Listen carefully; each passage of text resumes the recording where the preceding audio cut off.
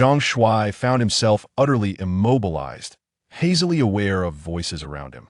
Director Chun, the patient exhibits no heartbeat, no breath, and his body is rigid. There are no vital signs.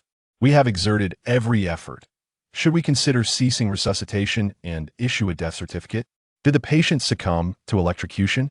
According to the woman who brought him in, the patient was accidentally electrocuted while installing wiring. We have done all we could, but he is beyond saving. A wave of suspicion washed over Zhang Shuai. Were they discussing him? Had he truly perished? No. Death is akin to a light extinguished. The deceased should lack consciousness. Yet, he still retained awareness, was not dead. Panic surged within him. The doctor was preparing to issue a death certificate. Did that mean he would be sent to the hospital's morgue, awaiting cremation? What to do? He did not wish to die. At 25, he was still a virgin. Having never tasted the pleasures of life, to perish now would be utterly unjust. Zhang Shuai longed to scream, yet no sound emerged. His eyes would not open, and he could not move a muscle. What was happening to him? Had he entered a state of suspended animation? He recalled working in a charming young woman's shop, installing electrical wiring. Amidst a bustling crowd enjoying barbecues, the proprietress had refused to turn off the power. Zhang Shuai had no choice but to work live, and in a moment of misfortune, he had been electrocuted. Surely, it was the proprietress of the barbecue shop who had brought him to this hospital. But what sort of wretched establishment was this? Were these doctors incompetent? He was clearly alive, yet they were ready to declare him dead. This was far too hasty. It bordered on a disregard for life. No, this could be construed as murder. At that moment, he heard a familiar voice, his good friend Wang Chong's voice, loud yet distant, emanating from the corridor outside the ward. "Doctor, I implore you, save him. You must find a way to bring him back. Cannot die." Zhang Shuai felt deeply moved. True friendship reveals itself in times of crisis. Wang Chong was genuinely concerned for him. Such a companion is a treasure. Then, Zhang Shuai heard Wang Chong's anguish cry. "He can't die. He still owes me 10,000 yuan. If he dies, who will I collect it from?" This remark stirred an uncomfortable feeling within Zhang Shuai. How could he be so callous? Here he was, on the brink of death, and all Wang Chong could think of was money. Faintly, he discerned a woman's voice, but it was too weak for him to comprehend. Suddenly, he felt hands prying open his eyelids, presumably to assess his pupils. "I believe the patient's pupils have not fully dilated. Let's attempt resuscitation again. Try the defibrillator." Zhang Shuai was nearly in tears. This was a commendable doctor. If he survived, he would certainly honor this physician with a banner of gratitude. He then felt a cold object pressing against his chest, and a surge of electricity coursed through him, causing his body to convulse. Unbeknownst to him, a doctor was repeatedly applying the defibrillator to his chest, jolting currents racing through his body, revitalizing his spirit. At that moment, he faintly heard a woman's voice. "Director Chun, the patient is responding, look." Then came Director Chen's astonished voice. "Ah, there's still physiological response? That means there's hope. The patient's brain is not yet dead. Quickly, continue with the shocks." A series of electric shocks followed, and Zhang Shuai found himself perplexed. Why did he seem to relish the sensation of being shocked? Regrettably, this exhilarating feeling soon ceased. Then, the voice of the female doctor rang out, filled with excitement. "Director Chun, the patient's heart rhythm has stabilized, and he is breathing on his own." At this point, Director Chen exclaimed, "Quickly, examine the patient. How many times must I reiterate that we must not easily abandon any patient? If I hadn't checked, this patient would have been declared dead today." Zhang Shuai felt exceedingly dissatisfied. The delightful sensation from the defibrillator had vanished too swiftly. How could this be? He was left in a state of limbo. "No, don't stop, hurry. I want more." Unable to contain his urgency, Zhang Shuai cried out. As he did, he jolted awake from his immobile state, bolting upright and suddenly opening his eyes. Before him stood 4 individuals, 3 male doctors and 1 female doctor, all clad in green scrubs, one wielding a defibrillator. Their expressions were a mix of astonishment, particularly the female doctor, who regarded him with a peculiar gaze.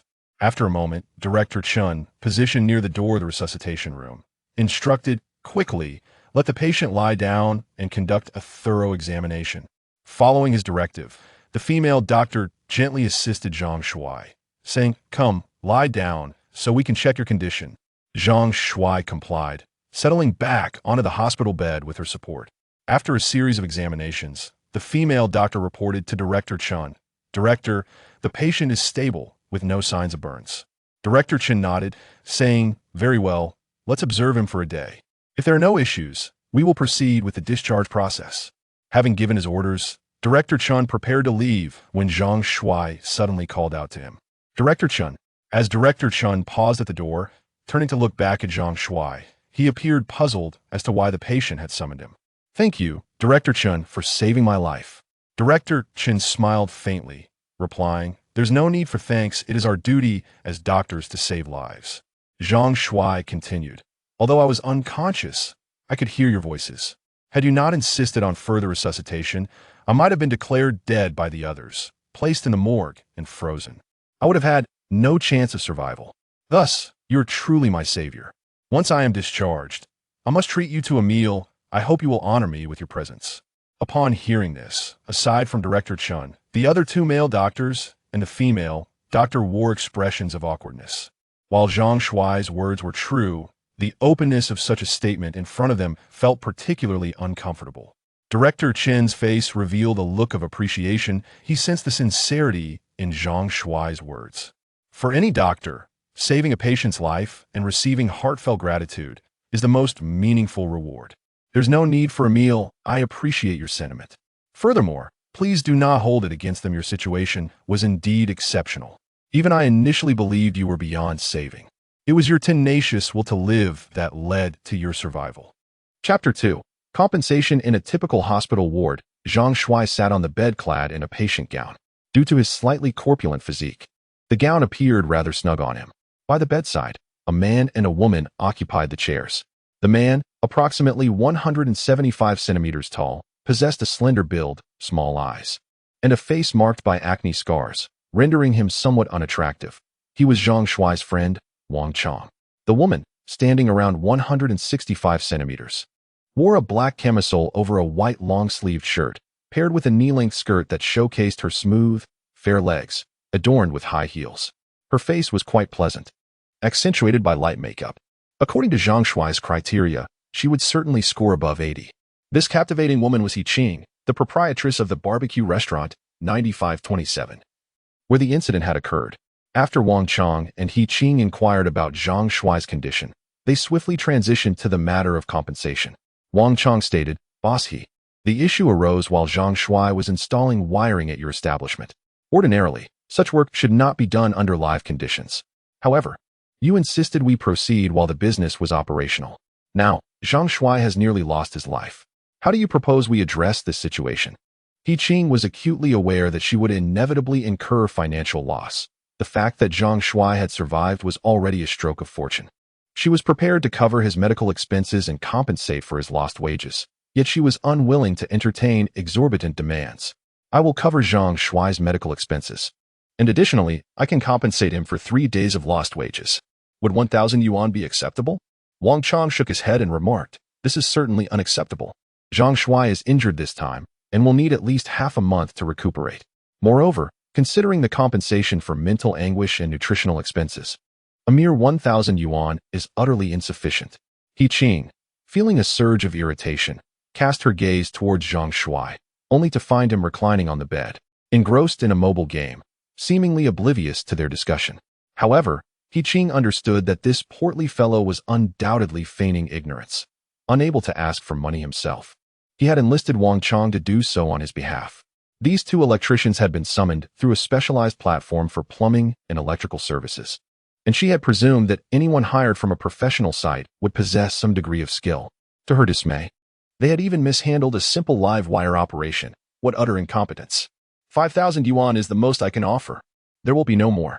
Otherwise, we shall pursue legal action. With that, He Qing extracted 5,000 yuan from her small bag and tossed it onto the hospital bed, turning on her heel and leaving without a backward glance. Wang Chong and Zhang Shuai ceased their quarrel, driven by a sense of guilt. Zhang Shuai's electrician certification was dubious. He was, in fact, an untrained and subpar worker. Wang Chong collected the money He Qing had thrown and handed it to Zhang Shuai, saying, "Brother, there is no other way. This woman is too stingy, only willing to compensate 5,000. We must accept our misfortune. You should rest well in the hospital. I still have to go to work today, but I'll come to take you home tomorrow. Zhang Shuai held the money in his hand, counting out 1,000 yuan, and then returned the remaining 4,000 to Wang Chong, saying, "Keep this 4,000 for now. I still owe you 6,000. I will repay you gradually in the future." Nonplussed, Wang Chong uttered, "You're currently devoid of funds. Avail yourself of these first. I'm not presently in need of financial resources." With unwavering resolve, Zhang Shuai asserted, "I shall retain 1,000, sufficient for my needs. Allow me to remit 4,000 to you. You bear the responsibility of supporting a family, whereas I am unencumbered by such obligations. It matters not, should I find myself without the means to procure sustenance. I could always impose upon your hospitality." Wang Chong responded with a chuckle, "Very well, I shall accept them for the time being. My brother, I am obligated to install wiring at a residence presently and must therefore take my leave. Recuperate diligently at the hospital, and I shall return to escort you upon your discharge tomorrow." Subsequent to Wang Chong's departure, Zhang Shuai found himself bereft of the inclination to engage in recreational gaming. Seated upon the hospital bed, he lapsed into a state of pensive reverie, embarking upon an unprecedented contemplation of the trajectory of his future existence. Was he destined to persist in a perpetual state of aimless indolence? He was now 25 years of age, devoid of a paramour, vehicular possession, real estate holdings, and monetary savings, veritably destitute in all material respects. His sole employment was procured through the instrumentality of Wang Chong, who also facilitated the acquisition of his electrician's certification via irregular channels. Subsequently, Wang Chong facilitated his engagement in gainful employment through a legitimate electrical contracting platform. In actuality, Zhang Shuai's proficiency was circumscribed, as he had not undergone formal electrician training. Throughout this period, he collaborated with Wang Chang, learning on the job. Wang Chong consistently undertook the perilous and intricate tasks, rendering solicitous care to Zhang Shuai.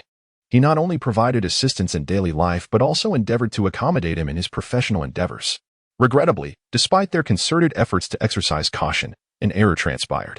The recent electric shock incident prompted Zhang Shuai to realize that he could no longer continue in this line of work. Lacking genuine skills, persisting would only lead to harm for both himself and others. If another incident were to occur, he feared he might not be so fortunate as to survive. At that moment, a nurse clad in scrubs entered the room, presumably to conduct her rounds. Her appearance was unremarkable, yet her fair complexion and decent figure suggested that, with a bit of grooming, she could be considered attractive. After measuring Zhang Shuai's temperature and blood pressure, she noted the results in her chart. Just before exiting, she cast a fleeting glance at his lower body. Zhang Shuai was certain that her gaze lingered on him beneath the hospital gown, though it was merely a cursory glance. He felt acutely aware of her scrutiny. Once the nurse departed, he found himself puzzled and looked down at his hospital gown. Oddly enough, the garment was neither torn nor revealing, and he had not experienced any physiological reaction. What, then, had caused her peculiar expression? As he pondered this, Zhang Shuai suddenly heard the laughter and chatter of several nurses from the adjoining room. His room was adjacent to the nurse's station. Yet the hospital was typically filled with ambient noise, making it surprising that he could discern their conversation. Perhaps the nurses were speaking particularly loudly. Or perhaps Zhang Shuai's hearing was unusually acute. Regardless, he found himself eavesdropping on their dialogue. "Xia, during your rounds, did you happen to see that chubby fellow mentioned by Dr. Liu?" "I see. Is that the individual whom Dr. Liu mentioned, who was nearly mistaken for deceased? He truly possesses remarkable resilience. Dr. Wang utilized a defibrillator for 2 minutes, delivering numerous shocks before reviving him. Dr. Liu remarked that upon regaining consciousness, he was incessantly shouting not to stop, expressing a desire for more, which could very well be a whimsical daydream. What a laugh." Dr. Liu also noted that this chubby fellow had stiffened during the defibrillation, claiming it was quite substantial. Is that truly the case? At that moment, Zhang Shuai's face turned pale, as the female nurses were treating him as a source of amusement. No wonder they cast strange glances at him during their rounds. It's not immediately apparent, after all. Physiological responses in men are often indicative of such matters. However, in my estimation, Dr. Liu might be exaggerating. Typically, men with a fuller figure do not possess considerable endowments. "Hiki, Li Fei, you seem rather knowledgeable about this." "No, I merely stumbled upon a popular science video while scrolling through Douyin." At that moment, Zhang Shuai suddenly felt reluctant to remain in the hospital, since his health had already restored. He decided it was best to return home rather than endure the mockery of those female nurses. Consequently, he quietly changed into his clothes and, seizing the opportunity when no one was watching, swiftly slipped out of the ward and departed from the hospital, returning to his rented accommodation. Chapter 3. The edible fatty Zhang Shuai's rented apartment is located in the Yulong community of Chishui City, comprising a modest 60-square-meter-old one-bedroom unit. With a monthly rent of merely 500 yuan, Zhang Shuai has been striving in Chishui City for over 6 months now, yet he has hardly saved any money. In these times, earning a living proves to be a formidable challenge, particularly for someone like Zhang Shuai, who hails from a rural background and lacks academic credentials, physical appeal, and eloquence. Upon returning to his rented accommodation, Zhang Shuai stretched his limbs and performed a series of push-ups and sit-ups. Over the past few years, he has been diligently working to shed excess weight, attributing his inability to find a girlfriend to his obesity. Thus, to enhance his chances of attracting a partner, he resolutely committed to a regimen of exercise aimed at weight loss. To his surprise, after sustaining an injury, he discovered that his physical condition seemed to have improved, allowing him to perform dozens more push-ups and sit-ups than before. Following his workout, an intense hunger surged within him, leaving him feeling rather uneasy. Upon rummaging through the kitchen, he found a few eggs and a pound of noodles. Consequently, he prepared a pot of egg noodles, devouring an entire large bowl. Yet, instead of feeling satiated, he found himself even hungrier. Perplexed, Zhang Shuai pondered this phenomenon. Despite his slightly overweight appearance, he could hardly fathom such an insatiable appetite. After consuming a vast bowl of noodles, he was astonished to realize that it had not quelled his hunger in the slightest. With no food left in the house, he contemplated enduring the discomfort, but mere minutes later, the audible grumbling of his stomach reminded him of his plight. The agony of hunger was unbearable. Reluctantly, he resolved to venture out and indulge in a hearty meal until he felt completely full. Not far from his residence in Yulong community, a large shopping mall awaited. Accompanied by a self-service bank outlet nearby, Zhang Shuai first deposited the 1,000 cash he had on him into his card. As cash payments have become increasingly rare in contemporary society, he has grown accustomed to mobile payments. The third floor of the shopping mall is filled with various restaurants, among which is a self-service hot pot and barbecue establishment that Zhang Shuai had visited several times before. Currently, this restaurant is holding a promotional event, offering a deal through a group purchase for only 69 yuan, allowing patrons to indulge freely. Thus, Zhang Shuai resolved to dine at this establishment, determined to satiate his appetite. Upon arriving at the self-service hot pot and barbecue restaurant, Zhang Shuai placed his order via the app, and the attendant led him to a seat. He then commenced his culinary adventure. The restaurant boasts a spacious interior and an extensive array of food options, various grilled meats, barbecued fish, roasted vegetables, grilled tofu, an assortment of seafood, snacks, fruits, and beverages. Zhang Shuai first prepared the hot pot, tossing in an assortment of ingredients to simmer, and then filled the electric grill with an assortment of marinated meats, generously brushing them with oil. Subsequently, he grabbed 2 bottles of drinks and collected over 100 skewers of pre-grilled delights from various counters, beginning his feast. Perhaps due to his ravenous hunger, Zhang Shuai consumed the skewers at an astonishing pace, finishing over 100 meat skewers in less than 10 minutes, along with the 2 bottles of drinks. Just as the grilled meats were perfectly cooked, he devoured them all as well, and the meats and accompaniments from the hot pot were swiftly cleared from his bowl. Despite the copious amounts of grilled meats he had consumed, Zhang Shuai did not feel satisfied. Rather, his hunger seemed to intensify. A sense of unease began to creep in, as he realized that something was amiss. It is inconceivable for an ordinary person to consume such a vast quantity of food. Although he may appear portly, he had never been able to eat this much previously. Could it be that there is an issue with his body? Without a doubt, any issues arising are likely due to the recent electric shock incident. Could it be that this shock has damaged his digestive system, causing all food to be instantly digested upon entering his stomach? If this is indeed the case, would he not forever remain unsatisfied? Zhang Shuai felt an inexplicable fear. At this rate, would he inevitably starve to death? Given his hunger, he once again took a substantial amount of grilled skewers, 200, to be precise, along with a large bowl of stir-fried rice noodles and 2 bottles of beverage. Upon returning to his seat, he continued his feast. Before long, Zhang Shuai noticed a female server in her 30s standing not far away, casting peculiar glances in his direction. This made him somewhat uneasy. Technically, he had only spent 69 yuan, yet the food he had consumed was worth several times that amount. The establishment must be incurring a loss from his visit. However, since this was a self-service barbecue and hot pot restaurant, As long as he did not waste food deliberately, the proprietors could not admonish him. Thus, under the scrutiny of the server's strange gaze, Zhang Shuai devoured the mountain of grilled skewers, barbecued meat, and stir-fried noodles laid out before him. Yet, he still found himself unsatisfied. At that moment, he could no longer concern himself with the server's odd looks. After all, he had paid for his meal and was not dining without charge. Consequently, Zhang Shuai proceeded to select another substantial array of food. Huang Dan was a server at this self-service restaurant, primarily tasked with collecting the plates used by diners to gather their food and promptly delivering them to the kitchen for cleaning. In a buffet setting, the number of plates utilized by patrons tends to be considerable. At this moment, Huang Dan was profoundly astonished. Having worked at this buffet restaurant for over 2 years, she had encountered numerous voracious patrons, yet never had she witnessed someone devour as much as the rotund man before her. To her estimation, he had consumed at least 5 pounds of roasted meat, 2 bowls of stir-fried noodles, and an astounding 200 skewers of meat. Not to mention the assortment of vegetables and meats added to the hot pot, along with a minimum of 4 bottles of beverages. The number of empty plates she collected exceeded 10, and she gathered a substantial bundle of bamboo skewers. Such an appetite was truly remarkable. Even a person who had fasted for 3 days could not possibly consume this much. It would take 6 normal individuals to match this feat. What further astonished Huang Dan was that despite such an extraordinary consumption, the man appeared unsated as he proceeded to pile an additional heap of skewers and various dishes, filling an entire table. Watching him voraciously devour his bounty, Huang Dan felt a twinge of fear, not out of concern for the restaurant's potential losses, as her role as a mere server meant that the patron's consumption had little bearing on her. However, she feared the consequences of such gluttony. What if he overindulged to the point of peril? The thought of a fatal incident occurring within their establishment was alarming. Should this man suffer a tragic demise in their midst, her job could very well be at stake.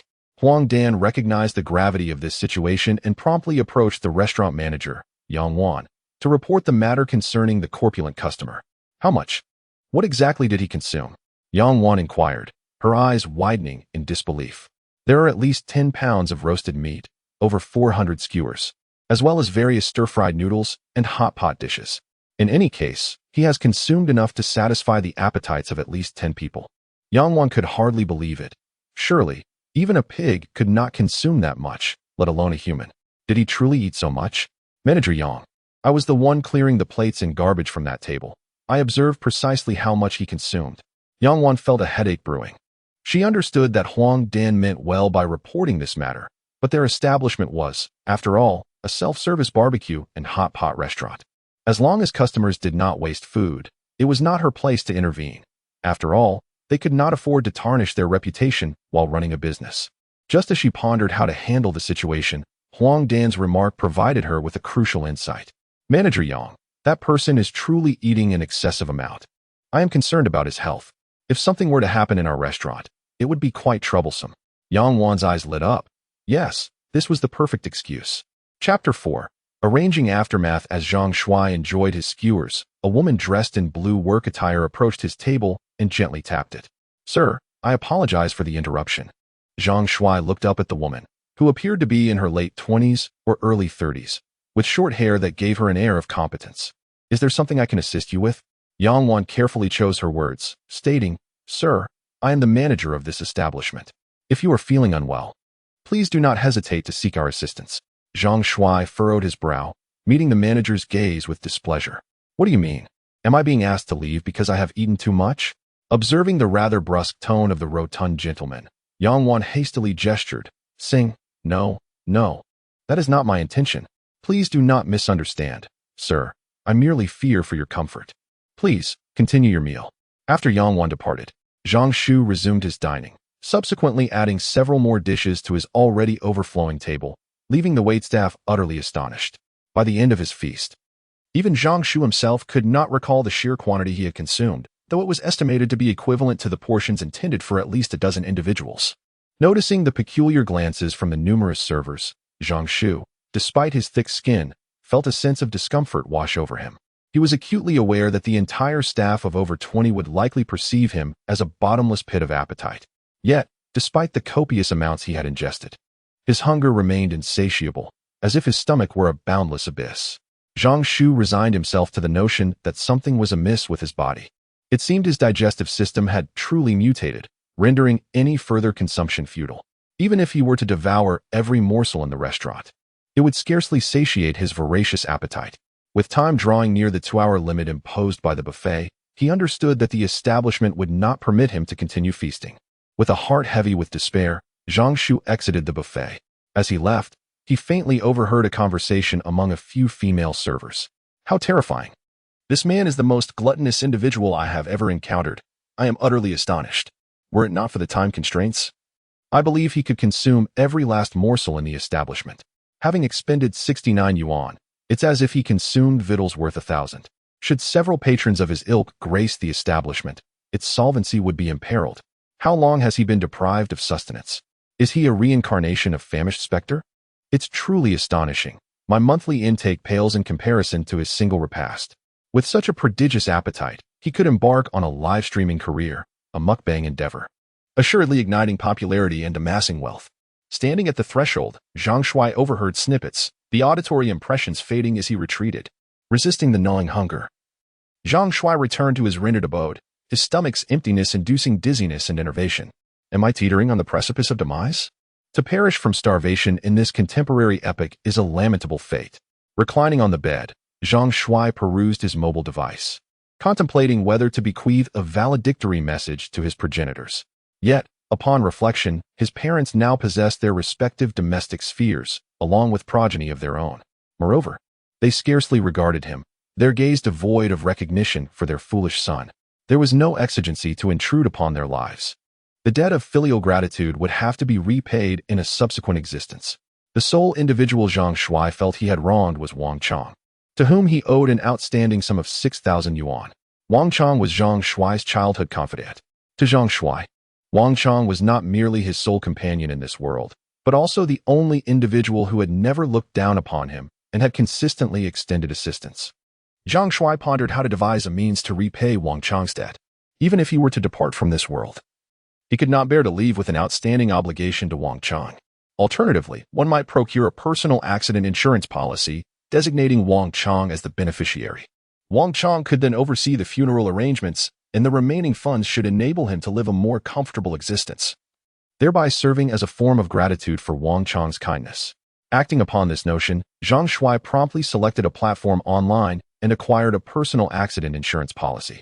In the occupation field, he indicated electrician. The premium amounted to 300 yuan, while the compensation for accidental death was 1 million yuan, sufficient to cover his funeral expenses. With the insurance secured, the remaining task was to select a method of demise. Zhang Shuai specifically researched the matter and discovered that death by starvation does not qualify as accidental death, and the insurance company would not provide compensation in such cases. Therefore, Zhang Shuai could not simply await starvation. Could he then seek out a vehicle on the street and orchestrate a collision? Death by vehicular impact should qualify as accidental death. However, this determination is also ambiguous. Being struck by a vehicle shortly after purchasing insurance would easily lead the insurance company to suspect suicide for insurance fraud. Thus, death by car accident is also inadvisable. After careful deliberation, Zhang Shuai concluded that the most plausible method of death would be electrocution. After all, he is an electrician, albeit one who recently obtained his electrician's certificate and has only been employed for a total of 3 months. Nevertheless, he does hold a legitimate occupation, so accidental electrocution during work would be a very normal thing. Zhang Shuai consulted the electrician job platform to ascertain whether there were any nearby assignments available. Fortuitously, he discovered that the Yulong residential complex had an opening for a simple task, repairing a household's damaged wiring. Zhang Shuai unhesitatingly accepted the assignment on the platform. Shortly after accepting the job, a phone call ensued, transferred through the platform from the client. Hello, is this the electrician?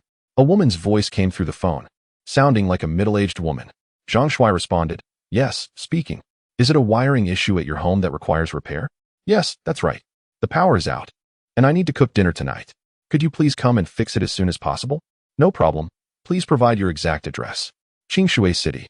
Imperial Dragon Residence, Building 9, Unit 3, Floor 2, Apartment 202. All right, just wait. I'll be there within 10 minutes. Hanging up the phone, Zhang Shuai suppressed his gnawing hunger. changed into his work uniform with the little group repair logo, straightened his attire, and lamented in front of the bathroom mirror. It's such a pity to be born a man in this life, yet I haven't even tasted the pleasures of a woman. What a failure. Subsequently, Zhang Shuai altered his personal signature on the WeChat messaging app to, "Life is too bitter, I won't come back next life." Zhang Shuai considered sending a final message to Wang Chong, but hesitated, thinking that if the insurance company found it and determined it was suicide, they might refuse to pay out. However, there were things he needed to convey to Wang Chong. After some deliberation, Zhang Shuai sent a brief message to Wang Chong's account on a mobile game. "Bro, after last night's electric shock, I specifically bought personal accident insurance. With you as the beneficiary. If anything happens to me, please take care of my funeral arrangements. I'll repay your kindness in the next life." This mobile game has gained immense popularity, with both Zhang Shuai and Wang Chong actively engaged in it. Each of their accounts possesses a messaging feature, and the message sent will surely be seen by Wang Chong as soon as he finishes work and starts playing. Having arranged everything, Zhang Shuai, free from any burdens, resolutely departed with his toolbox in hand. Chapter 5. Indestructible. Not long after, Zhang Shuai arrived at Building 9 of the community, ascended the stairs to the second floor, and located room 202, where he promptly rang the doorbell. Soon, a middle-aged woman in her 40s opened the door. Upon seeing Zhang Shuai clad in work attire, she welcomed him into her home with a smile. They engaged in a brief conversation, during which she explained that the electrical circuit had been damaged due to the use of an induction cooker, inquiring how long it would take to repair. Zhang Shuai casually responded that he needed to inspect the circuit first and could not provide a definitive time frame. Subsequently, he employed a voltage tester to examine the wiring within the house, discovering no apparent issues. He then proceeded to inspect the electrical panel in the stairwell and identified that the circuit breaker in the woman's home was faulty. Without hesitation, he replaced the circuit breaker, and soon the lights in her home illuminated. Moments later, the woman emerged with a bottle of mineral water and graciously expressed her gratitude, saying, "Master, thank you for your hard work." Zhang Shuai accepted the bottle with a smile, replying, "It's nothing, sister. Please go ahead and prepare your meal. Your circuit breaker is rather outdated, and I will assist you in replacing it with a new one." The woman's face lit up with joy as she repeatedly thanked him, saying, "I truly appreciate your help, master." As the woman stepped into the house, Zhang Shuai hesitated, not out of fear of regret and death, but rather contemplating whether his demise by electrocution would bring misfortune to this family. It was evident that the woman residing in this community did not hail from a wealthy background. Should he perish, the burden of responsibility would inevitably fall upon her, necessitating some form of financial compensation. Was it not an injustice to endanger the innocent? Ultimately, he resolved not to harm others. Zhang Shuai departed from the woman's dwelling and made his way to the adjacent distribution room, finding it blissfully deserted. Yet, even if someone were present, it mattered little, for he donned the attire of an electrician, ensuring he would attract no undue attention. An incident occurring within the community's distribution room would not implicate others, thus sparing the woman from any repercussions. Upon entering the distribution room, Zhang Shuai commenced his grim endeavor to orchestrate an accidental electrocution. He first unscrewed a bottle of mineral water, taking a sip before drenching his right hand with it. With his hand now wet, he proceeded to manipulate the copper piece of one of the circuit breakers. Suddenly, sparks erupted from the breaker, and a powerful current surged through Zhang Shuai's right hand and into his body, coursing through him. What does electrocution feel like? Zhang Shuai had previously consulted online sources, which described excruciating electric burns, cellular damage, muscle injury, and harm to vital organs, alongside potential rupturing of the eardrum, resulting in hearing loss, or even myocardial injury, acute renal failure, and ultimately death. Yet, at this moment, Zhang Shuai experienced an indescribable ecstasy. Indeed, it was exhilarating. A powerful surge of electricity coursed through his body, invigorating Zhang Shuai, leaving him with a tingling sensation that radiated warmth, akin to sipping a bowl of hot soup amidst a frigid winter landscape. The most astonishing transformation was the gradual disappearance of his intense hunger. As the current flowed steadily through him, he felt an overwhelming surge of vitality, and his appetite dissipated, bestowing upon him an unprecedented state of exhilaration. This peculiar phenomenon left him bewildered. Could it be that his previous hunger, insatiable despite consuming copious amounts of food, was merely a consequence of insufficient energy, akin to a device in need of recharging? The absurdity of it all struck him. He was human, not a machine. And yet he pondered the notion of requiring a recharge for sustenance. At this moment, A tempest of realization surged within him. He understood that his body had undergone a bizarre transformation, leading him to suspect that he might no longer be entirely human. Memories of peculiar occurrences from his 12th year suddenly flooded his mind. Could it truly be the handiwork of extraterrestrials? Had they altered his very being? Panic gripped Zhang Shuai as he grappled with the revelation of his body's secret, one he had sought to escape from. Had he indeed been modified by aliens? Transformed into a biological automaton? Yet, why had this realization eluded him until now? Was it possible that his true nature remained dormant until activated by yesterday's unexpected electric shock? Before long, he felt a sensation of fullness in his abdomen. Had he recharged completely, satiated at last? Did this mean he would no longer have to fear the specter of starvation? Undoubtedly, having the privilege of continued existence, Zhang Shuai harbored no desire for demise. Having journeyed thus far in life without experiencing the affections of a woman, the prospect of death was unappealing. Satiated, Zhang Shuai ceased absorbing electrical currents and returned home, toolbox in hand. Upon arriving, Zhang Shuai meticulously examined his corporeal form. Aside from his newfound ability to conduct electricity, he appeared indistinguishable from ordinary humans. Even his nether regions responded as those of a typical male, exhibiting tumescence and rigidity. This hardly suggested a transformation into a bioengineered automaton. Zhang Shuai endeavored to ascertain any latent extraordinary abilities, but regrettably, aside from a marginal increase in physical strength, no other remarkable powers manifested. Wang Chong, upon concluding his workday, returned to his abode, where his spouse, Jing Fengqin, had prepared a repast. Jing Fengqin, though not particularly comely, possessed diligence and domesticity. Wang Chang held his wife in high regard. She had dedicated the past 2 years to tending to their offspring. A mere 2 years of age, and yet to acquire articulate speech. During their meal, Wang Chang presented Jing Fengqin with 4,000 currency units, stating, "Fengqin, safeguard these funds." Jing Fengqin, perplexed, inquired, "It is not yet the customary date for remuneration. From whence did you procure this sum?" Wang Chang elucidated. "It is a partial repayment from Zhang Shuai. He was indebted to me for 10,000 currency units, was he not? You have frequently expressed skepticism regarding the prudence of lending him funds, yet he has remitted 4,000. The remainder shall be forthcoming when he possesses the means." Jing Fengqin, taken aback, remarked, "He voluntarily remitted funds? This is indeed an uncommon occurrence." "I fail to comprehend," Wang Chang remonstrated, "why you harbor such animosity towards my childhood friend. What makes you deem him unreliable? I assure you, having grown up alongside him, no one knows him better than I do. He possesses immense loyalty. It's merely that he's currently facing adversity. As his sole confidant, if I don't assist him, no one else will." Jing Fengqin retorted, "Do you know the reason for my aversion towards him? During his initial visit to our home, I extended every courtesy, preparing a feast in his honor.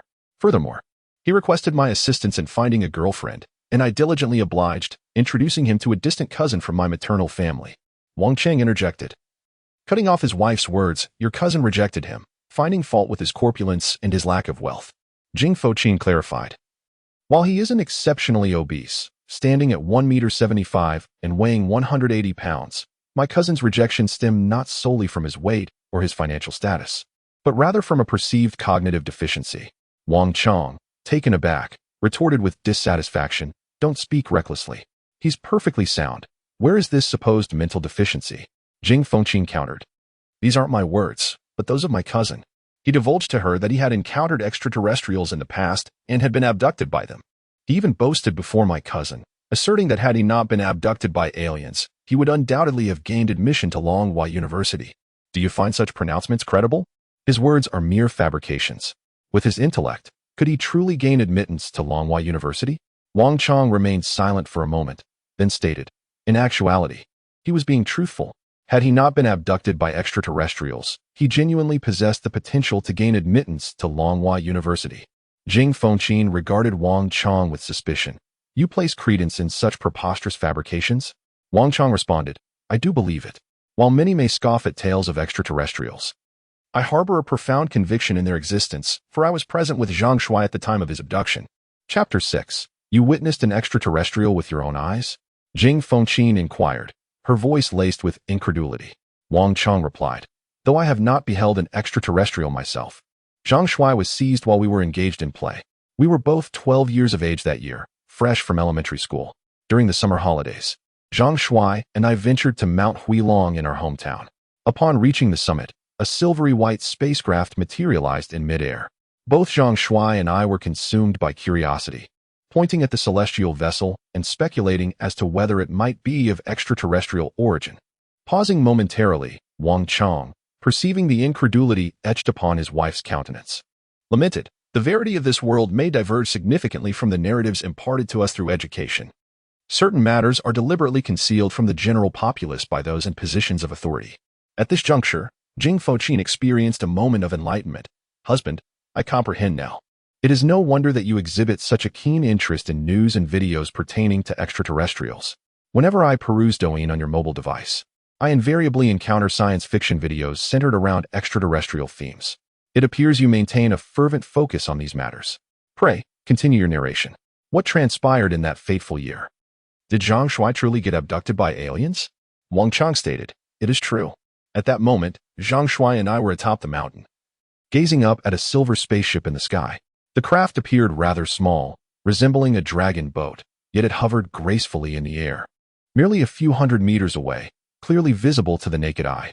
Just as we were filled with astonishment, a gust of wind suddenly swept through, and Zhang Shuai was whisked away into the sky. I was paralyzed with fear, watching helplessly as he ascended to the spaceship, which vanished in an instant. What happened afterward? If aliens had indeed taken him, how did they return him? I was utterly terrified and hurried back to the village to inform Zhang Shuai's parents. Initially, they were skeptical of my account, but naturally, they were anxious about their son's disappearance. Consequently, they accompanied me to the mountain top in search of him. Upon reaching the peak of Huilong Mountain, we astonishingly found Zhang Shuai lying unconscious on the grass. I insisted that the aliens had returned him, yet his parents remained unconvinced and carried him back home. Jing Foqin remarked, "Had I not known your character and recognized that you never speak falsehoods, I would not believe your story." Wang Chang continued, "Do you know? In elementary school, Zhang Shuai excelled academically, consistently ranking first in his grade. However, since his abduction and subsequent return, he has suffered from amnesia. He cannot recall any events prior to the age of 12, and aside from me, he does not recognize anyone, not even his own parents. His memory appears to be frozen at the moment we witnessed the alien spacecraft." Jing Foqin, having watched science fiction films, could not help but speculate. Could it be that aliens abducted him for research and extracted his memories? Wang Chang replied, "I am uncertain, but from that day forth, I became his sole acquaintance in this world." After Zhang Shuai's amnesia, he could not recognize even a single character, nor could he articulate his thoughts clearly. He was supposed to be attending junior high school, yet his condition rendered schooling impossible. Thus, Zhang Shuai had to suspend his studies. The villagers remarked that he had become a fool. Zhang Shuai's parents quarreled incessantly, ultimately leading to their divorce. Soon after, they both left for work in distant places, eventually establishing their own families, perhaps having abandoned him entirely. Consequently, Zhang Shuai continued to reside with his grandfather in the village. Jing Foqin sighed, "How pitiable he is." Wang Chang continued, "At that time, I had to attend school. The junior high was located in the town, rather far from our village, and it was a boarding school. Therefore, I could only visit him during holidays. Each time I went to see him, it brought him immense joy. He would cling to me, requesting that I teach him to recognize characters and impart mathematical knowledge. It was not until I graduated from junior high that Zhang Shuai managed to self-study the elementary school curriculum. By then, he was already 15 years old and wished to continue his education. However, his father and grandfather deemed it inappropriate for a 15-year-old to attend junior high and were unwilling to allow him to pursue his studies.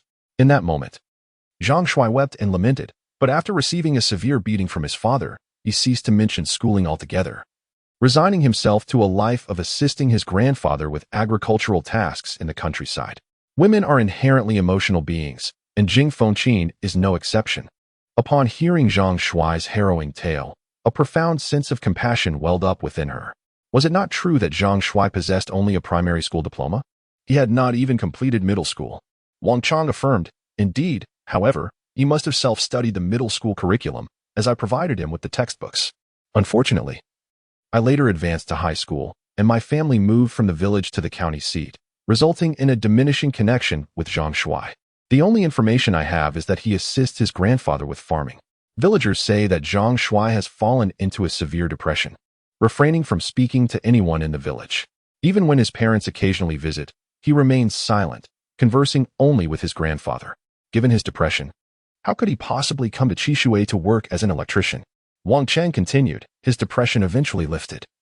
Zhang Shuai confided in me that he had met a girl who, through her care and encouragement, gradually brightened his spirits and completely alleviated his depression. Last year, after his grandfather passed away, he took care of the funeral arrangements and then came to Qingshui City to find me, eager to embark on a new chapter in his life. As his sole friend in this world, how could I not assist him? Jing Fengqin replied. You never shared his story with me before. Had I known of his tragic experiences earlier, I would have undoubtedly understood your intentions. Thus, I endeavored to help him obtain an electrician's license through unconventional means, bringing him into the workforce so that, in a few years, he could save enough to settle and establish himself in Qingshui City. What about the girl who cured his depression? Zhang Shuai must have quite an affection for her. Don't you think? But what use is affection? Given his circumstances, without a car, a house, or any savings, how could he possibly offer her happiness? I only heard Zhang Shuai mention her once, after a few drinks. She has since married a man from the county with a prosperous background. Wang Chong did not elaborate much, yet Jing Fengqin understood well that one could hardly blame the young woman. In today's pragmatic society, love without the foundation of sustenance cannot endure. After dinner, Wang Chong reclined on the sofa and began playing a game. Suddenly, a message within the game caught his attention. It was a message from Zhang Shuai. Wang Chong stared at the message in silence for a considerable time before showing it to his wife, Jing Fengqin. Curiously, she asked, Did Zhang Shuai have an electric shock yesterday? Yes, he accidentally got electrocuted while working.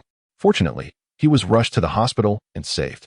The shop owner compensated him with 5,000 yuan for lost wages, from which he returned 4,000 to me, keeping 1,000 for his living expenses.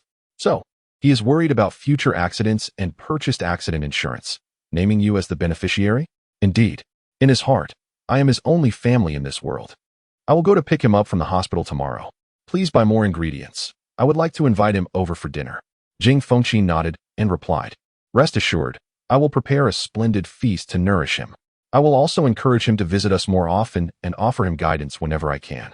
Jing Fengqin had never fathomed that her ordinary husband had encountered such extraordinary events. In Chapter 7, The Northern Dipper Long Fist, Zhang Shuai pondered a rather peculiar question. Would he no longer need to consume food in the future? If hunger struck, could he simply recharge instead?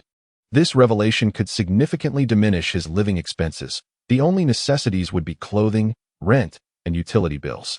Consequently, he could potentially manage with less than 1,000 yuan per month.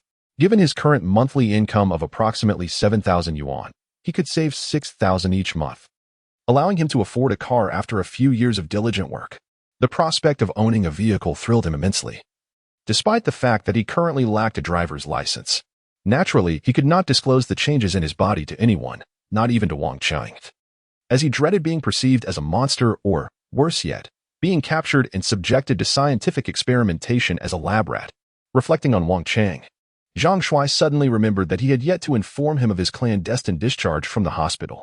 Wang Cheng was anticipating picking him up the following day, and it was imperative to notify him to avoid an unnecessary trip. Thus, Zhang Shuai sent a message via WeChat. Wang Cheng, I have been discharged. You need not come to the hospital tomorrow. Shortly thereafter, Wang Cheng replied, Did the hospital not instruct you to stay for an additional day of observation? Someone is covering the medical expenses. Why are you so eager to leave? Zhang Shuai responded, It's nothing serious. I have fully recovered. I simply cannot abide the sterile odor of the hospital disinfectant. I prefer the comfort of my own home. Wang Cheng, I'd be delighted if you could join me for lunch at my home tomorrow.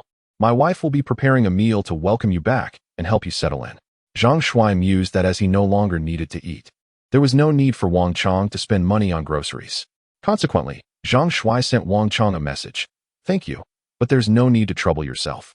I'll be fine. I'll just rest for a few days before returning to work. Shortly after, Wang Cheng responded, Please do come. My wife has also insisted that you must. Zhang Shuai replied, You're too kind, but I prefer to rest at home for a few days. Let's plan for another time. Zhang Shuai was resolute in his decision not to go, as he intended to conduct an experiment to see if he would experience hunger after abstaining from food for several days. After a while, Wang Cheng finally replied with a message. All right, then let's wait until you've had a few days of rest. Lying in bed, Zhang Shuai began browsing videos on his phone. Whether it was on Douyin or Kuaishou, The most popular content on these two major short video platforms revolved around the Beidou Long Fist. Since the Dragon Country government had unveiled a national fitness boxing technique 3 months prior, the government had been vigorously encouraging citizens to practice the Beidou Long Fist. They claimed that this boxing method was derived from traditional Dragon Country martial arts Qigong and had been improved with modern mechanics. Consistent practice, they asserted, would not only strengthen the body but also, for those with talent, could cultivate a sense of qi, promoting longevity. Over the past 3 months, governments and media outlets at all levels in the Dragon Country had been extensively promoting the Beidou Long Fist, igniting another wave of national fitness enthusiasm. Previously, square dancing was all the rage in the Dragon Kingdom. However, it has since fallen out of vogue. Even the older generation in the Dragon Kingdom has now turned to practicing the Northern Dipper Long Fist on platforms such as Douyin and Kuaishou. The current key to virality is the Northern Dipper Long Fist, with countless self-media personalities extolling the nationwide fervor for practicing it. Moreover, there is a plethora of instructional videos online regarding the cultivation of the Northern Dipper Long Fist. Over the past 3 months, Zhang Shuai has come across numerous videos claiming to offer the most standard teaching of the Northern Dipper Long Fist. Given the immense popularity of this fitness boxing method in the Dragon Kingdom, Zhang Shuai, who is eager to exercise, stay fit, and lose weight, naturally wants to give it a try. Unfortunately, his previous attempts have all ended in failure, mainly because Zhang Shuai is too overweight, making it impossible for him to complete many of the movements in the Northern Dipper Long Fist. Consequently, Zhang Shuai gave up. The Northern Dipper Long Fist consists of 72 forms, divided into the first 36 and the last 36. The first 36 forms are foundational and relatively easy for ordinary people to learn. However, the last 36 forms are somewhat challenging, with many moves that are difficult for ordinary people to execute. They demand extreme physical strength and flexibility, and the moves are quite intricate. Even Special Forces soldiers with exceptional physical fitness would find it difficult to perform the entire set of boxing techniques fluidly without several months of practice.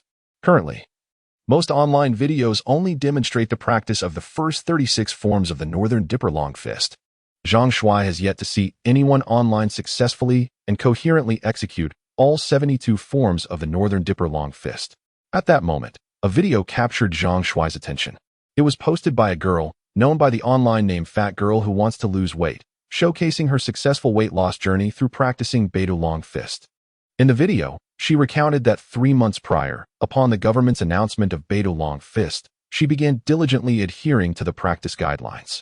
She committed to practicing thrice daily, morning and evening, and over the span of 3 months, she managed to shed 40 pounds, going from 150 to 110 pounds. The video also featured striking before and after photos, illustrating a stark contrast in her physique.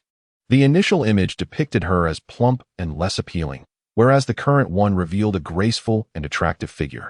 The girl demonstrated the first 36 forms of Beidou Long Fist, and the video garnered an impressive number of likes, exceeding 100,000. Intrigued, Zhang Shuai pondered whether Beidou Long Fist could truly aid in weight loss. He had grappled with obesity for many years, which had hindered his chances of finding a girlfriend even at the age of 25. He believed that if he could conquer his weight issues and become slender, he would finally be considered handsome, thus increasing his prospects of finding a partner. With great interest, Zhang Shuai began to practice the forms of Beidou Long Fist as demonstrated in the video, methodically executing each movement. After half an hour of practice, he found himself capable of fluidly performing the first 36 forms. This revelation astonished him. Previously, when he had attempted to practice Beidou Long Fist, his obesity made the movements exceedingly challenging, leading him to abandon his efforts. However, today, he effortlessly executed the forms, clearly indicating a significant improvement in his physical fitness. Zhang Shuai practiced the 36 styles of Beidou Long Fist 5 times in succession, growing increasingly fluid and exhilarated with each repetition. To his astonishment, he discovered that with every iteration of the Beidou Long Fist, a warm, gentle flow of energy surged within him, akin to a spring breeze caressing all living things, or a clear spring nourishing parched earth, imparting a profound sense of invigorating delight. Before long, beads of sweat adorned his body, leaving him with a sticky sensation, as if a considerable amount of oil had been expelled. It seemed that weight loss was indeed achievable. Zhang Shuai felt a surge of excitement. If this truly facilitated weight loss, he would persevere through any hardship or fatigue. Tirelessly, He continued his practice of the Beidou long fist, and after several more repetitions, he found himself drenched in sweat, yet a newfound lightness enveloped his body, and his spirits soared. However, it was not long before an unexpected rumbling emanated from his stomach. He was hungry once more. How could this be? Had it only been a mere 4 hours since he had last recharged? This endurance was rather dismal, was it not? Chapter 8. The inability to sustain. While a normal individual would naturally seek sustenance when hunger struck, Zhang Shuai was far from ordinary. He needed to recharge. There was no alternative. He could not afford to go hungry. Within his room, he connected a wire to the socket, severed it, and grasped the wire, initiating his self-recharge. In less than 5 minutes, a sensation of fullness enveloped him, prompting an immediate cessation of his efforts. Such a rapid charging speed was indeed extraordinary. Fully recharged, Zhang Shuai felt an invigorating surge of energy coursing through him, and thus he resumed his practice of the Beidou long fist. Yet, astonishingly, after less than 40 minutes of practice, he found himself hungry once again. Zhang Shuai found himself at a loss for words. The practice of Beidou long fist drained his energy at an astonishing rate. Nevertheless, he was currently in high spirits. As the allure of Beidou long fist was akin to an addiction, the more he practiced, the more invigorated he felt, rendering him unable to cease. Once again, he initiated the charging process, and to his surprise, it took a full 8 minutes to reach a complete charge. He pondered whether the charging speed had diminished or if the battery capacity had indeed increased. Revitalized, Zhang Shuai resumed his practice of Beidou long fist, continuing for just over an hour before he was struck by a profound hunger.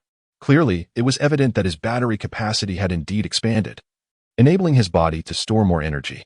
Thus, he commenced charging once more, and after 12 minutes, he finally felt a sense of fullness, prompting him to halt the charging process. Glancing at the clock, he noted that it was already 11 o'clock at night. Yet, Zhang Shuai felt refreshed and devoid of any sleepiness. He pressed on with his practice of Beidou long fist, recharging whenever he felt hungry and resuming his training once fully energized.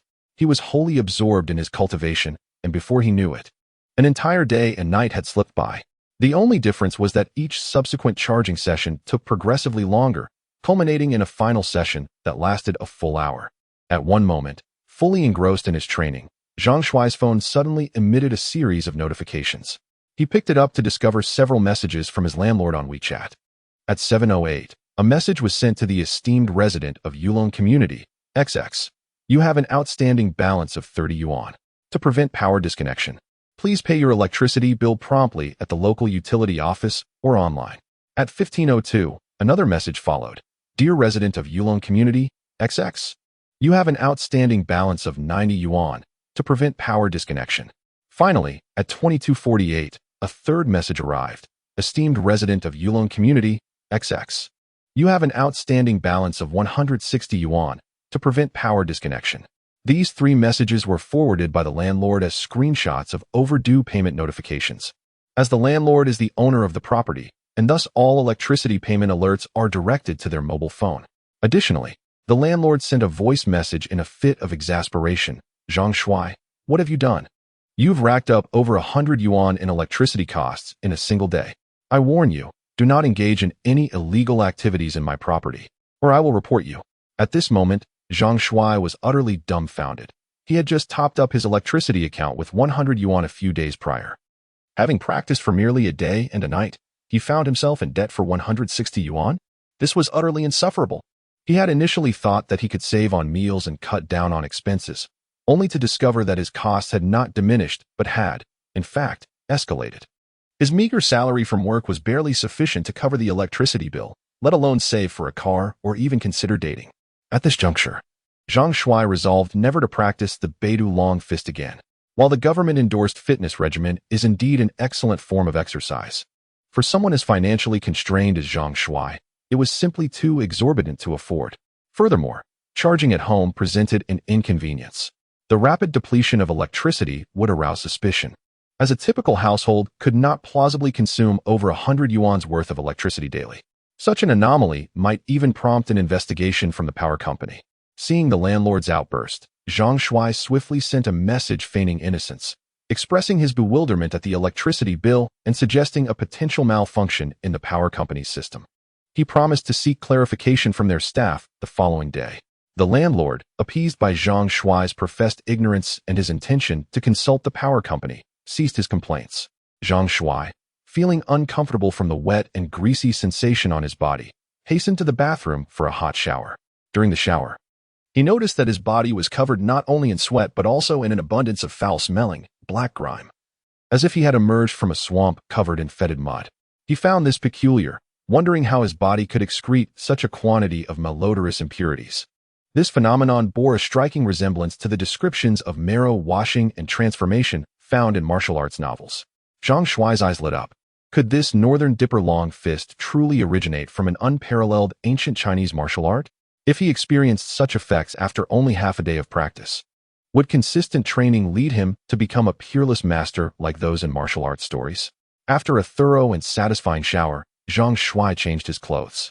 He felt an unprecedented lightness in his body, and his vitality was at an all-time high. He retrieved a weighing scale, a bargain he had purchased from an online shopping site for a mere 9 yuan and 90 fun.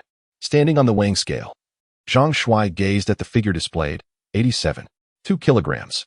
He was elated. He had indeed lost weight. The last time he weighed himself, it was 90 kilograms. After just one session of practicing the Beidou long fist, he had effortlessly shed 5 pounds. This was more effective than any weight loss medication. Clearly, he needed to continue practicing the Beidou long fist. He wouldn't be satisfied until he reached 70 kilograms. However, the issue of electricity consumption loomed large. Charging at home was out of the question, and the thought of siphoning power from others felt morally questionable. After all, the energy consumption was significant, and the longer he charged, the more time it required. The inconvenience of stealing electricity from others dissuaded him from that notion. After much contemplation, he arrived at a singular solution: to pilfer electricity from the state. Desperate times called for desperate measures, in pursuit of weight loss, mastery, and a brighter future. He justified his decision to take advantage of the state. After all, in the People's Republic of Dragon Country, the state belonged to its citizens, and thus, taking a little from the nation should not be deemed excessive. He reasoned that once he became successful, he could repay his country.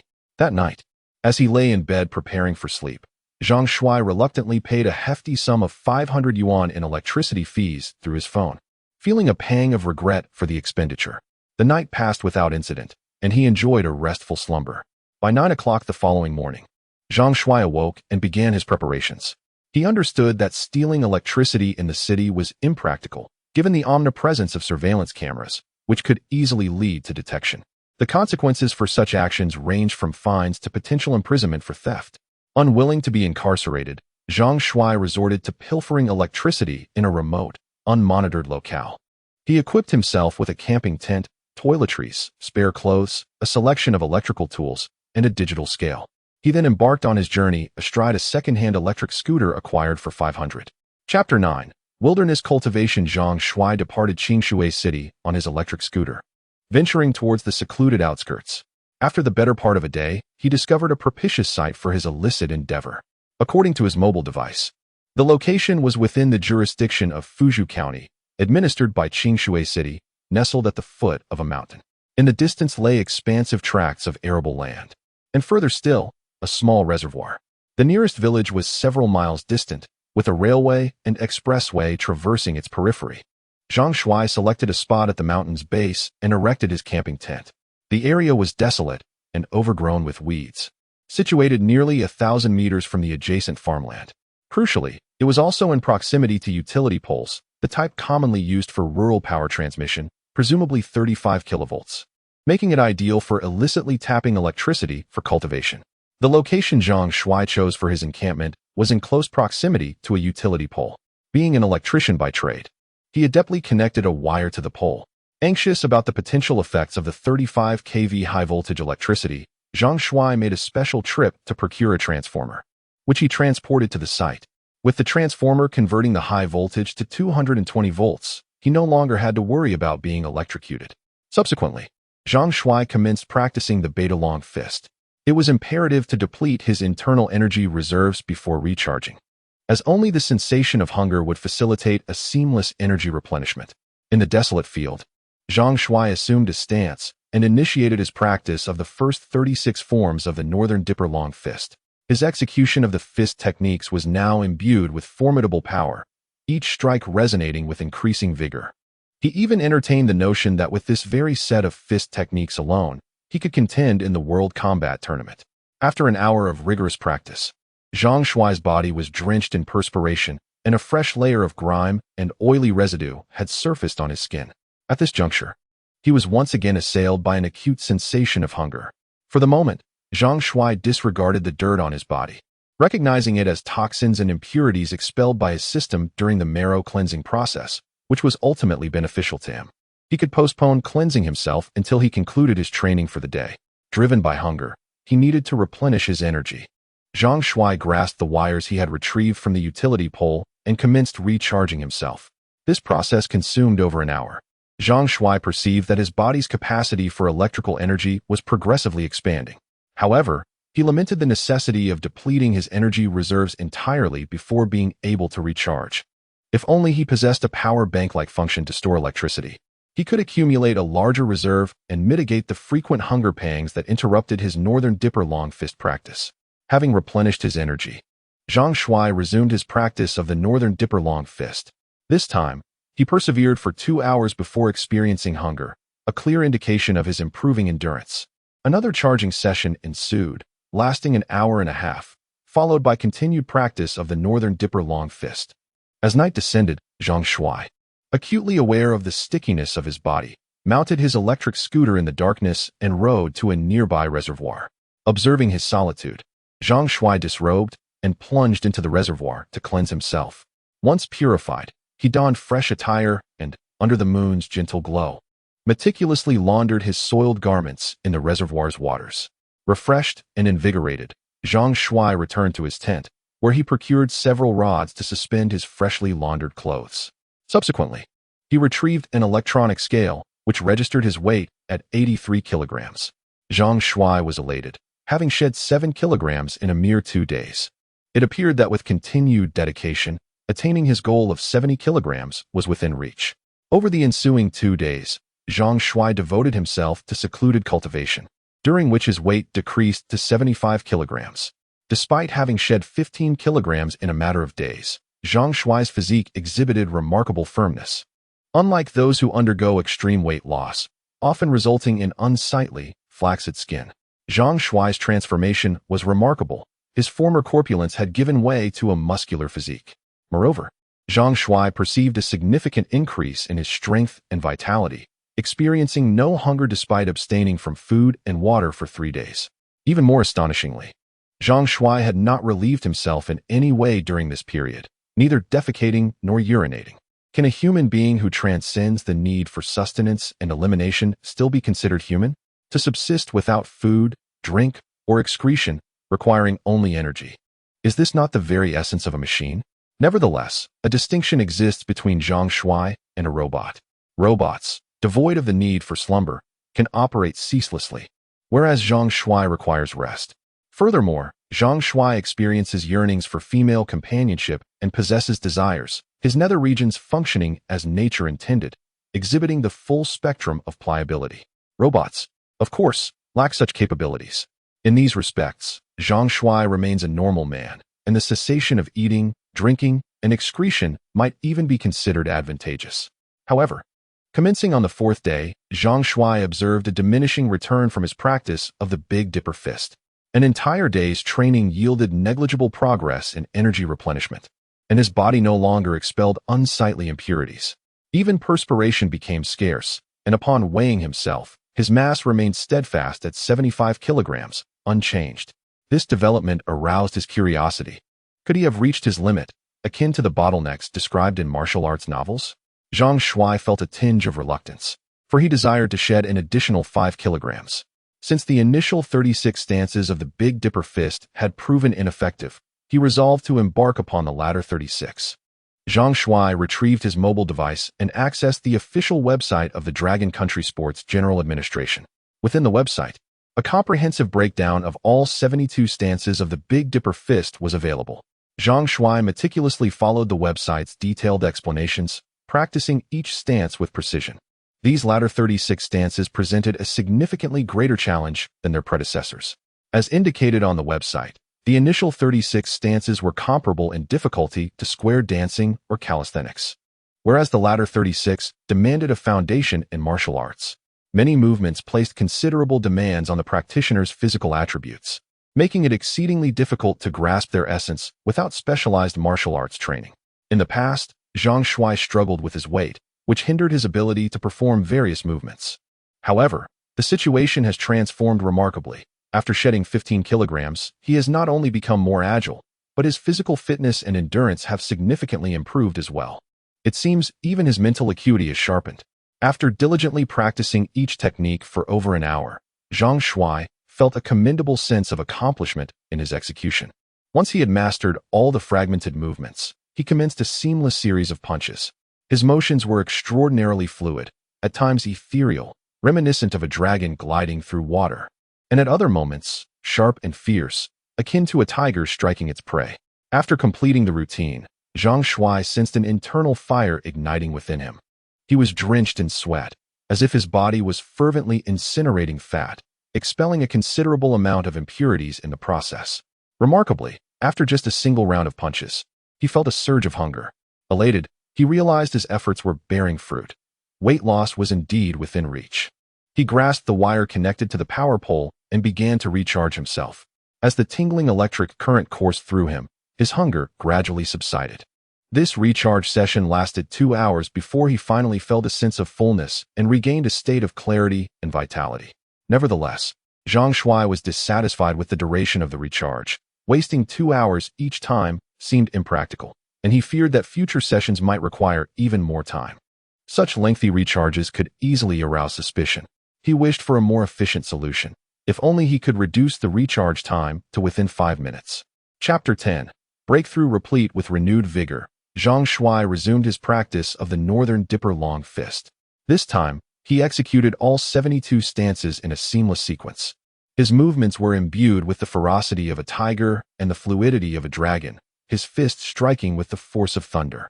A symphony of crisp, crackling sounds, reminiscent of popping beans, emanated from the articulation of his bones as he moved.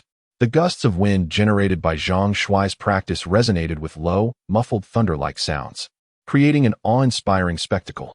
Zhang Shuai himself was taken aback by the profound nature of the Northern Dipper long fist, a martial art disseminated by the Dragon Country government. It seemed plausible that it was an authentic internal martial art capable of cultivating mystical inner strength, as legends of Dragon Country suggested. However, the question arose, why would the government make such a valuable internal martial art so readily available to the public? Were they not concerned about other nations pilfering Dragon Country's martial arts heritage? Dragon Country's kung fu was renowned throughout the entire Blue Planet, and many foreigners coveted it. Shouldn't such an important cultural heritage be safeguarded from foreign acquisition? Nevertheless, these doubts were fleeting, and Zhang Shuai, a common citizen, deemed it not his place to question the decisions of those in power. For the next 3 days, Zhang Shuai dedicated himself to practicing the Northern Dipper long fist in that very spot. His weight decreased from 75 kilograms to 65 kilograms. With his current physique, he no longer had to worry about being called fatty while walking down the street. However, he had lost weight so rapidly that even Wang Chong might not recognize him if he did not speak. As twilight descended one afternoon, Zhang Shuai, wholly absorbed in his martial practice, executed the Northern Dipper long fist technique with formidable vigor. The resonating clicks of his skeletal structure echoed with each movement, his energy seemingly boundless as he continued his routine. Suddenly, he perceived a surge of heat ascending from his feet, coursing directly to his cerebrum. In that instant, Zhang Shuai felt the world spin around him, his head swimming in dizziness, his heart pounding violently as if striving to escape his chest. Was this the backlash of excessive training, his body unable to withstand the strain? The next moment, darkness enveloped Zhang Shuai's mind, and he collapsed heavily to the ground. After a considerable interval, Zhang Shuai gradually regained his senses, slowly returning to consciousness. As he sat up from the ground, he discerned a remarkable transformation within his own being. The world before him appeared to have become vividly alive, distinctly different from the reality he had previously perceived. His eyes had acquired unparalleled acuity, enabling him to perceive with crystal clarity everything within a radius of several hundred meters. The cicadas perched upon the trees, the insects dwelling in the meadow, All were visible to him in exquisite detail. Gazing into the distance, Zhang Shuai could even discern a train speeding along the tracks several miles away. Within one of the train's carriages, a young boy sat by the window, observing the blur of scenery rushing past. Zhang Shuai could even make out the cartoon of Doraemon emblazoned upon the boy's t-shirt. Not only has Zhang Shuai's vision improved, but his hearing has also become extraordinarily acute. Every rustle and whisper within 100 meters resonates clearly in his ears. The chirping of cicadas, the distant croaking of frogs, the sounds of insects praying, and the fluttering of various birds soaring overhead. At the slightest hint of movement, Zhang Shuai can instantly discern its location. What astonishes him even more is the remarkable sharpness of his sense of smell. He can distinctly perceive the scent of his own sweat, the fragrance of grass beneath his feet, the earthy aroma of the soil, and the odor of decaying tree roots nearby, all so vividly clear. Zhang Shuai feels somewhat bewildered, questioning how it seems as if he has transformed into a superhuman. What does this metamorphosis signify? Could it be that his Beidou long fist has transcended its limitations, reaching an exceptionally profound realm? If that is the case, he could be considered a master of martial arts. As he picks up a stone the size of his fist and holds it in his palm, he applies a slight pressure. In no time, the stone crumbles effortlessly under his grip. Overjoyed, Zhang Shuai marvels at his newfound strength. With such power, how could he possibly struggle to earn a living? Even in a boxing match, he could surely amass a fortune. Who would have thought that the Beidou long fist, as proclaimed by the government, could be so extraordinary? If this is true, then the future of the Dragon Kingdom may well lead to a nationwide embrace of martial arts, solidifying the notion that the people of the Dragon Kingdom are indeed skilled in the art of combat in the eyes of the world. Nevertheless, a question lingered in Zhang Shuai's mind.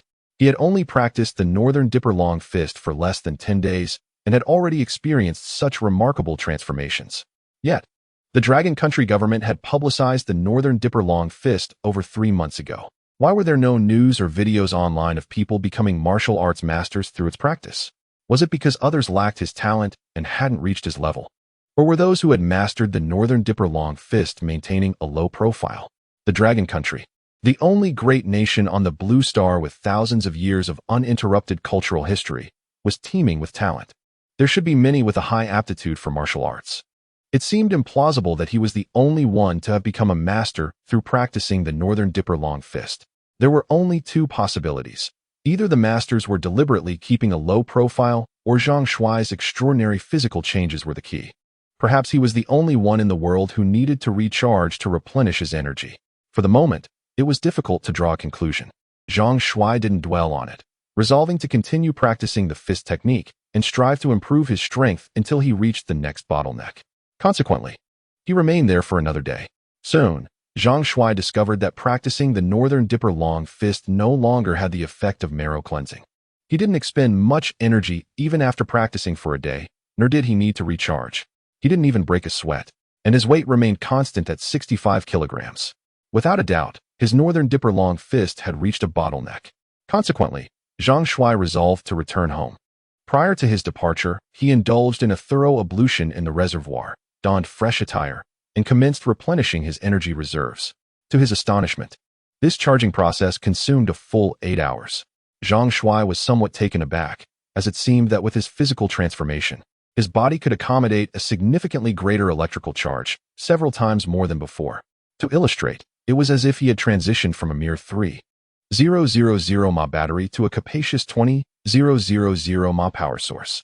This augmentation would undoubtedly extend his standby time and enhance his endurance. Zhang Shuai dismantled his tent, gathered his tools, garments, and toiletries, and subsequently mounted his electric scooter, embarking on his journey homeward. During the return trip, Zhang Shuai's spirits were remarkably elevated. At the age of 25, he possessed neither wealth, nor a vehicle, nor a residence, nor a romantic partner. However, he harbored the conviction that he would soon acquire all of these things. With his newfound abilities, he was confident that he could undoubtedly amass wealth. He had no intention of continuing his career as an electrician, as it lacked prospects and offered meager financial rewards. As for his future profession, he needed to deliberate carefully. Chapter 11. A near collision. This was a narrow country lane, where it was slightly crowded for 2 cars to be side by side, and there might be a risk of scratches if the speed was too fast when meeting cars. However, this road is just a country road, with very few vehicles passing by on weekdays. Generally, only people from nearby villages drive on this road to enter the village. Near this country road, there is a wide two-way four-lane road, which is the main road from Qingshui City to the county seat. Traversing the rustic lane on his electric scooter, Zhang Shuai eschewed the main road for its shorter distance, mindful of his battery's charge. He had meticulously consulted the navigation to discover the most direct route back to the city. The absence of traffic allowed him to navigate the center of the road, despite the uneven, potholed concrete surface flanking either side. Suddenly, Zhang Shuai noticed a white SUV hurtling down the main road at an alarming velocity, estimated to be at least 130 kilometers per hour.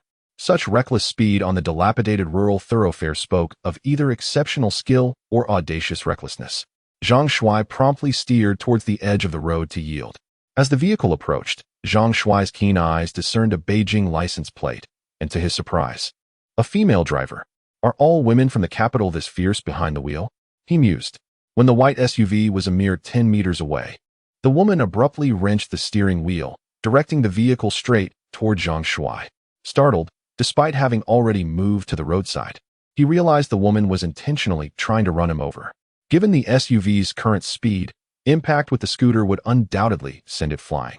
Reacting swiftly, Zhang Shuai leaped from the scooter the instant before impact, diving into the roadside thicket of weeds. Bang! The SUV impacted Zhang Shuai's electric bicycle with a resounding crash, sending it skidding several meters before it tumbled into the roadside lawn. The bicycle's contents were scattered across the ground, garments, wires, tools, and toiletries all strewn about. Zhang Shuai was momentarily stunned, realizing that if he hadn't reacted swiftly, he would have been hospitalized for months, if not worse.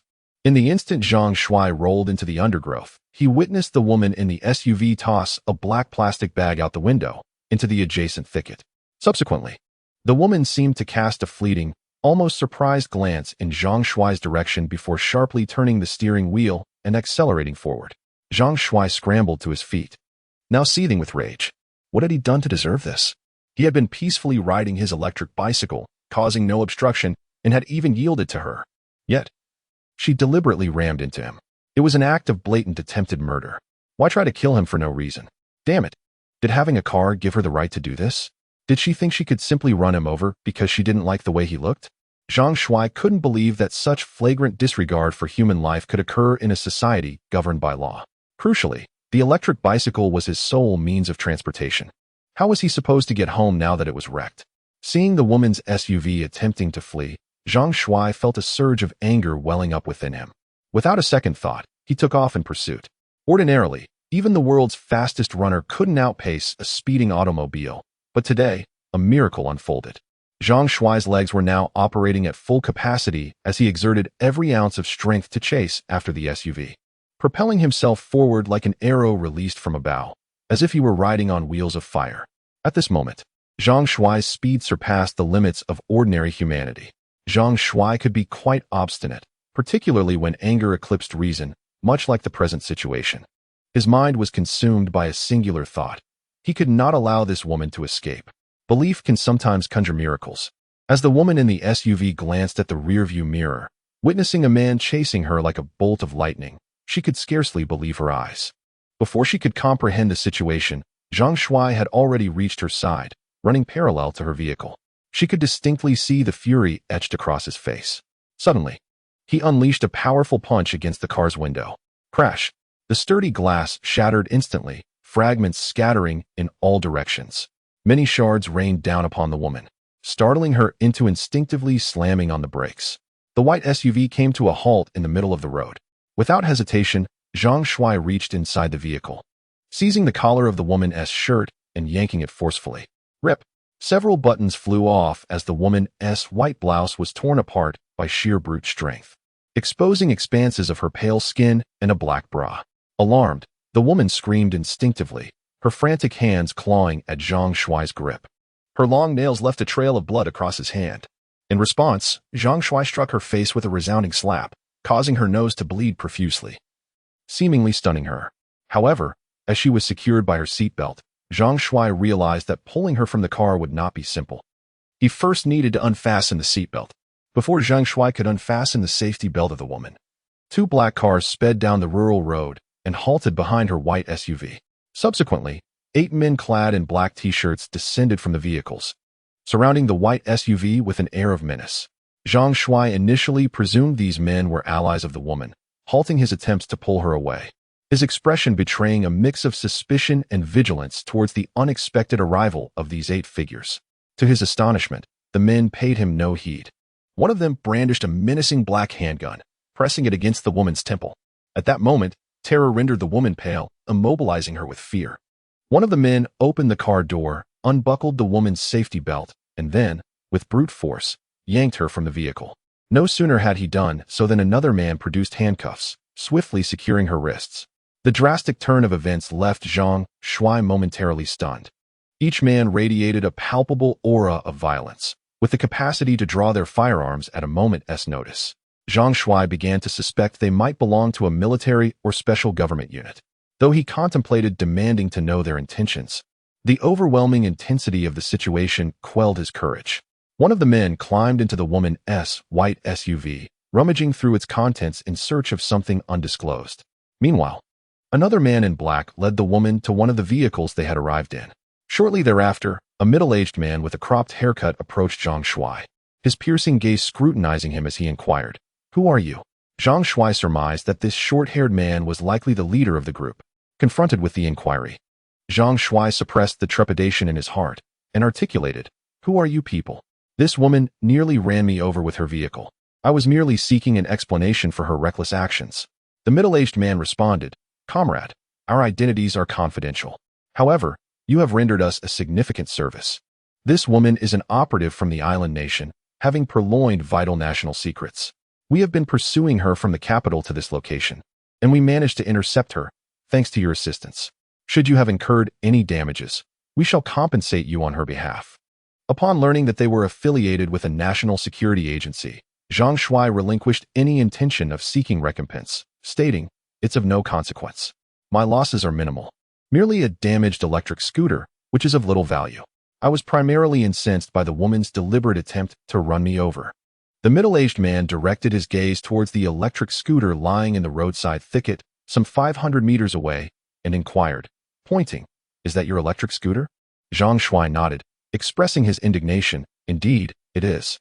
I was en route to Qingshui City on my electric scooter when the woman drove towards me from the opposite direction. Despite my yielding the right-of-way and moving the scooter to the side of the road, she deliberately steered her vehicle in my direction.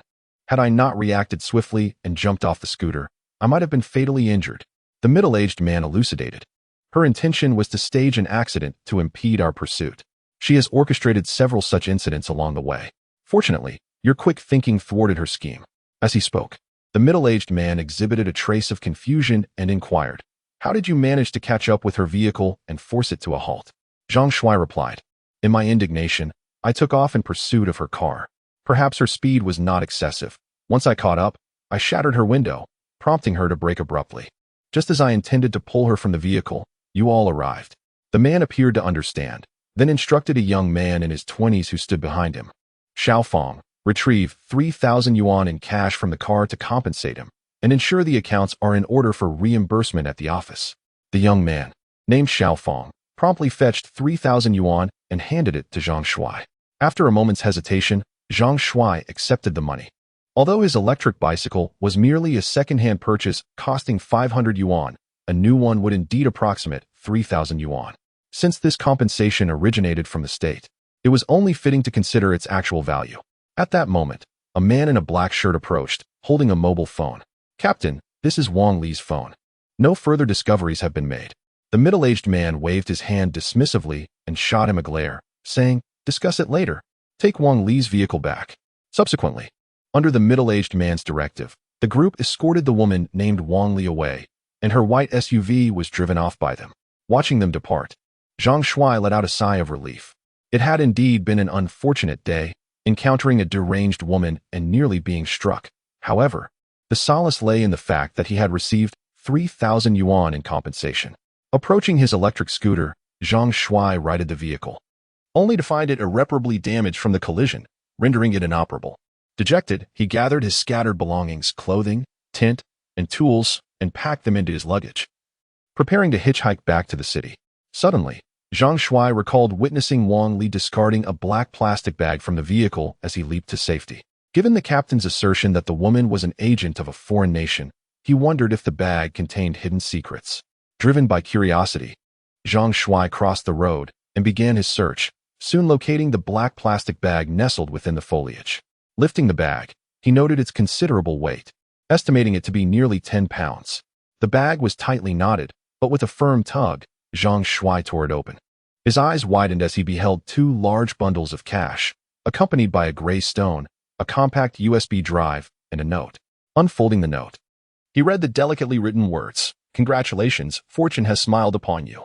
Consider the 200,000 in cash a gift. As for the USB drive and stone, please contact the following email address. The recipient will retrieve the items and reward you with 10 million as compensation.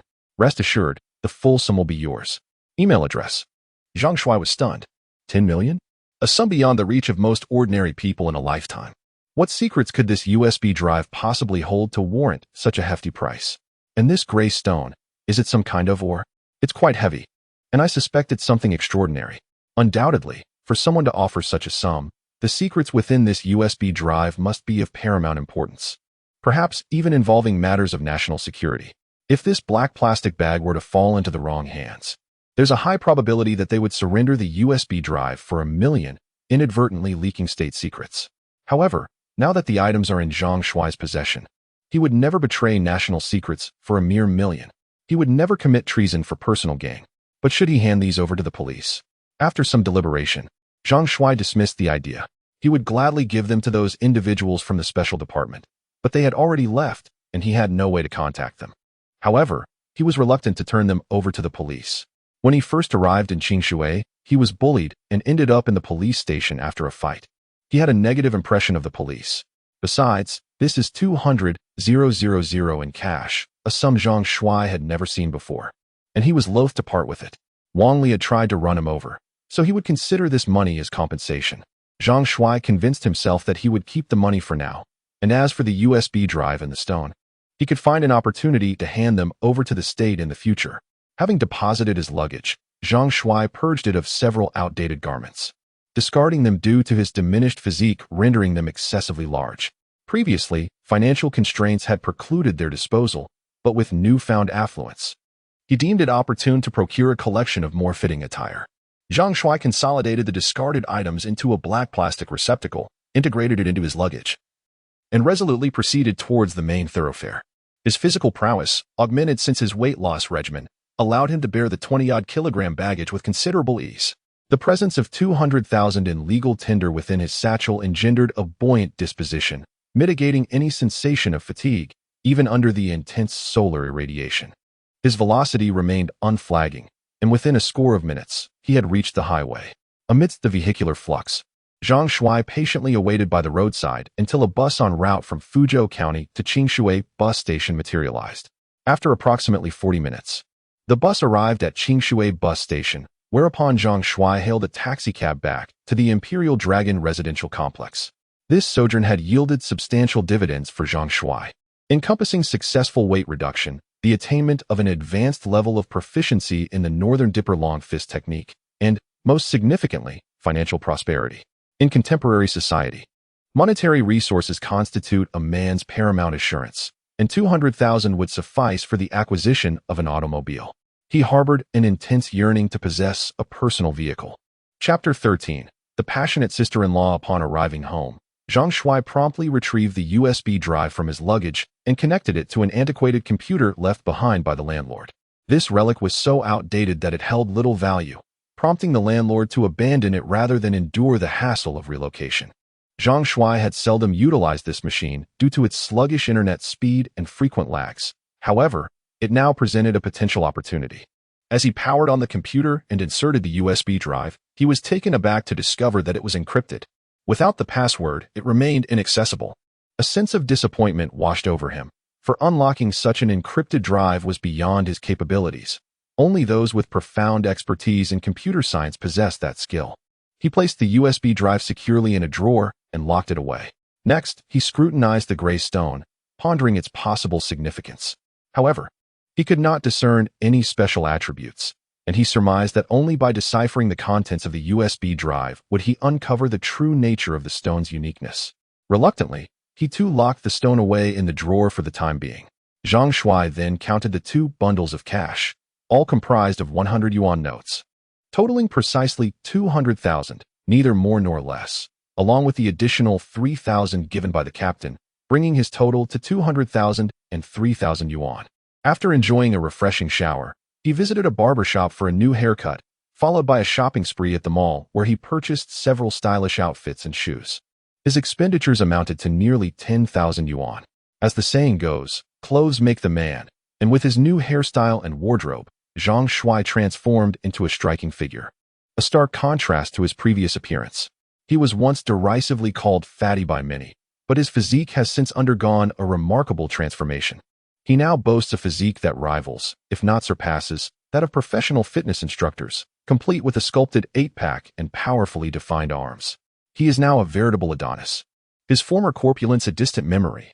Now financially secure, Zhang Shuai was determined to settle his debt to Wang Cheng without delay. Wang Cheng was Zhang Shuai's only true friend in the world, having consistently supported him since childhood. Though Zhang Shuai rarely expressed it verbally, he held this friendship in the highest regard. Noting the time, which was approaching 4 in the afternoon, Zhang Shuai sent Wang Cheng a message via WeChat, informing him that he would be joining them for dinner that evening.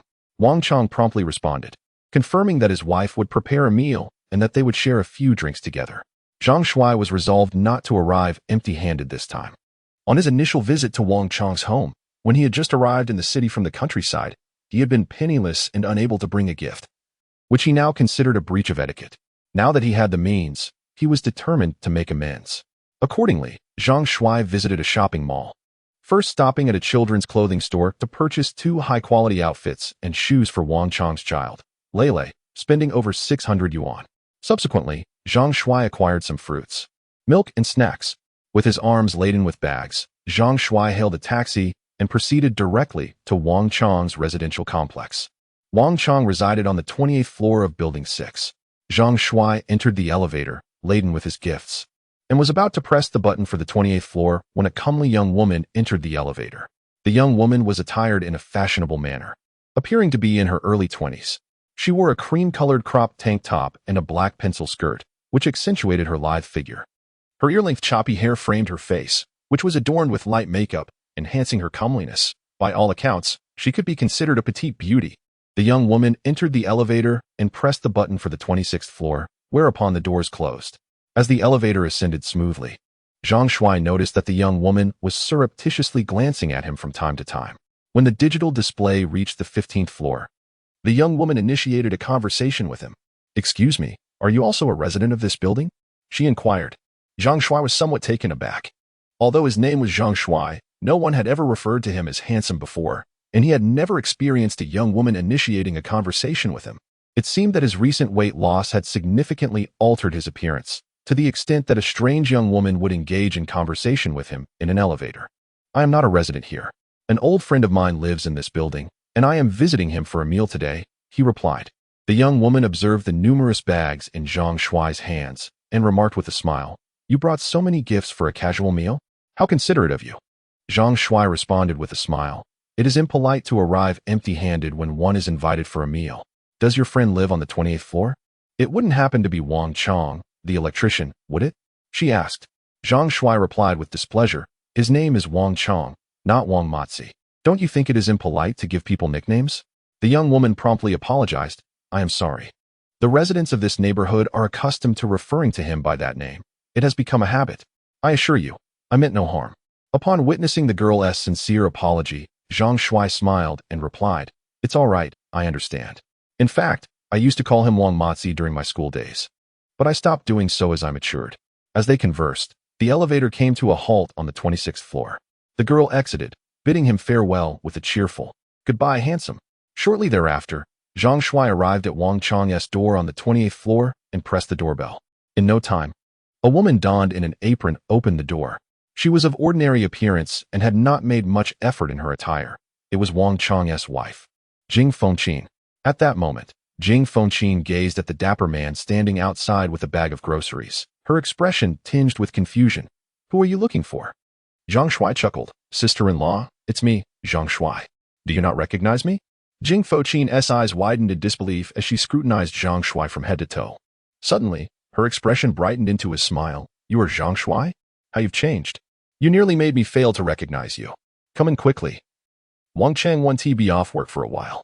Zhang Shuai stepped inside, casually placing the bags he carried onto the coffee table in the living room. Sister-in-law. Where's Lele? I've brought her 2 sets of clothes, along with some fruits, milk, and snacks. Jing Fengqin's eyes crinkled with delight. Zhang Shuai. Lele just had her milk and is asleep in the back. You are too generous. We are not strangers. There is no need for such extravagance when you come to our home for a meal. Let this time be an exception. Next time, you must refrain from bringing gifts. Zhang Shuai solemnly remarked. Sister-in-law, I have been in Qingshui City for over 6 months now. Brother Chong has taken great care of me, and as an uncle, it is only fitting for me to buy some gifts for Lele. Oh, Zhang Shuai, why are you being so polite? You and Wang Chong have been childhood friends. It is only natural for him to support you. Please, take a seat on the sofa and wait a moment. Wang Chong should be back in about half an hour. I will prepare some delicious dishes for you two to enjoy together. As Jing Fengqin welcomed Zhang Shuai to sit, she brewed him a cup of tea. Zhang Shuai, I am aware of your experiences. Wang Chong has shared them with me. You have faced many challenges. Listen to your sister-in-law and refrain from spending excessively. Instead, save some money to find a wife and establish a family.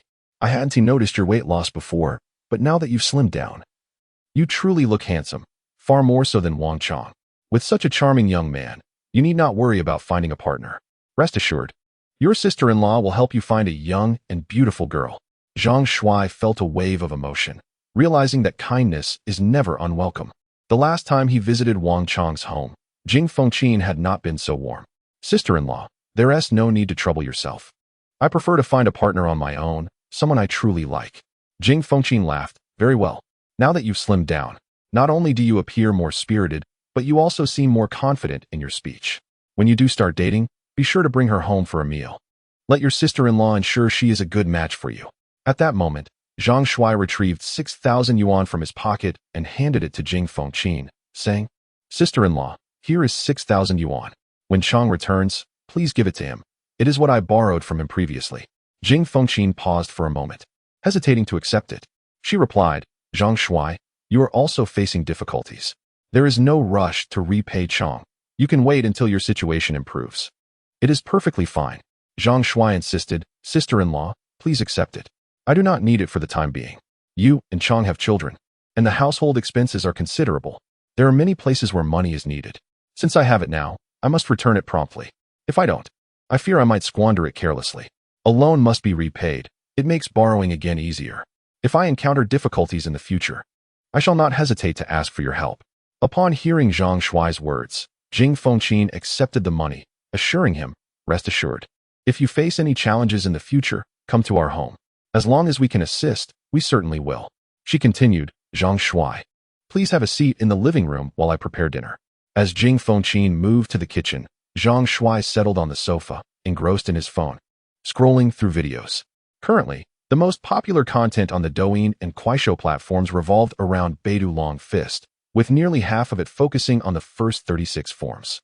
However, he noticed that no one had mentioned becoming a martial arts master through practicing Beidu Long Fist. Instead, most were discussing the improvement in physical fitness resulting from the practice. The efficacy of the Northern Dipper Long Fist has become a burgeoning topic online. Anecdotes abound, with individuals claiming to have found respite from insomnia and anxiety through its practice. Others profess to have achieved remarkable weight loss or even to have found relief from ailments such as gastric disorders and pneumonia. Some have even alluded to an invigoration of their virility, boasting of enhanced stamina. This phenomenon has not gone unnoticed by the official media, which has amplified the buzz surrounding the Northern Dipper Long Fist. Consequently, the martial art has permeated all echelons of society in the Dragon Kingdom. From septuagenarians to children, from the privileged to the working class, people from all walks of life have embraced this practice. In a mere 3 months, the Northern Dipper Long Fist has swept across the nation. It was during this period that Zhang Shuai stumbled upon a captivating video series. The creator of these videos specialized in curating and presenting foreign perspectives on the Dragon Kingdom, aptly titled Foreigners' Views on the Dragon Kingdom. Among them is a video that has recently garnered immense popularity in the Dragon Country, showcasing the nationwide practice of Beidou Changquan. This 3-minute clip features multiple cities and various scenes. The first scene captures a school during recess, where all the students engage in synchronized practice of Beidou Changquan. The second scene unfolds in a park at dawn, where hundreds of elderly individuals diligently practice their forms. The third scene takes place in a large electronic factory, where thousands of young workers are seen practicing Beidou Changquan in every corner of the premises. The fourth scene depicts a vibrant square at night, where thousands gather under the glow of lights to practice the martial art together. Comments from netizens in the neighboring nation express skepticism. The people of the Dragon Country are truly ignorant, believing that practicing martial arts can strengthen the body and cure all ailments. This resembles the Qigong craze of the late last century, which ultimately became a laughingstock. Conversely, a user from an island nation remarks, "The Dragon Country is an ancient civilization with a rich history. This nation is formidable. In recent years, their military, economy, and technology have experienced exponential growth, establishing them as one of the top powers in the world. Now, with their citizens embracing martial arts, their overall physical fitness is enhancing. Who could possibly rival them in the future?" A comment from a user in the land of the white elephant asserts, "The martial arts of the Dragon Country are mere illusions. The men of the white elephant country can defeat 5 of them with ease, and our population has now surpassed theirs, making us the strongest nation in the East." Lastly, a user from the land of the Great Bear adds, "The Dragon Country often labels us as a nation of warriors, yet it appears that they are the true combatants. It is evident that the entire nation is currently engaged in the practice of martial arts.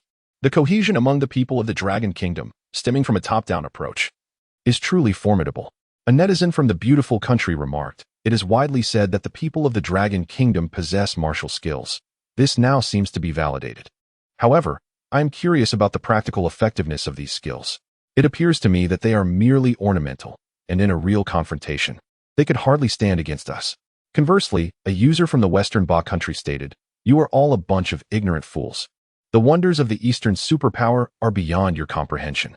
Let me inform you that the martial art they practice is known as Beidou Changquan. I have personally trained in this form, and it is truly extraordinary. It has cured my insomnia, anxiety, and anorexia. I now feel invigorated every day. It is indeed a miraculous discipline."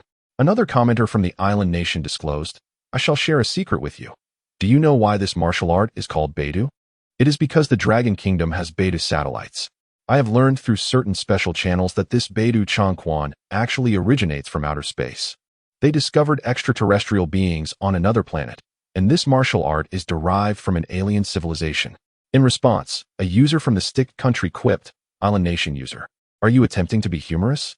Does an extraterrestrial civilization require martial training?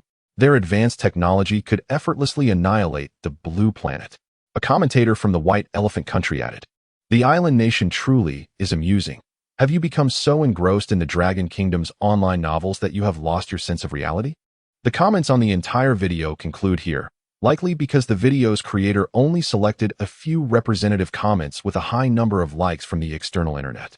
The video produced by the author garnered a significant number of likes, accompanied by numerous comments from netizens of the Dragon Kingdom. Given that the internet in the Dragon Kingdom operates independently and remains disconnected from international networks, the average citizen lacks access to the trending topics discussed abroad. Consequently, most individuals from the Dragon Kingdom rely on translated and curated foreign videos provided by the author. The comments section is rife with critiques of the citizens from the Stick Nation and the White Elephant Nation, alongside mockery directed at the island nation's netizens. No one appears to believe that the Beidou Long Fist originates from an extraterrestrial civilization. However, as Zhang Shuai read through the comments, he was suddenly reminded of the female spy from the island nation he had encountered on his way back from Fuzhou County. Over the years, with the Dragon Kingdom's ascent, numerous individuals from the island nation have infiltrated various sectors within the Dragon Kingdom. It is not just enterprises that have been compromised, but even government personnel have fallen prey to this infiltration. Thus, Zhang Shuai found himself somewhat skeptical of the islanders' claims that the Beidou Long Fist was derived from an alien civilization, as the transformations he experienced after practicing the art were undeniably profound. Chapter 15. Obtaining a driver's license after Zhang Shuai had spent some time watching videos. Wang Chang returned. Upon entering, he was taken aback to find Zhang Shuai, impeccably dressed and seated on the sofa. With wide eyes, He scrutinized Zhang Shuai for a moment before exclaiming in exaggerated disbelief, "Holy cow! Zhang, how have you transformed so drastically? I almost didn't recognize you." Zhang Shuai chuckled. "Wang, you can no longer call me fatty.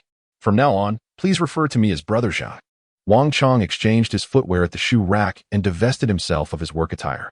Subsequently, he seated himself before Zhang Shuai, scrutinizing him with meticulous attention, and exclaimed with a marveling tone, "Good heavens!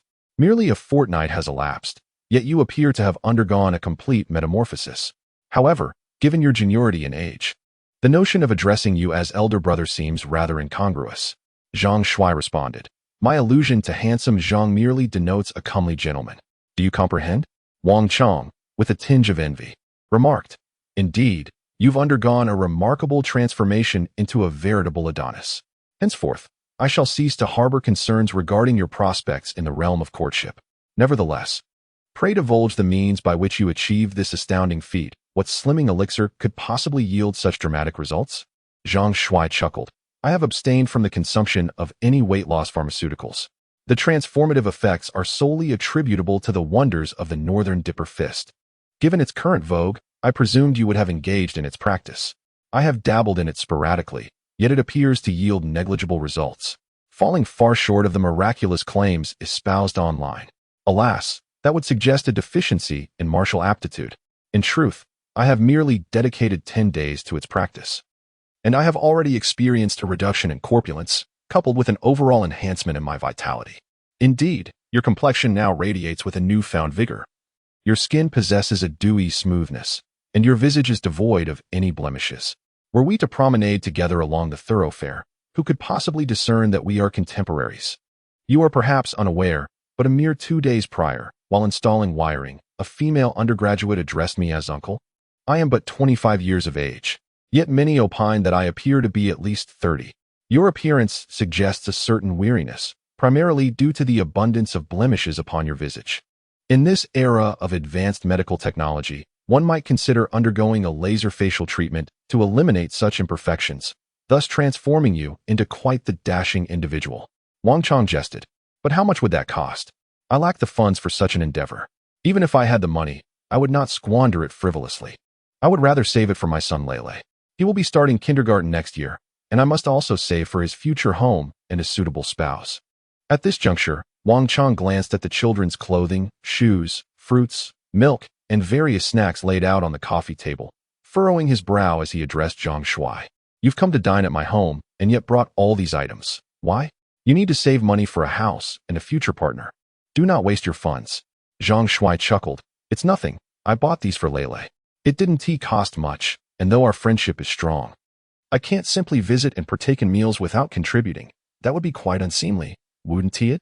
As the two engaged in light conversation, Jing Fengqin had already prepared the meal, presenting an array of delectable dishes on the table. "All right, gentlemen, dinner is served." Wang Chong and Zhang Shuai took their seats at the dining table, which was lavishly adorned with an abundance of dishes: chicken, duck, fish, meat, and shrimp, all beautifully arranged, showcasing Jing Fengqin's culinary prowess. Wang Chong had even opened a cherished bottle of fine wine he had hesitated to consume. While Wang Chong was known for his impressive drinking capacity, Zhang Shuai's body had undergone a remarkable transformation. He could digest any amount of food and drink in an instant. A single bottle of liquor was merely a trifle. He could easily consume an entire distillery. If he were to indulge, he would savor Maodai. Should production capacity permit, Zhang Shuai could potentially drink the two wealthy individuals surnamed Ma into bankruptcy. It can be said that Zhang Shuai has reached a point where he is almost detached from the mundane world. His dining and drinking are nothing but a squandering of resources. However, he finds himself unable to refuse the heartfelt hospitality of the Wang couple, and thus he reluctantly accompanies them in their revelries, consciously opting for minimal consumption of dishes and sipping his drink in moderation. After Wang Chong has had his fill of alcohol, he becomes rather loquacious. "Zhang Shuai, do you truly have no recollection of events prior to the age of 12? Zhang Shuai nods. "I genuinely do not remember. Did you not mention that I was an exemplary student in my youth? I must have been quite the obedient child, no?" Wang Chong retorts, "Obedient, my foot. Good grades do not necessarily equate to being a well-behaved child. You were the one who led me to skip classes to play video games at the internet CAF. I suspect that had it not been for you, My academic performance could have been far superior, perhaps even earning me a place in a prestigious high school and subsequently a top university. Instead, here I am, reduced to being an electrician. Zhang Shuai scoffs. You seem to shift the blame onto me simply because I do not recall those times, do you? I refuse to bear that burden. Sister-in-law, after spending so much time with Changge, you are in the best position to judge whether he is an intelligent person. Jing Fengqin chuckles. Chang is not particularly clever, but he is a sincere and down-to-earth individual. Life with him is quite stable. Zhang Shuai feels a pang of envy, realizing that this is what it means to truly live. When might he, too, find a partner to share his life with? 3 individuals dined and conversed when suddenly Zhang Shuai recalled something and inquired, Changge, did you not take the driving test previously? Where did you take it? Wang Chang responded, at the nearby Yong'an driving school. Why do you ask? Are you planning to obtain a driver's license? Zhang Shuai nodded. Yes. I wish to take advantage of this break to acquire my license. I certainly intend to purchase a car in the future, Wang Chang advised. Then you should go to Yong'an driving school. The facilities are quite standard, and the instructors are commendable. I passed all my tests from the 1st to the 4th on my first attempt, and within just a month, I obtained my license. Zhang Shuai replied, very well. I shall enroll at Yong'an driving school. Their meal extended over 2 hours until Lele, the child in the room, awoke and began to cry, prompting Wang Chang and his wife to attend to the child. Zhang Shuai then took his leave. The following day, Zhang Shuai registered at Yong'an driving school for a C2 automatic transmission license. In the ensuing 2 days, he downloaded a driving test app on his phone to study the material and review the questions. 3 days later, he successfully passed the first subject at the examination center on his first attempt. On the 4th day, he commenced practical driving lessons in preparation for the second subject. His instructor for the second subject was surnamed Wu, a rather uncommon surname, and the students affectionately referred to him as Brother Wu. Following Wang Chang's suggestion, Zhang Shuai purchased 2 packs of fine cigarettes as a gesture for instructor Wu. Following the provision of 2 packs of cigarettes, Coach Wu exhibited exceptional enthusiasm, asserting that while trainees typically practice driving between the hours of 8 and 11 in the morning and 2 and 5 in the afternoon, Zhang Shuai was welcome to practice at his convenience. He could simply collect the car keys from him upon arrival at the driving school. Subsequently, Coach Wu inducted Zhang Shuai into a WeChat group dedicated to practicing the second subject, in which Zhang Shuai observed a membership of over a dozen individuals, including 10 female participants, all of whom were trainees under Coach Wu's tutelage. Thereafter, Coach Wu escorted Zhang Shuai to the driving school's practice grounds, where he commenced instructing him in the art of driving. Adjacent to a particular training vehicle, Zhang Shuai noticed 3 young women stationed beside the lateral parking area, while a young man and woman practiced lateral parking maneuvers within the vehicle. At that juncture, Zhang Shuai's gaze fell upon a familiar figure, a young woman sporting choppy, ear-length hair. Adorned in low-rise jeans and a snug tank top, her figure curvaceous and her countenance striking. Zhang Shuai recognized her as the first girl to ever call him handsome, the same beauty he met in the elevator on his way to Wang Chang's house. What a coincidence that she was here taking driving lessons too. Chapter 16. Forgetting friends for beauty. At that moment, the young woman also noticed Zhang Shuai. Upon seeing Zhang Shuai being led by Coach Wu, her eyes lit up, appearing exceptionally surprised and delighted at the encounter. Handsome, are you here to get your driver's license too? Zhang Shuai nodded with a smile. Yes, what a coincidence. I didn't expect you to be learning to drive here as well. Handsome, is the newly added WeChat member in the group named Ma Long Zhang Shuai you? Zhang Shuai nodded, replying, indeed, it is I. At this moment, Coach Wu addressed the young lady, Sun Xiaoya, saying, you two can converse later. I must first instruct Zhang Shuai in driving. He then turned to Zhang Shuai and remarked, from today onward, you shall train alongside them. They have practiced for 3 days longer than you, so you must devote extra time to catch up. You will be taking the second driving test in 10 days. Aim to pass it on your first attempt. I will first teach you the fundamental points of parallel parking. Subsequently, Coach Wu called down a young woman who was practicing driving along with a young man in the passenger seat. Come, take a break. I will instruct the new trainee. Zhang Shuai observed that the group of female learners, along with the male student, appeared youthful, likely university students. It was currently summer vacation, and many students were seizing the opportunity to obtain their driver's licenses. Zhang Shuai also noticed Sun Xiaoya and a pure, delicate-looking girl with long hair whispering to each other. Although their voices were soft, Zhang Shuai's ears were particularly keen at that moment, and he caught every word they exchanged. Xiaowen, "Do you think that guy is handsome?" One asked. "Well, he has a tall and sturdy physique, dresses with great taste, and possesses a distinctly masculine charm. He has an appealing aura, indeed a rare handsome fellow." The other replied. "I think so too. The first time I saw him, I felt he exuded a strong sense of masculinity. His appearance is quite pleasant, especially with that clean, sunny vibe about him. It's quite delightful. I wonder if he has a girlfriend?" "No way. Xiaoya, do you have a crush on him? He seems to be a few years older than us, and a handsome young man like him surely cannot be without a girlfriend. I advise you to abandon such thoughts to spare yourself potential heartache. But what if he is indeed single? It is rare for me to encounter someone so pleasing to the eye. For the first time in my life, I feel an urge to engage in a romantic relationship, and I wish to give it a try." When Zhang Shuai heard this, he was somewhat taken aback, but more so, he felt a sense of secret delight. Could it be that a girl actually harbored feelings for him? It appears he has indeed transformed significantly from his former self. No girl would have been interested in him when he was still known as Zhang the Chubby. Regrettably, the girl who harbors feelings for him is Sun Xiaoya. How wonderful it would have been if it were the more innocent-looking Lin Xiaowen instead, as Zhang Shuai found himself more drawn to her type. At that moment, Coach Wu beckoned Zhang Shuai to take a seat in the passenger side of the coach's vehicle, while he himself occupied the driver's seat to explain the steps for parallel parking. "This is the reverse gear. This is the forward gear. The first thing upon entering the vehicle is to fasten your seatbelt. When reversing, if you cannot see the yellow line in the right side mirror, quickly turn the steering wheel all the way to the right, then check the left side mirror. When you see the corner where a brick has been placed, straighten the steering wheel. As the rear wheels touch the yellow line, turn the steering wheel all the way to the left."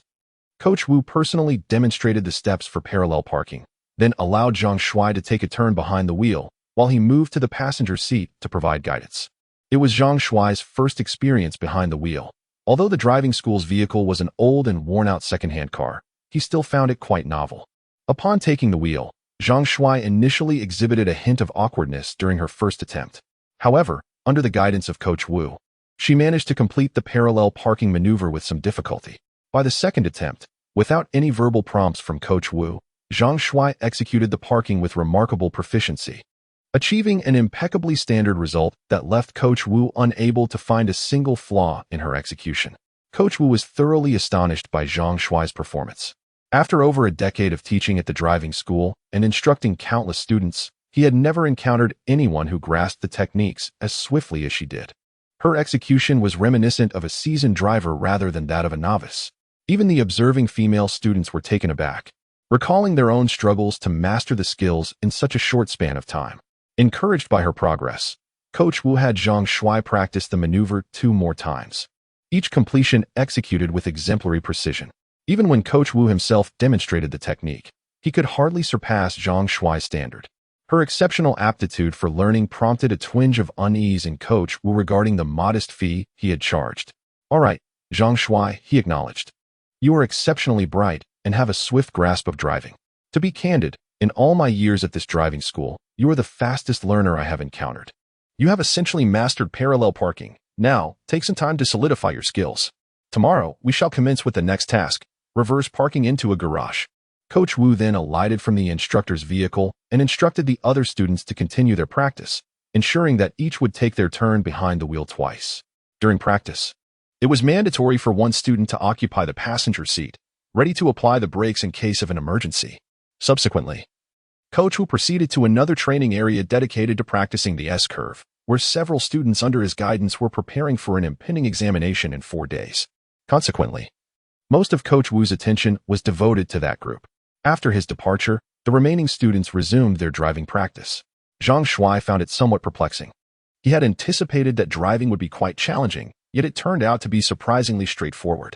However, observing the few university girls practice driving, even the simplest maneuver of parallel parking seemed to elude them at times, resulting in either improper positioning or encroaching on the lines. This left Zhang Shuai somewhat speechless. Had university students become this inept? At that moment, Sun Xiaoya and her friend approached Zhang Shuai. With a look of admiration, Sun Xiaoya remarked, "Handsome, is this truly your first time behind the wheel? How do you manage to control the car so proficiently? Watching your adept maneuvering of the steering wheel, I almost mistook you for a seasoned driver." Zhang Shuai understood her intentions. Sun Xiaoya was deliberately engaging him in conversation. However, he did not harbor significant feelings for her. In contrast, her friend aligned more closely with Zhang Shuai's aesthetic preferences. Her long flowing hair, tall stature, and pure elegance exuded a vibrant youthful aura, presenting a distinct beauty compared to Sun Xiaoya. Parallel parking was inherently simple, comprising only a few steps. It should have been an effortless task to master. Sun Xiaoya countered. It's not as easy as it seems. I struggled for an entire day just to manage parking, and if I'm not careful, I still encroach on the lines. You, on the other hand, executed it flawlessly from the start. You're truly impressive. Zhang Shuai could only smile and say, perhaps I simply have a knack for driving. With a bit more practice, you will surely improve. Sun Xiaoya then asked, when I practice driving, could you sit in the passenger seat to guide me? Before Zhang Shuai could respond, Sun Xiaoya's friend Lin Xuan interjected, Xiaoya, weren't we a team before? Just let me sit in the passenger seat. Sun Xiaoya shot her a glare, retorting, your skills are far too lacking to be of any assistance. It's better for Zhang Shuai to sit beside me and offer his pointers. Lin Xuan, receiving the ominous warning from Sun Xiaoya's fierce gaze, dared not say another word. Muttering softly, what a woman who forgets her friends at the sight of a handsome face. Though her voice was barely audible, Zhang Shuai heard her clearly. Chapter 17. Past events. Zhang Shuai couldn't help but chuckle, as this scene inexplicably reminded him of his first love. Well, perhaps it was more of an unrequited affection than a true romance. It was a girl from his hometown, Malong village, named Yi Manqiu. A year younger than Zhang Shuai, Yi Manqiu had stopped her studies after graduating high school to embark on a unique venture in aquaculture, raising crayfish and crabs. Since Zhang Shuai's home was situated by the lake, close to her aquaculture base, she often left tools and feed at his house, coming by to collect them when needed. As time passed, Yi Manqiu and Zhang Shuai became quite familiar with each other. During that period, Zhang Shuai was suffering from severe depression and seldom spoke to anyone. Yet, Yi Manqiu remained patient, offering him guidance and frequently inviting him to play by the lakeside. After 2 years of guidance, Zhang Shuai's depression was completely healed. However, Zhang Shuai's grandfather harbored a strong dislike for Yi Manqiu, believing she exploited Zhang Shuai's naivete. While the villagers shunned Zhang Shuai, Yi Manqiu engaged him in conversation, ostensibly to secure a complimentary laborer. Zhang Shuai was acutely aware that this was likely her motivation, as he, despite his weight, possessed considerable strength and assisted Yi Manqiu with numerous arduous tasks during those 2 years. Yi Manqiu amassed over 200,000 yuan from crayfish and crab farming, yet she never compensated Zhang Shuai for his labor. Save for a set of clothes she gifted him during the Lunar New Year when her spirits were elevated by her financial success. The garment was of inferior quality and shrank drastically, rendering it unwearable after a short period. Zhang Shuai later discovered its value on Pinduoduo to be a mere 33 yuan. Aside from this attire, Yi Manqiu never bestowed anything upon Zhang Shuai. Conversely, Zhang Shuai never requested anything from Yi Manqiu, for he was hopelessly enamored with her. Although Yi Manqiu's appearance was unremarkable and her complexion darkened from prolonged sun exposure, she was the only female Zhang Shuai interacted with at the time. A testament to the adage that familiarity breeds affection. Despite being perceived as simple-minded by many villagers, Zhang Shuai possessed keen discernment, comprehending matters more acutely than others. Yet he chose to remain silent. Until that day, Yi Manqiu held up a photograph of a man on her phone and showed it to Zhang Shuai, declaring that he was her fiancé and that they had just arranged a marriage after a recent blind date.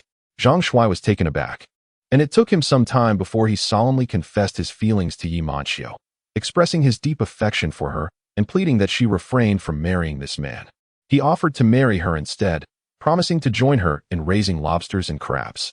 However, Yi Manqiu dismissed Zhang Shuai's words as a mere jest, laughing heartily. She uttered a remark that Zhang Shuai would remember for a lifetime. You fool, if I marry you, I'll never be able to hold my head high in the village.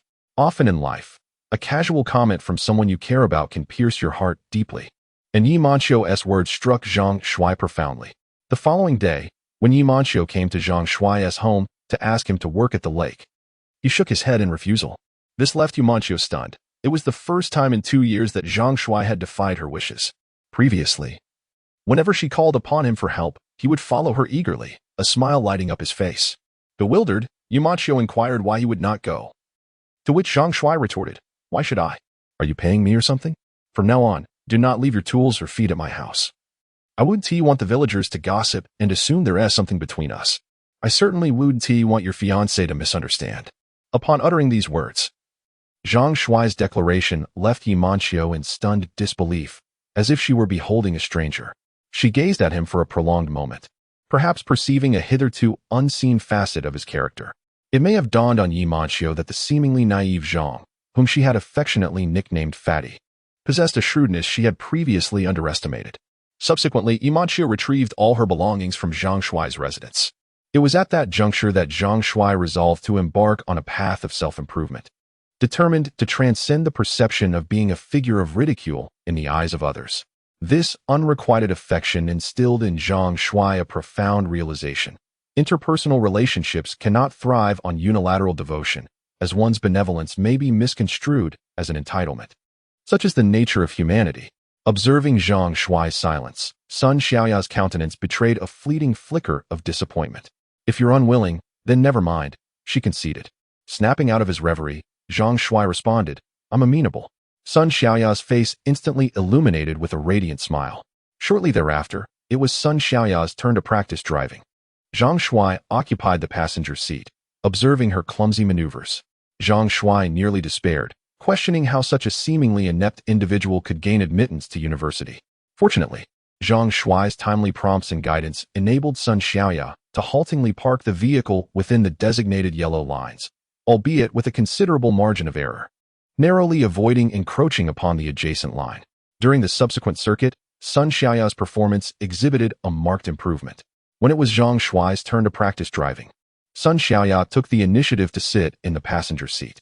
Observing Zhang Shuai's movements, which were even more fluid and natural than the instructor's, Sun Xiaoya exclaimed with genuine admiration, You're incredibly skilled. You mastered it after just one lesson from the instructor. I used to think I was quite intelligent. But compared to you, I feel utterly inept. Zhang Shuai smiled and responded, Learning to drive is different from studying. Driving primarily requires coordination between your hands, feet, and body, while studying demands intellect. They're not the same thing. However, after a few rounds of practice, almost everyone could complete the task successfully.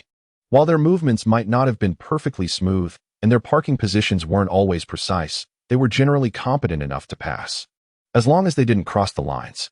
The following day, Instructor Wu began teaching them how to reverse into a parking space. Zhang Shuai, as before, mastered it immediately. His remarkable ability to learn and comprehend earned high praise from Instructor Wu. Unfortunately, scheduling the exam required waiting until the allotted time had passed. Otherwise, Zhang Shuai could have taken the second part of the exam after just half an hour of practice. In the days that followed, Zhang Shuai consistently practiced at the driving school, morning and evening. Gradually, he became well acquainted with Sun Xiaoya and Lin Xiuwen. On the eve of the second part of the exam, Sun Xiaoya insisted on treating Zhang Shuai to dinner. Zhang Shuai was initially reluctant to go.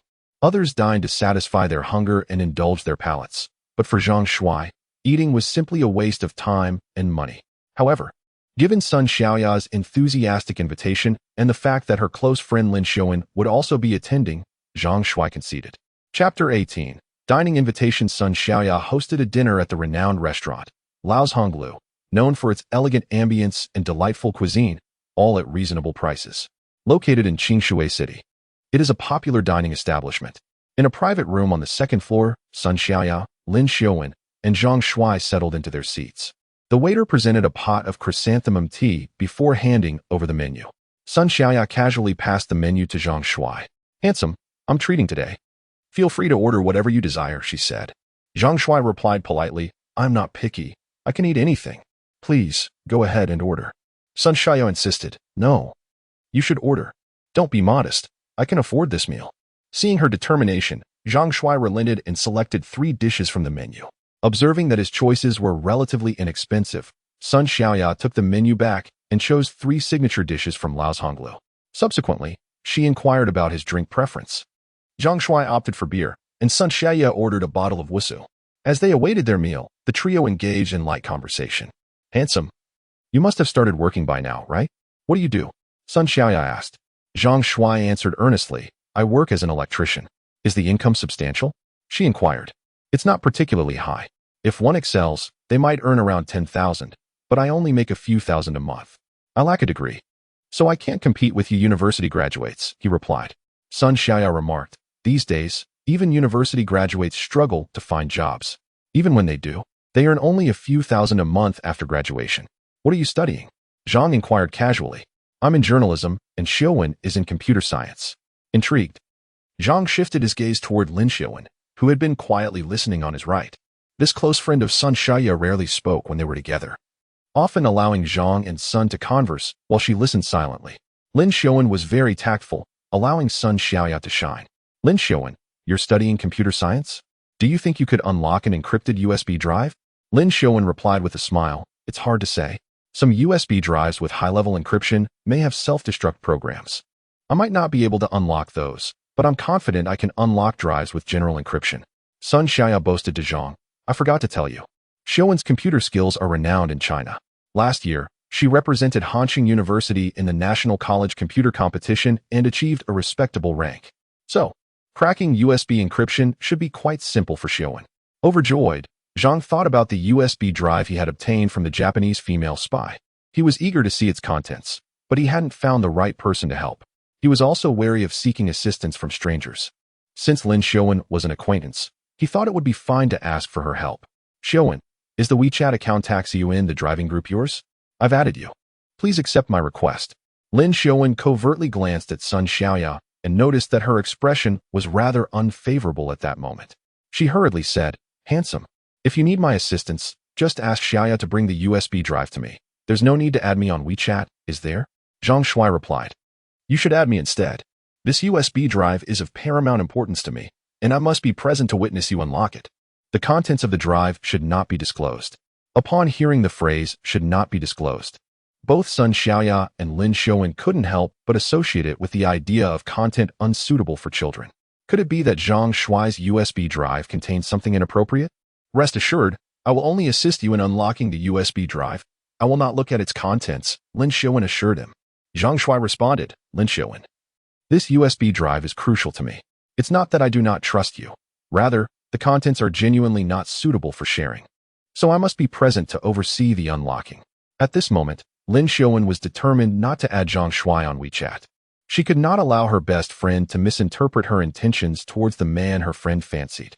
Even if she were to assist Zhang Shuai, Sun Xiaoya had to be present to demonstrate that she harbored no intentions of usurping her friend's affections. How about this? Tomorrow, after the second exam, you can bring the USB drive and come to my house with Sun Xiaoya. I will help you unlock it. It will only take a few minutes. And you can observe the entire process, right? Zhang Shuai had no objections to this suggestion. He then turned to Sun Xiaoya and said, Xiaoya, after the second exam tomorrow, can you take me to Xiaowen's house? Sun Xiaoya nodded and replied, Sure, after the exam, I will accompany you. Presently, the dishes commenced to arrive. Truthfully, the cuisine at this restaurant was rather exceptional, possessing a delightful flavor. However, Zhang Shuai, in his current state, possessed scant appreciation for food. Consuming more would merely constitute a profligate expenditure. Consequently, Zhang Shuai partook sparingly. Nevertheless, he harbored concerns that the two young ladies might imbibe excessively. Therefore, Zhang Shuai endeavored to consume more alcohol while eating less. Despite its being merely beer, Ashuri was notoriously referred to as deadly Ashuri. The two young women, having had limited exposure to alcohol since childhood, found themselves flushed after a single bottle each, exhibiting early signs of inebriation. Emboldened by the alcohol, Sun Xiaoya's courage swelled, and her loquacity amplified. Words that she had previously been hesitant to utter now flowed freely. Handsome, do you have a girlfriend? No, I'm just a penniless fellow. What woman would take a fancy to me? How could that be? You're so handsome. You must be popular with girls. You're the first person to ever say I'm handsome. No one else has ever said that. Then, what do you think of me? You're wonderful. You're beautiful. You have a great figure, and you're a college student. You're an excellent catch. There must be many boys who like you, right? Indeed, I have no shortage of pursuers at school, but I haven't met anyone I like. Until the day I met you in the elevator, I felt an inexplicable connection with you. Handsome, how about I become your girlfriend? I'm very gentle. How about we try being together? Zhang Shuai paused for a moment before responding. Xiaoya, you've had too much to drink, haven't you? Let's not speak absurdities. You are a university student, while I am merely a construction worker. I am unworthy of you. Sun Xiaoya retorted with displeasure. I am not inebriated. After spending so many days together at the driving school, you must surely perceive whether or not my affections lie with you. If you do not reciprocate, be forthright and say so, rather than employing this pretext to rebuff me. Zhang Shuai felt a certain awkwardness, as it was the first instance of a young woman professing her admiration for him, particularly one as youthful and comely as a university student. Yet, inexplicably, Zhang Shuai harbored no particular sentiment for Sun Xiaoya. Rather, it was Lin Xiaowen, who stood beside her, that elicited a greater sense of fondness within him. Were Lin Xiaowen to express her affection for him, he would undoubtedly be delighted. However, to reject Sun Xiaoya so directly would be impolitic, as it would wound her pride. Thus, Zhang Shuai could only resort to a tactic of procrastination, postponing the matter for the time being.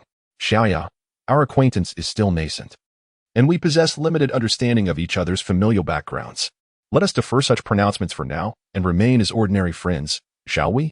Sun Xiaoya did not press the matter excessively, responding with a smile, very well, I shall endeavor to demonstrate the sincerity of my heart to you. Having successfully placated Sun Xiaoya, and observing that both Sun Xiaoya and Lin Xiaowen had imbibed rather liberally, Zhang Shuai seized the remaining bottles of liquor and drained them in rapid succession, a feat that astounded both Sun Xiaoya and Lin Xiaowen. There, the liquor is depleted. Refrain from further consumption, as tomorrow we must undertake the second examination. Let us all abstain from further drinking and partake of the dishes. I shall fetch some rice for you both. Subsequently, Zhang Shuai discreetly approached the front desk to settle the bill. Although he was financially constrained, he possessed an ingrained sense of masculinity. In his worldview, it was simply unacceptable for a girl to pay when dining together. Chapter 19. At Lin Xiaowen's home the following day, Zhang Shuai arrived early at the driving school. Under the guidance of Coach Wu, a total of 24 students boarded the driving school's bus to the examination site. Among them, 18 were taking the manual transmission test, while 6, including Zhang Shuai, Sun Xiaoya, and Lin Xiaowen, were testing for automatic transmission. Upon reaching the examination venue, they first stored their mobile phones and other personal belongings in smart lockers.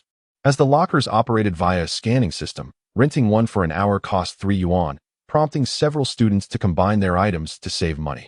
Sun Xiaoya scanned a locker and kindly suggested to Zhang Shuai, Hey handsome, shall we put your phone in with ours? Zhang Shuai shook his head, replying, No need. I'll get a locker for myself. Sun Xiaoya's expression darkened slightly.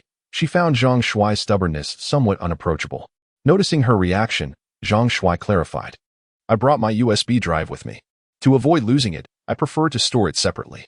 Sun Xiaoya then relaxed and joked, Is the content of that USB drive related to those islands? Zhang Shuai's expression shifted. How did you know? Sun Xiaoya scoffed lightly. It was merely a guess. Seriously, do you really consider that thing a treasure? I'm sorry, I can't assist with that. Even Lin Xiaowen couldn't resist quipping. That's quite the self-incrimination. Only a seasoned veteran could rattle off so many actresses' names. Even I couldn't name that many. Zhang Shuai hastily defended himself. Honestly, I just saw those names online. I have a photographic memory. I remember everything I see. A photographic memory? Is that plausible? The human brain isn't a computer. Such convoluted names would be difficult to memorize, even with rote repetition. However, Sun Xiaoya decided not to expose Zhang Shuai, opting to spare him some dignity. All right. I believe you. Never mind, I misunderstood. After depositing their belongings, the cohort of trainees passed through security, convening in the waiting area. Before long, the electronic display in the waiting area illuminated the roster of candidates for the subsequent round. Zhang Shuai, Sun Xiaoya, and Lin Xiaowen's names were prominently listed, along with their assigned vehicle identification numbers. The group arose and proceeded to the testing grounds. Zhang Shuai located his designated vehicle, entered, and followed the instructions to place his identification card. After verification, the formal examination commenced. Zhang Shuai navigated the assessment with remarkable ease, completing all segments with expeditious efficiency, ultimately achieving a perfect score. Upon completion, Zhang Shuai exited the testing area, retrieved his belongings from the storage locker, and waited for a short while until Lin Xiaowen emerged. Lin Xiaowen ecstatically informed Zhang Shuai that she had failed her initial attempt but had passed on the second try with a flawless score. After a further interval, Sun Xiaoya appeared, equally elated. She confessed that her initial performance was marred by anxiety, but she had secured a score of 90 points on her second attempt, successfully passing the examination. Zhang Shuai quietly listened to the two girls excitedly chattering about their examination experiences. After a while, he reminded Lin Xiaowen, I have the USB drive with me. Could you assist me with it now? Lin Xiaowen replied with a wry smile. Is that all you can think about? Would you like me to download some exquisite and censored resources for you later, so you can feast your eyes on them all at once? Zhang Shuai harbored feelings for Lin Xiaowen and certainly did not want her to misconstrue him as a lecherous individual. Thus, he solemnly asserted, I have told you. I do not indulge in such things. All right. If you don't fancy those, then forget it. If I didn't think you were a decent person and consider you a friend, I wouldn't even offer it to just anyone. Soon after, the three of them exited the examination venue and hailed a taxi, heading straight to Lin Xiaowen's residence. Her home was situated in an affluent district of the city, an impressive standalone villa complete with its own courtyard and even a swimming pool. It was evident that Lin Xiaowen came from a well-to-do family. Zhang Shuai was somewhat astonished. Aside from what he had seen on television, this was his first encounter with such opulence in real life. His limited social circle had never allowed him to meet individuals of this wealth. Lin Xiaowen's mother, Zhou Wei, was at home, a woman in her 40s who maintained an excellent figure and possessed notable beauty, bearing a resemblance to Lin Xiaowen. Upon seeing her daughter return with two friends, Zhou Wei greeted Sun Xiaoya with a warm smile. Xiaoya, is that you? Sun Xiaoya responded dutifully. Auntie, you look increasingly radiant and much younger these days. Zhou Wei beamed. Isn't it so? My confidants have also remarked on the improvement in my complexion, a direct result of practicing the Northern Dipper long fist technique. This martial art is truly remarkable. Since you are on summer break, you should dedicate more time to practicing it. By the way, Xiaowen, who is this young man? Lin Xiaowen responded. This is our good friend Zhang Shuai. He's also taking driving lessons with us at the driving school. Zhou Wei shifted her gaze towards Zhang Shuai, complimenting. Young man, you look quite spirited. Zhang Shuai greeted her with courtesy. Hello, auntie. Zhou Wei nodded and turned to inquire about her daughter's progress. Xiaowen, how did your Module 2 test go? Mom, of course, my test went without a hitch. You promised me that once I get my driver's license, you would buy me a car. You must keep your word. Of course, when has your mother ever deceived you? As soon as you get your license, I will accompany you to look at cars. However, since you are still in school, we shouldn't buy too extravagant a vehicle. We'll limit our choices to those under 500,000. All right, as long as it's a car, I'm not picky. Mom, I'll take Xiaoya and Zhang Shuai upstairs first. Lin Xiaowen exchanged a few words with her mother before leading Zhang Shuai and Sun Xiaoya to her room on the second floor of the villa. Chapter 20. The secret in the USB drive. The villa's decor was exceedingly opulent. Lin Xiaowen's room was quite spacious, featuring a high-end computer on her desk. Upon entering the room, Lin Xiaowen settled into the computer chair and said to Zhang Shuai, Handsome, hand me the USB drive, and I'll help you unlock the password. Zhang Shuai produced a USB drive, and, as he placed it into Lin Xiaowen's hands, he emphasized, You only need to help me unlock the password. Do not open the contents of the USB. Lin Xiaowen shot him an irritated glance and replied, Enough already. I have no interest in the contents of your USB drive. So you need not reiterate. Zhang Shuai awkwardly chuckled twice, observing Lin Xiaowen as she inserted the USB into her computer, followed by a flurry of keystrokes. After a few minutes, Lin Xiaowen extracted the USB and handed it back to Zhang Shuai, saying, There you go, the password has been removed. This USB was merely encrypted in a straightforward manner, easily resolved. You can access it directly now. I did not look at its contents. Zhang Shuai expressed his gratitude. Thank you, Xiaowen. I will treat you to a meal another day. Lin Xiaowen quickly replied, Did you not treat me yesterday? There is no need to be so courteous over such a trivial matter. Nearby, Sun Xiaoya interjected with slight discontent. Handsome, we agreed yesterday that I would treat you. What does it mean that you stealthily picked up the tab? No, we must go out for a drink today to celebrate our successful completion of the second subject exam. I insist on footing the bill. Zhang Shuai sighed. Xiaoya, we already had a meal yesterday. Surely we can skip today? Sun Xiaoya firmly stated, No way. Since you hastily paid yesterday, we must go again today. The dishes at the loft are exquisite, and there are many we have yet to taste. We will dine there tonight, and I shall take care of the bill. You are not allowed to contest me. Zhang Shuai observed Sun Xiaoya's determined demeanor and realized that if he did not attend tonight, she would likely not relent. With a sense of resignation, he replied, All right. What time shall we meet? I will certainly be there. How about 7 o'clock? We shall convene at the entrance of the loft, she suggested, urging everyone not to be late. Lin Xiaowen chimed in, Sounds good, but let's have lunch at my place first. I will have the chef prepare something delicious. Upon hearing this, Zhang Shuai felt overwhelmed. Was it customary for college girls to be so hospitable? Had this been before the transformation of his body, he would have eagerly accepted such an invitation. Now, however, Dining felt like a frivolous expenditure of time and resources. He needed merely to recharge and had no appetite for food. Moreover, his mind was preoccupied with the desire to return home and uncover the secrets concealed within the USB drive. Let us skip lunch. I have some matters to attend to at home. We can meet in the loft this evening, he replied. Understanding Zhang Shuai's need to return, Lin Xiaowen refrained from insisting he stay for lunch. After expressing his apologies to Lin Xiaowen and Sun Xiaoya, Zhang Shuai departed from the Lin residence, hailed a taxi, and returned to his rented accommodation. Once home, he promptly retrieved the USB drive and connected it to his computer. To his delight, he successfully accessed the drive's folder, which contained two subfolders named in a language he did not comprehend. Initially, he had presumed that the USB drive, encrypted by a spy from the island nation, would possess a high level of security, yet it had been so easily unlocked by Lin Xiaowen. At this moment, Zhang Shuai suddenly recalled the time when the female spy had intended to run him over with her car. Upon seeing him evade her, she deliberately threw a black plastic bag in front of him, likely hoping to use his hands to return the stolen secrets to her homeland. Unfortunately for her, she had misidentified her target. Despite his impoverished circumstances, Zhang Shuai would never betray his country for monetary gain. Moreover, during this period, no agents from any state security department had approached him, indicating that the government was unaware that the spy had already transmitted the confidential information. Mistakenly believing that capturing her had sufficed to prevent the leak, the female spy would certainly remain silent, perhaps convinced that Zhang Shuai had successfully relayed the secrets back to her nation. As he opened the first folder, he discovered images accompanied by textual explanations, all written in the language of the island nation, which Zhang Shuai could not comprehend. However, the images left him utterly astonished.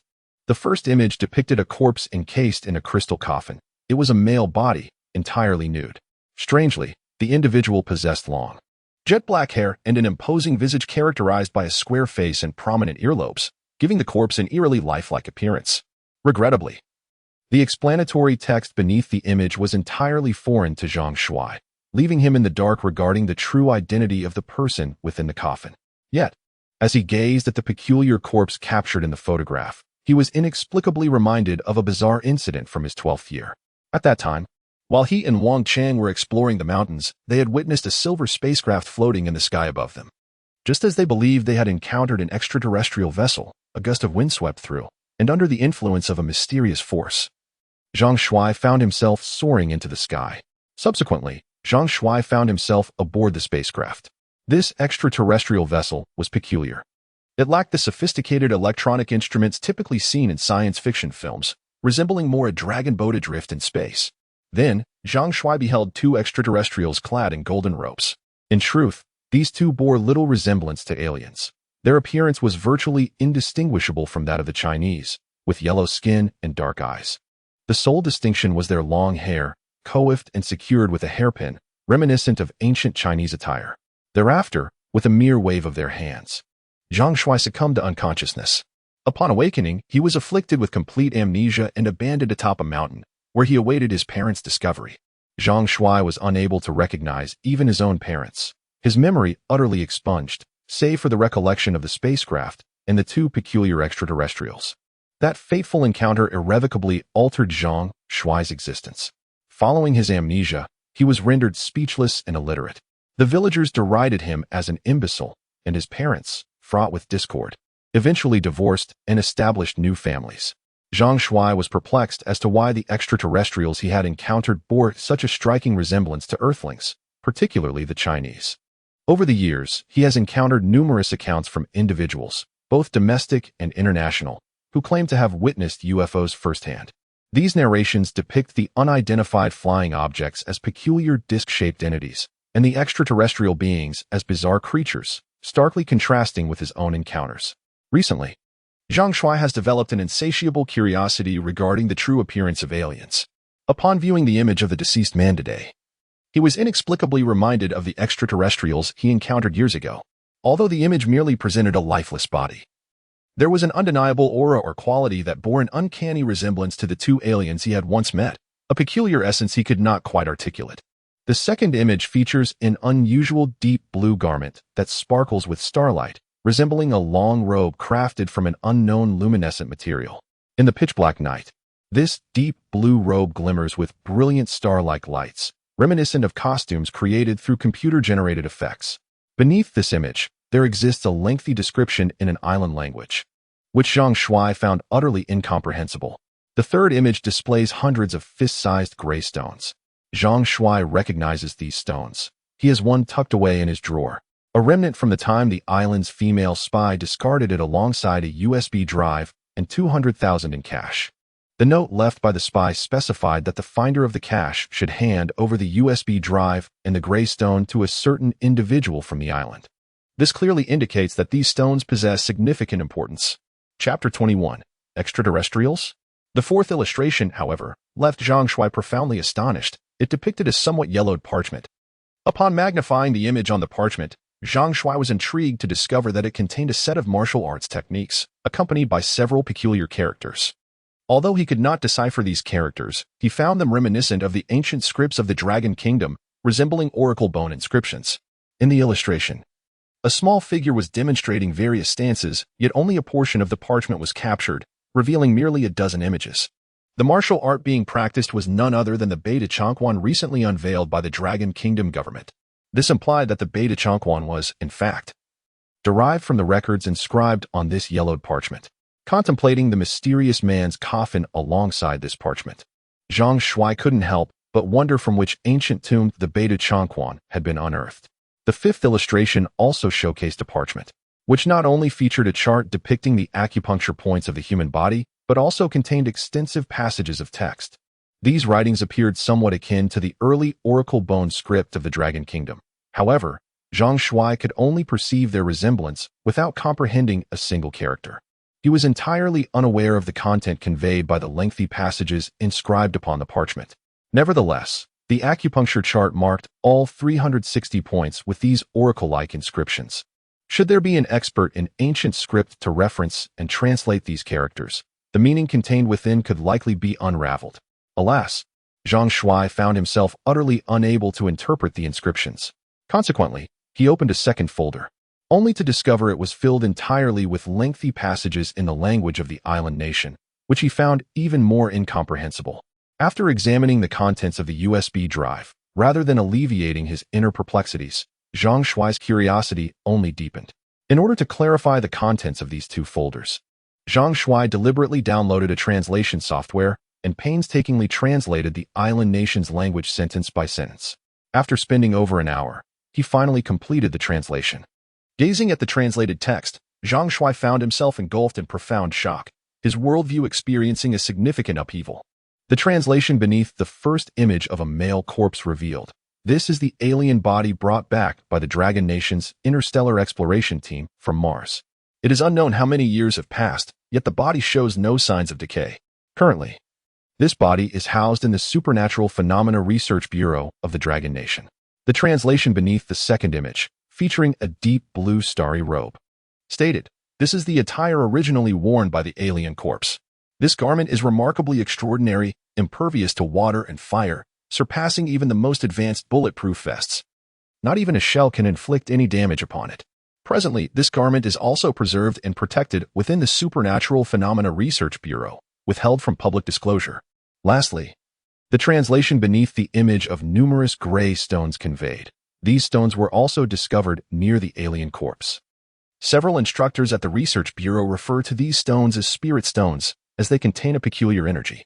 Through cultivation, humans can absorb the extraordinary energy within these stones to become significantly more powerful.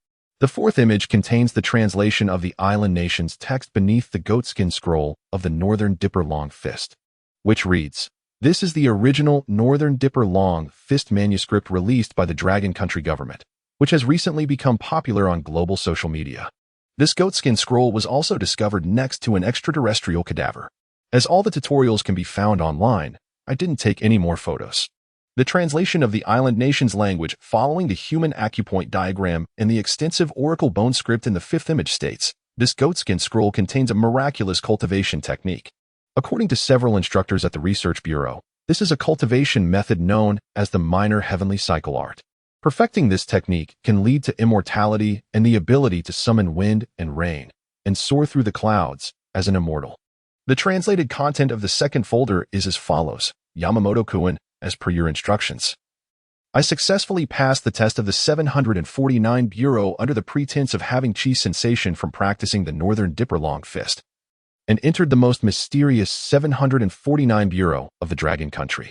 I have finally learned the secrets hidden by the Dragon Country government. In the world today, the Dragon Country's aerospace strength leads all other countries by a wide margin. In reality, the Dragon Country has secretly sent people to land on Mars and discovered astonishing secrets there. Previously, all countries in the world speculated that there must be other intelligent life in the universe, but no country had ever found evidence. Now, the Dragon Country has indeed found evidence.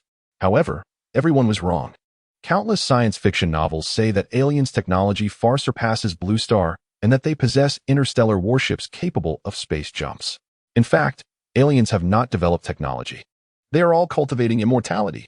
Contrary to our preconceived notions, extraterrestrial life forms bear an uncanny resemblance to humans, particularly those of Chinese descent. Given China's status as the sole civilization on Earth with over 5 millennia of continuous history, I suspect that early Chinese individuals were actually extraterrestrial beings who descended upon this planet. This would account for the unique nature of Chinese civilization, which stands apart from all others worldwide. While no nation officially acknowledges it, among the elite echelons of various countries, Chinese civilization is widely regarded as far more advanced than any other on Earth. Moreover, the Chinese written language is the most elegant and evocative in the world. Indeed, while mythologies exist across various nations, only Chinese mythology possesses a unique quality. The Chinese believe in the power of human determination, encapsulated in the phrase humans can conquer nature. Taoism, a prominent Chinese religion, has long maintained that humans can achieve immortality through cultivation, though the methods for doing so have been lost to time. Now, the Chinese have discovered an ancient cultivators dwelling on Mars, retrieving both the cultivators' remains and the cultivation methods. This explains why the Chinese government publicly promoted the Northern Dipper Long Fist several months ago, encouraging nationwide practice. The aim is to cultivate immortals. If China truly succeeds in creating deities capable of commanding the elements, how can our island nation hope to compete? The island nation has long harbored deep-seated animosity towards the Dragon Country. In recent years, the Dragon Country's national power has surged relentlessly. It is only through our reliance on the nuclear deterrent of the United States that the Dragon Country has been deterred from taking action. However, should the Dragon Country truly cultivate immortals and discover a method to completely nullify the nuclear threat, our island nation will inevitably face retribution from the Dragon Country, and the entire world will fall under its dominion. Therefore, I risked my life to infiltrate the clandestine base of Bureau 749 and photograph the minor circulatory celestial formula. Yamamoto-kun, you must arrange for experts proficient in ancient Dragon Country script to secretly research and translate it. Then, have the youth of our island nation learn and cultivate it. As long as our island nation also possesses immortals, we will no longer need to fear the Dragon Country. When creating this USB drive, I foresaw the possibility of being discovered by the Dragon Country's people. However, even at the cost of my life, for the future of our island nation, I will do everything possible to deliver these files into your hands. Respectfully, Rika Keiko. Zhang Shuai remained in a daze for a long time after reading the contents of the USB drive. His upbringing had taught him to believe in science and not to indulge in superstition. But what was happening now? Even cultivators had emerged, and cultivation techniques existed. If extraterrestrials were truly cultivators, then the dragon boat-like spacecraft he and Wang Chang witnessed in their childhood might have been nothing more than a cultivator's magical artifact, rather than an unidentified flying object. And his amnesia might have been caused by those two cultivators using a soul-searching technique similar to those in cultivation novels, completely imprinting his memories. Chapter 22.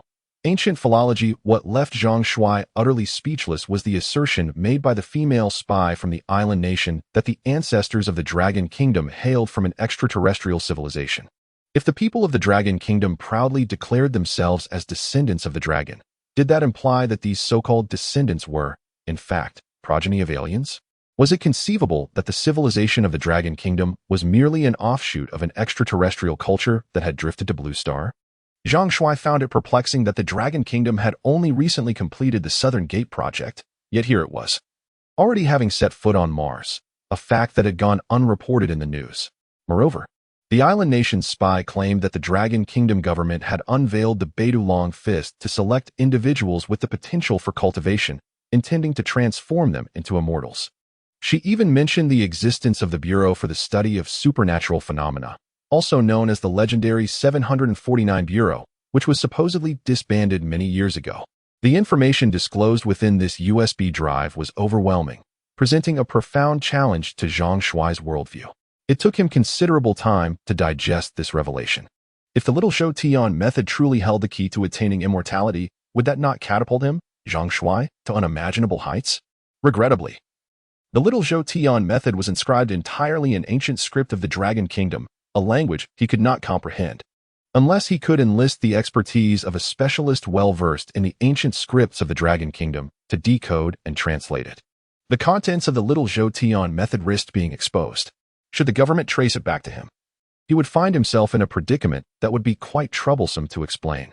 However, with the enigmatic Zayas Hushin technique within his grasp, Zhang Shuai felt a profound reluctance to let such an opportunity slip away. For him, a denizen of the lower strata of society, this might represent the most auspicious chance to alter his destiny. Since being spurred by Yimanqiu, a fervent desire to prove himself had taken root in Zhang Shuai's heart. After much deliberation, Zhang Shuai resolved to dedicate himself to deciphering the ancient script of the Dragon Kingdom. He believed that with sufficient time and effort, he could undoubtedly unravel the cultivation method of the Zayas Hushin technique. Noticing that the appointed time for the evening's dinner was still distant, Zhang Shuai sought out resources online, such as the evolutionary progress of ancient Dragon Kingdom script, the origins of Dragon Kingdom writing, ancient writing studies, introduction to epigraphy, Shu and Jiezi, and an outline of ancient Dragon Kingdom writing, a dozen specialized books in all. Zhang Shuai downloaded these courses onto his phone, preparing to devote time to their thorough study. Once downloaded, he began with the origins of Dragon Kingdom writing, gradually acquainting himself with the origins of Dragon Kingdom hieroglyphs. Zhang Shuai had always been a person of perseverance and tenacity. After losing his memory at the age of 12, he never returned to school, and all of his knowledge was acquired through self-study. He had studied elementary, middle, and high school subjects, and even some university-level material. In fact, in terms of genuine knowledge, he might not be inferior to the average college student. However, he was, after all, self-taught, without teachers or diplomas, which was the primary reason why Zhang Shuai had difficulty finding good employment. At present, despite the tedious nature of the knowledge regarding the evolution of ancient scripts, Zhang Shuai musters the patience to delve into it for the sake of his dream of cultivation. Naturally, to fully and accurately decipher the small Zhou Tian formula, one must attain a considerable mastery of ancient characters, a feat that cannot be accomplished overnight. It may require months or even years of diligent study. By 6:30 in the evening, Zhang Shuai hailed a taxi once more to the Loft restaurant. Upon his arrival, he found Sun Xiaoya and Lin Xiaowen already awaiting him at the entrance. A radiant smile adorned Sun Xiaoya's face as she spotted Zhang Shuai. Zhang Shuai, you are remarkably punctual, arriving just on the dot. Zhang Shuai took a moment to appreciate the two ladies, who had clearly put considerable effort into their appearance. Sun Xiaoya wore a form-fitting black dress that accentuated her alluring figure, her legs clad in black stockings and high heels, drawing the eye. In contrast, Lin Xiaowen exuded a fresh and innocent charm, her delicate features framed by a ponytail, dressed in a cream-colored dress that radiated youthful exuberance. Apologies for the delay. I was caught in traffic, but thankfully, I am not late, he explained. No worries. Xiaoya and I just arrived a short while ago. Come, let us ascend to the second floor and find a private room, Lin Xiaowen suggested. The trio made their way upstairs and once seated, Sun Xiaoya prompted Zhang Shuai and Lin Xiaowen to order. Zhang Shuai casually selected 2 dishes, 1 meat and 1 vegetable, while Lin Xiaowen opted for a single green dish. Observing this, Sun Xiaoya took the menu back and added several more items, playfully admonishing Zhang Shuai. Zhang Shuai, you must not insist on paying the bill today, otherwise, I shall be quite upset. Zhang Shuai chuckled. Rest assured, I certainly won't be vying to foot the bill today. As usual, an order of Wusu beer was placed, with Sun Xiaoya and Lin Xiaowen each consuming only a bottle, the remainder being Zhang Shuai's. The trio dined and conversed, Zhang Shuai primarily listening as Sun Xiaoya and Lin Xiaowen recounted amusing anecdotes from their university days. Xiaowen, that persistently phone from the student union who has been pursuing you relentlessly, have you no inclination to accept his advances? I harbor no affection for him. It's quite exasperating. He is excessively conceited, presuming that everyone must be enamored with him. Despite my repeated rejections, he persists in his relentless pursuit, which is thoroughly vexing. Isn't Li Feng quite admirable? He stands at an impressive 1 meter 87, tall and handsome, and is a member of the school's basketball team. Rumor has it that he is among the top 10 most attractive male students, as privately ranked by the female students. How can you not find him appealing? Lin Xiaowen responded, I feel no spark of attraction towards him, nor do I perceive him as particularly handsome. Actually, at this juncture, Lin Xiaowen glanced at Zhang Shuai and remarked, strictly speaking, he is not as handsome as our Zhang Shuai, merely in terms of physical appearance. Zhang Shuai surpasses him in attractiveness. Upon hearing the conversation between the two women veer towards him, Zhang Shuai interjected, please refrain from involving me in your discussions. Although my name is Zhang Shuai, I am acutely aware that I do not qualify as a handsome man. Sun Shaya responded playfully, you don't consider yourself handsome? It would be challenging to find many male students at our school who surpass you in attractiveness. If you doubt me, inquire with Xiaowen. Xiaowen possesses the most discerning eye.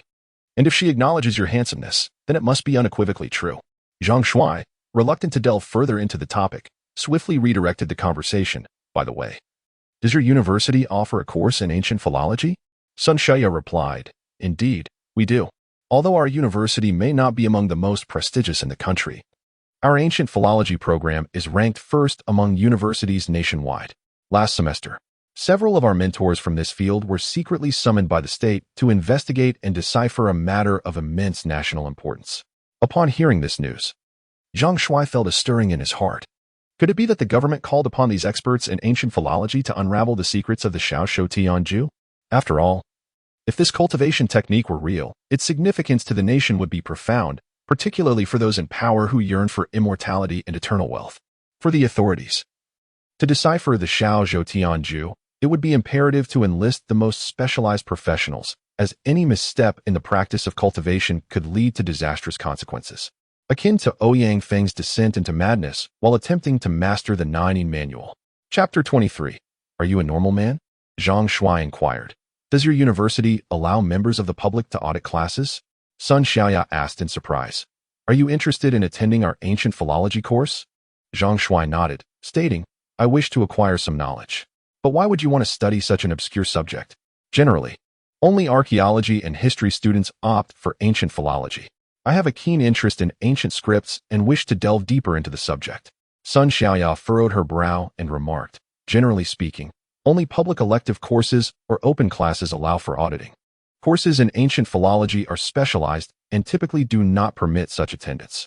Zhang Shuai felt a twinge of disappointment, as he had initially intended to audit a course in ancient philology at the university. At that moment, Lin Xiaowen interjected, it's not entirely impossible. One merely needs to contact the instructor in advance. Typically, as long as you possess a genuine passion for the subject, the instructor would be amenable to allowing you to audit the class. If all else fails, you could also pay a nominal fee to register as an auditing student, which is not a difficult task. Zhang Shuai understood that if he had the financial means, this matter would be easily resolved. In today's pragmatic society, there are few issues that cannot be addressed with money. It appears he must devise a way to earn some funds. Although he unexpectedly acquired 200,000 from the hands of that island nation's female spy, he had already expended over 20,000 on debts, clothing, and applying for a driver's license during this period. The remaining amount would scarcely suffice for a decent vehicle, and it was likely that pursuing cultivation would also require considerable financial investment. Thus, he needed to find a way to make some money. Presently, the only swift method he could conceive of for earning money was to participate in fighting competitions. Although Zhang Shuai had yet to embark on his cultivation journey, his strength had already surpassed human limits after practicing the Beta Long Fist, making him a strong contender for the championship in any fighting competition. In truth, if Zhang Shuai were to participate in the Olympics, he would undoubtedly secure numerous gold medals for the Dragon Nation. However, under the current system of the Dragon Nation, given his age, it is exceedingly difficult for Zhang Shuai to join the national team and represent the country in competitions. Moreover, he lacks the desire to overly showcase his abilities. As the saying goes, fame can be a double-edged sword. Although he possesses remarkable talent, he is still merely flesh and blood, unable to contend with the might of firearms. The prospect of being captured and turned into a test subject is far from appealing. Seeing Zhang Shuai remain silent, Lin Xiaowen spoke up, Zhang Shuai, if you truly wish to study ancient scripts, I can assist you in seeking permission from our school's administration to enroll as an auditing student. Once summer break concludes, you can join us at school. Sun Xiaoya's eyes sparkled with excitement upon hearing this, and she chimed in. Indeed, Zhang Shuai, Xiuwen's uncle is the vice principal of our school. With her assistance, you can surely become an auditing student, and we can enjoy our time together at school. After a moment of contemplation, Zhang Shuai replied earnestly, Very well. I sincerely appreciate your help, Xiuwen. Should the opportunity arise in the future, I shall repay this kindness. In order to swiftly decipher the contents of the Xiao Zhou Tianju, Zhang Shuai must systematically study the relevant knowledge of ancient scripts to ensure accuracy. Lin Xiuwen smiled and said, No worries, we have known each other for quite some time, and we've practiced driving together at the driving school. Besides, you are the man Xiaoya admires. It is only fitting that I lend a hand. Our school year begins on September 5th, and with just over a month remaining, we can plan to go to school together when the time comes. Satiated and slightly inebriated, Sun Xiaoya and Lin Xiuwen proposed a leisurely stroll through the civic plaza. Zhang Shuai, though eager to delve into his studies of ancient scripts, found himself unable to decline the lady's request and acquiesced to accompany them. Following Sun Xiaoya's settlement of the bill, the trio embarked on a brief, amicable walk to the Qingshui Civic Plaza, situated in the heart of the city. The plaza was encircled by towering edifices, their lights painting a vibrant cityscape. Despite Qingshui's status as a tertiary city, it had flourished alongside the nation's economic growth. The Civic Plaza, in particular, was a lively hub, its central fountain orchestrating a dazzling spectacle of illuminated water, captivating both adults and children. Adjacent to the west lay a petite urban park, its pathways lined with benches occupied by citizens seeking respite from the evening heat. As the trio meandered deeper into the park, renowned as a haven for youthful rendezvous, Zhang Shuai observed numerous couples entwined in amorous embraces, some even sharing ardent kisses. Visibly discomfited by this intimate display, Zhang Shuai quickened his pace, noticing Sun Xiaoya and Lin Xiuwen casting surreptitious glances his way, their eyes hinting at unspoken sentiments. Soon, the trio emerged from the park's opposite exit and found themselves on a bustling street. Sun Xiaoya suddenly inquired, Zhang, have you ever been in a romantic relationship? Zhang, with a hint of self-deprecation, replied, No, my family is quite impoverished, and romance requires expenditure. I lack the means to pursue such matters, and besides, no girl seems to take an interest in me. Why don't we give it a try? I won't spend your money. Here we go again. Did we not agree to refrain from discussing this topic for the time being? Zhang felt a slight headache.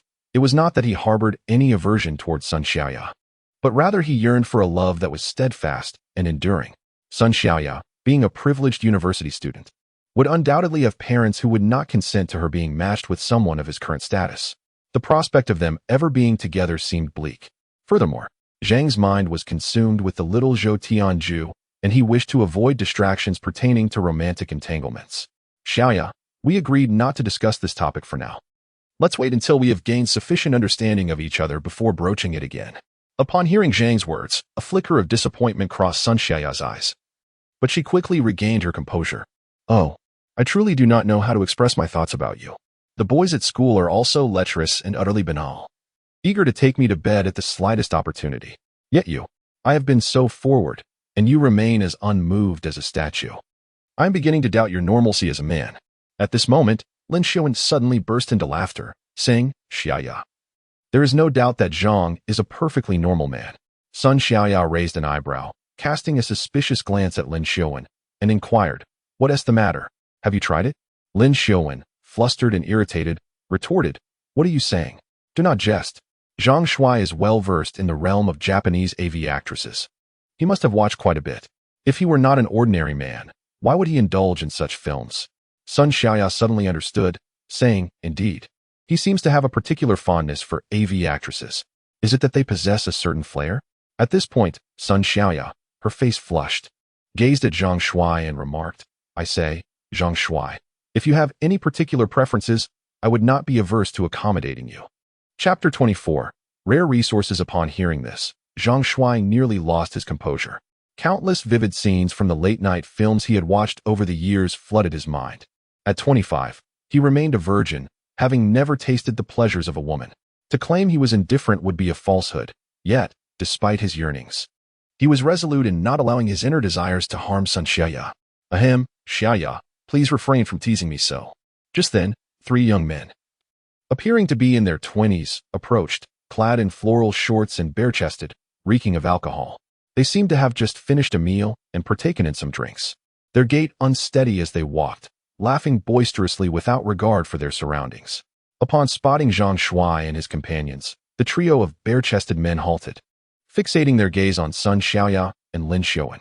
Ah, this fellow certainly possesses charm, escorting 2 stunning beauties. I must inquire, my friend, can you truly manage such a feat alone? Let us negotiate, shall we? How much would suffice to allow us 3 brothers to partake in the enjoyment? Surely, 2,000 yuan would be adequate, wouldn't it? Upon overhearing the vulgar remarks of the 3 men, Sun Xiaoya could no longer contain her fury, exclaiming, "Mind your language. Don't let a bit of alcohol cloud your judgment." The tallest among the 3 chuckled with a hint of malice. Well, this fiery lady has some spirit. I quite admire that. How about 2,000 for a night of your company, my dear? Sun Xiaoya retorted fiercely, "Get lost." The 3 shirtless men, incensed by her response, advanced aggressively. One attempted to grasp Sun Xiaoya, but his hand was caught firmly by Zhang Shuai before he could reach her. Zhang Shuai, possessing immense strength, was cautious not to apply excessive force, yet the man felt as though his hand were trapped in a vice, howling in pain. "Ah, it hurts. Please let go." The man's companions, displaying loyalty, rushed forward, cursing as they approached. One swung a fist towards Zhang Shuai's face while the other aimed a kick at his abdomen. In a swift and decisive motion, Zhang Shuai executed a lightning-fast kick, countering both attacks with precision. Bang! Upon their initial confrontation, the 2 men were impacted with the force akin to being struck by a lorry. Their bodies propelled several meters before collapsing onto the ground, writhing in agony and struggling to rise. Subsequently, Zhang Shuai released the hand of the man before him, who immediately crouched down, clutching his hand and shaking it vigorously, seemingly in considerable pain. Zhang Shuai scoffed, warning, "Should you dare to speak recklessly again, I would not hesitate to cripple you." As the adage goes, a single move reveals the expert. Zhang Shuai's actions were reminiscent of a celestial thunderclap, swiftly subduing the 3 men. By now, the effects of alcohol had dissipated, and recognizing the formidable opponent they faced, they feigned unconsciousness on the ground, refraining from further aggression. Zhang Shuai refrained from further engagement, mindful of the potential legal ramifications of physical altercations in contemporary society. Noticing Sun Xiaoya and Lin Xiuan gazing at him in astonishment, Zhang Shuai offered a faint smile, stating, "Let us depart. I shall escort you to a taxi for your journey home." Sun Xiaoya and Lin Xiuan trailed behind Zhang Shuai, crossing to the opposite side of the road. "Zhang Shuai, have you undergone martial arts training? Your combat prowess is astonishing, akin to that of a martial arts virtuoso in films." "Nay, I have merely practiced the Northern Dipper Fist for a period. This Northern Dipper Fist is by no means simple. Should you persevere in its practice, you shall undoubtedly reap unforeseen benefits." At that moment, spotting an approaching taxi, Zhang Shuai beckoned, hailing the vehicle. Subsequently, he assisted the 2 women into the taxi, instructing the driver to ensure their safe conveyance home. Once the taxi departed, Zhang Shuai hailed the next one to return home. After arriving, he luxuriated in a refreshing bath and was just beginning to delve into ancient texts in bed when a friend request popped up on his WeChat. Upon inspection, he discovered the request was from a user named Axiu, with the verification message, "Handsome Zhang, it's me, Lin Xiuan." The accompanying notification indicated, added via the driving practice group chat. Zhang Shuai found this peculiar.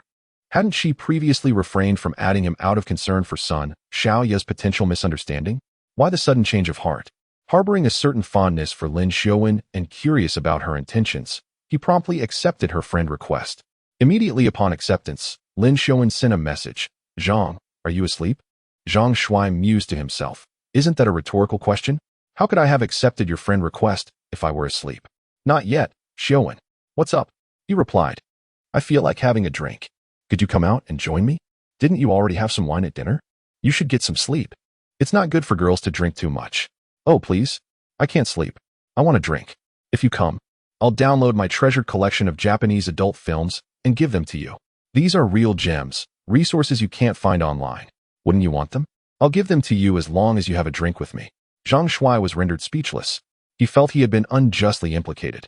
as both girls seemed to believe he had a penchant for such material. Alas, since the matter is beyond redemption, there is no need to attempt to salvage my reputation. I shall not bear this infamy in vain. I must investigate the purported rare resources. Where might they be located? Bring the USB drive containing the resources, transmit the coordinates, and I shall arrive forthwith. Presently, Lin Xiaowen dispatched the location, a tavern named 9527.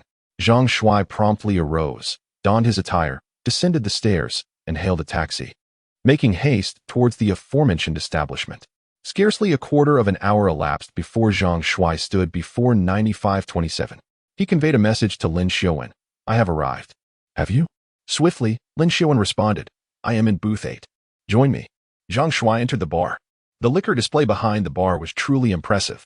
Beneath the neon lights, an array of whiskeys and cocktails adorned the wall behind the counter. A pair of youthful, fashionable bartenders were concocting drinks, and a band was performing heavy metal rock on stage. After a brief search, Zhang Shuai located booth 8, opened the door, and stepped inside. Upon entry, Zhang Shuai was taken aback. Lin Xiaowen had undergone a transformation, both in attire and demeanor. During their earlier meal, she had resembled a pure and endearing student. But now her aura had undergone a metamorphosis, as if she were an entirely different person. She was adorned in a white camisole and a mini-skirt, her face adorned with meticulous makeup. She gazed at him with a charming smile, her poise captivating and alluring. Her shoulders were delicately sculpted, her waist slender, her lips a sensual crimson. She possessed a petite, refined nose, and her long hair cascaded over her shoulders. Beneath the subtle blue eyeshadow, the slightly arched eyebrows and corners of her eyes exuded an indescribable seductive charm. Startled momentarily, Zhang Shuai was taken aback by Lin Xiaowen's transformation, finding her allure even surpassing that of Sun Xiaoyao when adorned. Xiaowen, what prompted this makeover? With a radiant smile, Lin Xiaowen inquired, do you find this ensemble pleasing? Does it not project an air of increased maturity? Chapter 25, The Sensation of Electrification. Zhang Shuai responded with a wry smile. In truth, while this attire undoubtedly possesses a greater allure for men, I remain partial to your simpler, more innocent presentation. By the way, what of the rare resources you promised? Lin Xiaowen retorted playfully. So, your thoughts are consumed by Japanese AV actresses, are they? Come, partake in a drink with me first. Once we've emptied the table of its libations, I shall relinquish the cherished USB drive into your possession. Zhang Shuai surveyed the array of beverages adorning the table within the private room. A bottle of cognac brandy, a pair of meticulously crafted cocktails, a modest case of beer, and a selection of light refreshments. Resignedly, he seated himself to indulge in a drink with Lin Xiaowen. Zhang Shuai, I implore you, do not divulge to Sun Xiaoya that you are keeping me company over drinks. I fear she may misconstrue the situation. Misconstrue what, precisely? It is merely a convivial exchange of drinks. Refrain from implying that we are engaged in some clandestine affair. Amused, Lin Xiaowen cast a provocative glance at Zhang Shuai, retorting, illicit encounters possess a certain thrill, do they not? Would you dare to partake? With a touch of exasperation, Zhang Shuai retorted, I am bereft of a girlfriend. From whence would I pilfer affection? Is Sun Xiaoya not your paramour? Nay, she and I are merely casual acquaintances. When I seek a girlfriend, it is with the intention of matrimony. She is a university student. I am ill-suited for her, and her parents would never countenance her union with me. Lin Xiaowen scoffed. What era are we in? Your thinking is still so traditional. You must be part of the post-2000 generation, yet your mindset is as antiquated as those born in the 1980s. Do you not comprehend the concept of marital freedom? If two individuals genuinely love each other, not even her parents can thwart their union. Zhang Shuai replied, a marriage lacking the blessings of family and parents is unlikely to be a happy one. You remain sheltered within your ivory tower as a student, oblivious to the realities of this society. Lin Xiaowen countered, it's merely a relationship. There's no necessity for marriage. The girl herself is indifferent to that. Are you, a grown man, truly afraid of losing out?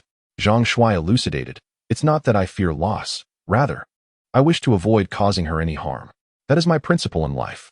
Lin Xiaowen sighed. It's astonishing that in today's world, there are still men with such outdated views. You are a rare find. Zhang Shuai's life diverged significantly from that of an ordinary individual. Although he was 25 this year, a traumatic event at the age of 12 resulted in complete amnesia, rendering him a fool in the eyes of the villagers. He subsequently spent no less than 7 years relearning to speak and acquire knowledge. Coupled with his struggle with depression, he had minimal interactions with women. His time in the city has barely spanned 6 months, meaning most of his understanding of the world has been gleaned from the internet. His experiences are regrettably limited. By the way, I've heard that contemporary girls are generally quite open-minded. Are the female students at your university also quite liberated? Lin Xiaowen replied nonchalantly. That's quite normal. During my high school years, many girls were already in relationships, and in university, there are even more. Will being in a romantic relationship lead to cohabitation? Lin Xiaowen gazed at Zhang Shuai incredulously. Isn't that an obvious question? When in a relationship, are we to play house like children? So, how many boys have you been with? Just as Lin Xiaowen raised her glass, Zhang Shuai's inquiry nearly caused her to spit out her drink.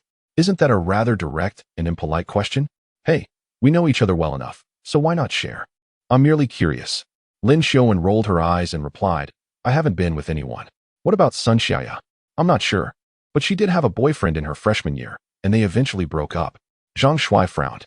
That must mean she has been with someone. That makes it even less acceptable for me. I should find a virgin. Lin Xiaowen pointed at Zhang Shuai, exasperated. Your views are exceedingly traditional. In this day and age, not many people care whether their girlfriend is a virgin. Xiaya has been remarkably reserved. Having only dated one person, are you truly going to be so picky? Zhang Shuai responded. I'm not being picky. I simply wish to find a pure and clean wife. Lin Xiaowen retorted, your standards for women are so stringent. What about your own? Are you a virgin? If not, what right do you have to demand that your girlfriend must be one? Zhang Shuai replied, I am. I have never even held a girl's hand. Lin Xiaowen suddenly chuckled, remarking that at 25, Zhang Shuai's lack of experience with women was pitiable. In a gesture of camaraderie, she offered him the fleeting experience of touching a woman's hand to savor the sensation. Thereupon, Lin Xiaowen extended her hand and clasped Zhang Shuai's. Her hand was exquisitely shaped, with slender fingers as tender and white as verdant scallions, lustrous and delicate, akin to the finest mutton-fat jade. Its form was petite and elegant, the palm yielding and smooth. As boneless as it was supple, a truly singular tactile experience. This was the first time Zhang Shuai had ever touched a woman's hand, and he felt an involuntary quickening of his pulse. Unbidden, images of adult scenes from Japanese AV films surfaced in his mind. Ah! Lin Xiaowen exclaimed abruptly, shaking her hand vigorously, as if stung by a needle. Zhang Shuai, taken aback, inquired, what's wrong? Why such a strong reaction? After a moment, Lin Xiaowen regained her composure, regarding Zhang Shuai's hand with suspicion. I felt as if your palm was electrified, she said, puzzled. I was caught off guard and felt as though I had been struck by an electric current. It startled me. Zhang Shuai's jaw dropped in astonishment as an improbable notion took root in his mind. Could it be that his hands were unconsciously emitting electricity? It is important to note that his body has undergone a transformation. He no longer requires food or water, but instead, he merely needs to recharge to replenish his energy. However, he had never contemplated the possibility of being able to emit electrical currents. Imagine if he could indeed control electricity. How convenient it would be to send a jolt to anyone who feels unwell, or to recharge a phone directly when its battery is depleted. Observing Zhang Shuai's astonished expression, Lin Xiaowen felt a sudden flush creeping across her cheeks. Having read numerous romance novels in the past, she had encountered numerous instances where the female protagonists experienced an electrifying sensation during intimate moments with their male counterparts. Each time she came across such scenes, she dismissed them as exaggerated fabrications by the authors. Yet today, as she held Zhang Shuai's hand, she found herself genuinely experiencing that electric thrill. Could it be that the sensations described in those romance novels held truth? Did a girl truly feel a spark when she touched a man who stirred her emotions? At that moment, Lin Xiaowen's gaze towards Zhang Shuai shifted, her heartbeat accelerating unconsciously. In an attempt to ascertain whether her earlier experience was merely an illusion, she grasped Zhang Shuai's right hand once more, their palms meeting and fingers intertwining. Zhang Shuai's hand was large and warm, emanating a distinctly masculine aura that captivated Lin Xiaowen entirely. Soon, Lin Xiaowen once again experienced that electrifying sensation, as a faint current surged from the palm of her hand into his. Upon entering her body, this current caused Lin Xiaowen to involuntarily tremble, her entire being quivering with a delightful shiver. In that moment, she felt as if her body had awakened, becoming extraordinarily sensitive, as a primal desire surged forth from her very core. Chapter 26. The girlfriend. Before Zhang Shuai could fully comprehend the situation, Lin Xiaowen suddenly leaped into his embrace. Soft as jade and fragrant as blossoms, she enveloped him completely. At that moment, Zhang Shuai was utterly bewildered, unsure of where to place his hands, ultimately resorting to encircling Lin Xiaowen's arms.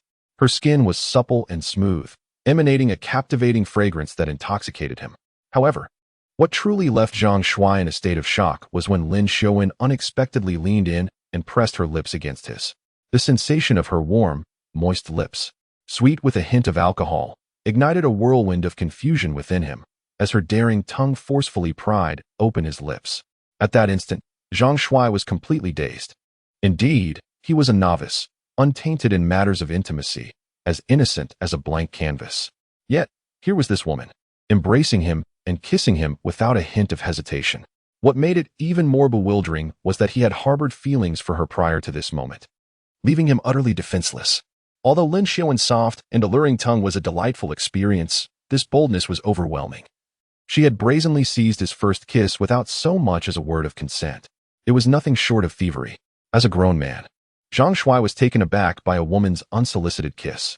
This was unacceptable, a significant blow to his pride, which he was determined to restore. A counterattack was imperative. In that instant, Zhang Shuai resolutely embraced Lin Xiaowen's delicate form, transforming defense into offense, his tongue initiating a fervent advance. Lin Xiaowen experienced a jolt of electrifying sensation emanating from Zhang Shuai's tongue, sending shivers down her spine. Her heart raced, and her entire being dissolved into a state of languid surrender within Zhang Shuai's robust embrace. After an extended interlude, they parted. Lin Xiaowen's face was flushed with crimson as she hastily composed her disheveled hair and attire, assuming an upright posture. Zhang Shuai, this was an unforeseen incident. Please don't dwell on it. Zhang Shuai declared with gravity, this was no accident. You were the instigator. Very well. Let's assume I was the one who initiated it. I was inebriated and acted imprudently. Please don't hold it against me. Erase this incident from your memory as if it never transpired. It must never reach Sun Xiaoya's ears. If she were to discover this, I would forfeit our friendship. Zhang Shuai affirmed with solemnity, I cannot forget. How could I possibly forget? I am resolute. From this moment forward, you are my girlfriend.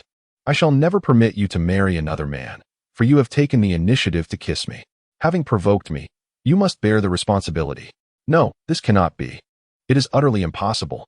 Should Sun Xiaoya learn of this, she would accuse me of stealing her man, which is simply unacceptable. Stealing her man? I share a platonic relationship with her.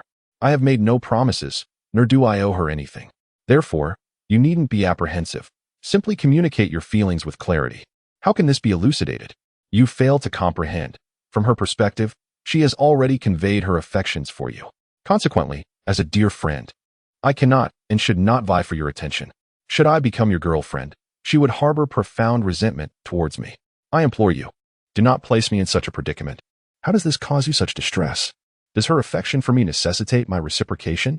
Very well. If you are hesitant to speak with her, allow me to do so. I shall inform her that it was I who pursued you. Would that be acceptable? That would also be untenable. Even if you were to claim that you pursued me, as her friend, it would be unconscionable for me to accept your advances. If that is unacceptable, and this is unacceptable, what course of action do you propose? We must conduct our relationship clandestinely, at least until we graduate from university. At that juncture, revealing our romance would be far more palatable. Zhang Shuai expressed his helplessness. Does that not entail a 2-year wait? 2 years shall pass with great alacrity. Zhang Shuai emphasized with some trepidation. You must not associate intimately with any other man. You shall be mine alone.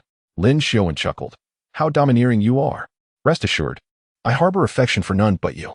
In truth, it is not solely Sun Xiaoya who is enamored with you. My heart, too, holds affection for you. Otherwise, I would not have invited you out for drinks. Once clarity of expression was achieved, Zhang Shuai's demeanor transformed remarkably. He has now entered into a romantic relationship, albeit one that remains undisclosed for the time being. Nevertheless, it is a definitive connection. Zhang Shuai, savoring the sweetness of affection, embraced Lin Xiaowen and showered her with fervent kisses. The two nestled together in a warm embrace, reluctant to part ways even as time slipped away. Eventually, after a tender farewell, Zhang Shuai hailed a taxi for Lin Xiaowen before catching a cab himself to return home. From that day forward, apart from attending driving school, Zhang Shuai dedicated his time either to conversing with Lin Xiaowen exchanging declarations of love and longing, or delving into the study of ancient scripts. His days were filled with purpose and fulfillment. In terms of driving, Zhang Shuai exhibited remarkable aptitude. The instructor needed only to demonstrate a maneuver once for him to master it effortlessly. This astonishing ability earned him the instructor's unreserved praise, who declared that among the many students he had taught, Zhang Shuai possessed the most exceptional talent for driving. Had he already obtained his license, he would have been perfectly capable of navigating the roads, potentially surpassing the skills of many seasoned drivers. 10 days later, during the driving test for the third subject, Zhang Shuai, along with Sun Xiaoya and Lin Xiuwen, successfully passed. The following day, he undertook the fourth subject test and obtained his driver's license. With the license in hand, Zhang Shuai was eager to purchase a car. After considerable deliberation on a car-buying app, and given his modest budget, he ultimately decided on an electric vehicle, the price of which was a mere 14,000, a sum he could readily afford. When he shared this news with Lin Xiuwen, she surprisingly offered to contribute some funds to help him acquire a better gasoline-powered vehicle. Although cognizant of Lin Xiuwen's affluent background, Zhang Shuai demurred at the notion of availing himself of her financial resources. Consequently, he respectfully declined her proposition and proceeded to the Biguandi dealership within the auto precinct. There, he remitted a deposit of 2,000 yuan to secure a Biguandi electric vehicle. With a range of 400 kilometers, the vehicle would adequately serve Zhang Shuai's needs.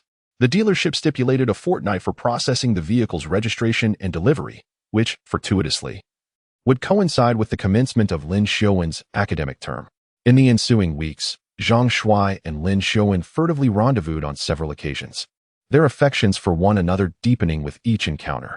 However, their dalliances remained confined to embraces and kisses, with Lin Xiuwen exhibiting a particular fondness for osculation, often engaging in protracted kisses that left her flushed and palpitation. Nevertheless, a quandary beset Zhang Shuai. The expenses incurred during their dates, encompassing meals and libations, were not insubstantial. Despite Lin Xiuwen's affluence and willingness to defray the costs, Zhang Shuai steadfastly refused to permit her to do so. Having discerned Zhang Shuai's obstinate nature over time, be it attributable to pride or ingrained machismo, Lin Xiuwen ultimately elected to honor his preference. Chapter 27. Overwhelmed with favored dating, by its very nature, entails expenditure. Zhang Shuai's financial reserves were limited. After deducting the vehicle's down payment, his remaining funds amounted to less than 30,000 yuan. Seizing a temporary respite, Zhang Shuai contemplated avenues to augment his financial resources, anticipating his attendance at ancient script lectures alongside Lin Xiuwen and her cohort upon the commencement of the academic term. The exigencies of his current expenditures rendered the longevity of his present pecuniary reserves uncertain. A man's confidence, he mused, is invariably bolstered by a tangible financial foundation. After careful deliberation, Zhang Shuai resolved to participate in pugilistic and combative contests as a means of expediting his income, deeming it the most expeditious method available. Cognizant of Lin Xiuwen's potential apprehension, he refrained from divulging this determination to her. Lacking established channels for participation in such contests, Zhang Shuai remained undeterred. In Qingshui City, a renowned combat establishment, Tianli Fighting Arena boasted a roster of participants in diverse national boxing and grappling tournaments. Zhang Shuai aspired to present himself at Tianli Fighting Arena, with the hope of securing remunerative engagements in the ring. Tianli Fighting Arena, situated in the western periphery of Qingshui City, encompassed an expansive area exceeding 8,000 square meters. Renowned throughout the Dragon Kingdom, it held a distinguished position among combat clubs, having achieved laudable placements in several prominent martial arts competitions. On this particular morning, Zhang Shuai availed himself of vehicular transport to Tianli Fighting Arena. Upon his arrival at the security checkpoint, the gatekeeper, presuming Zhang Shuai's intention to enroll in martial arts instruction, proffered him a syllabus of available courses. Zhang Shuai glanced at the myriad of instructional courses available at the Tianli Combat Academy, which ranged in fees from 2,000 to 10,000 yuan. There were short-term classes lasting 2 weeks, as well as long-term courses extending over 3 months. It seemed that running a combat academy could indeed be quite lucrative. With a sufficient number of students, the enrollment fees alone would yield a substantial income over the course of a year. However, Zhang Shuai was not there to enroll in combat training. Given his current prowess, there was little need for him to practice. Apologies, but I am not here to register for combat training. I wish to enter the Tianli Combat Academy to participate in various national and international competitions. I would greatly appreciate your assistance in introducing me to the Academy's director, he requested.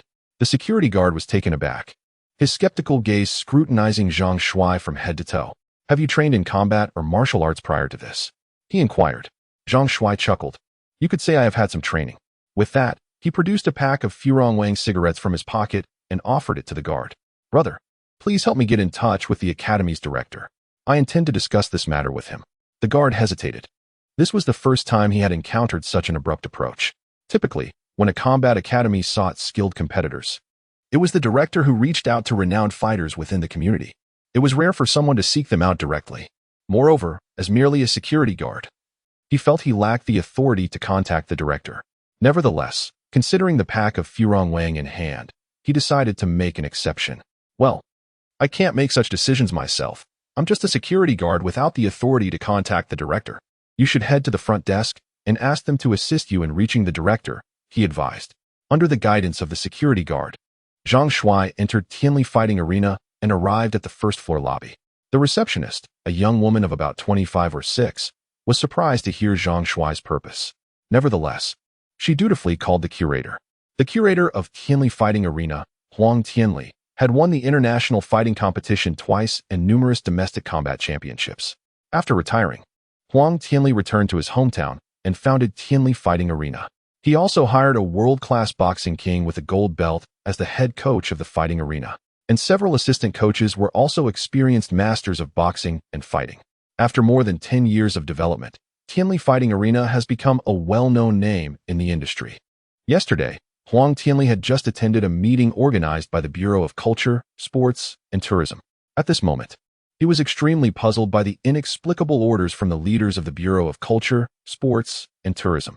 He had just spoken on the phone with several colleagues who run fighting clubs and found that almost all colleagues who run martial arts halls, boxing gyms, and fighting halls had received tasks from the Bureau of Culture, Sports, and Tourism. What is the state trying to do?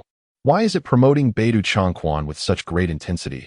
And why is it holding the first Longhua Beidou Chongquan Martial Arts Grand Prix? Moreover, the government will provide large bonuses to support and reward it. This has never happened before, so Huang Tianli can't figure it out. What puzzled Huang Tianli even more was the government's emphasis on this matter, which was simply beyond his imagination. The Bureau of Culture and Sports tasked Huang Tianli with instituting Beidou Chongquan martial arts courses at his fighting gym in Qingshui City. This presented no real issue, as adding a new course was a minor matter for the gym. However, the Bureau also mandated that Tianli Fighting Gym organize and host the Qingshui City Beidou Chongquan Martial Arts Grand Prix preliminary competition. They even subtly indicated that Tianli Fighting Gym was chosen to organize the event because such martial arts competitions were not yet suitable for government leadership. Nevertheless, the government would soon dispatch personnel to be secretly stationed at Tianli Fighting Gym to assist Huang Tianli in organizing the competition and completing the task. This was the most perplexing and unnerving aspect for Huang Tianli. His establishment was merely a fighting gym, not a crucial high-tech enterprise or an essential industry concerning energy and public welfare. The notion of the government sending personnel to reside in his gym seemed preposterous.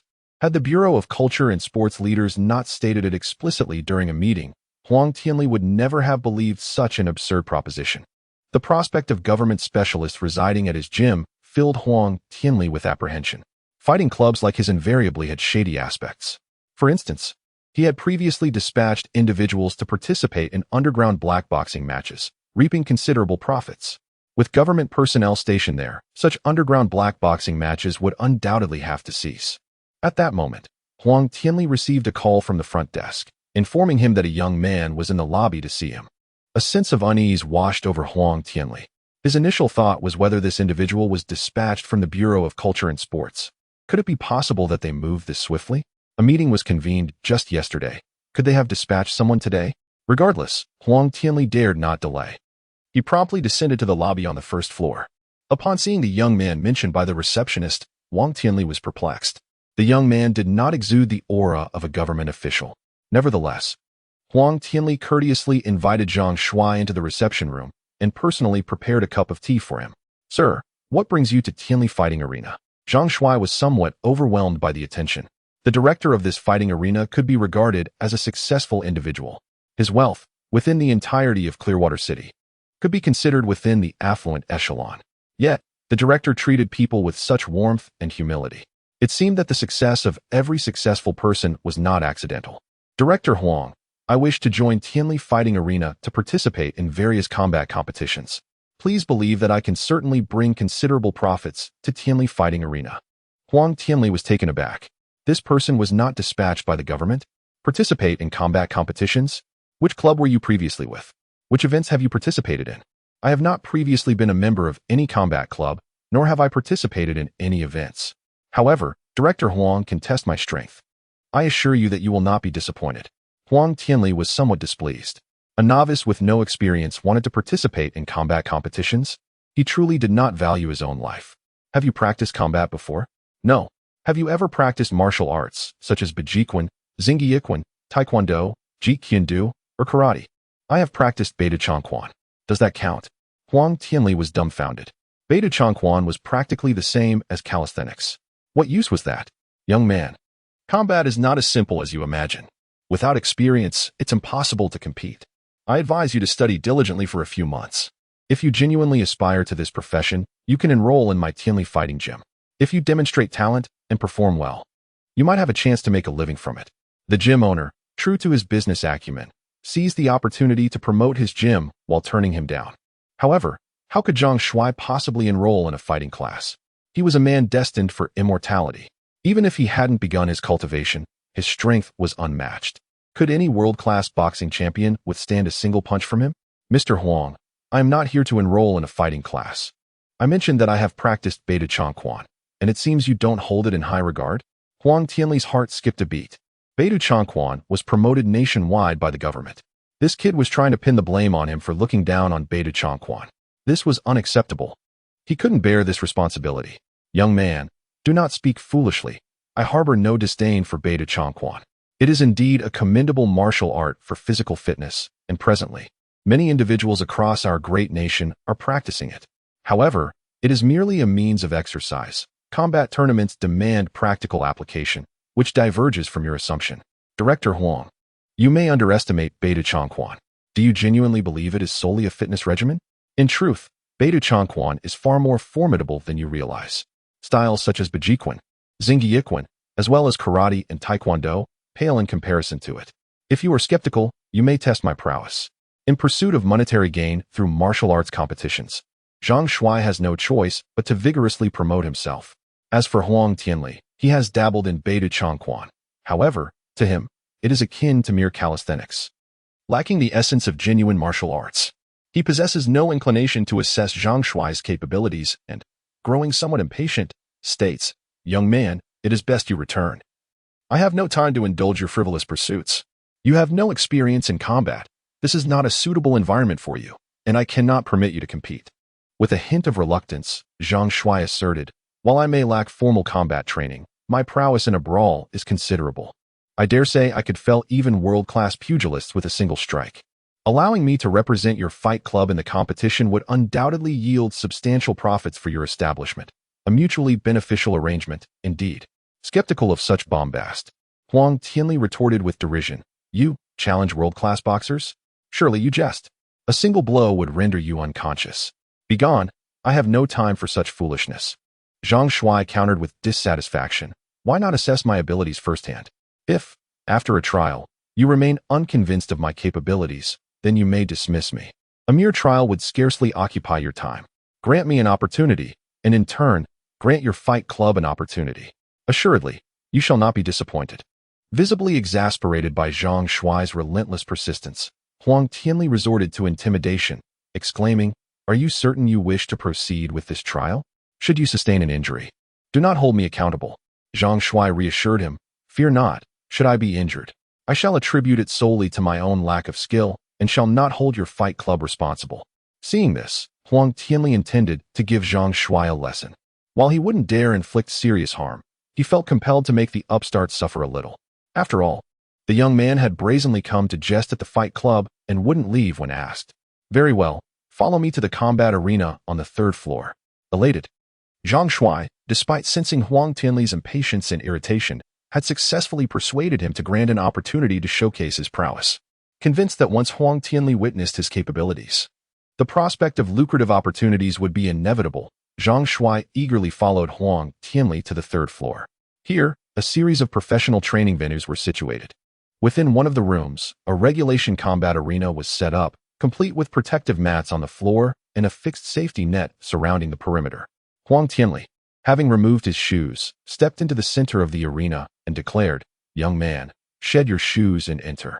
Today, I shall enlighten you on the true essence of combat." Zhang Shuai hesitated. "Director Huang, are you certain you wish to engage personally? It would be regrettable if I were to inadvertently injure you. For your safety, perhaps it would be more prudent to enlist one of the gymnasium's instructors." Amused, Huang Tianli retorted, "Such audacity. To think you could injure me? If you were capable of such a feat, you would undoubtedly be a renowned expert within the circuit. Although I may be advanced in years, I once secured 2 gold belts in the World Combat Grand Tournament during my youth. Subduing you would be a trivial matter." Upon hearing these words, Zhang Shuai ceased his protests. For the sake of his ambitious financial aspirations, it was imperative that Director Huang recognize his exceptional abilities. However, he would undoubtedly need to temper his strength, ensuring that he did not inflict any genuine harm upon Director Huang. As they positioned themselves in the center of the arena, Huang Tianli commenced his warm-up routine, executing a series of leg springs and punches, followed by several kicks. Observing his warm-up sequence alone, it was evident that he was a seasoned professional. "Young man, proceed," he beckoned. "Allow me to demonstrate the true essence of combat." With lithe agility, Huang Tianli advanced upon Zhang Shuai, launching a savage left hook aimed at his temple, a swift and ferocious maneuver. Yet, before Huang Tianli's fist could connect, Zhang Shuai's hand ascended, his counter-strike landing squarely upon Huang Tianli's chest. At that instant, Huang Tianli felt as though he had been struck by a colossal hammer. A searing agony engulfing his chest, he staggered backward, colliding with the protective netting before collapsing onto the ground, his vision swimming with stars. His chest constricted, rendering him breathless. His mind a tempestuous void. Observing the afflicted head instructor prostrate on the ground, Zhang Shuai was seized by trepidation, wondering if he had perhaps overextended himself. That this supposed world champion was so easily felled, despite his own restrained force. Anxious about the potential repercussions, Zhang Shuai hastened to assist the head instructor. Noting his pallid complexion and the beads of perspiration adorning his brow, Zhang Shuai was unnerved. "Head instructor, are you unharmed?" After a prolonged interval, Huang Tianli regained his senses, yet his chest throbbed with persistent pain. At that moment, Huang Tianli's gaze toward Zhang Shuai was one of sheer terror, as if he were beholding some unfathomable monstrosity. It's no wonder Huang Tianli was aghast. Zhang Shuai's punching velocity was simply too rapid, and the force behind the blows was exceedingly potent. Although Huang Tianli is nearing 40, and his physical prowess has diminished, he is, after all, a former world-class combat champion. He has encountered a myriad of experts, yet he has never witnessed such terrifying explosiveness in a young man. Is that truly a fist? It is more akin to a colossal mallet. An ordinary person would likely forfeit half their life upon receiving such a blow. Ahem. Allow me a moment to recover. Huang Tianli laboriously rose to his feet, still experiencing a piercing pain in his chest. Gazing at Zhang Shuai, who was assisting him, he felt both mortified and indignant. "Young man, we are merely sparring. You are employing lethal force. It is fortunate that it is I. Another might have been felled by a single punch." Zhang Shuai promptly clarified, "Hallmaster Huang, you misunderstand. I genuinely did not exert much force. I was already striving to restrain my power. I assumed that, as you had secured a gold belt, it would be different, but..." At this juncture, Zhang Shuai abruptly paused. Although Zhang Shuai did not complete his sentence, Huang Tianli comprehended his implication. He likely intended to convey that he was unexpectedly fragile and unable to withstand even a single punch. At that moment, Huang Tianli's countenance turned ashen. He opened his mouth to retort, "Damn. You." Ahem. In his agitation, he found himself unable to catch his breath, and Huang Tianli commenced to cough violently. "Hallmaster Huang, are you unharmed? Shall I escort you to the hospital for an examination?" Huang Tianli waved his hand, and after a moment, he regained his composure. He looked at Zhang Shuai with a peculiar gaze and inquired, "What is your name?" Zhang Shuai responded, "Curator Huang, my name is Zhang Shuai. You can simply call me Xiao Zhang. Are you certain you have never studied martial arts?" he asked. "How else could you possess such explosive power?" Zhang Shuai answered honestly, "I didn't have this much strength before.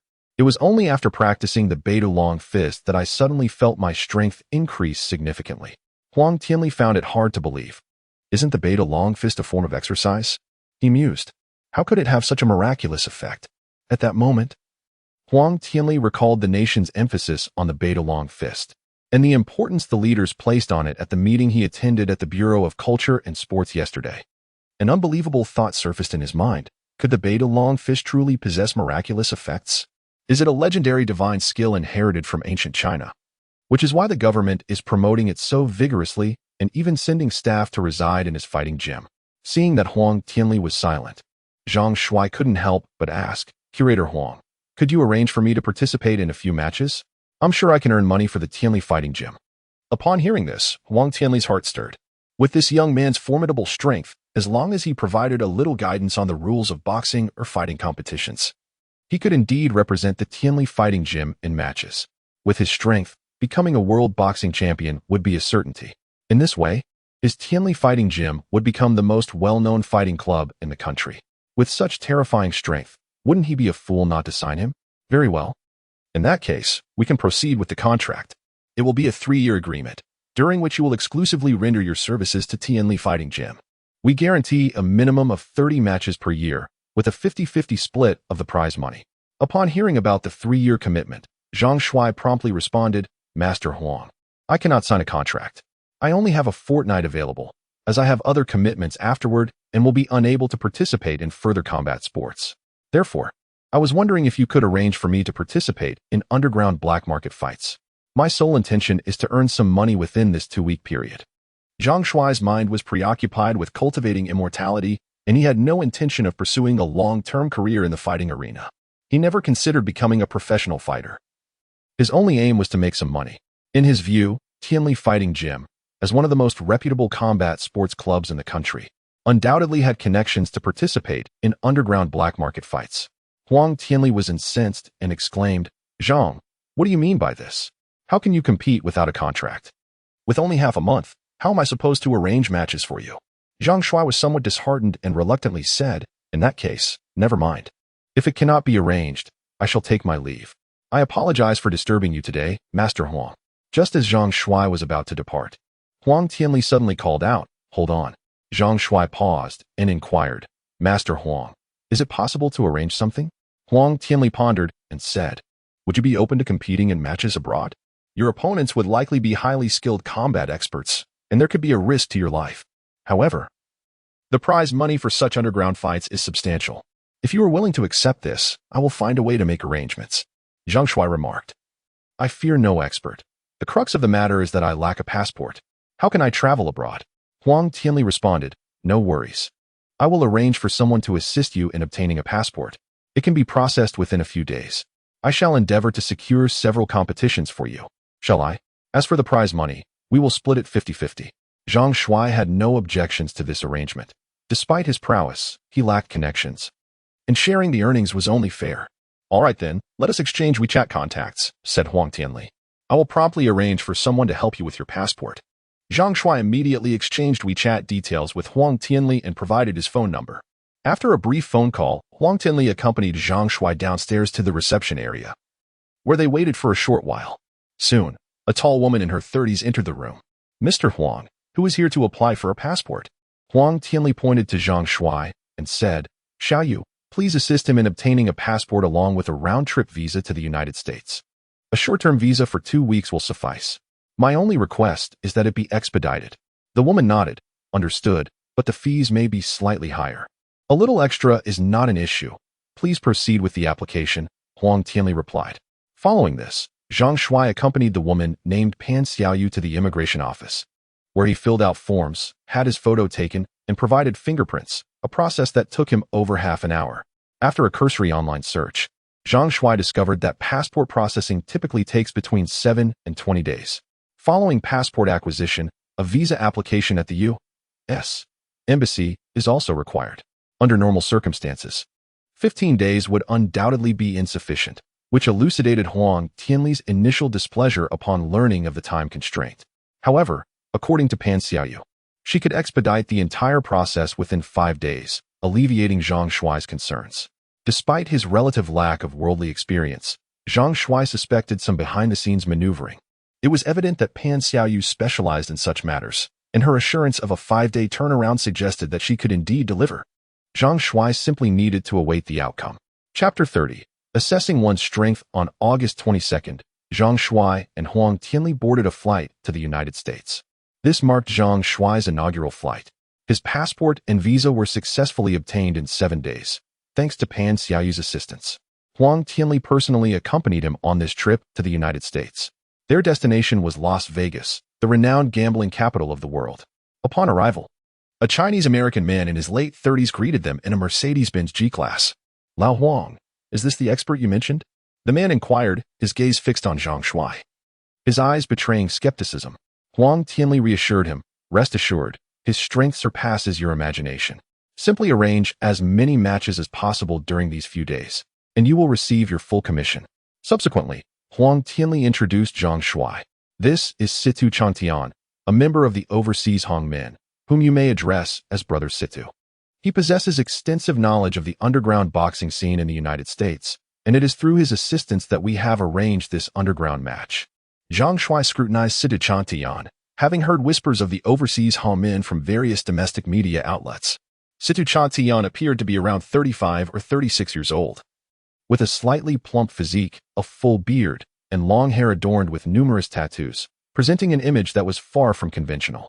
Nevertheless, recognizing the necessity of his cooperation, Zhang Shuai greeted Situ Changtian politely. "Brother Situ, my name is Zhang Shuai. This is my first time abroad, and I entrust you with the arrangements for the match."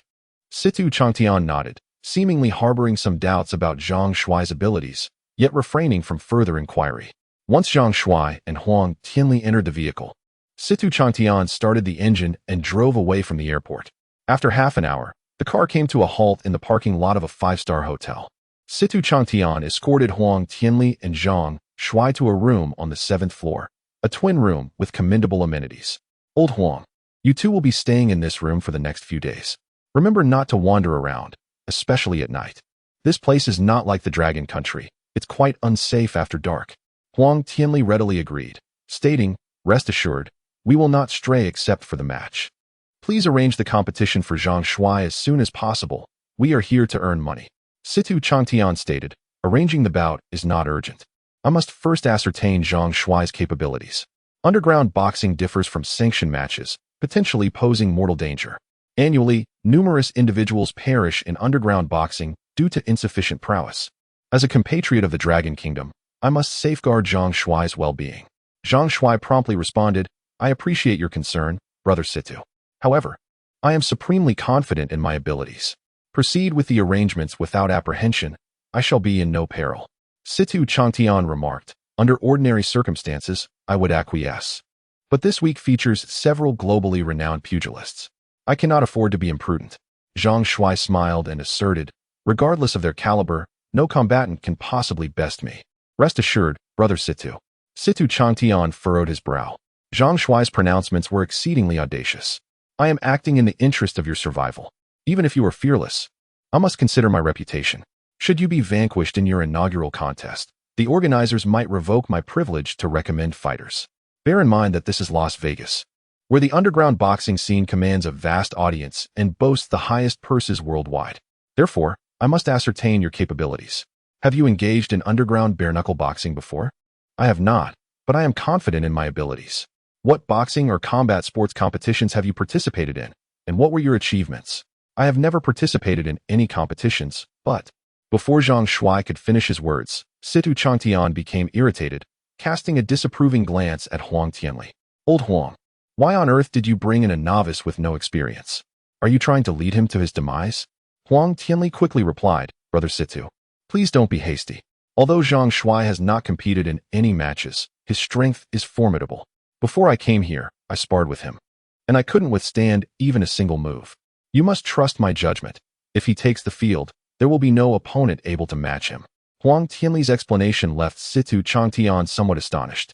He was well aware of Huang Tianli's impressive track record, having won the World Martial Arts Championship belt twice in his youth. Despite his advanced age and diminished prowess, he was still not someone easily defeated. "Very well, since you hold him in such high regard, I shall promptly arrange for a match. However, I still wish to test his abilities. Let us proceed to a location where I can arrange for someone to spar with Zhang Shuai.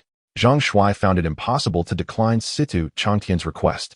Thus, Situ Changtian led Zhang Shuai and Huang Tianli out of the hotel, driving them to a martial arts academy situated over 20 kilometers away.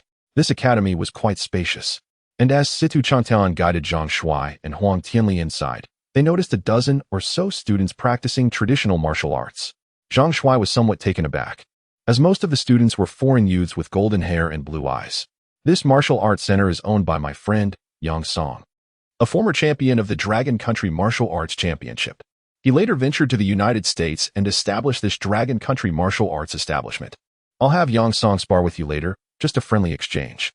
Situ Changtian briefly explained the origins of the martial arts center to Zhang Shuai and Huang Tianli before leading them to a room within the facility.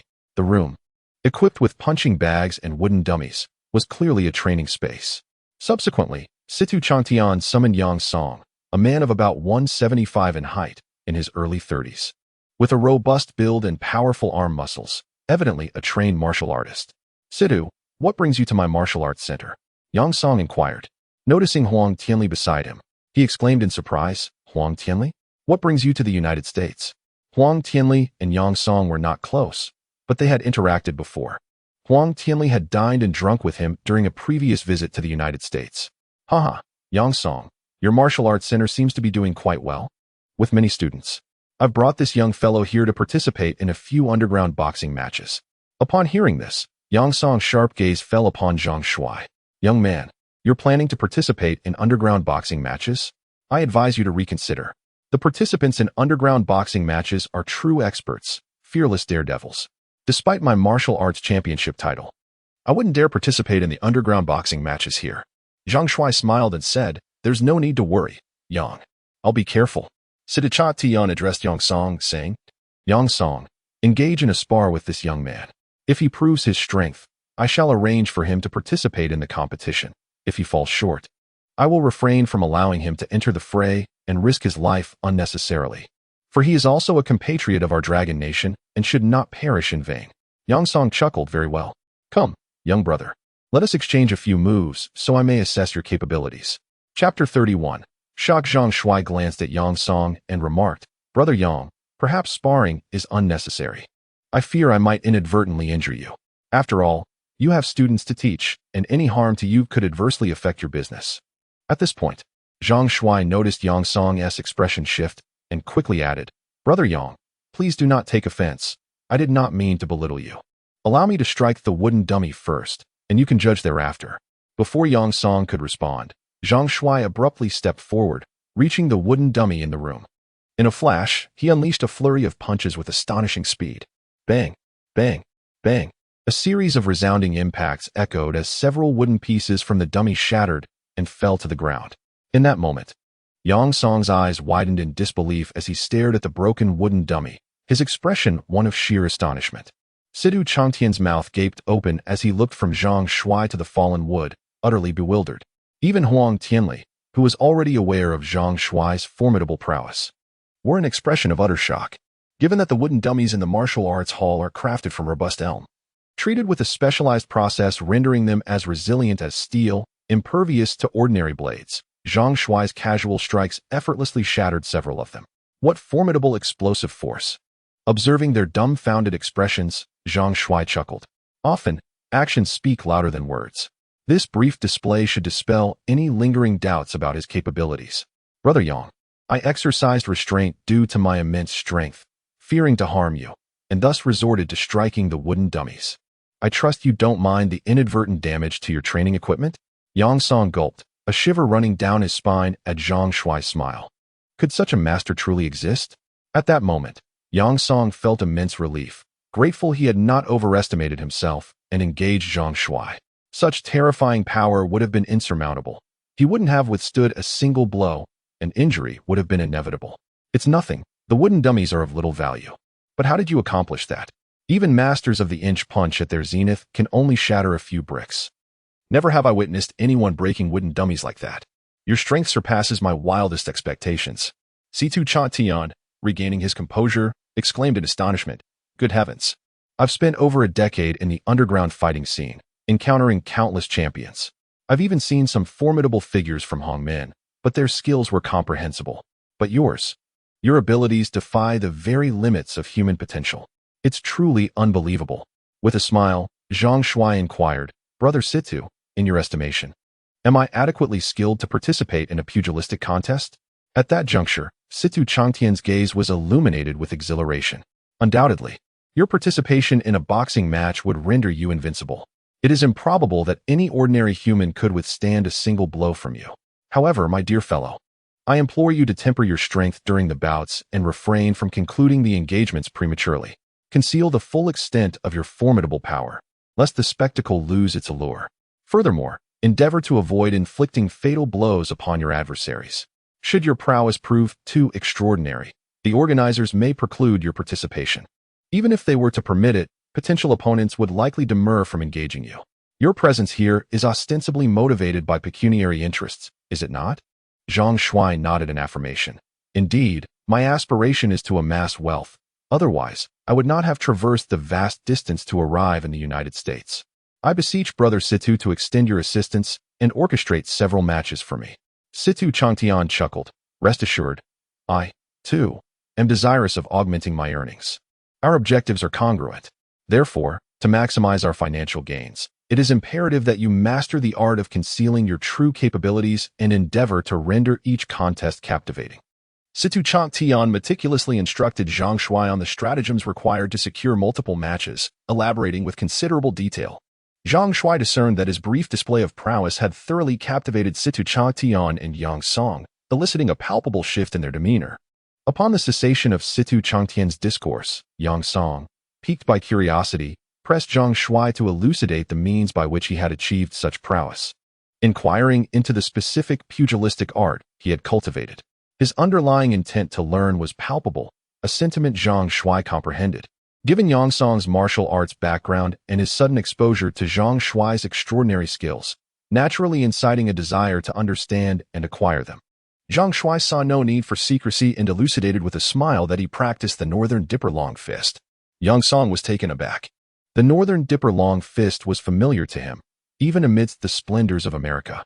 He had encountered tales of the fitness regimen that had become a sensation within the Dragon Kingdom, a national exercise promoted by the government. In Yang Song's estimation, the Northern Dipper Long Fist scarcely qualified as a legitimate martial art. Consequently, he regarded Zhang Shuai's assertion with disbelief, attributing it to a disinclination to reveal the truth. A mere pretext.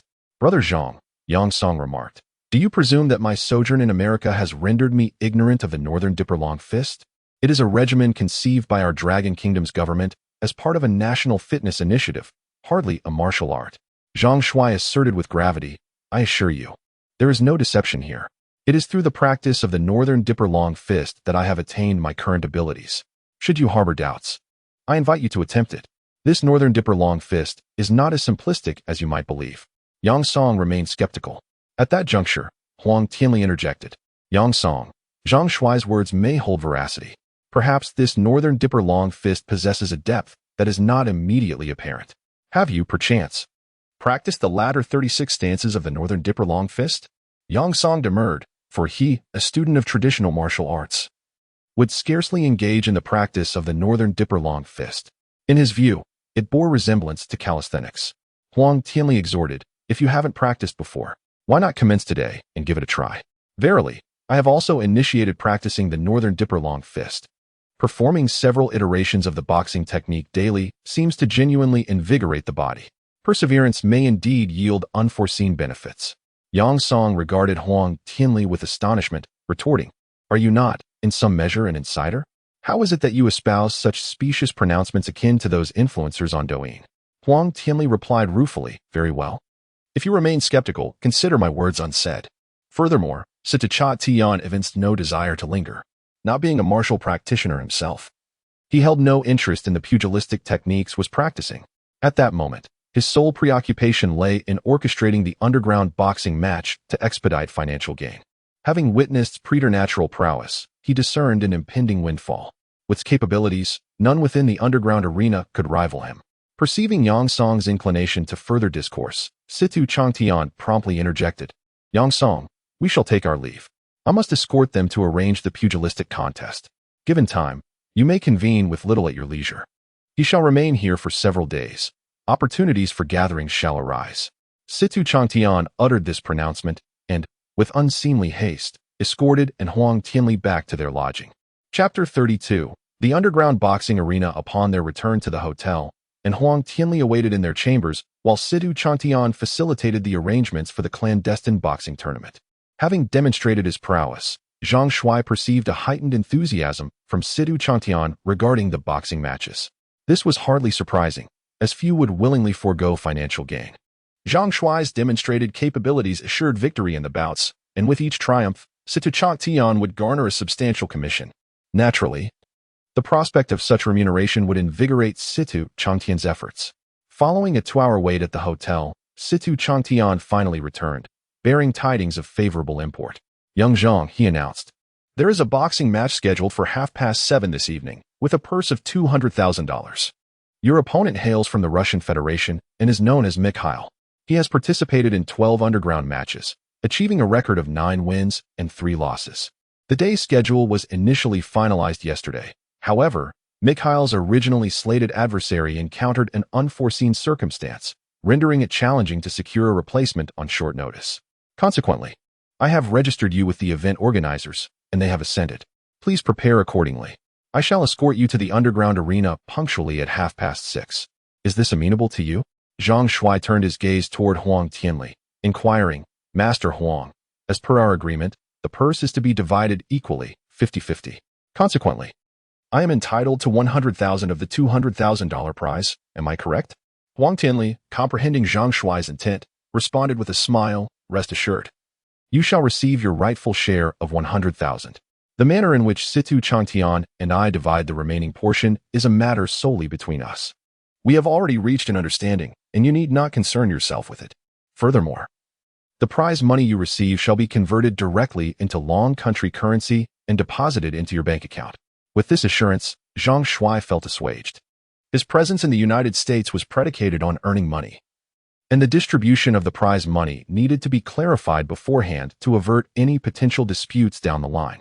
Subsequently, Situ Changtian produced a stack of printed materials, intending to brief Zhang Shuai on the general information regarding his impending opponent, Mikhail. This included Mikhail's favored methods of attack and his vulnerabilities. However, after only a few words, Zhang Shuai waved his hand dismissively and replied, "Brother Situ, there's no need to discuss this. I have no interest in who my opponent is. Just arrange as many matches as possible within these 6 days so we can all earn a bit more." Situ Changtian chuckled and casually discarded the documents, saying, "Indeed, with your abilities, it matters not who your adversary is. You shall surely prevail. However, today I can only schedule this one match. Tomorrow's bouts can only be arranged tomorrow. This underground fighting arena operates differently from other competitions. One can only schedule a match after another has been fought, as no one can guarantee a fighter's survival for the next round." Zhang Shuai confidently asserted, "I am certain I can continue fighting." Situ Changtian sighed wryly. "No matter how capable you are, I can arrange at most 2 matches a day. If you were to fight 10 times and win each bout, you would find no opponents left willing to face you. 2 matches a day is already the limit." This statement was not without merit. Although Zhang Shuai lacked extensive life experience, he could comprehend this logic. By 6:30, Situ Changtian led Zhang Shuai and Huang Tianli towards the underground fighting arena. The clandestine fight club was ensconced on the hotel's subterranean level. Descending via the elevator, one discovered that this lower floor was partially a parking area, but the central expanse was fortified by thick iron plates. The entrance was a massive iron gate, bisected by a smaller door, where 2 burly Caucasian men sat sentinel. Upon noticing Situ Changtian and his companions, the guards stood. Evidently acquainted with Situ Changtian, one of them declared, "Hey, Situ, you may enter, but your friends must procure tickets to proceed." Situ Changtian clarified, "These are contestants who will soon vie against Mikhail." Upon learning that they were participants, the Caucasian men promptly frisked all 3, and upon ascertaining that they were unarmed, they permitted them entry. Passing through the portal, they entered a narrow passage. Zhang Shuai could already discern a cacophony of shouts, all in foreign tongues, unintelligible to him, yet the ambience was palpably fervent. Subsequently, Zhang Shuai espied a bar, its neon sign emblazoned with foreign characters, equally inscrutable to him. Trailing Situ Changtian into the bar, he found music permeating the air. The bar's back wall was replete with an array of liquors. At that moment, virtually every patron was congregated around an octagonal iron cage that served as a boxing ring. A diverse assembly of black, white, and Asian individuals, both male and female, encircled the cage, vociferously cheering. The atmosphere was intensely animated, a spectacle entirely novel to Zhang Shuai. At this very moment, within the octagonal cage, a formidable African-American fighter is engaged in a fierce battle with a slender Asian youth. The scene is intensely dramatic, with both combatants bearing visible injuries. The Asian young man, in particular, exhibits a clear disadvantage in strength compared to his opponent. A gash on his forehead is still oozing blood, and his face is grotesquely contorted. It appears that his injuries have rendered him somewhat unsteady on his feet. Nevertheless, the African-American fighter is also showing signs of exhaustion. The ferocious exchange they just endured has nearly depleted their energies, and both are now gasping for breath. Situ Changtian had previously informed Zhang Shuai that this underground fighting is devoid of rules, lacking both referees and protective gear. The two fighters are confined within the cage until one succumbs or concedes defeat. Consequently, the atmosphere of underground boxing is notoriously brutal and sanguinary, often resulting in competitors being beaten to death. Such underground bouts are virtually unseen in Longhua, where the laws are stringent. However, this is the underbelly of the beautiful country, where the loss of a few lives is hardly a matter of consequence. Those who partake in these illicit fights are typically not prominent figures. They are either lowly thugs involved with gangs or desperate individuals burdened by insurmountable debts. Their lives hold little value in the eyes of the beautiful country. And for the organizers of these underground boxing events, the death of a fighter, while inconvenient, can be managed discreetly, as the government generally remains indifferent. At that moment, the black behemoth in the cage stirred, lunging towards the Asian youth. His massive fist arced through the air, connecting with the youth's face, whose reaction was a fraction too slow, perhaps due to exhaustion. The suddenness of the assault ignited the crowd's fervor. Zhang Shuai could distinctly hear the sickening crack of bone as the fist impacted the bridge of the youth's nose, followed by a spray of blood. The Asian youth crumpled to the ground, his body convulsing. His face was a grotesque mask of blood and contortion, his nose grotesquely askew. He was clearly incapacitated. The black fighter, remaining vigilant, approached the fallen youth, prodding him with his foot to ensure he was indeed unconscious. Satisfied, he turned to the host in the white shirt outside the cage and barked a few words. The host nodded, then declared the black fighter's victory, eliciting cheers from the onlookers. He unlocked the cage, and attendants rushed in with a stretcher to carry the unconscious youth away. Chapter 33. Mikhail with the fight concluded. The bar's patrons reconvened in their groups, resuming their drinking. The host announced the next match would commence in 40 minutes, featuring Mikhail from the Great Bear Country against Zhang Shuai from the Dragon Country. Upon learning of Mikhail's entrance, the bar's patrons erupted in rapturous applause. It was evident that many were acquainted with Mikhail, a celebrated contender in the underground fight circuit, whose appearances were met with eager anticipation. A neophyte to such spectacles, Zhang Shuai, amidst a cacophony of foreign tongues, surveyed his surroundings with wide-eyed curiosity. Many patrons, flushed with either inebriation or the fervor of the preceding bouts, exuded a palpable excitement. The boisterous ambience of the bar proved somewhat unsettling to Zhang Shuai, who found the din rather overwhelming. Situ Changtian, after concluding a brief telephone conversation in a foreign language, presumably with the event organizers, escorted Zhang Shuai and Huang Tianli to a private room within the bar. There, Situ Changtian elucidated the regulations of the underground fights, emphasizing crucial nuances. Suddenly, a surge of shouts and whistles echoed from outside. Situ Changtian chuckled, remarking, "Enough said. With your prowess, victory is assured. The match is still some time away. Why not enjoy the entertainment? Such a spectacle is unlikely to be found back home. Broaden your horizons." Intrigued, Zhang Shuai wondered about the nature of this entertainment. Soon after, Huang Tianli led Zhang Shuai out of the room, where they beheld two nude women wrestling in the center of the bar. Before him, a blonde Caucasian woman and a raven-haired Asian woman were engaged in a fierce altercation. Both possessed curvaceous figures, with ample bosoms and slender waists, their forms accentuated by the vigorous movements. The spectacle was quite arresting. Zhang Shuai was astounded by the display. It was no wonder Situ Changtian had remarked that such a spectacle was rare in their homeland, given the strict regulations against such performances. The wrestling was merely a pretext for the entertainment, as evidenced by the enthusiastic shouts of the audience. Zhang Shuai, a novice in such matters, was captivated. Aside from the films of the island nations, he had never witnessed such a stimulating scene. The two women grappled briefly before the raven-haired woman tripped the blonde. The blonde, in turn, swiftly retaliated, pulling the raven-haired woman down with her. The blonde then ensnared the raven-haired woman's head between her long, alabaster legs. As the raven-haired woman struggled, the blonde woman's legs tightened their grip. Zhang Shuai was dumbfounded. The sudden shift in tone was unexpected. The two women were performing such an act on stage, in full view of the audience. The unrestrained laughter and whistles of the crowd only served to heighten Zhang Shuai's embarrassment. As the clock ticked down to just a few minutes before the match, the captivating performance by the two lovely ladies came to a close. Zhang Shuai retreated to a private room, where he sat in silence for several minutes, striving to calm the tumultuous emotions that surged within him. It is no wonder that underground boxing matches captivate so many spectators abroad. The thrill, the intensity, the visceral violence, and the uniquely captivating performances all contribute to their popularity. Zhang Shuai overheard Huang Tianli mention that admission to this underground boxing arena costs over $1,000 per person, not to mention the additional expense of drinks. The ticket sales alone must yield a considerable profit, with the bar accommodating hundreds, if not thousands, of patrons. A quarter of an hour later, as the host appeared on stage holding a microphone, the music in the bar came to a halt. The host introduced the two competitors for the upcoming match, speaking in a foreign tongue that Zhang Shuai could not comprehend. Soon, a wave of cheers erupted as a tall, robust man from a certain northern nation made his way into the octagonal cage, undoubtedly Zhang Shuai's opponent for the evening, Mikhail.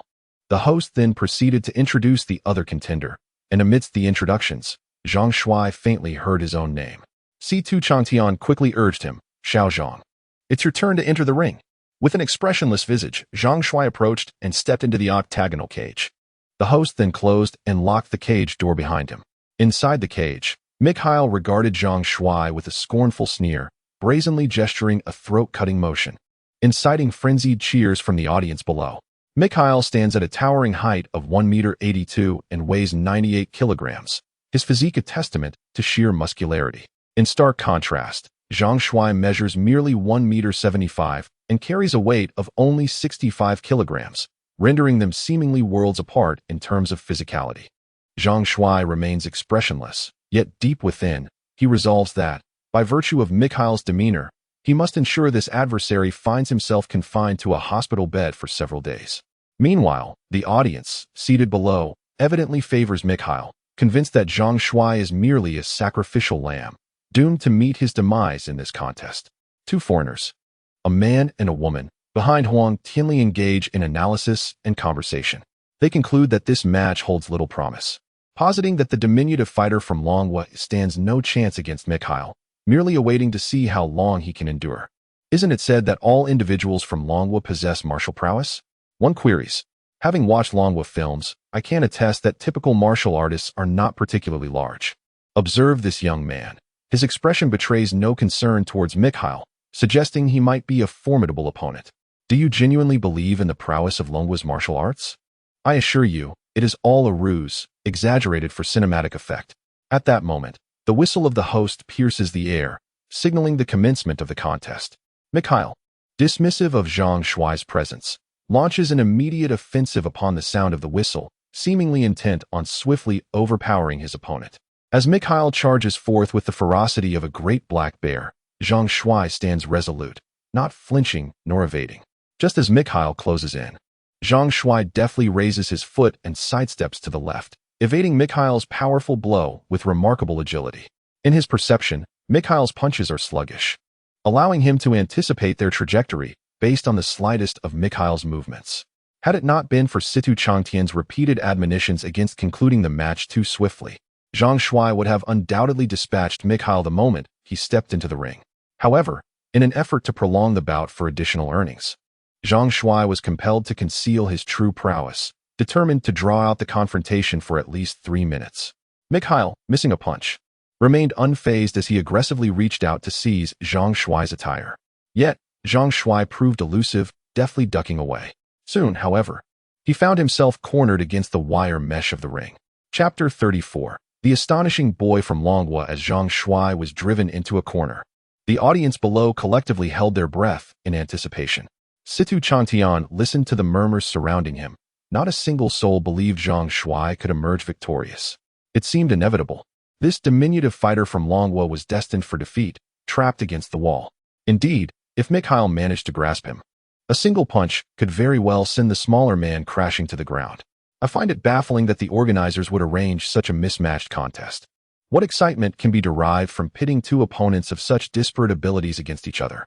It is evident to any discerning observer that the gap in their skills is far too vast. Could it be that the organizers were unable to find suitable competitors and hastily assembled this pairing? Do they think it is easy to find participants? Competing in such matches often entails a significant risk to one's life. It is a perilous endeavor for monetary gain, if not for an extreme financial desperation. Who would willingly engage in such underground boxing? Indeed, with Mikhail's formidable strength, who would willingly court death? As the audience below engaged in animated discussions, the scene in the arena shifted dramatically. Although Mikhail had cornered Zhang Shuai, the latter's agility was astonishing. He evaded Mikhail's punches like a nimble fish slipping through fingers. With a swift movement, he darted to the opposite side of the arena. Mikhail, infuriated, found this diminutive fighter from the Eastern Dragon Kingdom exceedingly elusive, akin to a slippery loach that could not be grasped.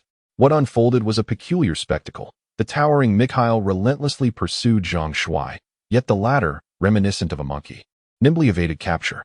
Not once did Mikhail land a blow upon Zhang Shuai.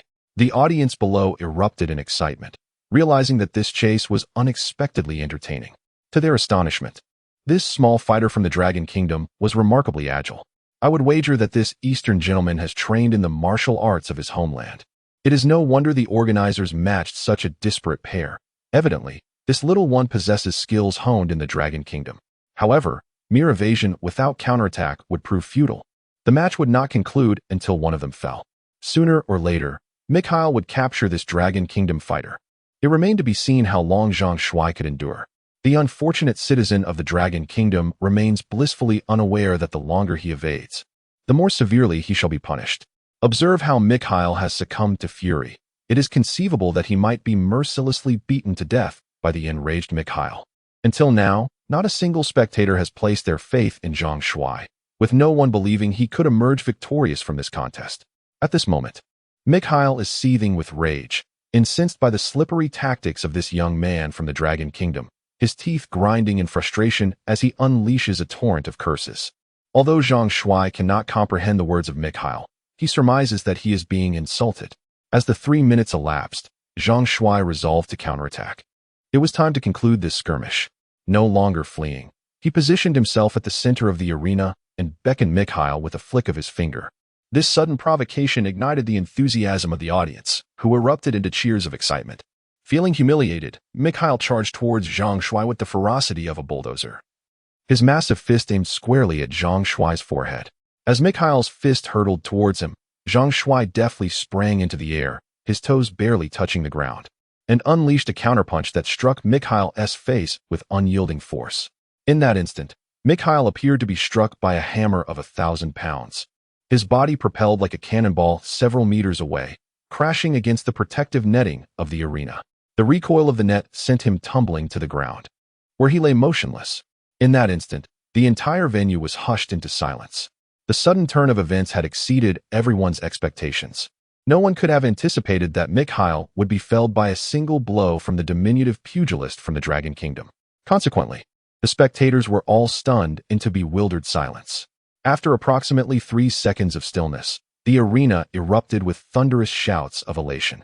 Had Mikhail emerged victorious, it would not have elicited such fervent excitement from the audience, as that outcome would have been within the realm of their expectations.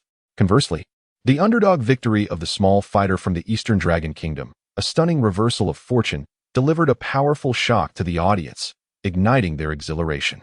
After waiting for half a minute and observing Mikhail's continued immobility, the MC seized the microphone and proclaimed Zhang Shuai's triumph.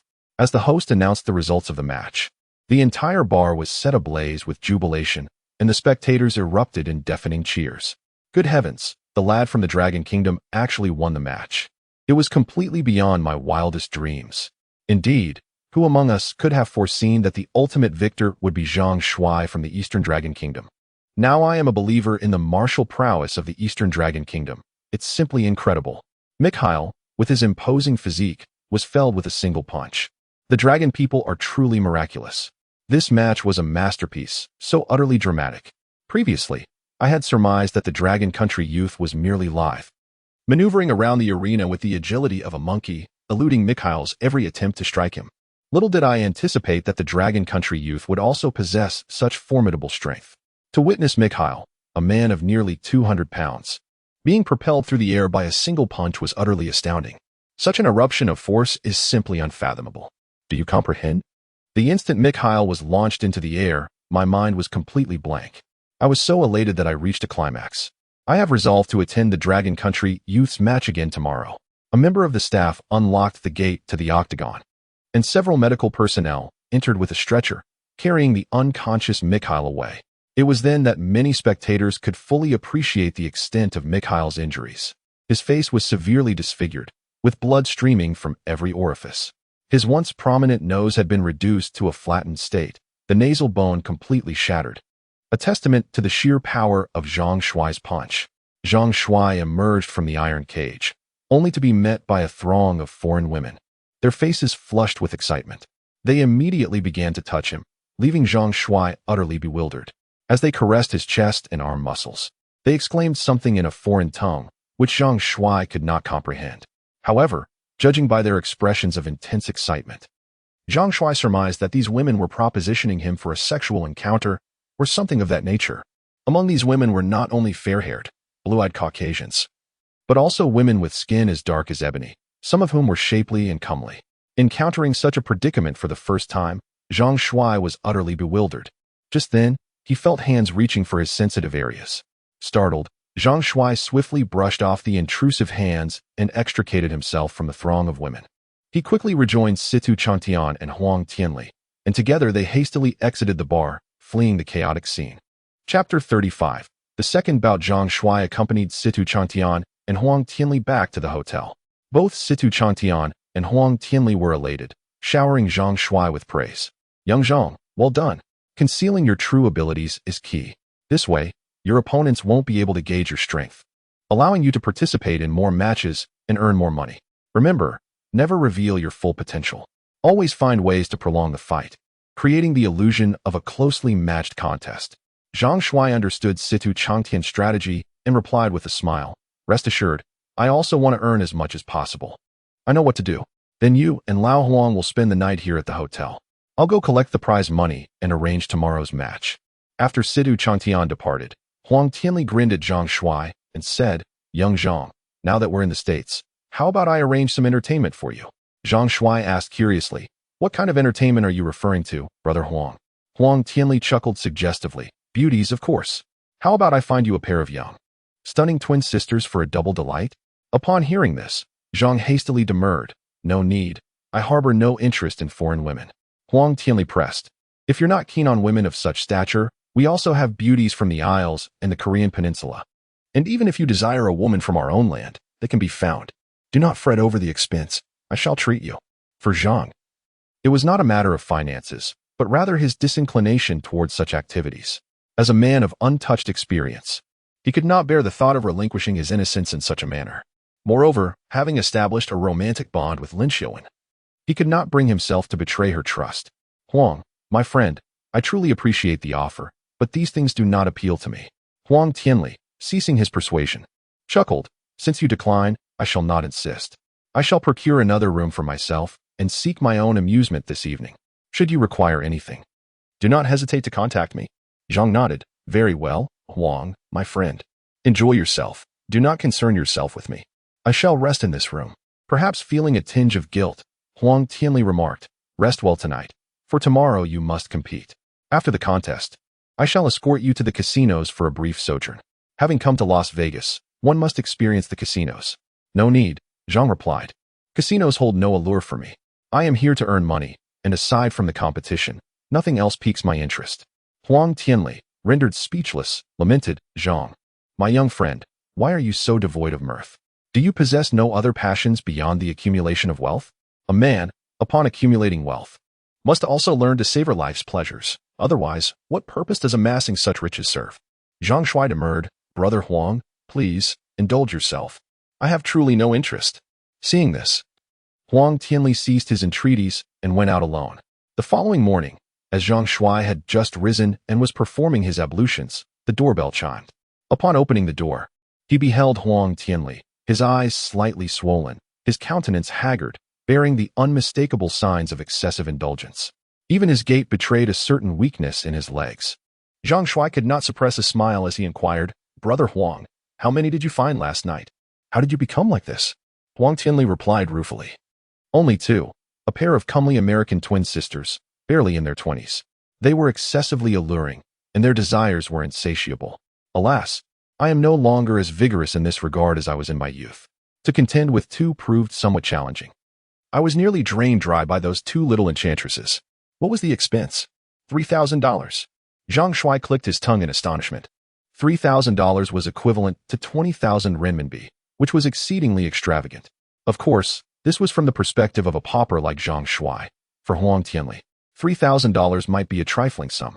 Huang Tianli, evidently utterly exhausted, collapsed onto the bed and immediately fell into a deep slumber, his snores resonating throughout the room. After a short interval, Situ Changtian arrived. Upon entering and observing Huang Tianli still asleep, he was about to rouse him when Zhang Shuai forestalled his action. Brother Situ, do not awaken Brother Huang. He is somewhat weary. Allow him to rest for a while. Situ Changtian paused, taken aback. What did he do to become so fatigued? Zhang Shuai elucidated that he had sought out two twins the previous night. Situ Changtian, with a tone of disdain, remarked that old Huang was still unable to shed his lascivious tendencies. Nonetheless, he continued, let me inform you that I have already received yesterday's bonus. Your $100,000 coins will remain with me for the time being. Before your return, I shall find a way to transfer it through legitimate means to your personal account, thereby converting it into your lawful income, safe for use within the country. Zhang Shuai nodded, recognizing that this was one of the primary reasons for his financial dealings with Huang Tianli and Situ Changtian. Without their connections, even if he earned money from competitions, he would be unable to bring it back home. As for the possibility of Situ Changtian absconding with his funds, Zhang Shuai felt no concern. Given Situ Changtian's long-standing involvement in this line of work, reputation and trustworthiness were paramount. Furthermore, as a member of the Hongmen, those who navigated its ranks typically refrained from actions that would tarnish their reputation. Even if, hypothetically, Situ Changtian did contemplate betraying him, Zhang Shuai would not hesitate to eliminate him. After all, they were abroad, and he bore no psychological burden regarding the act of murder.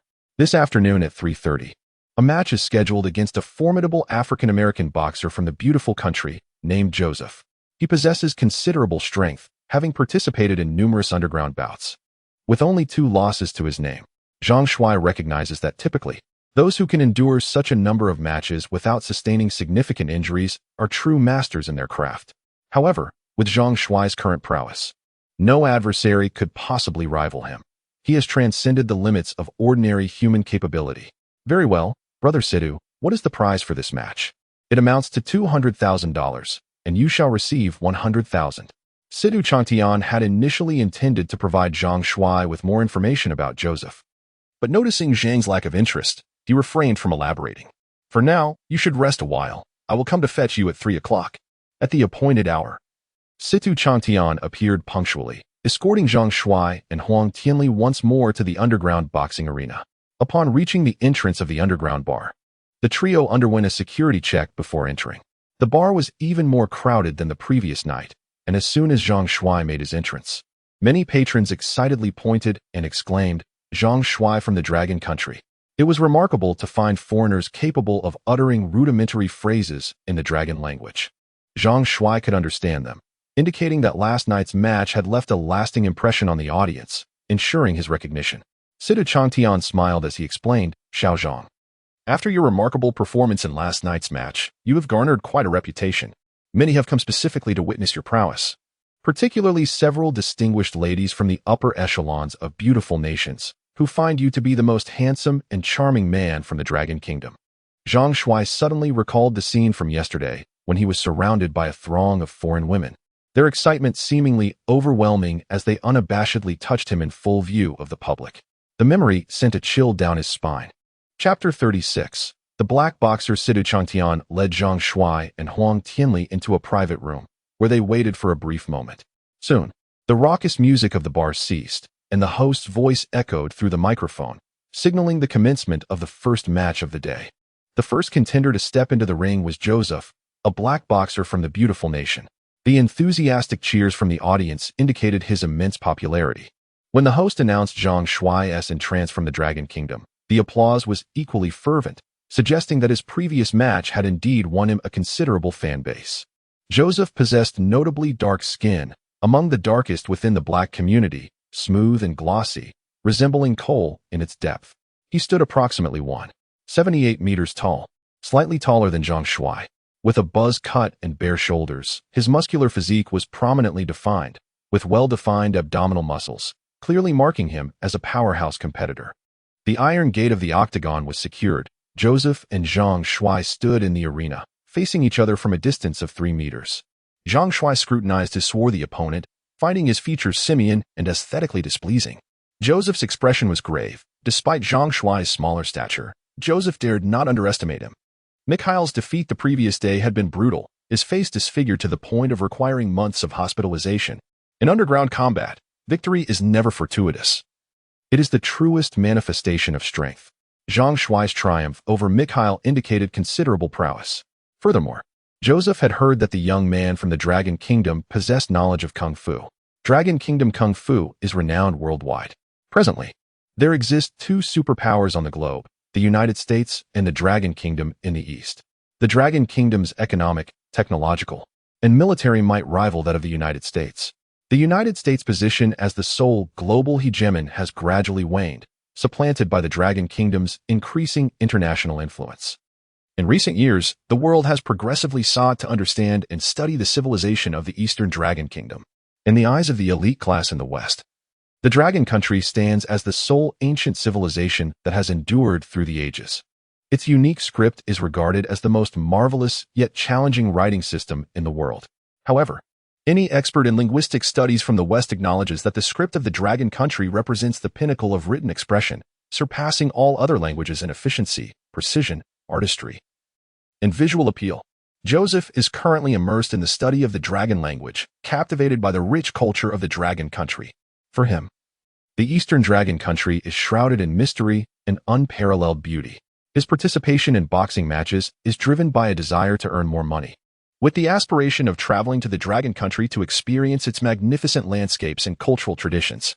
Thus, upon seeing Zhang Shuai standing calmly in the ring, Joseph took the initiative to greet him warmly. "Hello, friend from the Dragon Country, I am enamored with your culture.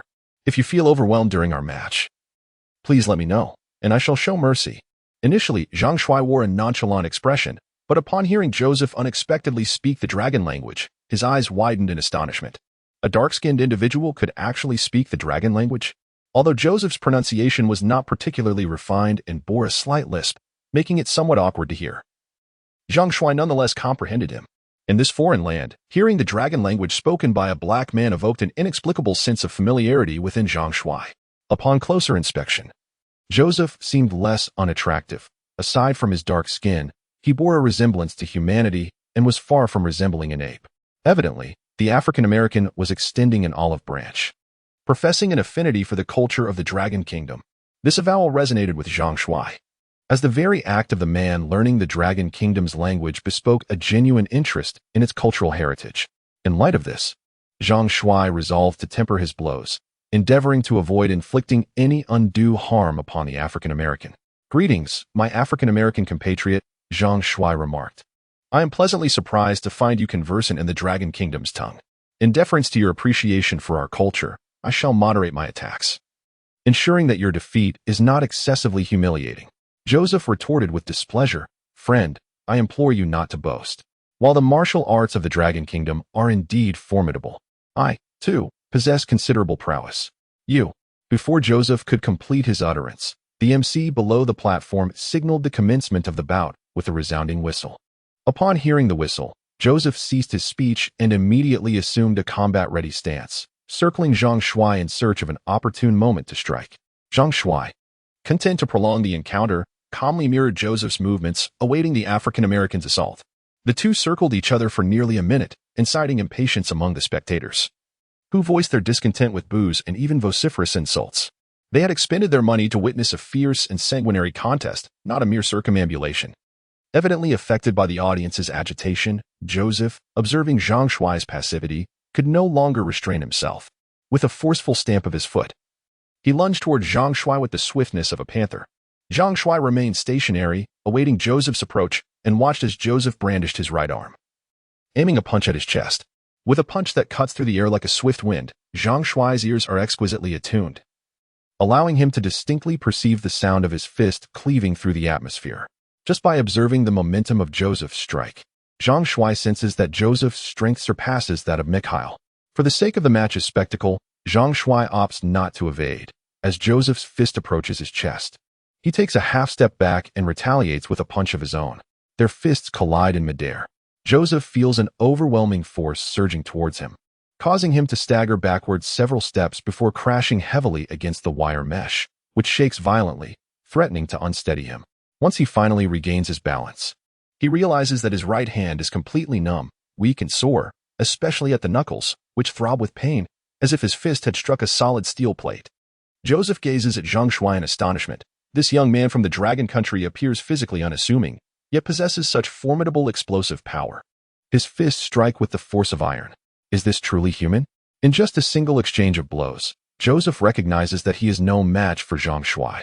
However, the underground boxing arena operates under the rule that surrender is not permitted. The battle can only conclude when one is incapacitated and unable to continue.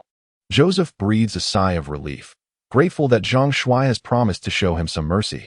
Had Zhang Shuai unleashed his full strength, Joseph fears he would be gravely injured, if not worse. Unbeknownst to Joseph, Zhang Shuai had only exerted less than 1/5 of his strength in that last punch. Had he unleashed his full might, no ordinary human could withstand the force of Zhang Shuai's complete strike. Chapter 37.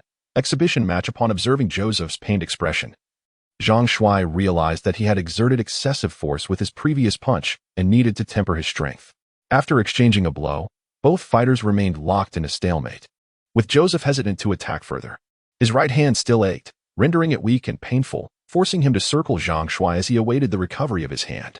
As the standoff continued, the audience grew increasingly restless, voicing their impatience. After more than 2 minutes of merely one exchanged punch, the spectators were dissatisfied with the lack of action, as the two men merely circled each other. Recognizing Joseph's reluctance to engage, Zhang Shuai understood that fear had taken root in his opponent's heart. To justify the audience's ticket prices, Zhang Shuai felt compelled to prompt Joseph into cooperating for an exhibition match. With determination, Zhang Shuai lunged towards Joseph, who instinctively retreated until he found himself against the barbed wire. Zhang Shuai closed the distance, leaning in to whisper, "Let us make this exciting for the audience. Don't worry. I want to use excessive force." In that instant, Joseph comprehended Zhang Shuai's intent and subtly nodded in agreement. However, his right hand was incapacitated, leaving him with no choice but to throw a left hook toward Zhang Shuai's face. Zhang Shuai swiftly bent at the waist, evading the left punch, while simultaneously executing a sweeping kick aimed at Joseph's lower body. Joseph, quick on his feet, leaped to the left, narrowly escaping the strike. Zhang Shuai did not wait for Joseph to stabilize himself. With a single hand planted on the ground, he executed a powerful kick aimed at Joseph's chest. Joseph collided heavily against the wire mesh. However, he soon realized that he was unharmed. It was evident that Zhang Shuai's kick, while appearing forceful, lacked substantial strength. This realization brought Joseph some relief, and the two commenced their exhibition match, exchanging punches and kicks in a lively display. The audience below was electrified, cheering as the two engaged in a spirited contest. After several minutes of this exhilarating exchange, Zhang Shuai sensed that the time was ripe. Observing that Joseph was panting and fatigued, he unexpectedly delivered a swift kick that sent Joseph sprawling to the ground. Zhang Shuai then advanced, pressing his knee forcefully upon Joseph, the weight of which rendered Joseph breathless, akin to a small mountain immobilizing him. Confusion swept over Joseph. Was this not supposed to be an exhibition match? Why had this individual from the Dragon Nation suddenly decided to go all out? Were all from the Dragon Nation this cunning? In no time, Zhang Shuai's fists began to rain down upon Joseph's head and face, the speed of his strikes akin to lightning. The audience erupted in ecstatic screams.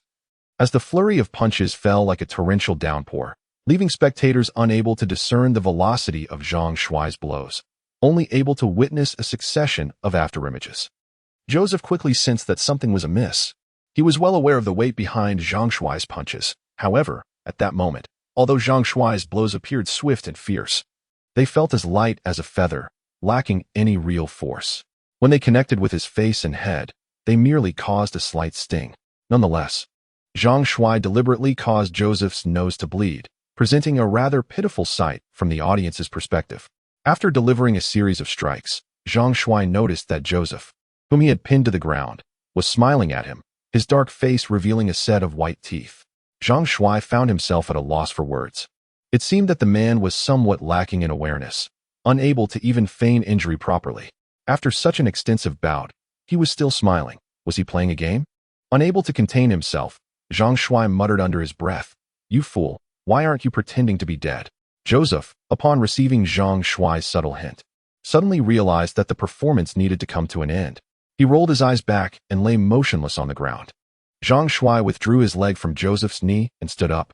The audience erupted into excited cheers and applause.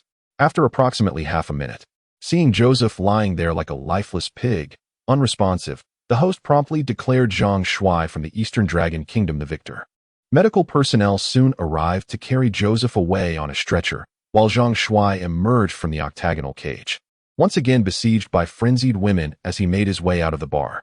After considerable effort to break free from the throng, he hurriedly escaped the bar under the protection of Situ Chantian and Huang Tianli. Upon returning to the hotel, Situ Chantian proceeded to collect the prize money. Huang Tianli, in turn, coaxed Zhang Shuai into accompanying him for a meal, leaving Zhang Shuai with little choice but to acquiesce. Protracted abstinence from dining with Huang Tianli would undoubtedly arouse suspicion. Huang Tianli escorted Zhang Shuai to a local eatery operated by compatriots, where they partook of a light repast before returning to the hotel. Shortly thereafter, Situ Chantian arrived, informing Zhang Shuai that the prize money from the competition had been secured and would, as before, be held in his safekeeping. He further conveyed that another match was scheduled for 8:30 p.m., pitting Zhang Shuai against Haruai Hideaki from the island nation. Situ Chantian refrained from elaborating on Haruai Hideaki, deeming it unnecessary. At this juncture, Situ Chantian harbored no misgivings regarding Zhang Shuai's prowess, confident in his ability to triumph regardless of the adversary. The interim before the commencement of the match proved tedious, during which Zhang Shuai sought solace in a mobile game of four nations military chess. This cerebral diversion demanded astute judgment and unwavering patience, not to mention seamless coordination with one's partner. Zhang Shuai had been immersed in this game for many years, and it had, in essence, him through a period marked by solitude, ennui, and despondency. Scarcely had Zhang Shuai completed 2 rounds of the game when a message materialized from Lin Xiaowen, inquiring as to his availability. She proposed a rendezvous for dinner, citing her mother's absence as the opportune moment, and requested Zhang Shuai's whereabouts, intending to collect him by car. Zhang Shuai experienced a pang of guilt, having neglected to apprise Lin Xiaowen of his sojourn to the United States. Given their amorous relationship, Zhang Shuai felt obliged to furnish Lin Xiaowen with a lucid account of his peregrinations. However, Zhang Shuai did not wish for Lin Xiaowen to know that he had come to the United States to participate in underground boxing matches, fearing it would cause her concern. Thus, he chose to conceal this matter. Prior to his departure, he fabricated an excuse, informing Lin Xiaowen that he would be engaged in a skills training program for the coming week, which might render him somewhat preoccupied and possibly delay his responses to her messages, asking her not to take offense. Lin Xiaowen, ever considerate, expressed her understanding. Just yesterday, the two exchanged a few greetings over WeChat. Lin Xiaowen had recently obtained her driver's license, and her mother had gifted her a car. Upon taking delivery of the vehicle, she invited Sun Xiaoya to accompany her for a drive. New drivers often revel in the novelty of their newfound freedom, relishing the opportunity to traverse the roads. And Lin Xiaowen was no exception. Now, with Lin Xiaowen insisting on driving over to pick him up, Zhang Shuai found himself in a quandary. Chapter 38. Spring Day of Shou Ming. After much hesitation, Zhang Shuai ultimately sent a message to Lin Xiaowen, stating that he was attending a professional electrician skills training out of town and would not be able to return for a few days. Lin Xiaowen, not overthinking the matter, simply replied, "I miss you." Upon reading her words, Zhang Shuai felt a sudden warmth in his heart, and an involuntary smile graced his face. The sensation of being in love was truly delightful. Zhang Shuai's life, spanning 25 years, had been exceedingly simple, particularly in matters of the heart, where he was akin to a blank slate.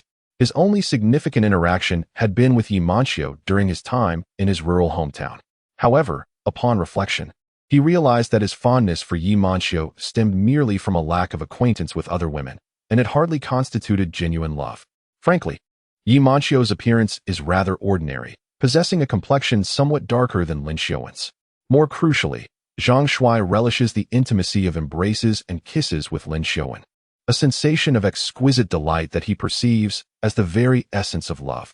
At this juncture, Huang Tianli, reclining on an adjacent bed, observing Zhang Shuai's solitary mirth, inquired with burgeoning curiosity, "Little Zhang, with whom are you conversing? Why the lascivious grin?" Zhang Shuai retorted acerbically, "Brother Huang, in the realm of lechery, none I know can rival you. You are, unequivocally, number one. Oh, you can even utter a couple of foreign phrases. Not so simple. Haha, little Zhang. What I exhibit is not lechery, but genuine disposition, a person of true temperament. Do you comprehend?" Zhang Shuai responded, "I comprehend nothing of the sort. You are, presumably, also a married individual? Is your conduct befitting of your spouse?" Huang Tianli stated solemnly, "Little Zhang, you are yet young and unable to distinguish between love and matrimony. When you eventually marry and age, you will come to realize that love possesses a finite shelf life. Even if one's courtship is characterized by tempestuous ardor, once the couple has been married and cohabitated for a decade or two, you will discern that the initial passion has long since waned. At this juncture, the initial love has transmuted into familial affection. These are mere pretexts. They indicate an insufficient love for your wife."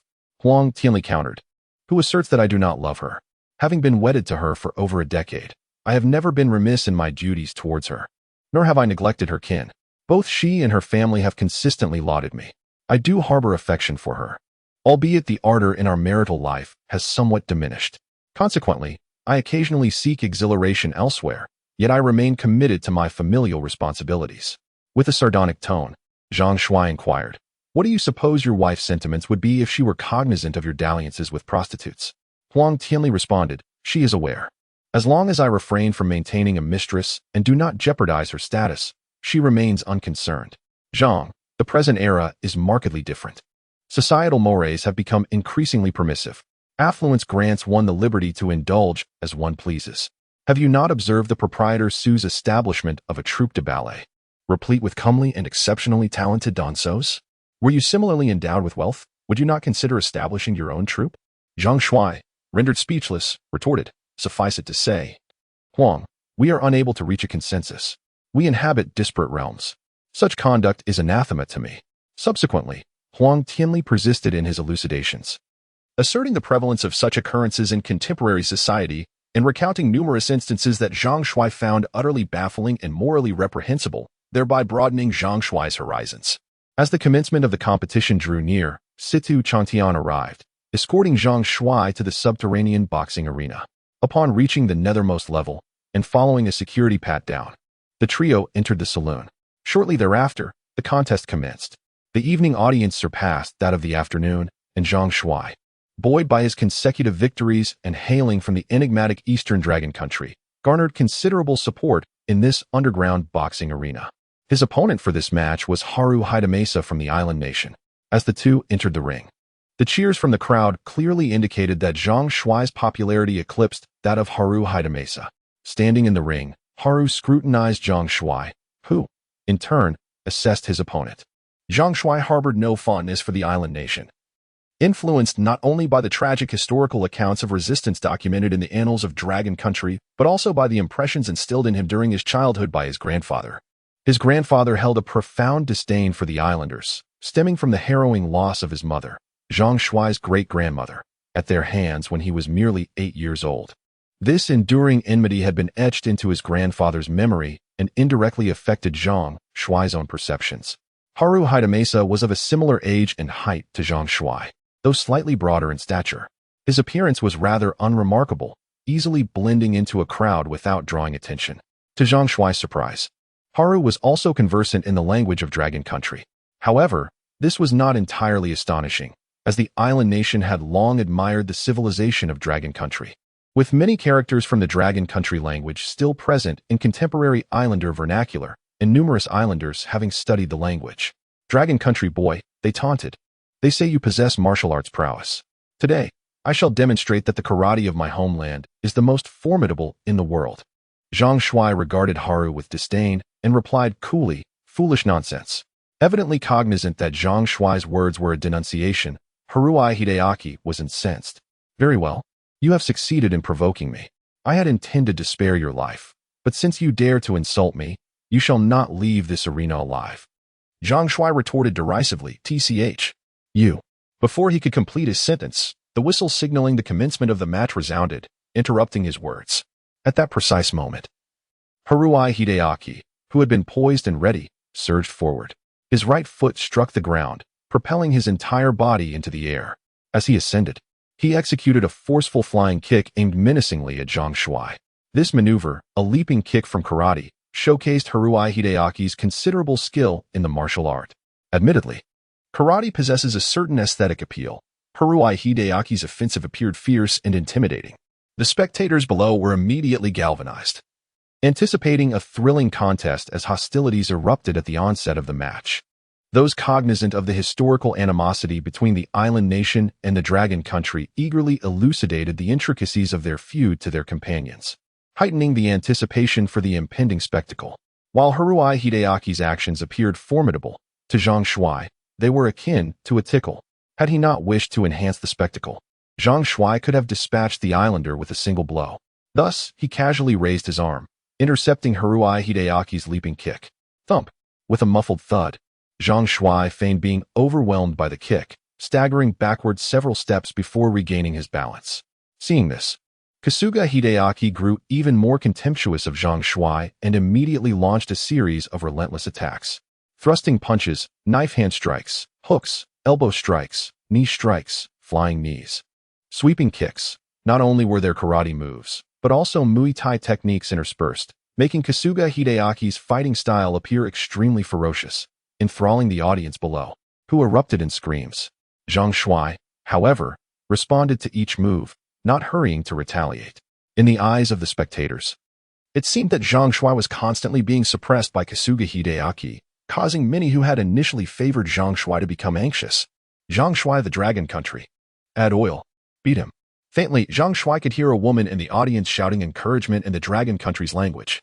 As time was almost up, Zhang Shuai prepared to end the fight. Considering the island country's boy's energetic performance, Zhang Shuai did not intend to kill him. However, the island country's man was too arrogant and annoying, even uttering wild words about beating him to death in the arena. So he would spare him from death, but not from punishment. He would have to cripple one of his legs and one of his arms, so that he would have to spend the rest of his life lying in a wheelchair or hospital bed. Seeing that he had been fighting for so long without truly harming Zhang Shuai, Haruai Hideaki was visibly agitated. The Dragon Country man's evasive maneuvers were simply too slippery. Facing his attacks, he could always easily deflect his strength or evade his full-force strikes. However, at this moment, Haruai Hideaki suddenly seized a golden opportunity. When Zhang Shuai ducked to dodge his left hook, he happened to fall within the range of Haruai Hideaki's right foot sweep. Of course, Haruai Hideaki, who was rich in fighting experience, would seize such a good opportunity. Without hesitation, he gathered all his strength on his leg and kicked heavily towards Zhang Shuai's head. If this kick were to land, it would definitely cause serious injury and loss of combat effectiveness. Seeing that he was about to kick Zhang Shuai's head, Zhang Shuai suddenly tilted his head and dodged. Almost at the same time, Zhang Shuai punched out, hitting his knee heavily. Crack! The sound of bone breaking resounded. Haruai Hideaki was knocked back several steps by a huge force, and his right leg was limp and unable to exert any strength. He lost his balance and fell to the ground. At this time, he realized that the bones at his knee had been shattered by Zhang Shuai's punch. In an instant, Haruai Hideaki was in so much pain that he broke out in a cold sweat, and his forehead was also covered in cold sweat. What kind of terrifying power is this? Haruai Hideaki was frightened. He felt that Zhang Shuai's fist was not like a fist, but more like a sledgehammer. With just this punch, his leg was as if it had been broken by a sledgehammer, and the bones were also shattered.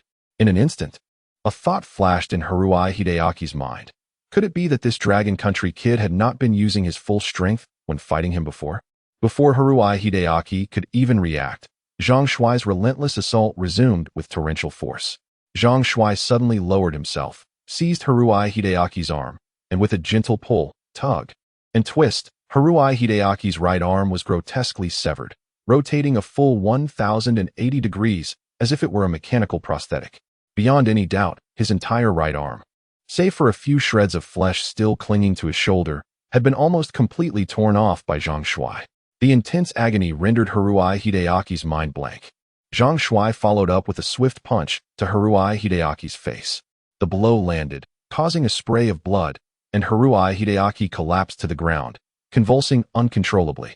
This sudden turn of events unfolded with such rapidity that the spectators below only regained their senses after Haruhi Hideaki had fallen stiffly. A cacophony of screams and cheers erupted. The MC below the stage, hearing the audience's excited screams, waited a moment, and seeing that Haruhi Hideaki was completely still, loudly proclaimed Zhang Shuai of the Eastern Dragon Kingdom the victor of the match. Soon, the iron gate of the octagon was opened, and several staff members carrying a stretcher removed the injured and unconscious Haruhi Hideaki. Zhang Shuai was once again beset by the adulation of excited female spectators, but now, with considerable experience, he deftly extricated himself from the throng. Upon returning to the hotel, the day's competition concluded. It was already 10 o'clock in the evening, but Zhang Shuai felt a long-absent pang of hunger. It seemed his body's standby time had elapsed, and it was time to recharge and replenish his energy. However, Huang Tianli's constant presence made it quite inconvenient for Zhang Shuai to recharge. Deeming it untenable, Zhang Shuai feigned that Huang Tianli's sonorous snoring had deprived him of restful slumber for consecutive nights. He entreated Huang Tianli to secure an alternative chamber, lest his compromised repose impair his performance in the imminent contest. Observing Zhang Shuai's insistence, Huang Tianli promptly procured another room for his repose. Zhang Shuai dismantled an electrical outlet within his lodging and commenced charging. For a continuous 8 hours, until the break of dawn, he replenished the device's energy. Zhang Shuai estimated that a full charge would now sustain approximately 1 month of usage. In the ensuing 4 days, Zhang Shuai engaged in 8 additional matches, averaging 2 bouts per DM, each culminating in victory. Cumulatively, Zhang Shuai's sojourn in Las Vegas encompassed 11 matches, an unbroken series of triumphs, establishing a new benchmark for consecutive wins in the subterranean boxing arena. Zhang Shuai accrued prize money amounting to $1,100,000, equivalent to 7 million renminbi. Having amassed 7 million in under a week, Zhang Shuai was greatly content. Despite Situ Changtian's repeated entreaties to prolong his participation, Zhang Shuai had lost interest in further competition, deeming the 7 million sufficient for his expenditures. However, upon Situ Changtian's remittance of funds to his bank account, the sum totaled merely 5,600,000. Much to Zhang Shuai's chagrin, despite Situ Changtian's repeated explanations that this discrepancy stemmed from mandatory income tax deductions via legitimate channels, Zhang Shuai remained displeased. Nevertheless, recognizing the inevitability of income tax obligations, Zhang Shuai could not protest further, lamenting only Situ Changtian's failure to elucidate this prior to the competition. With the commencement of Lin Xiuwen's semester fast approaching, and the impending delivery of Zhang Shuai's newly acquired vehicle from the dealership, Zhang Shuai's inclination to prolong his sojourn in the United States waned. Consequently, he promptly secured plane tickets and, together with Huang Tianli, embarked on their return journey to the Dragon Country. Upon their arrival in the Dragon Country's Clearwater City, Zhang Shuai and Huang Tianli parted ways at the airport. Zhang Shuai, upon reaching his abode, immediately dispatched a message to Lin Xiuwen, informing her of the culmination of his vocational skills training and his recent return from abroad. Lin Xiuwen responded, stating that her mother was at home, precluding her from going out that evening, and that they would have to wait until the day after tomorrow when school commenced to reunite. Zhang Shuai experienced a tinge of disappointment. Having longed to see Lin Xiuwen for several days, his yearning was particularly heightened by the lascivious performances he had witnessed at the underground boxing arena during his trip to the United States, which had stirred within him a potent desire to embrace and intimately caress Lin Xiuwen. The following day, Zhang Shuai settled the outstanding balance at the dealership and took possession of his pre-ordered big Guandi electric car. Although not a luxurious vehicle, Zhang Shuai now considered himself part of the motoring fraternity.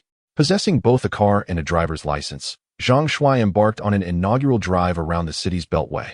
Despite his novice status as a license holder, Zhang Shuai's driving prowess surpassed that of many seasoned drivers, exhibiting none of the trepidation commonly associated with newly licensed individuals venturing onto the road.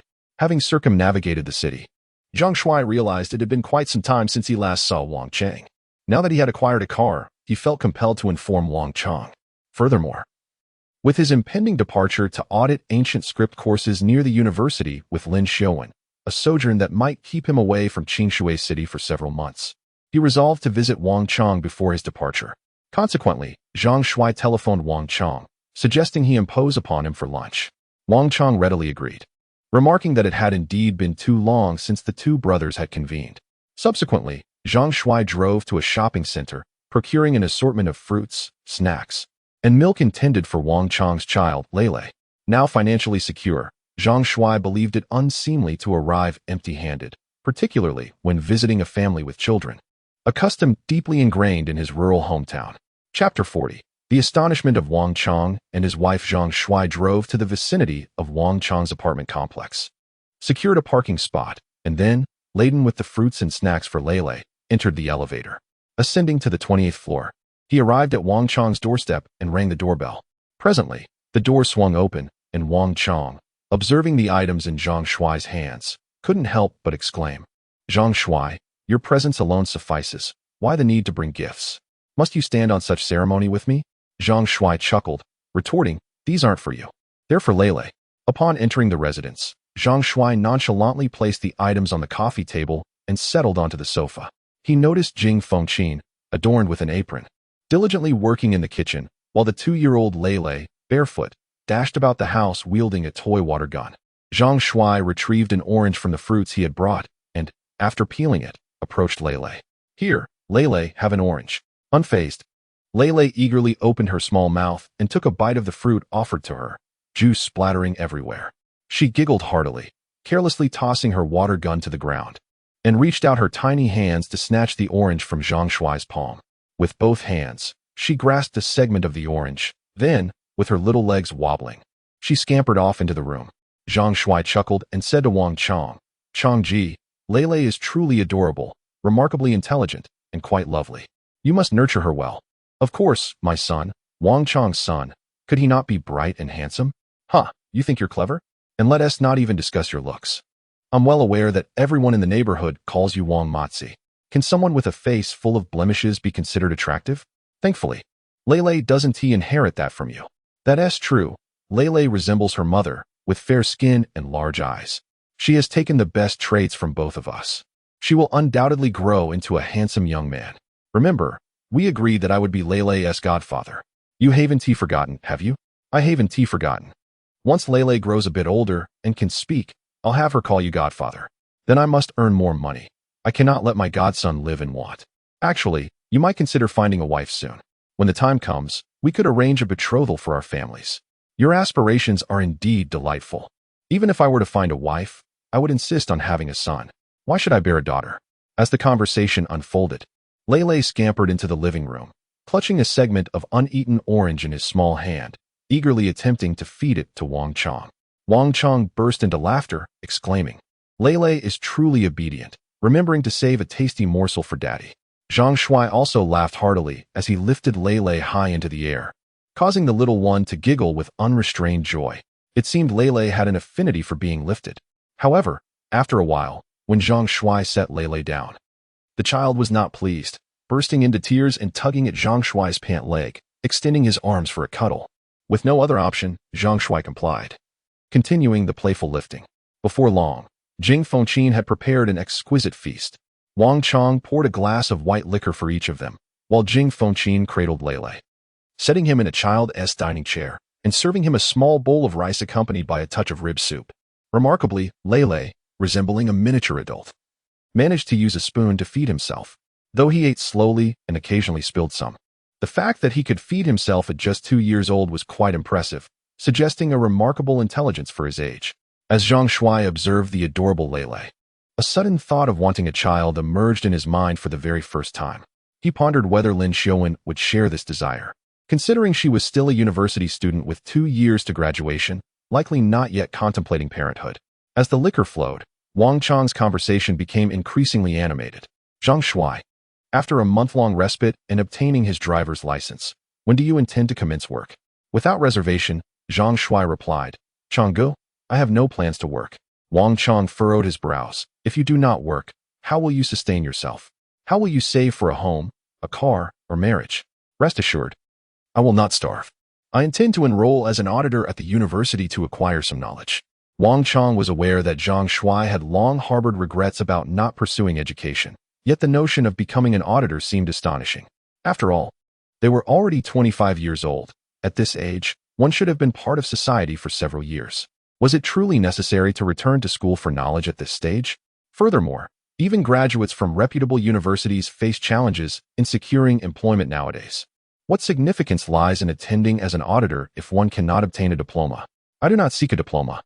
I merely wish to learn about subjects that pique my interest. But without a job, how will you manage your living expenses? Everything requires money these days. Zhang Shuai did not provide a direct answer. Instead, he retrieved a set of car keys from his pocket and placed them on the dining table. Upon seeing the gleaming new car keys, Wang Chang and Jing Fengqin exchanged incredulous glances, a remarkable thought dawning upon them. Their eyes filled with disbelief. Zhang Shuai, those car keys, you cannot be telling me you bought a car? Indeed, I did. I purchased it outright, a new electric vehicle, totaling 140,000. Wang Chang found it somewhat incredulous. As Zhang Shuai's childhood friend, he was acutely aware of Zhang Shuai's circumstances. In prior years, Zhang Shuai had been living in his rural hometown due to depression. It was only after Zhang Shuai's grandfather passed away that Zhang Shuai, having no remaining relatives in the countryside and spurred by Yu Manchu's provocation, came to Qishui City to seek refuge with him. It was he who lent Zhang Shuai 10,000 yuan to help him obtain an electrician's license and introduced him to the trade to earn a living. However, it had only been a few months, so where would Zhang Shuai have acquired the funds to purchase a car? Even Wang Chang himself, though perceived by those in his rural hometown as thriving, having bought a house in the city, was not particularly affluent.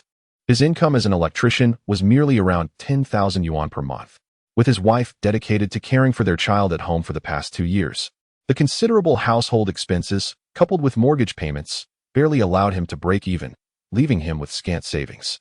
Despite having obtained a driver's license long ago, Wang Chang lacked the financial means to buy a car. The down payment for his house had been pooled together by both sets of parents upon his marriage. Therefore, Wang Chang was presently incredulous at the notion of Zhang Shuai buying a car. After a prolonged daze, Wang Chang inquired with perplexity, "Where did you get the money to buy a car?" Zhang Shuai replied, "Of course, it's money I earned. What could you have done to earn so much money in just a month or two?" Hee, don't worry, Brother Chang. I assure you, it's money earned through legitimate channels." Wang Chang remained silent. Jing Fengqin cheerfully remarked, "Zhang Shuai has undergone a remarkable transformation in these past 2 months. It's as if he's become a completely different person. Not only has he shed weight and evolved into a true handsome figure, but he's also become adept at earning money and has even purchased a car. Truly exceptional. With your capabilities, finding a wife should be a piece of cake, shouldn't it? My sister's husband has a cousin who is also 25 this year. She's quite lovely and a university graduate. Would you like me to introduce you?" Zhang Shuai promptly waved his hand, saying, "Sister-in-law, I already have a girlfriend. You don't need to find someone for me." Jing Fengqin inquired, "When did you find a girlfriend? Bring her over to meet Xiangzi and me when you have the chance." Zhang Shuai replied, "I met her at the driving school. She's a university student, about to enter her 3rd year. Once the semester starts, I'll accompany her to the university as an auditor." "Oh, you found a university student? Which university does she attend?" "Hanqing University." Wang Chang exclaimed in surprise, "Ah, that's a prestigious 985 university.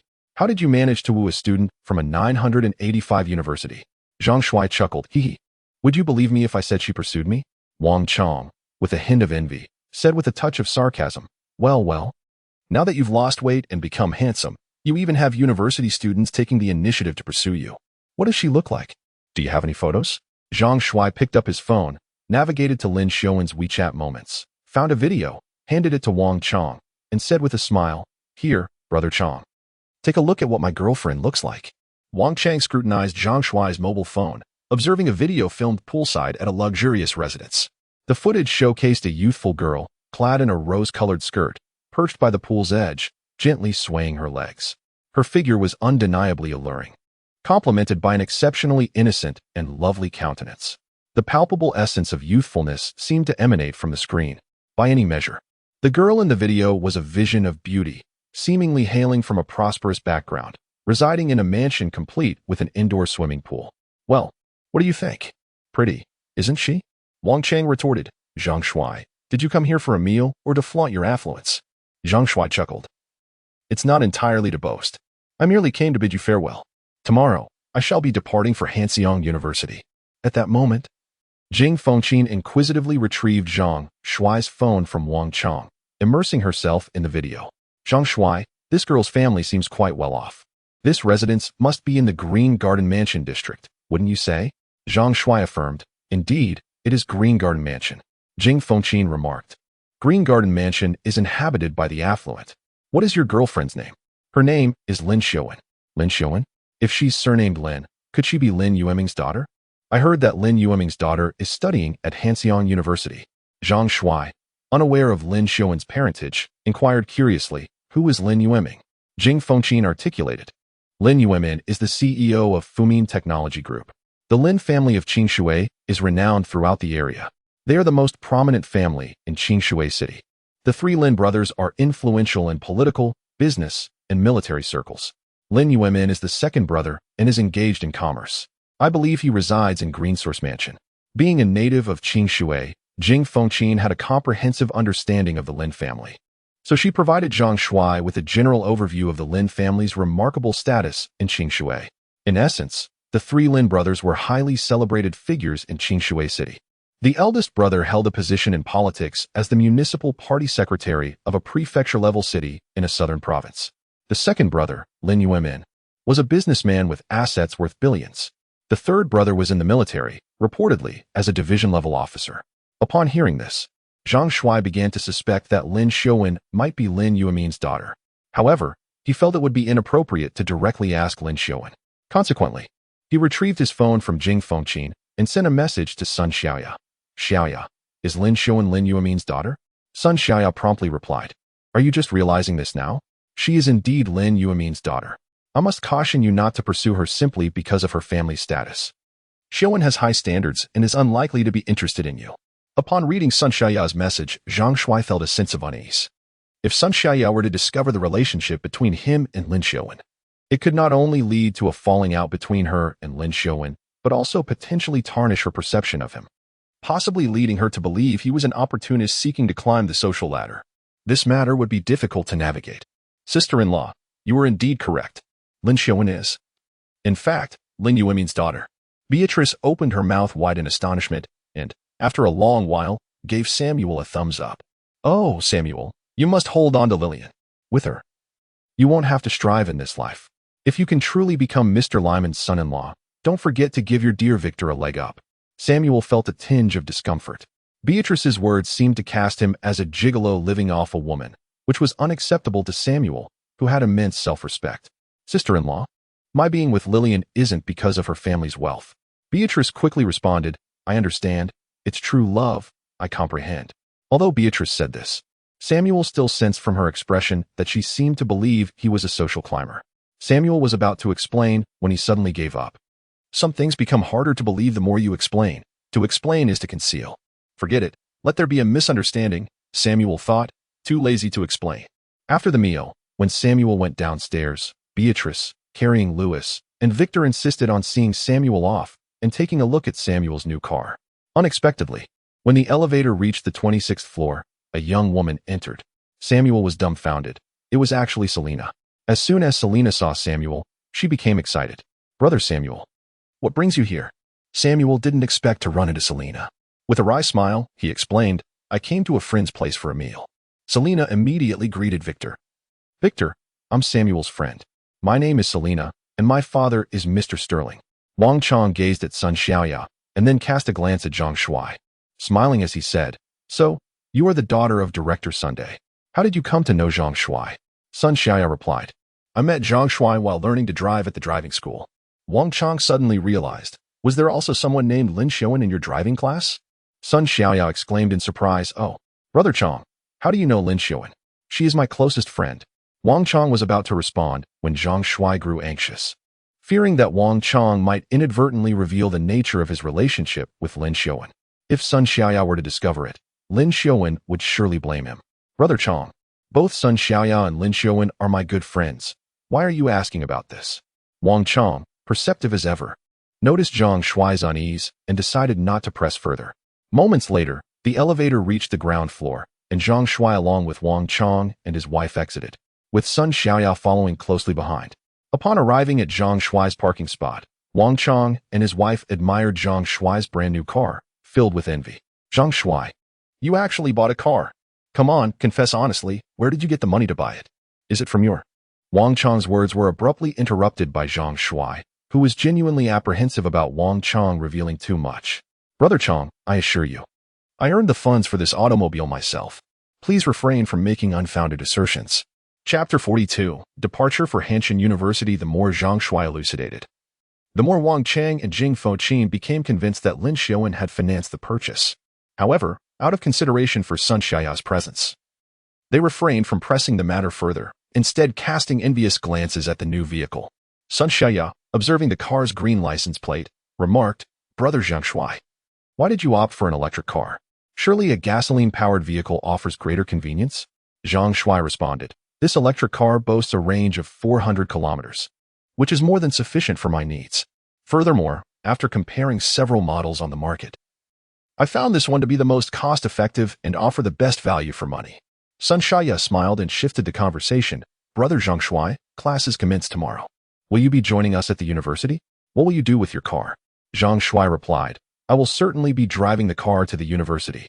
Sun Xiaoya inquired, it's over 300 kilometers from our town to Hanqing, and driving requires traversing the highway. Given that you've held your license for less than a year, you're not permitted to drive on the highway, are you? Zhang Shuai chuckled. While that regulation exists, even if I were to drive on the highway, it wouldn't be a major issue. It would merely entail a 200 yuan fine. Besides, it's not guaranteed that I would be apprehended by the traffic police. Upon reflection, Sun Xiaoya concurred, her eyes gleaming with sudden inspiration. Indeed, with your adept driving skills, embarking on the expressway should pose no quandaries. It would be ideal if you could chauffeur both Xiaowen and me to the university. I could economize on a train ticket. Zhang Shuai responded, transporting you to the university presents no impediment. However, have you consulted Xiaowen? Will her family perhaps dispatch someone to escort her directly to the campus? Sun Xiaoya replied, I shall inquire with Xiaowen momentarily. Should her family provide transportation, then we two shall journey together. Very well. Pray, consult with Xiaowen at your leisure. In the presence of Wang Chong and his spouse, Zhang Shuai found it impolitic to decline Sun Xiaoya's entreaty and thus acquiesced casually. Chong, I must now depart to prepare my luggage. I shall embark tomorrow and likely not return for half a year. Wang Chong responded, very well. It is advantageous for you to pursue advanced studies at the university. Acquiring further knowledge will undoubtedly pave the way for a resplendent future. As they watched Zhang Shuai depart in his vehicle, Wang Chong and his spouse ascended to their abode, cradling their child. Upon entering the elevator, they were taken aback to find Sun Xiaoya joining them. Wang Chong expressed surprise, inquiring, Sun Xiaoya, were you not descending to go out? Why have you returned upstairs? Sun Xiaoya replied, Brother Chong, I have come specifically to seek you out and inquire about a matter. What matter is it? Speak freely. Brother Chong, you share a close bond with Zhang Shuai, do you not? Wang Chong affirmed, indeed, Zhang Shuai and I have grown up together since childhood. We have been friends since our earliest days. Sun Xiaoya inquired, could you perhaps enlighten me with anecdotes from Zhang Shuai's past? Has he ever been romantically involved? Without a moment's hesitation, Wang Chong responded, he has never been romantically involved. He only arrived in Clearwater City after the new year this year. Prior to that, he had always resided in the countryside. Sun Xiaoya further inquired, he is 25 years of age this year and possesses such striking good looks. Surely, he must have been romantically involved before. A man like him must have had numerous admirers, wouldn't you agree? Wang Chong mused to himself that, merely 3 months prior, Zhang Shuai could hardly be described as handsome. It was only after successfully losing weight that he could be considered attractive. As Wang Chong was about to offer an explanation, he suddenly noticed his wife, Jing Fengqin, signaling him with her eyes. The words Wang Chong was about to utter were swallowed back down. At that moment, Jing Fengqin interjected, Xiaoya, why do you ask? Could it be that you have developed feelings for Zhang Shuai? Sun Xiaoya's face flushed slightly as she awkwardly replied, no. Zhang Shuai and I are merely friends. I am simply intrigued by his past experiences. As she spoke, the elevator arrived at the 26th floor, and a visibly embarrassed Sun Xiaoya hastily exited the elevator. When the elevator reached the 20th floor, Wang Chong and Jing Foqin, cradling their child, entered their home. As soon as they were inside, Wang Chong questioned his wife with puzzlement. "Foqin, why did you signal me? These matters are hardly confidential secrets. There would be no harm in sharing them with Xiao Sunday." Jing Foqin responded. "Have you not discerned that Xiao Sun harbors affections for Zhang Shuai? This is untenable. Little Sun's father is merely a minor director in the Education Bureau, hardly a match for Lin Xiuan's lineage. We cannot permit Sun Xiaoya to interfere and jeopardize the burgeoning romance between Zhang Shuai and Lin Xiuan. If Zhang Shuai truly becomes the Lin family's son-in-law, future prosperity is assured. Given your close rapport, should he ascend to wealth and prominence, he would undoubtedly extend a hand to assist you." Wang Chang responded with a wry smile. "You are indeed cunning." At the Green Garden Manor, within the Lin family's villa, Zhou Wei was engaged in leisurely conversation with her daughter in the living room. "Xiuan, tomorrow I shall have your Uncle Lu escort you to school." "Mother, there's no need to trouble Uncle Lu. I can drive myself to school." "Absolutely not. You've only recently obtained your driver's license and are not permitted on the expressway. Furthermore, I am not confident in your driving abilities. Then I shall take the high-speed train to school myself." "Impossible. I have already instructed your Uncle Lu to pick you up early tomorrow morning." Lin Xiuan, seeing this, reluctantly conceded. "Very well, then. I shall impose upon Uncle Lu." Shortly after returning to her room, Lin Xiuan received a message from Sun Xiaoya, who mentioned that Zhang Shuai had acquired a new vehicle and was planning to drive to school. She inquired whether Lin Xiuan would like to join her in Zhang Shuai's car. Upon hearing this, Lin Xiuan grew apprehensive, as she was unwilling to allow Sun Xiaoya and Zhang Shuai to be alone together. She promptly replied to Sun Xiaoya, "Agreed. We shall travel to school together in Zhang Shuai's car." Subsequently, Lin Xiuan once more sought out her mother in the living room, employing gentle persuasion and cajolery, even resorting to artifice, to convey that she could travel with Sun Xiaoya to school in her cousin's automobile. Eventually, Zhou Wei, succumbing to her daughter's persistent entreaties, relented and acquiesced to her wishes. The following morning, Zhang Shuai meticulously packed his attire and belongings, stowing them in the vehicle's trunk. He then drove to Sun Xiaoya's residential complex, collecting her before proceeding to Lin Xiuan's neighborhood, where he patiently awaited her emergence. Upon her arrival, Zhang Shuai initiated their journey towards Hanqing.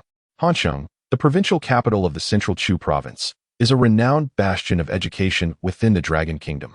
Zhang Shuai had never before ventured to Hanqing. However, with the aid of navigation, he was unconcerned about straying from the correct path. Despite his recent acquisition of a driver's license, Zhang Shuai's driving prowess was remarkably adept, maintaining a swift and steady pace, consistently exceeding 120 kilometers per hour on the expressway. After a 3-hour interval, Zhang Shuai arrived within the borders of Chu province. Observing that the vehicle's remaining charge was dwindling, he deliberately paused for 30 minutes at a highway service area, replenishing the battery at an automotive charging station before resuming their expedition. At 11 o'clock in the forenoon, they ultimately reached the esteemed Hanqing University. Chapter 43. The inaugural lecture regarding formal education. Zhang Shuai harbored no recollection whatsoever. His academic experience was limited to elementary school, and even those memories had been completely erased from his mind. Despite his subsequent self-directed study of elementary, middle, and high school curricula in his rural hometown, he had never set foot within the confines of a school. Thus, the concept of a school was both alien and revered to Zhang Shuai. Upon the commencement of the new academic year, Sun Xiaoya and Lin Xiuan were poised to enter their junior year. The two young women initially escorted Zhang Shuai on a tour of the university grounds. Hanqing University was expansive, encompassing a vast area, and the campus was adorned with picturesque scenery, including numerous cherry blossom trees, though regrettably, they were not in bloom during that season. After acquainting Zhang Shuai with the campus, Sun Xiaoya and Lin Xiuan proceeded to register and remit their tuition fees. Meanwhile, Zhang Shuai ventured off campus in search of accommodation, as the university did not provide dormitory facilities for auditors. Consequently, Zhang Shuai was compelled to rent a room off campus. After a brief search, Zhang Shuai discovered a 2-bedroom apartment situated less than 300 meters from the university. The monthly rent amounted to 1,800. Although the rent was somewhat exorbitant, it was understandable given its proximity to the university. Zhang Shuai, being financially secure, was unconcerned about the rental expense. Thus, After contacting the landlord and inspecting the apartment, he promptly resolved to lease it. Having executed the contract and remitted a deposit of 1,000 along with 3 months' rent, Zhang Shuai successfully acquired the room key. He parked his vehicle in the parking lot, carried his luggage and clothing upstairs, and dedicated over an hour to meticulously cleaning and organizing the apartment. It was conceivable that Zhang Shuai would reside there for an extended period. Once Zhang Shuai had settled in, Lin Xiaowen dispatched a message inquiring about his whereabouts. Zhang Shuai informed her that he was in the apartment he had rented off campus. Lin Xiaowen instructed him to meet her at the university to facilitate the process of registering as an auditor. Zhang Shuai arrived at the base of Lin Xiaowen's dormitory. As Lin Xiaowen emerged, Zhang Shuai was poised to approach her and utter words of longing. But to his surprise, Lin Xiaowen swiftly sidestepped, deliberately creating distance between them. Discomfort stirred within Zhang Shuai's heart, a suspicion that she was ashamed of him. Noticing the shift in his countenance, Lin Xiaowen hastened to explain. We must be mindful of appearances at the university. Sun Xiaoya shares my dormitory, and if rumors were to reach her ears, I would be mortified. Surely, you can appreciate my predicament? Zhang Shuai felt a sense of vexation. This clandestine affair was proving to be quite the torment. Xiaowen, I find this secrecy unbearable. Perhaps we should broach the subject with Sun Xiaoya? Surely, she would comprehend our situation. Absolutely not. She retorted. If you were to reveal our relationship now, I would be mortified in her presence, possibly severing our friendship. Let us wait until graduation, allowing time to dilute her emotions. By then, even if she were to discover our liaison, she would be less affected. Resigned, Zhang Shuai acquiesced to Lin Xiaowen's wishes, agreeing to maintain a distance at the university, reserving their intimacy for her visits to his rented apartment. Subsequently, Lin Xiaowen escorted Zhang Shuai to the Faculty of Arts Administrative Building, where they located the Student Affairs Department. A staff member provided Zhang Shuai with an application form for auditing classes, which included a section for educational qualifications. With a tinge of embarrassment, Zhang Shuai declared his high school diploma. Upon completing the necessary details, he submitted the application. Lin Xiaowen instructed Zhang Shuai to await notification of approval, which, in all likelihood, would be granted by the following day. Meanwhile, at the Clearwater City Tianli Martial Arts Hall, Huang Tianli had recently become enamored with the practice of Northern Dipper Long Fist. Despite the lackluster business of the martial arts studio this year, Zhang Shuai's fortunate trip to the United States has bestowed upon him a remarkable fortune of over 200,000 yuan, a sum that rivals the studio's annual profits. Truth be told, Huang Tianli finds it impossible to gauge the true strength of Zhang Shuai. Yet it is evident that he has transcended the limits of human capability, perhaps even surpassing the legendary martial artist Bruce Lee of the 1970s. Regrettably, Zhang Shuai's aspirations lie not in the boxing arena. After amassing some wealth, he has shown little inclination to engage in further competitions. Huang Tianli's decision to practice Bai de Chongquan was inspired by Zhang Shuai, who had previously asserted that his formidable prowess was a result of his training in this martial art. Huang Tianli was initially skeptical. Since returning from the United States, he has diligently practiced Bai de Chongquan morning and night. Having previously trained in martial arts, he retains a solid foundation despite his advancing age. Thus, he mastered the first 36 forms in a mere day. As of today, Huang Tianli has commenced the practice of the latter 36 forms. Although these forms are relatively intricate and he is yet to execute them seamlessly, he has genuinely observed a gradual improvement in his physical condition. The wonders of Bai de Chongquan are indeed astonishing, seemingly enhancing the body's constitution. This revelation has profoundly impacted Huang Tianli, leading him to reconsider Zhang Shuai's assertions. Perhaps there is truth in Zhang Shuai's words. Bai de Chongquan is not merely a form of fitness training as he once presumed. The government's vigorous promotion of Bai de Chongquan surely conceals some profound secret. What could that secret possibly be? Huang Tianli pondered that perhaps once he fully comprehended the intricacies of the Bai de Long Fist, he might gradually unveil its hidden secrets. The following morning, Lin Xiaowen sent a message indicating that his application for auditing courses had been approved, prompting Zhang Shuai to collect his auditing certificate for the semester and to pay the requisite fees. Upon arriving at the university, guided by Lin Xiaowen, Zhang Shuai acquired his certificate and downloaded the course schedules for the ancient scriptology program from freshman to junior year. Ultimately, he selected the courses pertinent to his interest in the evolution of ancient scripts, opting to forego foundational classes such as classical Chinese and ancient history of the Dragon Nation, which primarily comprised freshman-level subjects. To Zhang Shuai, These foundational courses held little significance, leading him to focus solely on the essential ones. In total, he incurred an auditing fee of 18,000 yuan, a considerable sum. Fortunately, his earnings from his stint in the beautiful country alleviated the financial burden, or else the auditing fees might have posed a significant challenge. Additionally, he paid 1,100 yuan for the textbooks covering all the audited courses, a cost separate from the auditing fees. After settling the payments and gathering a substantial collection of textbooks, a full day had elapsed in the midst of his busy endeavors. Originally, Zhang Shuai had anticipated that matriculating to university alongside Lin Xiaowen would foster a deeper connection, allowing them to frequently engage in intimate moments. However, he now realizes that his expectations were overly optimistic. The presence of Sun Xiaoya inhibits Lin Xiaowen from openly dating him. In their shared company, Lin Xiaowen rarely addresses Zhang Shuai, with Sun Xiaoya dominating the conversation, much to Zhang Shuai's chagrin. Consequently, he redirects his focus entirely to the study of ancient philology. For the sake of his grand ambition of immortal cultivation, the decipherment of the Xiao Shou Tian brooks no errors.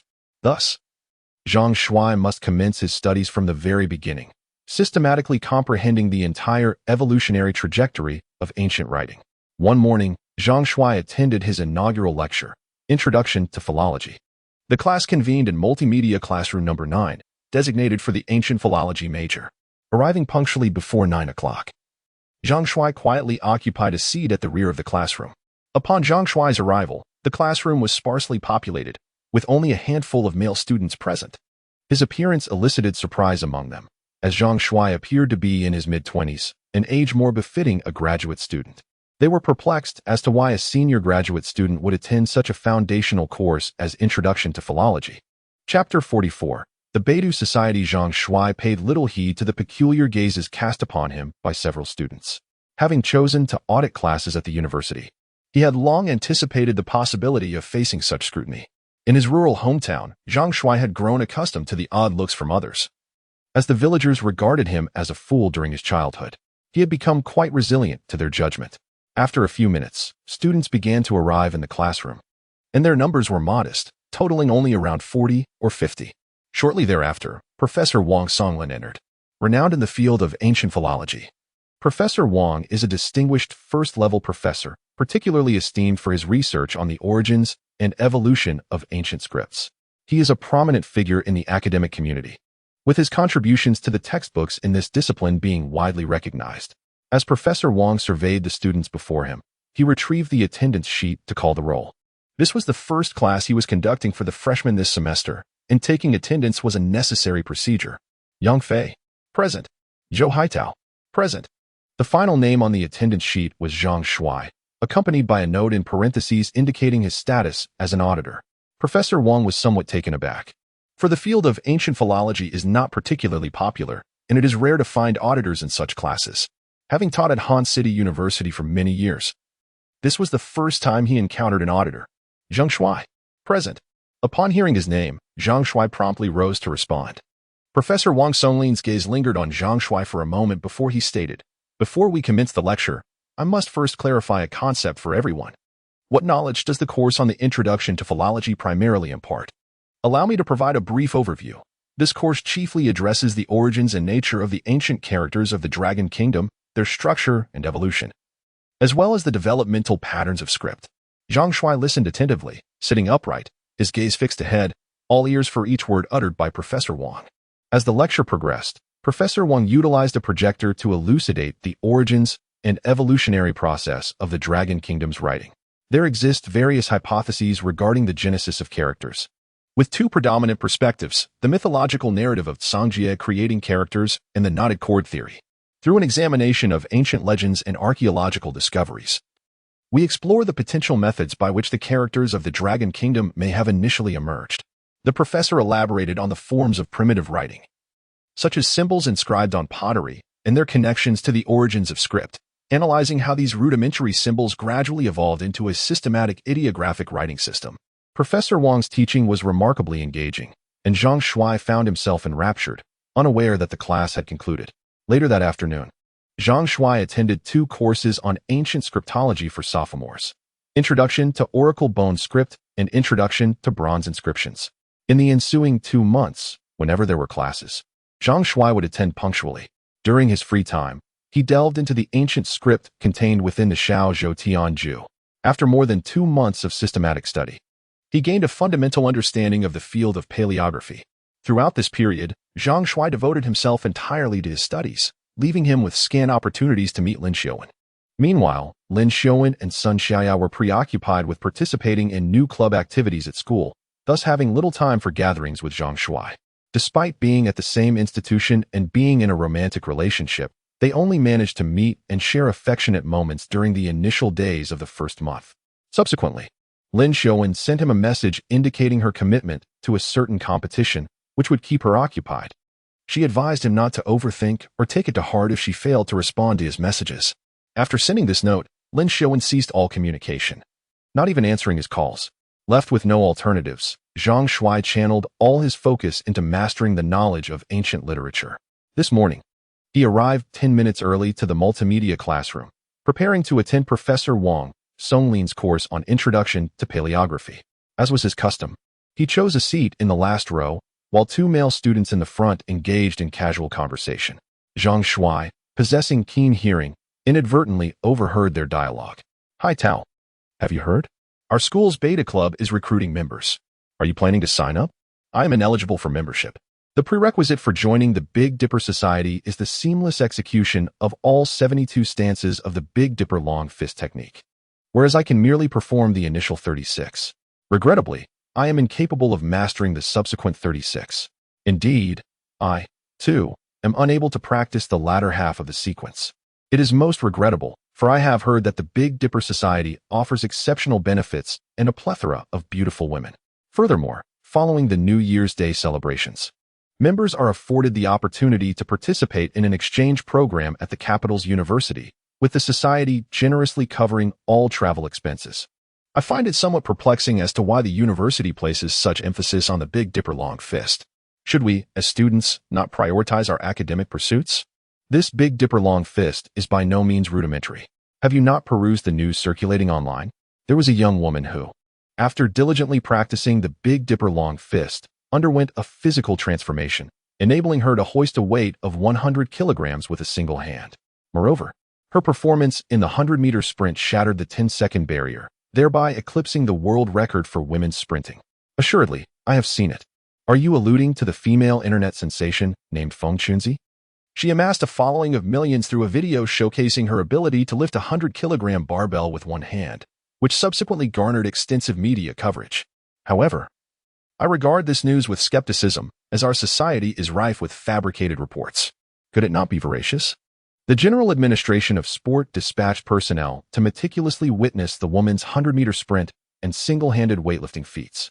Furthermore, they authenticated Feng Chunzi's achievements via an official post on social media. Surely, this cannot be a fabrication? Regardless, I remain unconvinced. A woman hoisting 100 kilograms with a single hand? I refuse to believe it, even if my life depended on it. Do you doubt it? Have you heard about Li Feng from our school's student council? He has become quite remarkable. His speed in the 100-meter dash is rumored to have surpassed 9 seconds, and his physical strength is astonishingly immense. It is said that a certain mysterious government agency has taken notice, sending representatives to our school to conduct experiments and investigations on him. I find it curious that in the past couple of months, such incredible news has been circulating frequently. Could it be that these individuals have undergone mutations from practicing Beta Chongquan? Is Beta Chongquan truly that extraordinary? Have you not noticed the government's vigorous promotion of Beta Chongquan? Now, every university has a Beta club, and it's not just universities. Even elementary schools, middle schools, high schools, vocational schools, and factories are all engaged in practicing Beta Chongquan. Do you think the state invests such effort in promoting Beta Chongquan because it possesses remarkable effects that we do not yet comprehend? Before long, more students filed into the classroom, causing the 2 chatting students in the front row to cease their conversation. However, Zhang Shuai felt an inexplicable turbulence brewing within him. Chapter 45. Huang Tenli's invitation. After class, Zhang Shuai returned to his rented accommodation off campus. His first action was to open Douyin and Quail short video apps. Over the past 2 months, he had been wholly engrossed in researching ancient scripts and had scarcely paid attention to current social news. He had not accessed Douyin or Quail during this time. It was the conversation between 2 students in the front row that caught Zhang Shuai's attention in class today. prompting him to consider following current social news. On Douyin app, Zhang Shuai searched for Feng Chunzi and quickly found her videos. She appeared to be a delicate and charming girl of about 18 or 19, with an extremely slender figure. One of her videos, featuring the girl lifting a 100-kilogram barbell with one hand, had over 5 million likes and 100,000 comments. In the video, the young girl stood in front of a barbell that had been adjusted to the appropriate weight and effortlessly lifted it. The contrast between the frail girl and the heavy barbell created a striking visual impact, explaining the video's popularity. The comments below the video were also quite amusing. A top comment read, "I believe the video's authenticity because I can do it too. Since practicing the Beidou long fist, my strength has noticeably increased. My husband weighs 78 kilograms, and I can now lift him by grabbing his clothes with one hand. My husband is scared. He says I've become a monster." Below this top comment were over 300 replies, which Zhang Shuai clicked on and couldn't help but laugh. If the girl is indeed so formidable, wouldn't her husband be at her mercy? Perhaps my thoughts are too impure, but upon seeing this comment, I had only one thought. With such strength, any position becomes possible. I just want to know, is your husband all right? Is he still alive? The commentary has completely digressed. The majority of the remarks below assert its falsity, suggesting the video is a composite of special effects. Furthermore, a highly upvoted comment declares, fake. Obviously fake. As a professional boxer, this video is laughable. Even for me. Lifting 100 kilograms would not be so effortless, let alone for a slender beauty like Feng Chunzi. Some netizens claim practicing the Big Dipper long fist can achieve this effect, but I assure you, I have also practiced the Big Dipper long fist, and it does not produce such miraculous results. Zhang Shuai perused the comments beneath the video, noting that the vast majority were skeptical, with only a minority firmly believing in the video's authenticity. Zhang Shuai proceeded to examine Feng Chunzi's other videos, but after viewing only a few, he noticed a notification, video unavailable. Upon further scrolling, he encountered numerous prompts indicating this work has been deleted. When Zhang Shuai returned to view the barbell lifting video he had just watched, he was astonished to find that even this video had been removed by the author. It appeared that Feng Chunzi had deleted all of her videos while Zhang Shuai was watching them. This was rather peculiar, as Feng Chunzi relied on Douyin for her livelihood. Why would she delete such a highly upvoted video without hesitation? Shortly thereafter, Zhang Shuai was taken aback to discover that Feng Chunzi's Douyin account had also been deleted. What a coincidence! He happened to be watching Feng Chunzi's videos just as she deleted her account. Subsequently, Zhang Shuai continued to browse Douyin, watching popular videos with high engagement, all of which pertained to the Big Dipper long fist. Several months prior, Zhang Shuai recalled that no one on Douyin could flawlessly execute the entire sequence of the 72 forms of the Beidou long fist. Now, a few months later, numerous video bloggers on Douyin have mastered the complete set. Invariably, videos showcasing the full 72 forms of the Beidou long fist have garnered substantial traction, amassing at least 10,000 likes. It appears that the Beidou long fist has become the quintessential key to virality for video bloggers, with the Douyin platform seemingly promoting videos featuring the complete practice routine. Subsequently, Zhang Shuai perused Kuaidui short videos, where an abundance of content related to the Beidou long fist was also prevalent. It can be asserted that, for the past half year, the most trending videos on Longwu's short video platforms have revolved around the Beidou long fist. While Zhang Shuai was browsing short videos, he unexpectedly received a WeChat message from Huang Tianli. Since returning from the United States with Huang Tianli, Zhang Shuai had not maintained contact with him, making Huang Tianli's sudden outreach surprising. "Little Zhang, where are you? Do you have time today? I'd like to treat you to a meal." Zhang Shuai responded, "Brother Huang, there's no need for a meal. I'm out of town, not in Qingshui. Please, get straight to the point." "Little Zhang, I have some questions about the Beidou long fist that I would like to consult you on." "What questions?" "Having returned from the United States, I have been diligently practicing the Northern Dipper fist for over 2 months. I perceive an amelioration in my physical condition. My strength and reflexes have been augmented to some extent. However, I find myself unable to attain your level of proficiency. Upon assessment, the maximum force I can currently generate with my fist is 960 pounds. I surmise your power output must be in excess of 3,000 pounds. Could you elucidate the reason for this disparity? Are there perhaps certain techniques I have yet to master? Regrettably, I am unable to offer assistance in this regard. I possess no particular stratagem. The augmentation of my strength is solely attributable to the practice of the Northern Dipper fist." "Very well, I shall impart a piece of intelligence. Our Tianli Martial Arts Center is organizing the inaugural Clearwater City Northern Dipper Fist Exhibition Tournament. The victor of the competition shall be awarded a prize of 300,000, the runner-up 10,000, and the third-place finisher 5,000. This competition is open to all residents of Clearwater City, and the deadline for registration is January 10th. Should you be so inclined, you are welcome to participate. The victors may be presented with an opportunity to undergo selection for a specialized government department. Should you be chosen, you will be granted the status of a civil servant, with remuneration and benefits commensurate with those of national civil servants. Does this proposition pique your interest? Zhang Shuai's heart stirred. Could the government's organization of this selection activity be a means of identifying individuals who have cultivated a sense of qi through the practice of the Northern Dipper Fist? Would these selected individuals be inducted into Bureau 749? And would entry into Bureau 749 enable one to commence the practice of the minor circulation technique and embark upon the path of immortal cultivation? In truth, should this be the case, Zhang Shuai would no longer need to expend his time studying ancient philology.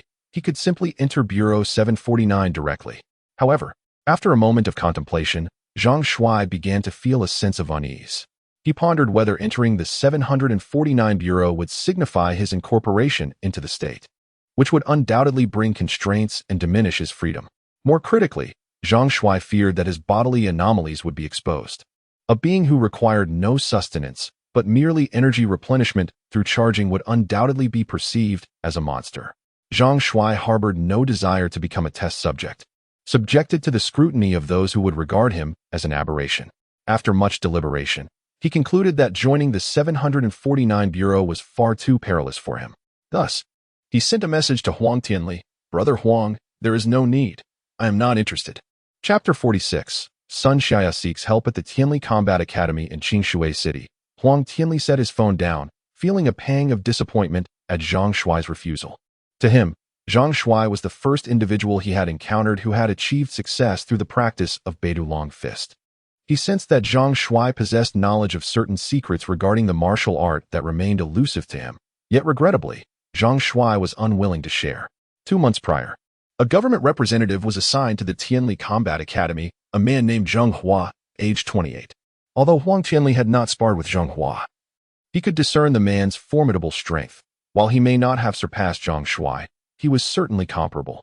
Upon his arrival, Zheng Hua promptly urged the academy to initiate courses for teaching Beidou Long Fist, setting an exceptionally low enrollment fee of merely 300 yuan. Zheng Hua took on the role of instructor, personally teaching the students the intricacies of Beidou Long Fist. Over the past 2 months, Zheng Hua successfully enrolled more than 160 students, all eager to learn the art systematically. Today, Zheng Hua informed him that the government was preparing for his Tianli fighting gym to take the lead in hosting the inaugural Beidou Changquan performance competition in Qingshui City. Although Huang Tianli was the owner of the fighting gym, Zheng Hua was, after all, a representative dispatched by the government, and his communication conveyed an official directive. Huang Tianli could only express his support. Nevertheless, he managed to extract some information from Zheng Hua. The government's emphasis on the promotion of Beidou Changquan was not solely due to its remarkable effects on public fitness. There was also a significant secret plan at the upper echelons of the government. This plan pertained to the fate of the nation, though Zheng Hua, in his capacity, was unaware of its specifics. He only knew that the country was in search of individuals possessing extraordinary talent in practicing Beidou Changquan. Huang Tianli had inquired indirectly about what constituted such exceptional talent, to which Zheng Hua replied that the nation sought those whose strength and speed transcended human limits after training in Beidou Changquan, individuals akin to Feng Chunzi from the Douyin platform, whose capabilities had already surpassed those of humanity. This immediately reminded Huang Tianli of Zhang Shuai, who undoubtedly stood as the most extraordinary person he had ever encountered, capable of effortlessly breaking a wooden dummy, a feat that left Huang Tianli in awe of the required strength. Thus, Zhang Shuai was indeed the remarkable individual the nation needed. However, Huang Tianli hesitated to recommend Zhang Shuai to Zheng Hua, as their previous involvement in underground fighting competitions in the United States was illegal, and he feared that this association might come to light. One afternoon, Zhang Shuai arrived at Multimedia Classroom No. 9 at Hanxiang University, prepared to attend the course on the theory of Jin Wentong. With only a few minutes left before the class commenced, Sun Xiaoya suddenly sent a message to Zhang Shuai. urging him to rush to the 5th floor of Building No. 3 as she had encountered some trouble and needed his assistance. Zhang Shuai, feeling a sense of urgency, forsook the lecture and hurriedly made his way to Building No. 3, ascending to the 5th floor with great haste. The 5th floor, originally designated as the university's fitness activity center, was equipped with numerous gym apparatuses. However, in recent months, it had been appropriated by the members of the Beidou Society as their activity hub. Most students interested in Beidou Long Fist gathered there to practice. As Zhang Shuai reached the 5th floor, a young man clad in a black shirt intercepted him at the staircase, inquiring if Zhang Shuai was a member of the society. Zhang Shuai replied in the negative. "Then you are not permitted to enter," the young man declared, concerned for Sun Xiaoya's safety. Zhang Shuai had little patience for this young man's obstinacy. "Step aside, I have urgent business." Upon hearing this, the young man became irate and shouted down the corridor, "Brothers, someone is causing trouble." In response to the black-clad youth's call, 8 individuals swiftly emerged from several rooms, 6 males and 2 females. They positioned themselves at the staircase entrance, blocking the corridor and demanding to know what the issue was. Before the young man could respond, Zhang Shuai, growing increasingly impatient, pushed past him, sending the young man tumbling to the ground. The other 8 individuals were incensed and rebuked Zhang Shuai's conduct, demanding, "What do you think you're doing? Are you going to assault someone?" Zhang Shuai, disinclined to waste words on these juveniles, forcefully pushed his way through the crowd. One tall individual in white, exasperated by Zhang Shuai's behavior, reached out to seize Zhang Shuai's collar. Zhang Shuai swiftly grasped the white-clad man's hand, gently tugged, and the man stumbled and fell to the ground. Before the group could react, Zhang Shuai had already dashed away from the crowd. Along the corridor, with its dozen or so rooms, Zhang Shuai sprinted, alert and attentive, anxiously seeking Sun Xiaoya's whereabouts. Soon, at the end of the corridor, he spotted Sun Xiaoya inside a room. 2 boys were blocking the doorway, while inside, Sun Xiaoya was engaged in a heated argument with a tall boy. Noticing Zhang Shuai peering in, the 2 boys guarding the entrance spoke unkindly, saying, "Buddy, they're just having a lover's quarrel. What are you looking at?" Zhang Shuai, without a word, seized the 2 gatekeepers, lifting one with each hand, and tossed them into the corridor, heedless of their cries of pain as they landed on the floor. By this time, Zhang Shuai had already stormed into the room. The boy who had been arguing intensely with Sun Xiaoya glared at Zhang Shuai, exclaiming furiously, "Get out! Who told you to come in here?" Zhang Shuai disregarded the boy and asked Sun Xiaoya with concern, "Xiaoya, what's going on? Is he bullying you?" Upon Zhang Shuai's arrival, Sun Xiaoya visibly relaxed, explaining, "This is Li Feng, a student council member and an admirer of Lin Xiaoyan. He's been unable to locate her and has been pressuring me to reveal her whereabouts." Zhang Shuai's gaze turned icy as he fixed it on Li Feng. "So, you're a rival for her affections?" he stated. "I'm warning you, cease your pursuit of Lin Xiaoyan." Li Feng retorted, "Who the hell are you to interfere?" "I'm Lin Xiaoyan's brother," Zhang Shuai declared. "Is that a problem?" Momentarily taken aback, Li Feng's tone softened slightly. "I genuinely care for Lin Xiaoyan, and I have the right to pursue her." Zhang Shuai waved dismissively. "Xiaoyan has made it clear she's not interested. I urge you to respect that and not persist in bothering her." At that moment, the 2 young men whom Zhang Shuai had previously ejected from the doorway stormed back into the room, poised for a confrontation. Li Feng swiftly intervened. "What are you doing? Step outside. We're in the middle of a discussion." Evidently, Li Feng commanded some respect among the students, as the 2 disgruntled young men reluctantly withdrew from the room upon his command. Having dismissed the 2 students, Li Feng addressed Zhang Shuai with earnestness. "While you may be Lin Xiaoyan's brother, you don't have the authority to dictate her romantic relationships, surely? She is no longer a child, as her elder brother. You cannot expect her to remain unattached and unmarried indefinitely, can you?" Zhang Shuai retorted with a cold laugh. "Even if she were to seek romance, it would not be with you. I simply cannot abide you. What of it?" Li Feng was indignant. Students admitted to Hanqing University are generally proud and haughty, especially Li Feng, who is renowned throughout the university as an exceptional student. His position as the vice chairman of the student union speaks volumes of his capabilities. "You may not comprehend my worth. I am the vice chairman of the Hanqing University Student Union, one of the top 10 provincial students of last year. And I can divulge a confidential piece of information due to a breakthrough in my practice of the Beidou Long Fist. A clandestine government entity dispatched representatives to contact me a few days ago.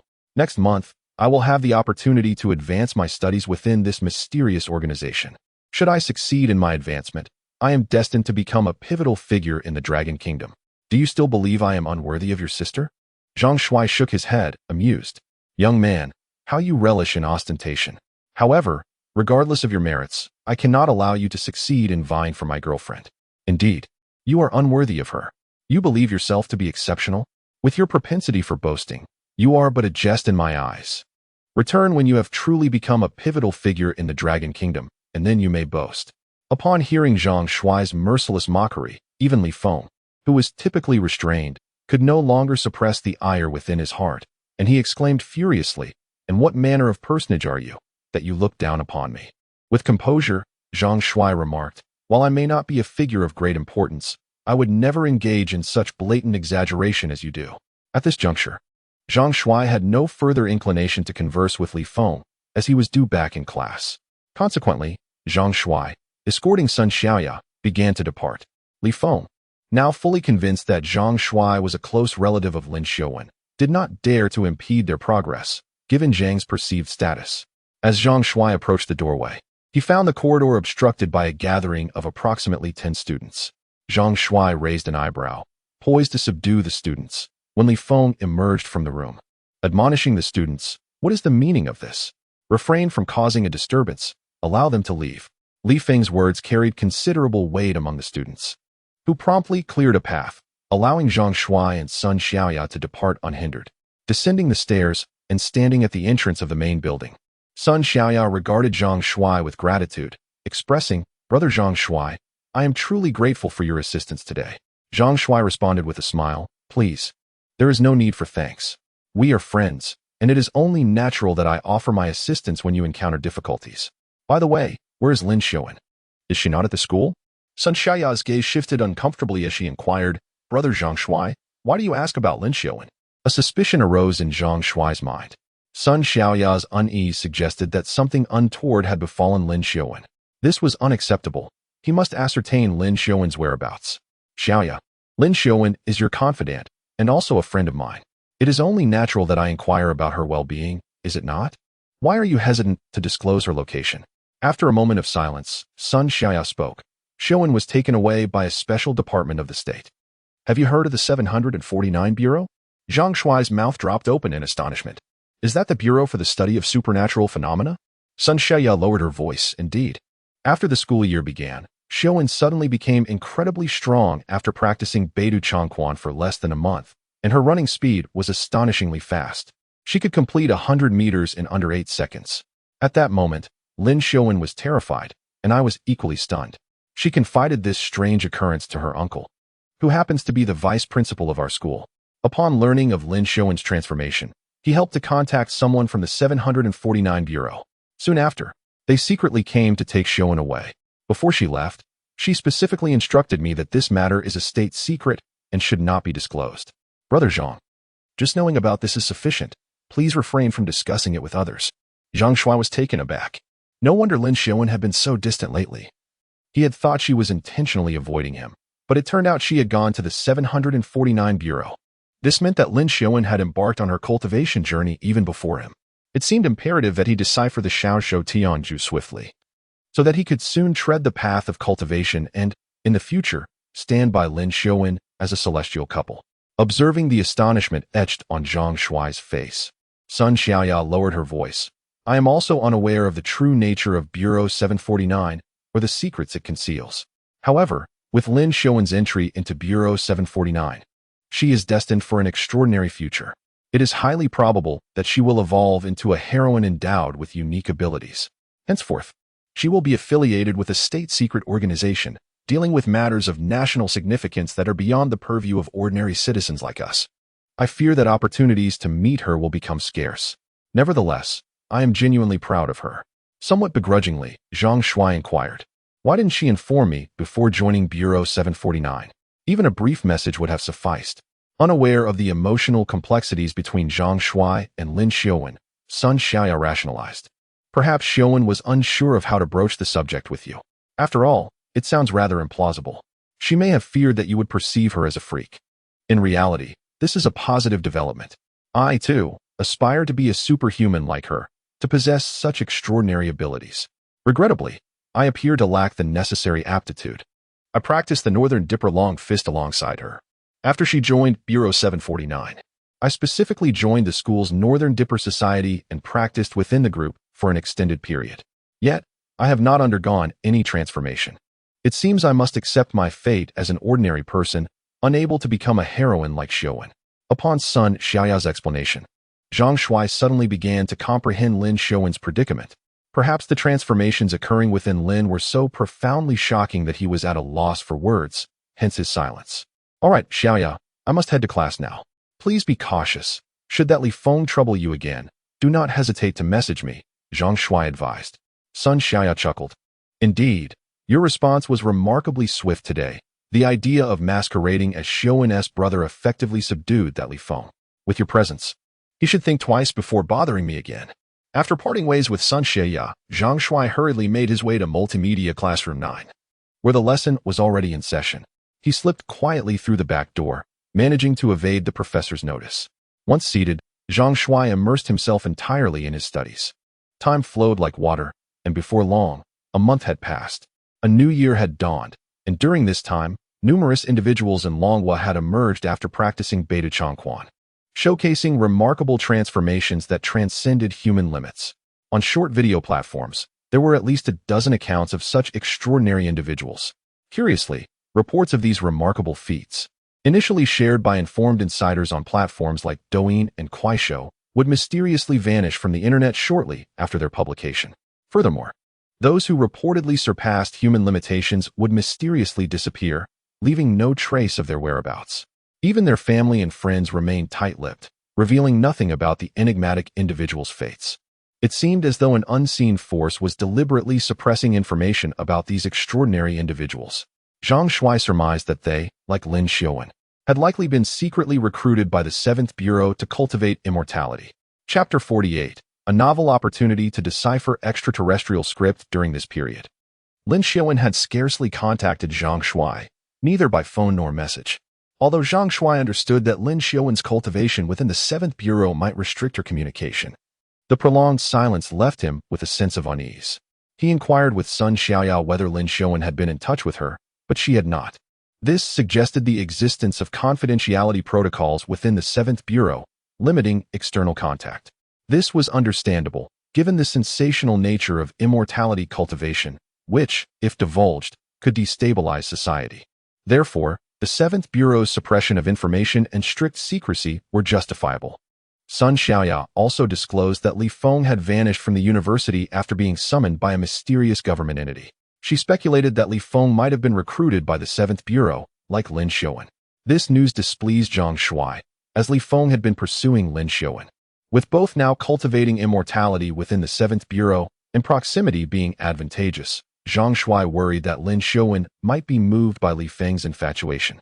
These thoughts often brought Zhang Shuai a sense of vexation. Although Lin Xiaowen was a virtuous girl, unlikely to engage in such affairs, Zhang Shuai couldn't help but worry, perhaps a consequence of excessive concern. During this period, Huang Tianli has maintained contact with Zhang Shuai, consistently updating him on the inaugural Beidou Changquan performance competition in Qingshui City. Due to the allure of the prize money, a multitude of participants spanning ages from their teens to those in their 60s joined the event. Notably, Qingshui City has unearthed several remarkable talents, including a civil servant from a government department, a street office worker, a secondary school teacher, a police officer, and a white-collar worker from a company, along with a laborer employed at a construction site. Each of these 5 individuals has demonstrated commendable proficiency in Beta Changquan, exhibiting explosive power that surpasses the human limits. Particularly impressive is the construction worker, whose strength is nothing short of astonishing. He can carry 10 bags of cement, each weighing 100 jin, hoisting 5 bags on each shoulder from the 1st to the 6th floor with remarkable agility. Furthermore, he possesses the capability to shatter 10 stacked red bricks with a single punch. Given this laborer's extraordinary prowess, he was awarded first place in the competition, while the street office worker and the police officer shared second place, and the secondary school teacher and the white-collar worker secured third. Huang Tianli harbors a lingering curiosity. He informed Zhang Shuai that following the distribution of the prize money to these 5 individuals, government representatives approached them, and shortly thereafter, all 5 resigned from their positions, leaving their subsequent whereabouts unknown. While Huang Tianli is in the dark, Zhang Shuai is acutely aware that, barring unforeseen circumstances, these 5 individuals are likely to have been sent to Bureau 749, simultaneously with Clearwater City. Nearly 300 prefecture-level cities across the nation hosted the inaugural Beidou Long Fist Performance Competition. Despite the absence of television and media coverage, Douyin and Kuaishou short video platforms were inundated with news of the Beidou Long Fist Performance Competition. While the general public may have viewed this nationwide Beidou Long Fist Performance Competition as a mere novelty, Zhang Shuai recognized the unprecedented scale of the nation's talent selection efforts. Given the magnitude and intensity of this recruitment drive, he wondered how many extraordinary individuals would emerge. Although the final winners from various regions were not visible on Douyin, based on the standard demonstrated in Clearwater City, Zhang Shuai estimated that an average of 5 individuals would be selected from each prefecture-level city. This would mean that Department 749 had recruited at least 1,500 people and possibly 2,000 to 3,000, including students from schools. This number was sufficient to establish a cultivation academy. Zhang Shuai was perplexed. How many people was Department 749 planning to recruit? Were they attempting to gather all individuals with cultivation potential from across the country? What was the nation's purpose in assembling such a large group? Could there be a world-shaking operation in the works? These questions remained unanswered in Zhang Shuai's mind. Unbeknownst to him, the end of January approached, and the school was about to begin its winter break. Zhang Shuai attended his final class, marking the end of the semester's studies.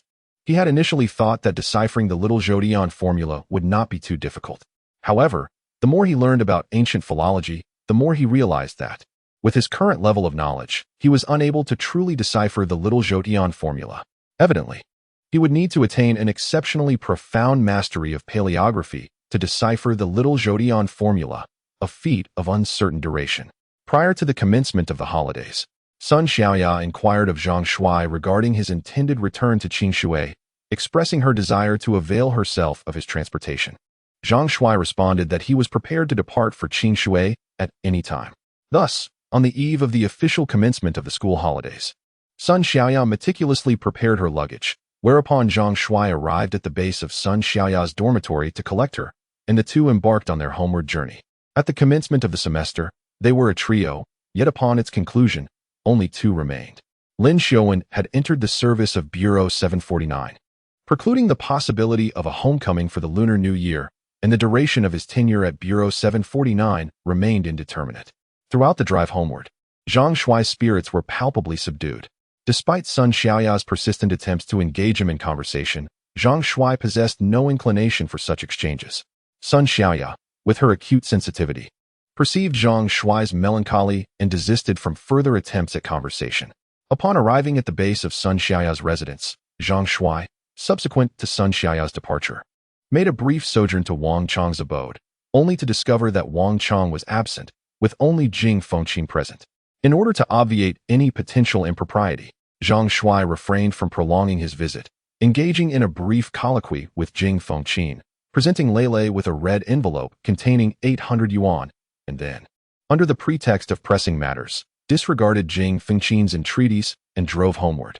In the ensuing period, Zhang Shuai sequestered himself at home, dedicating his undivided attention to the study of paleography. For the people of the Dragon Kingdom, the Spring Festival is the paramount holiday, a time for family reunions. However, for Zhang Shuai, the Spring Festival held no special significance, indistinguishable from any other day. In previous years, while still in his rural hometown, he could spend the Spring Festival with his grandfather, but after his grandfather's passing, he was left to spend the holiday alone. On New Year's Eve, Zhang Shuai received a call from Wang Chang, inviting him to celebrate the Spring Festival at his home. Zhang Shuai was initially reluctant, but yielding to Wang Chang's repeated invitations, he eventually agreed to spend the holiday at Wang Chang's residence. After procuring some New Year's gifts, Zhang Shuai drove to Wang Chang's home, where Jing Fengqin had prepared a sumptuous feast. Zhang Shuai and Wang Chang drank and reminisced about their childhood escapades, gradually lifting Zhang Shuai's spirits. Zhang Shuai, do you truly have no recollection of anything before the age of 12? I genuinely don't remember, he replied. So, what do extraterrestrials actually look like? In truth, aside from their attire, extraterrestrials and humans, particularly those of the Dragon Kingdom, bear no discernible differences in appearance. And what is the nature of extraterrestrial languages? I recall you once telling me that extraterrestrial languages are peculiar, with a cadence akin to chanting scriptures. Is this truly the case? Upon hearing Wang Chang's question, Zhang Shuai suddenly froze. Despite his amnesia, he retained a vivid recollection of the extraterrestrial language spoken by the two aliens who had abducted him aboard the spacecraft. Zhang Shuai frequently dreamed of the day he was taken, each dream unfolding with lifelike clarity, particularly the dialogue between the two aliens, which remained etched in his memory. At that moment, a daring notion struck Zhang Shuai. Although he couldn't decipher extraterrestrial script, he possessed a recollection of the tonal qualities of their language. Could it be possible to decipher the alien script by analyzing the phonetics of their language?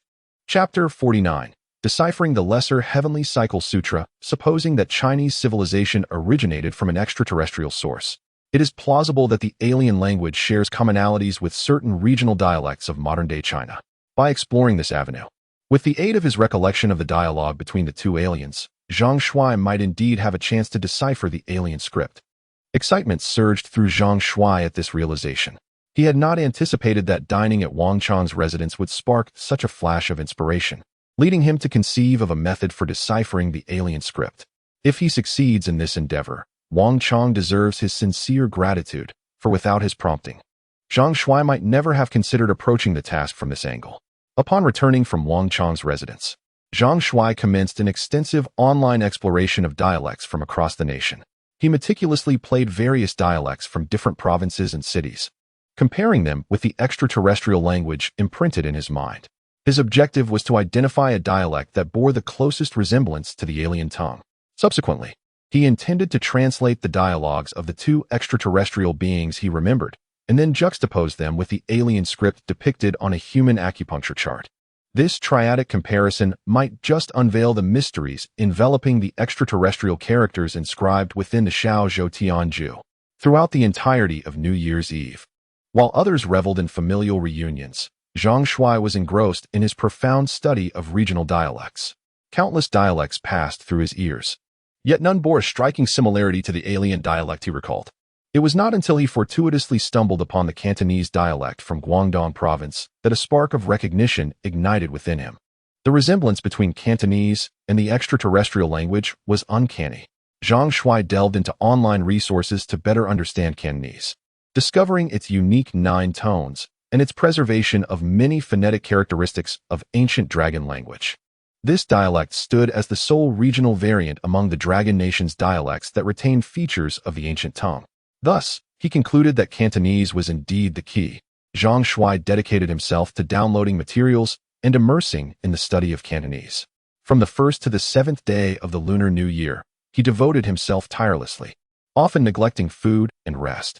By the 8th day, he began to watch a plethora of Cantonese films, confirming that he could comprehend the language entirely without the need for subtitles.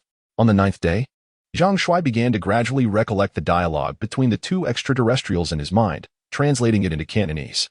Though there were subtle differences in tone and pace, he dedicated several days to piecing together the extraterrestrial conversation. From this young man's memories, I discerned that this planet had long been devoid of cultivators, and that the Dragon Kingdom must be the descendants of some ancient forebear of our Yin clan. Regrettably, after countless years of transformation, their language and script had evolved beyond recognition. This planet had lost all spiritual energy, and consequently, there would be no cultivators to be found. Thus, the treasures we sought were unlikely to be located here. What then would become of this youth? His innate talent was commendable, possessing the 4 elemental roots of water, wood, fire, and metal. Should we bring him back with us? For what purpose, though? Despite his promising roots, he did not comprehend our language, and at this moment, our Yin clan faced a critical juncture of survival. There was little time to nurture disciples. Nevertheless, he was, after all, a descendant of our lineage. With the blood of the Yin clan coursing through his veins, we should not harm him, but rather leave him atop the mountain. Since fate has brought us together, I chose to employ the soul search technique on him, aware that it might severely impact his health and perhaps shorten his lifespan. As a form of compensation, I decided to give him a small creation pill, ensuring he could live a peaceful and healthy life. Why give a creation pill to a mere mortal? Such an extravagant waste, one might argue. However, if you wish to bestow it upon him, then so be it. The conversation abruptly came to a close. After successfully translating the dialogue between two extraterrestrial beings in his mind, Zhang Shuai was left in a state of indescribable astonishment. Thus, Blue Star is truly not the sole planet harboring life in the universe? The ancestors of the Dragon Kingdom indeed originated from outer space. The essence of Dragon Kingdom civilization is fundamentally alien. Furthermore, the reason he lost his memory at the age of 12 was due to an alien performing a soul-searching technique on him. And the only reason he survived this ordeal was that an extraterrestrial bestowed upon him a small elixir of creation. Zhang Shuai even speculated that the mutations occurring within his body, his ability to survive electric shocks, as well as his capacity to go without food and water, though requiring energy replenishment through charging, might all stem from the small elixir of creation given to him by the aliens. Additionally, the dialogue conveyed another significant piece of information: the innate spiritual roots. Zhang Shuai possesses the 4 spiritual roots of water, wood, fire, and metal. Therefore, his remarkable strength and ability to break through the limits of the human body after practicing the Big Dipper long fist stem from his innate spiritual roots. By this reasoning, could it be that all those who have recently emerged in the country, practicing the Big Dipper long fist, and subsequently being recruited by the 749 Bureau, are all individuals endowed with the requisite spiritual roots to qualify as cultivators? This revelation left Zhang Shuai profoundly shaken, his emotions tumultuous. After a considerable period of reflection, he finally regained his composure. Given that the 749 Bureau has already amassed so many cultivators, once these practitioners achieve mastery, it is likely that the entire global landscape will undergo significant upheaval. If Zhang Shuai wishes to reap benefits from the impending transformations, the most pressing matter at hand is to commence his cultivation promptly and enhance his own strength. In the ensuing days, Zhang Shuai meticulously studied the human acupoint diagram stored on his USB drive, which delineated the names of various acupoints in an alien script. This diagram served as a pivotal breakthrough for Zhang Shuai in deciphering the extraterrestrial language, allowing him to juxtapose these alien characters with modern characters from the Dragon Kingdom. Gradually, he began to unravel the intricacies of the small Zhoutian technique. By the 18th day of the first lunar month following the new year, Sun Xiaoya reached out, inviting Zhang Shuai to the university. At that moment, Zhang Shuai was on the brink of completing his translation of the small Zhoutian technique, and thus informed Sun Xiaoya that he had prior commitments and would not be attending Han City University. Disappointed, Sun Xiaoya set off to the school alone. Another 10 days passed, and Zhang Shuai ultimately succeeded in fully deciphering the small Zhoutian technique. During this period, he covertly ventured into the urban wilderness to recharge himself, a process that now required at least 8 hours of his time. He refrained from recharging in his rented accommodation, as the ensuing electricity costs would be excessively troublesome and difficult to justify. With the successful translation of the small Zhoutian technique, Zhang Shuai felt an overwhelming sense of achievement. A person with merely an elementary school education had accomplished what a multitude of top professors specializing in ancient scripts could only achieve collectively, a veritable miracle. Zhang Shuai was confident that his translation of the small Zhoutian technique was devoid of errors. With the text deciphered, he deemed it unnecessary to attend Han City University for further study. The foremost priority was to commence his cultivation. According to the descriptions of cultivation realms within the small Zhoutian technique, there exist 3 principal stages. The first stage is the initial realm. The second is the Tao realm, and the third is the divine realm. Each grand realm is subdivided into 3 smaller realms. For instance, the initial realm consists of the foundation establishment, chi nourishment, and soul integration, 3 smaller realms. The Tao realm is divided into Tao seed, golden elixir, and primordial infant, also 3 smaller realms. The divine realm comprises the spirit transformation, void exploration, and tribulation crossing, again 3 smaller realms. Chapter 50. Foundation Establishment. The first stage of cultivation is foundation establishment. As described in the Little Zhoutian technique, the use of spirit stones is essential for this process.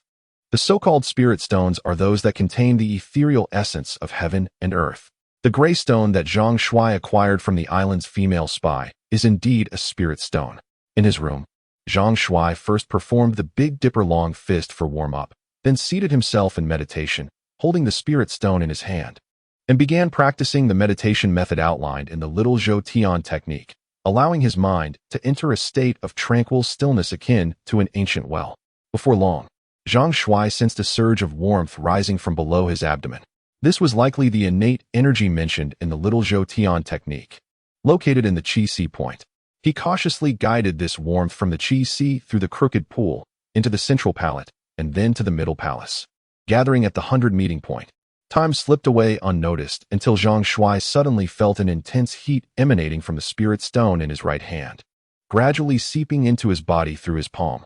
Once this warmth entered his being, it swiftly merged with the innate energy already present within him, expanding and circulating throughout his body. Zhang Shuai felt as if a fire was igniting within him. It was hot, so very hot.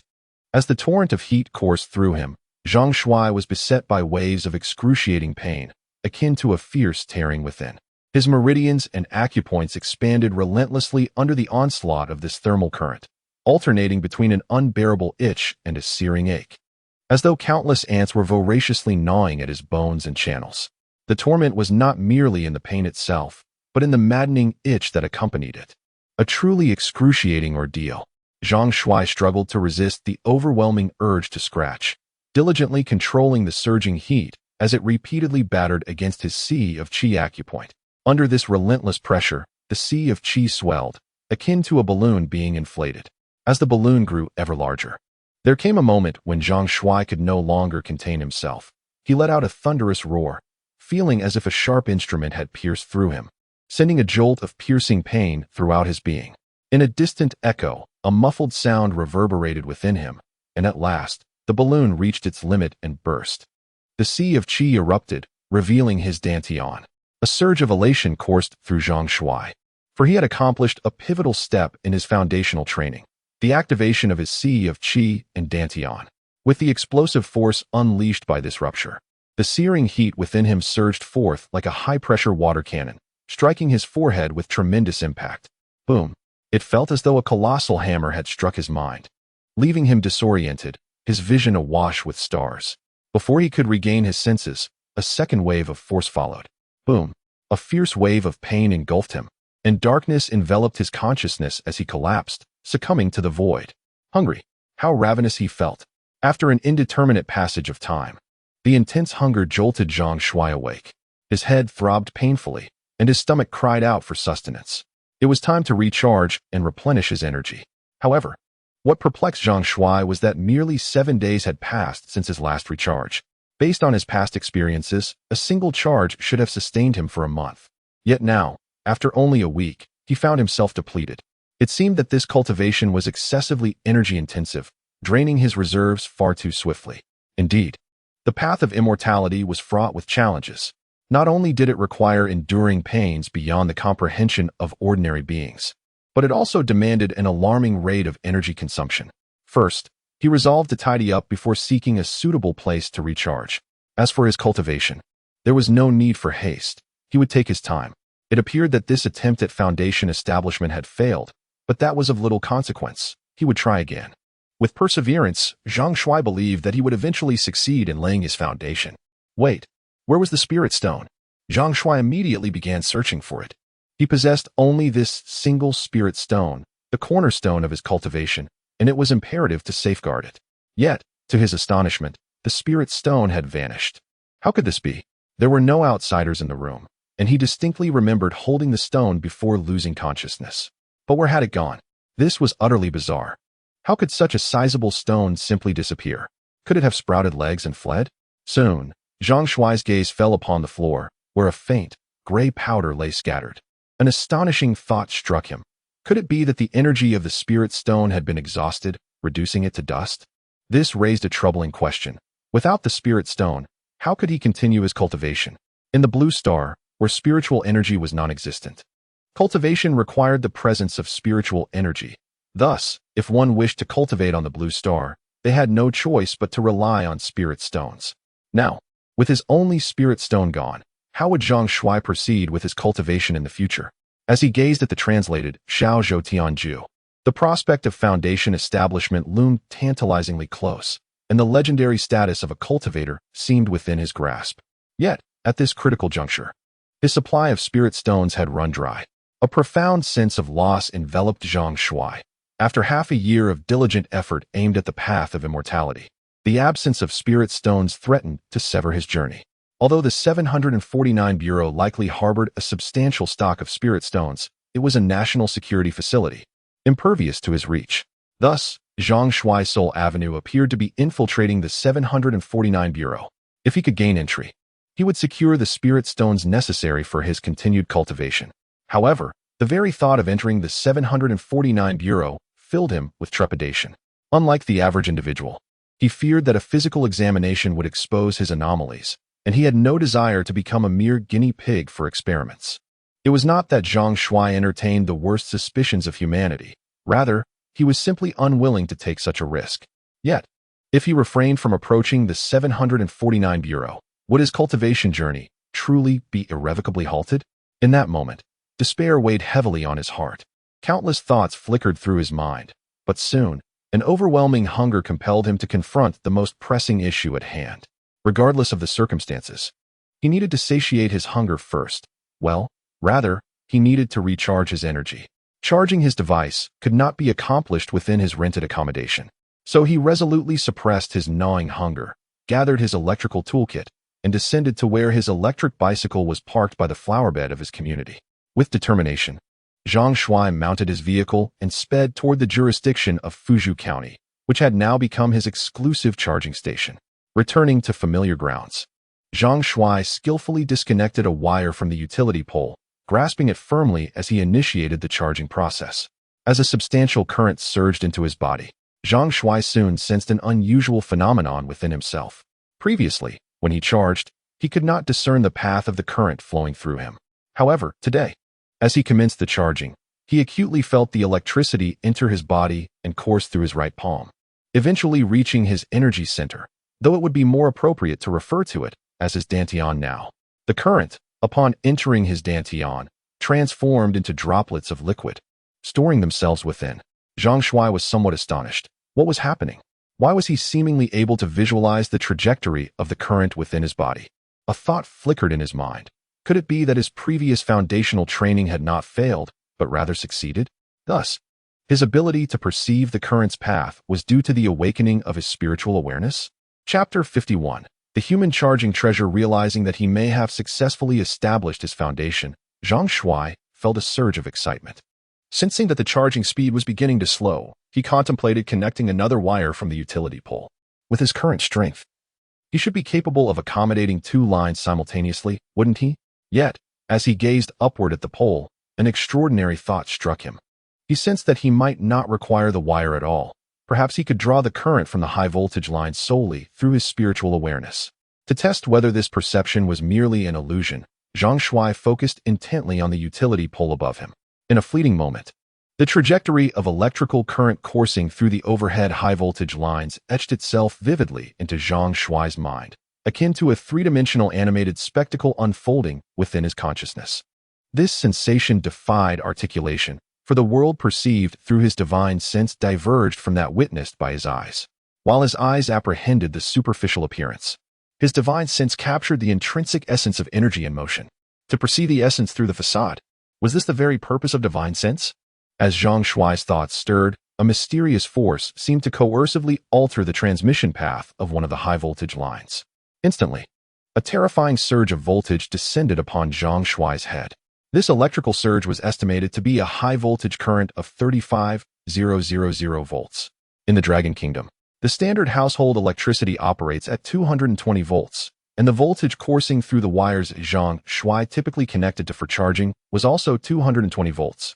Hence the perceived sluggishness of the charging process. Yet now, with this 35,000 volt high-voltage current striking him directly, Zhang Shuai's entire body quivered, a tingling paralysis instantly rendering him rigid. Whereas the water droplet within Zhang Shuai's dantian had been but a mere speck, within a few brief seconds, a profusion of electrical energy transformed into water droplets, swiftly filling Zhang Shuai's dantian to its brim. Satiated, replenished, fully charged, Zhang Shuai dispersed his divine sense, ceasing his self-imposed charging. At this juncture, he felt an overwhelming urge to erupt in euphoric laughter. Previously, he had lamented the languid pace of his charging, which necessitated continuous charging for over 8 hours to achieve complete replenishment. Having ascended to the foundation establishment stage, the acquisition of divine consciousness has bestowed upon him the remarkable ability to recharge fully in mere seconds. This transformation from a gradual trickle to an ultra-rapid surge is indeed a cause for jubilation, as it liberates a significant portion of his time. Consequently, he can now dedicate more extensive periods to cultivation. With his energy reserves replenished, Zhang Shuai promptly drove homeward. Upon his return, he remained in a state of incredulity regarding the metamorphosis he had undergone. He embarked on an estimation of the electrical capacity his body could now accommodate. Prior to his advancement, his charging voltage stood at 220 volts, utilizing a common 4-square-millimeter copper core wire. Given that such wiring typically bears a safe current carrying capacity of approximately 25 to 36 amperes, his power load was roughly 5,500 to 7,040 watts. Assuming a conservative estimate of 7 kilowatts, a full charge would necessitate over 8 hours, equating to 56 kilowatt-hours. At a rate of 1 yuan per kilowatt-hour, a complete recharge would cost approximately 56 yuan. However, these figures pertain to his previous state. The precise amount of electricity required for a full charge in his current state remains indeterminate, though it undoubtedly surpasses his pre-advancement capacity manifold. A notion flickered within Zhang Shuai's mind. Now that he had attained the foundation establishment stage, possessing such a vast reservoir of electrical energy, could he potentially discharge it to assail adversaries or perhaps to replenish the batteries of mobile phones and automobiles? The mere contemplation of these possibilities ignited a fervent excitement within him. Upon inspecting his mobile phone, he observed that it retained a mere 25% charge. Zhang Shuai extended his divine consciousness, directing it from the charging port and delving into the phone's internal circuitry. An astonishing phenomenon transpired as the intricate architecture of a cellular telephone materialized within Zhang Shuai's consciousness, as if the device had been disassembled before his very eyes. The imagery possessed an unparalleled clarity and verisimilitude. Upon perceiving the charging microchip and battery via his divine sense, Zhang Shuai's thoughts catalyzed a rapid effervescence within the liquefied electrical energy residing in his dantian. A solitary droplet underwent immediate vaporization, whereupon a surge of prodigious electrical power emanated from Zhang Shuai's hand, coursing into the cellular telephone. Furthermore, Zhang Shuai's divine sense appeared capable of discerning the battery's condition, even facilitating the direct infusion of electrical energy into its core. After a mere handful of seconds, Zhang Shuai sensed the battery reaching its saturation point, promptly ceasing the charging process. Subsequently, Zhang Shuai activated the cellular telephone, observing a full charge of 100%. Overjoyed beyond measure, Zhang Shuai realized that he would no longer require accoutrements such as chargers or portable power banks. Even on extended journeys, the encumbrance of a charger would be rendered obsolete, as he could replenish his cellular telephone's energy reserves instantaneously. This method surpassed the speed of conventional charging methods by a considerable margin. Typical cellular telephone chargers possess a rapid charging capacity of 80 watts, necessitating upwards of 30 minutes for a full charge. Yet, Zhang Shuai now commanded an ultra-super-fast charging capability, capable of achieving full replenishment in a matter of mere seconds. This was truly extraordinary. Moreover, given his newfound ability to charge cellular telephones, Zhang Shuai deduced that he could extend this capability to automobiles, enabling him to traverse any distance in his BYD Han electric vehicle without fear of depletion. Zhang Shuai had effectively transformed into a colossal, ambulatory power source. At that moment, a flash of inspiration sparked in Zhang Shuai's mind. Although he had advanced to the foundation establishment stage, he lacked spirit stones for further cultivation. It stood to reason that he would be unable to cultivate. But the reason spirit stones could be used for cultivation was undoubtedly due to the vast, mysterious energy they contained. Electricity should also be a form of energy. If he couldn't obtain spirit stones, could he cultivate by absorbing electricity? This idea, once it appeared in Zhang Shuai's mind, took root and sprouted like a tenacious seed, impossible to dismiss. If his idea could come true, he would no longer lack cultivation resources in the future. This might be better than going to Bureau 749 to cultivate with spirit stones, because even if Bureau 749 had spirit stones, the quantity wouldn't be too large. Moreover, with so many people in Bureau 749, the share for each person probably wouldn't be much. What use could a few spirit stones be? They would be exhausted after a few cultivations. However, electricity was different. The electricity resources on Earth were incredibly abundant, especially in the Dragon Kingdom. In recent years, the Dragon Kingdom had vigorously developed wind power generation and solar power generation. The Dragon Kingdom was the undisputed leading power resource powerhouse on the entire planet. If Zhang Shuai could cultivate with electricity, cultivation resources would be inexhaustible. However, it was inconvenient for Zhang Shuai to cultivate at home at this moment. If the electricity bill was consumed too quickly, not only would the landlord inquire, but the Power Supply Bureau might also come to investigate, which would be very troublesome. He couldn't explain the reason for such high electricity consumption at all. Therefore, if he wanted to test whether he could really cultivate with electricity, Zhang Shuai had to find a suitable place for cultivation first. Chapter 52. Leaving a mark in history, the Qinling mountain range serves as the natural divide between the Yangtze and Yellow rivers, stretching for thousands of miles. Adorned with diverse climates, undulating peaks, and intricate ravines, snow persists in the mountains throughout the year. Concealed within these majestic heights lies a base, shrouded by lush vegetation and natural barriers. At one entrance stands a formidable iron gate, heavily guarded, with armed soldiers on watch around the clock. Beyond this gate lies a vast underground structure reminiscent of a subterranean city. This is the headquarters of the 749 Bureau.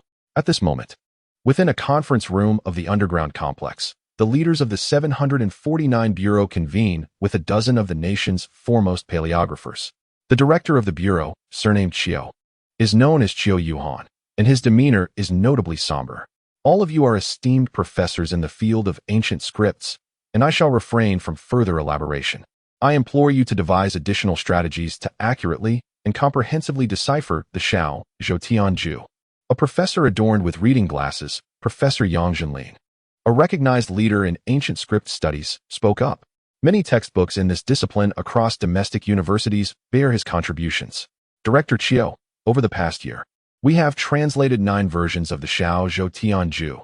Given the limited resources at our disposal, achieving a flawless interpretation of the text proves to be quite challenging. Have you considered organizing students to practice with these 9 versions? Has any one of them yielded a breakthrough? Qiu Yuhan remarked, we have attempted this, and currently, we possess over 1,600 students, divided into several groups, each practicing one of the 9 versions of the Xiao Zhou. However, as of now, none of these groups have achieved a breakthrough. It has been several months, and not a single student has successfully established their foundation. It is important to note that these students were selected nationwide and are promising candidates for mastering the Bei Do Chang Quan, possessing innate spiritual roots and talents. Yet, despite months of effort, none have been able to advance. Therefore, we suspect that there may be issues with the cultivation methods of the Xiao Zhou, and we can only rely on your continued research. Professor Yang Zhenlin expressed some helplessness, stating, Director Qiu, the ancient characters present in the Xiao Zhou are likely even older than both oracle bone script and bronze inscriptions. To be frank, the materials you have provided us are exceedingly scant, making accurate deciphering a formidable challenge. In many instances, we are left to conjecture. If we could have access to more textual materials for comparison, the deciphering process would undoubtedly be much more manageable. Qiu Yuhan replied with a wry smile, to be candid. Professor Yang, our second batch of astronauts who landed on Mars has returned without any new discoveries, leaving us with only the limited data we currently have. We ask for your diligence. Even if it means relying on conjecture, producing multiple versions, be it 100 or 1,000, would allow these students to practice and experiment gradually. Surely, we will eventually uncover the correct cultivation method. Yang Zhenlin responded, very well, we shall continue our research. Professor Yang, Professor Zhou, and esteemed colleagues, I salute you with the utmost respect. This undertaking holds profound significance for our nation. On the momentous day when the secrets of the Xiao Zhou are unveiled, the chairman himself will bestow upon you the National Special Contribution Medal. You shall be hailed as heroes of our people. Therefore, I implore you to dedicate your utmost diligence to this endeavor. The gravity of Director Qiu's words resonated deeply with Professor Yang and his fellow scholars, instilling in them a profound sense of purpose. The nation's profound interest in the Xiao Zhou far surpassed their initial expectations. The prospect of receiving the National Special Contribution Medal from the chairman himself filled them with fervent anticipation. Driven by the allure of this distinguished honor, they resolved to devote themselves wholeheartedly to the task at hand. This was an unparalleled opportunity to bring honor to their ancestors and etch their names into the annals of history. Director Qiu, Professor Yang affirmed, rest assured that we shall exert our utmost efforts to fulfill this mission. With these words, Professor Yang and his esteemed colleagues departed from the conference room, leaving behind only the senior officials of the 749 Bureau. Director Cho, one of them remarked. The higher authorities have tasked us with deciphering the Xiao Zhou Tianju within 3 years. Given the current circumstances, I fear that this may prove to be exceedingly challenging. Regardless of the difficulties, Director Cho asserted, we must accomplish this mission. It bears directly upon the destiny of our nation. Once our Dragon Kingdom possesses a substantial number of cultivators, within 2 decades, our nation will reign supreme over the entire blue planet. The rules of the world will be dictated by us. Any nation that dares to defy us will face the swift retribution of our cultivators, who will eliminate their leaders and replace them with more compliant individuals. Do you not yearn for the day when our Dragon Kingdom rises again, revitalized and triumphant?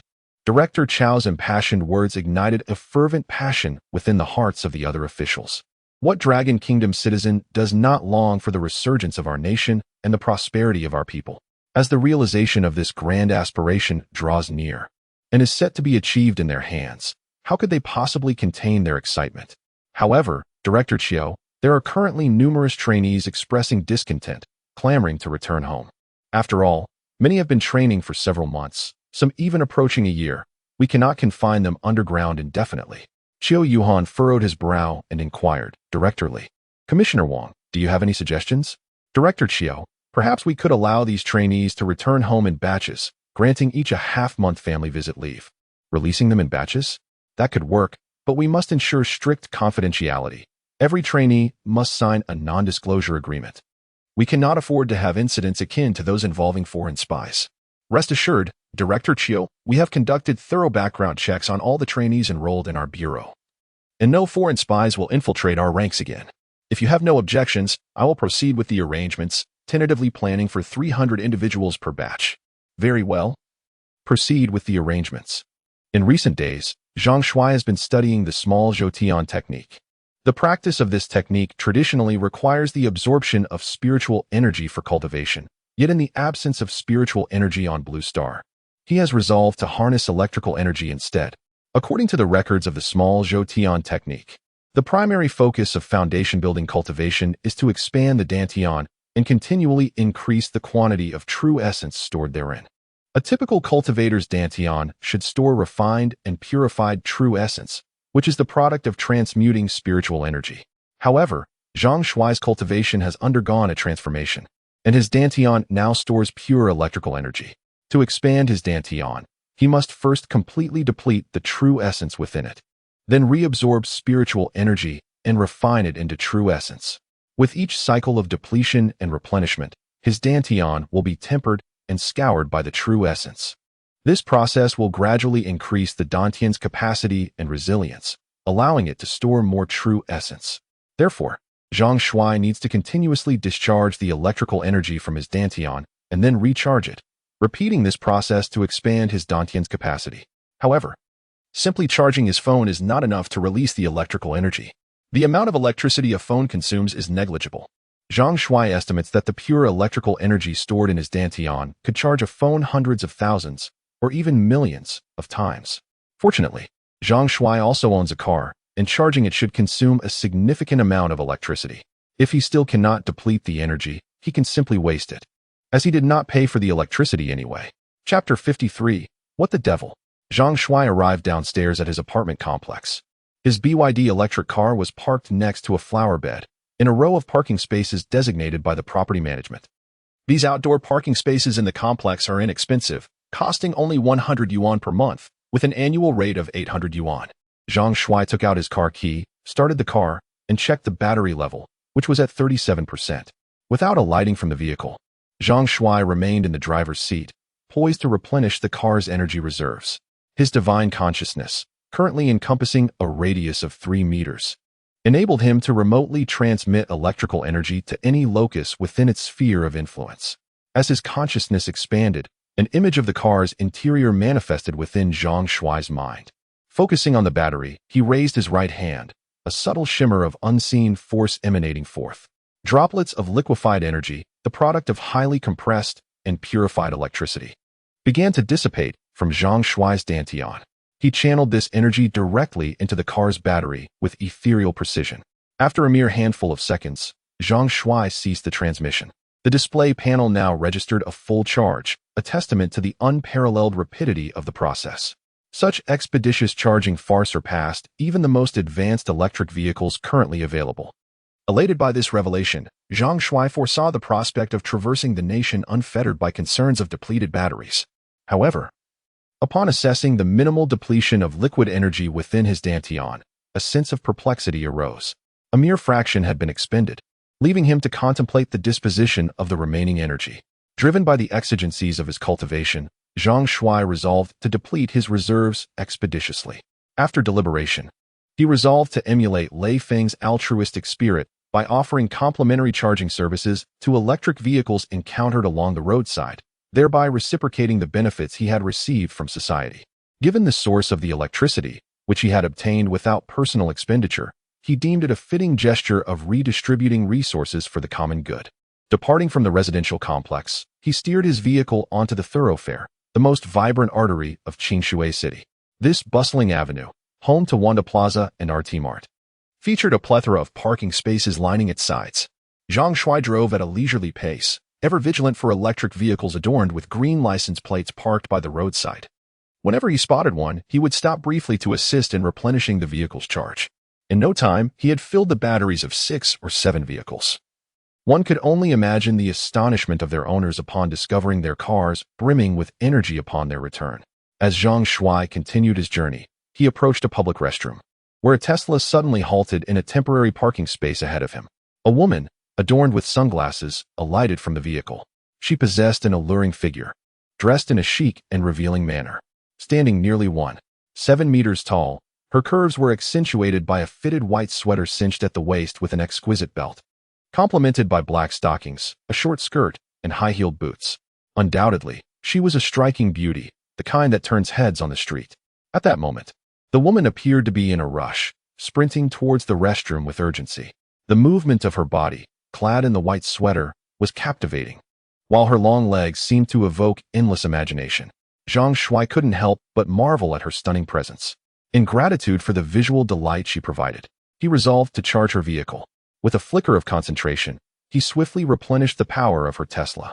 As he glanced inside the car, he noticed her phone resting on the driver's seat. Without hesitation, he also ensured her phone was charged. Subsequently, Zhang Shuai continued his drive, diligently filling the batteries of over a dozen more electric cars until he had exhausted all the energy stored within him. After depleting his energy, Zhang Shuai once again felt the pangs of hunger. Thus, he drove towards Fuzhou County, intending to recharge and hone his skills at his usual spot. Meanwhile, Chen Xia emerged from the restroom, opened her car door, and settled into her seat. After fastening her seatbelt, she prepared to drive to the underground parking lot of Wanda. Today, she had arranged to dine with her close friend at a restaurant within the Wanda shopping mall. Coincidentally, her car was nearly out of power, and the parking lot had charging stations, so Chen Xia planned to charge her vehicle while enjoying her meal. However, upon starting the car, she inadvertently glanced at the display screen indicating the battery level. What? 100%? This was perplexing. Just before entering the restroom, she had checked, and the battery was at 23%. How could it have surged to a full charge in the brief time she spent in the restroom? Something was amiss. Could it be that the car's sensors or system software had malfunctioned? Chen Xia casually picked up her phone, intending to search online to see if Tesla vehicles experience such issues. However, the moment her phone powered on, her pupils dilated in disbelief, as she suspected her eyes might be deceiving her. Astonishingly, her phone battery also displayed 100%. Prior to her restroom visit, she had exchanged messages with her friend and noted that her phone had 46% battery remaining. She had spent the entire day at work without charging it, so a residual 46% was entirely normal. Yet, how could her phone's battery suddenly read 100% upon her return? It was inconceivable for her phone's battery to display an error. She owned an Apple device, and even if its battery life was commendable, it was implausible for it to remain at 100% after a full day's work. What transpired here? It's exceedingly uncanny. Instantly, an eerie sensation crept over Chen Xia, sending shivers from her feet to the crown of her head, her teeth clattering. Could phantoms genuinely exist? Abruptly, Chen Xia lost her appetite and dispatched a message to her confidant, excusing herself from their rendezvous due to a sudden indisposition. Disregarding her friend's potential displeasure, she promptly drove back home. Upon her return, Xia made a point of connecting her phone to the charger. However, scarcely a minute elapsed before the device indicated a full battery. It appeared her phone's charge had indeed replenished to its maximum capacity. Phantoms must exist. Despite the warmth emanating from her home's heating, Xia still felt an acute, piercing chill throughout her body. Tremulously, she reached for her phone and dialed her friend's number. "Xiaoli, could you possibly come over and keep me company? I'm feeling rather unwell." Xia's close friend, Tan Xiaoli, a nurse, shared a strong bond with Xia. Within half an hour of Xia's call, Tan Xiaoli arrived at her residence. Observing Xia's pallid complexion upon entering, Tan Xiaoli immediately inquired, "Xia, what's wrong? Where do you feel unwell?" Xia, quivering, responded, "Xiaoli, I encountered a ghost today." Xia recounted the bizarre circumstances she had encountered while driving. To Tan Xiaoli, upon hearing the tale, questioned with a hint of disbelief. "Could it be that your memory is playing tricks on you?" "It's implausible," she asserted. "I've been at work all day, and my phone wasn't charging at the office.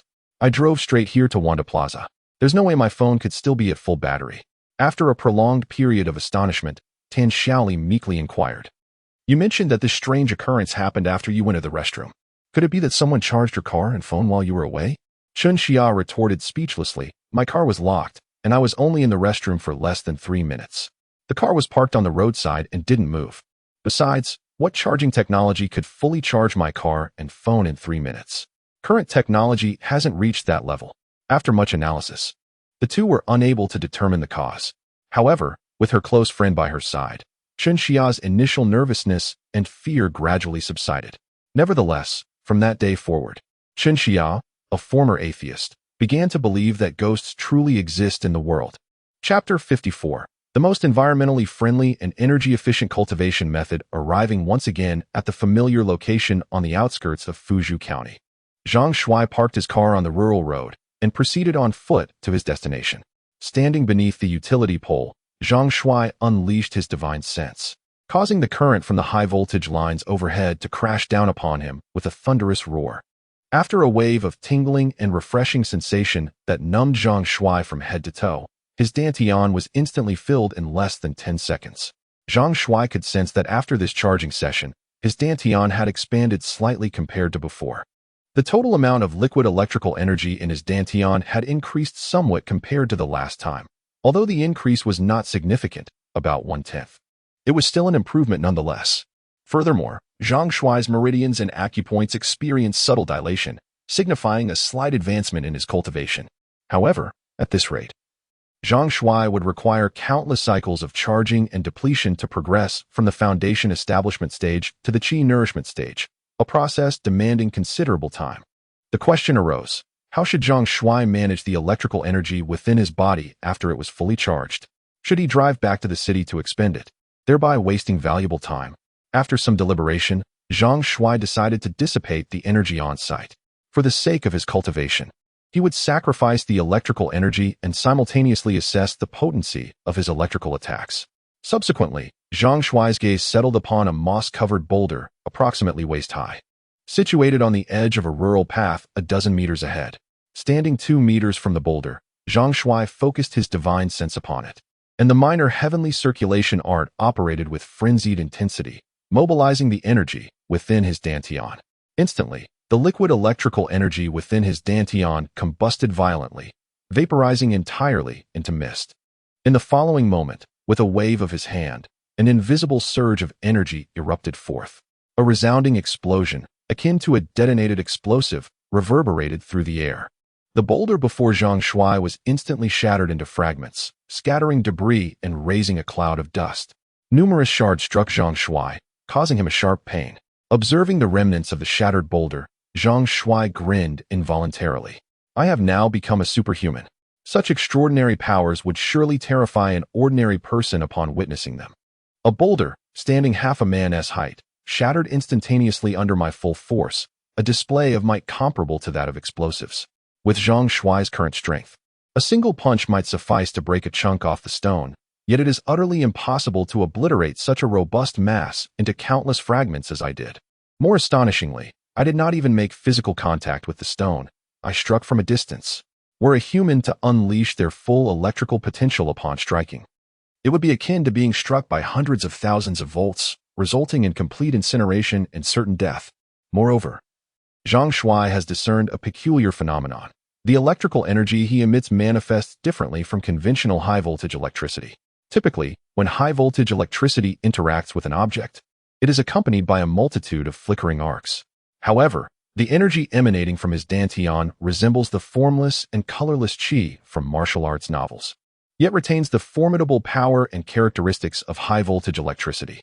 Having attained such prowess at the nascent stage of cultivation, it appears the path he has chosen, relying on electrical energy to pursue immortality, holds great promise, perhaps even rivaling the practitioners of the 749 Bureau who rely on spirit stones.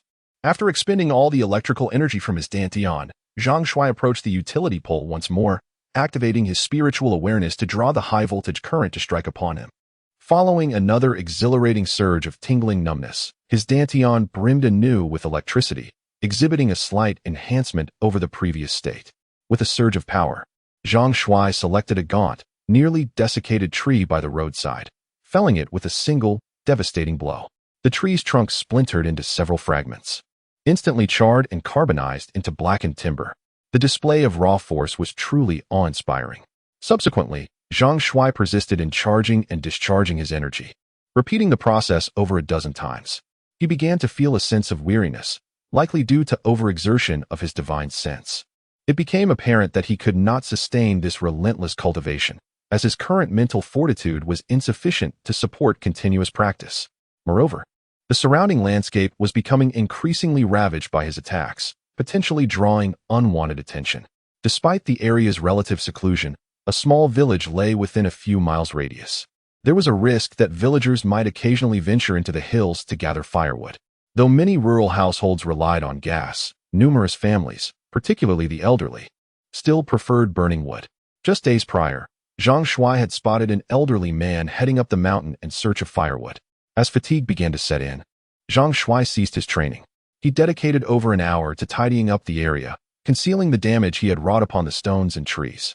The shattered rocks and charred wood were discarded into a ditch overgrown with roadside weeds. After cleaning up the scene, Zhang Shuai washed his hands by a nearby reservoir before returning to his car, parked along the main road. He reclined in the driver's seat and drifted into a deep slumber. He slept soundly for 4 hours, awakening with a sense of revitalization, his energy seemingly restored. As Zhang Shuai was poised to select another target for his energy surge, a sudden inspiration sparked within his mind. If he could precisely channel electrical energy into his phone and car battery via his divine sense, was it conceivable to, through the same mental command, return the absorbed energy to the overhead high-voltage lines? This would circumvent the wastage of electrical power, thereby establishing a flawless closed-loop system. Given that his cultivation would undoubtedly span a considerable duration, the cumulative wastage of energy over time would amount to an astronomical figure, potentially reaching tens of millions, or even hundreds of millions of kilowatt-hours, a degree of squandering that bordered on the criminal. However, if he could draw energy from the high-voltage lines, refine and assimilate it through his meridians and acupoints, and subsequently return it to the power lines, he would, in effect, be preserving the nation's electrical resources in their entirety. The more he pondered this, the more exhilarated he became. It was an ingenious concept. Acting upon this revelation, Zhang Shuai positioned himself beneath a utility pole, released his divine sense, and locked onto the high-voltage lines suspended above him. He then discharged electrical energy from his dantian, directing it with precision into the high-voltage circuit. After a brief interval, Zhang Shuai observed that his energy transference had not compromised the integrity of the electrical wiring. Success! It was indeed feasible. Overjoyed, Zhang Shuai realized that this was the most ecologically sound and energy-efficient method of cultivation imaginable. For the subsequent 20 days or so, Zhang Shuai remained at this location, diligently cultivating through this environmentally conscious approach. When fatigue overtook him, he would retire to his vehicle for rest, resuming his practice upon awakening. As he had no need for sustenance or hydration, concerns about food supplies were inconsequential. Moreover, Zhang Shuai is inherently a person of remarkable perseverance and patience, possessing the ability to endure solitude, which is an essential quality for cultivation. He embodies this trait entirely. Those who are impetuous and cannot withstand loneliness would find it impossible to endure the monotonous training that Zhang Shuai undergoes.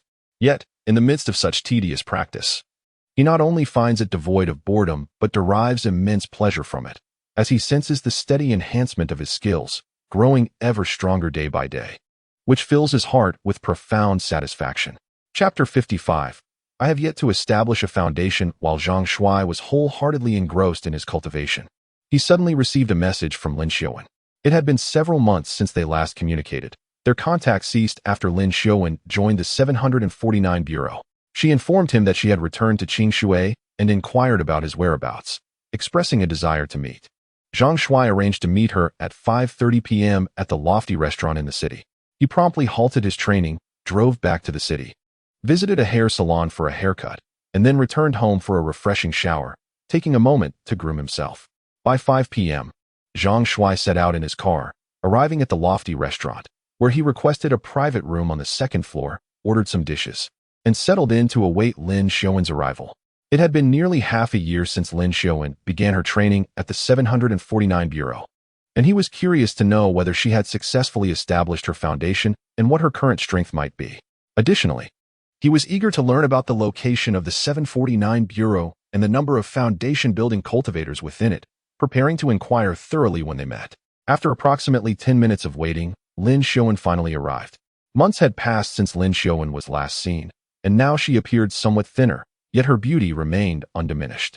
Zhang Shuai, I have been at a classified unit these past months, which prevented me from contacting you. Zhang Shuai interrupted Lin Xiaowen, smiling, you need not explain. I am aware you were at the 749 Bureau. Furthermore, I know that your mastery of the Beidou Long Fist has cultivated your qi perception, leading to your recruitment by the Bureau. Lin Xiaowen, taken aback, inquired, how do you know? Did Sun Xiaya tell you? Zhang Shuai nodded. It was indeed Sun Xiaya who informed me. With a sigh, Lin Xiaowen lamented, I specifically instructed Sun Xiaya to keep it confidential, and she agreed.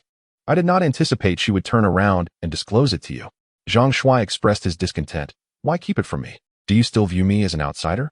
Lin Xiaowen pondered for a moment, seemingly deliberating how to respond. Zhang Shuai gazed at her, awaiting her explanation. Just then, the server began to bring out the dishes. Once the server had finished serving and exited the room, Lin Xiaowen finally spoke. After the commencement of the new semester, I resumed my habitual practice of Beidou Long Fist, as usual.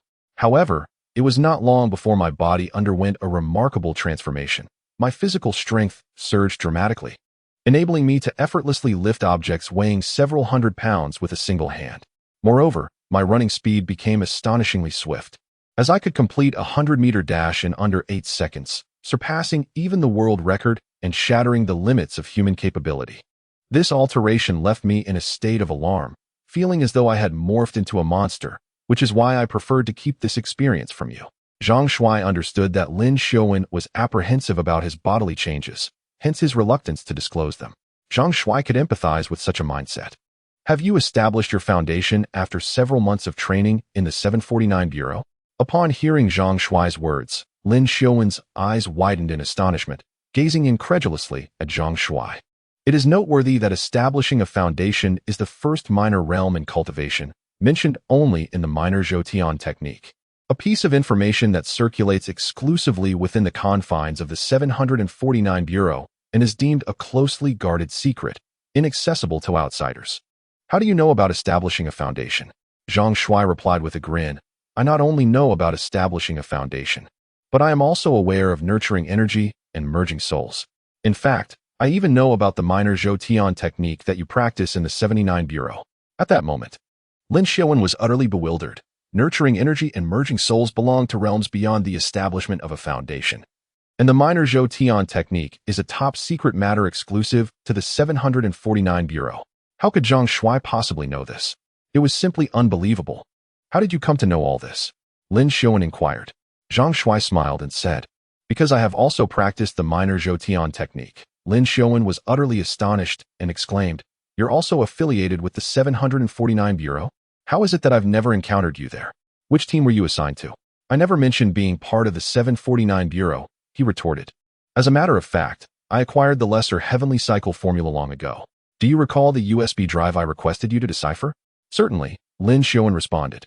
Wasn't that USB drive filled with Japanese adult films? Who informed you that the USB drive contained Japanese adult films? He countered. Do you perceive me as someone who would indulge in such content? In reality, the USB drive contained the lesser heavenly cycle formula. A Japanese female spy covertly photographed and pilfered it from the 749 Bureau. Prior to her apprehension by the 749 Bureau, she preemptively discarded the USB drive by the roadside, a scene I happened to witness. At the time, I was unaware of the USB drive's contents. Coincidentally, I made your acquaintance at driving school and discovered that you were majoring in computer science, which prompted me to enlist your assistance in cracking the USB drive's password. Lin Showen was also cognizant of the Japanese female spy incident. During her initial induction into the 749 Bureau, her inaugural lesson was on confidentiality. The Bureau's instructor cited the incident as a cautionary tale. The Japanese female spy committed suicide shortly after her capture, although Lin Showen remained uncertain whether it was a genuine suicide or an assisted one. However, even with the lesser celestial circulation scripture, it would likely be of no use to you, as it is written in ancient characters that are indecipherable to modern eyes.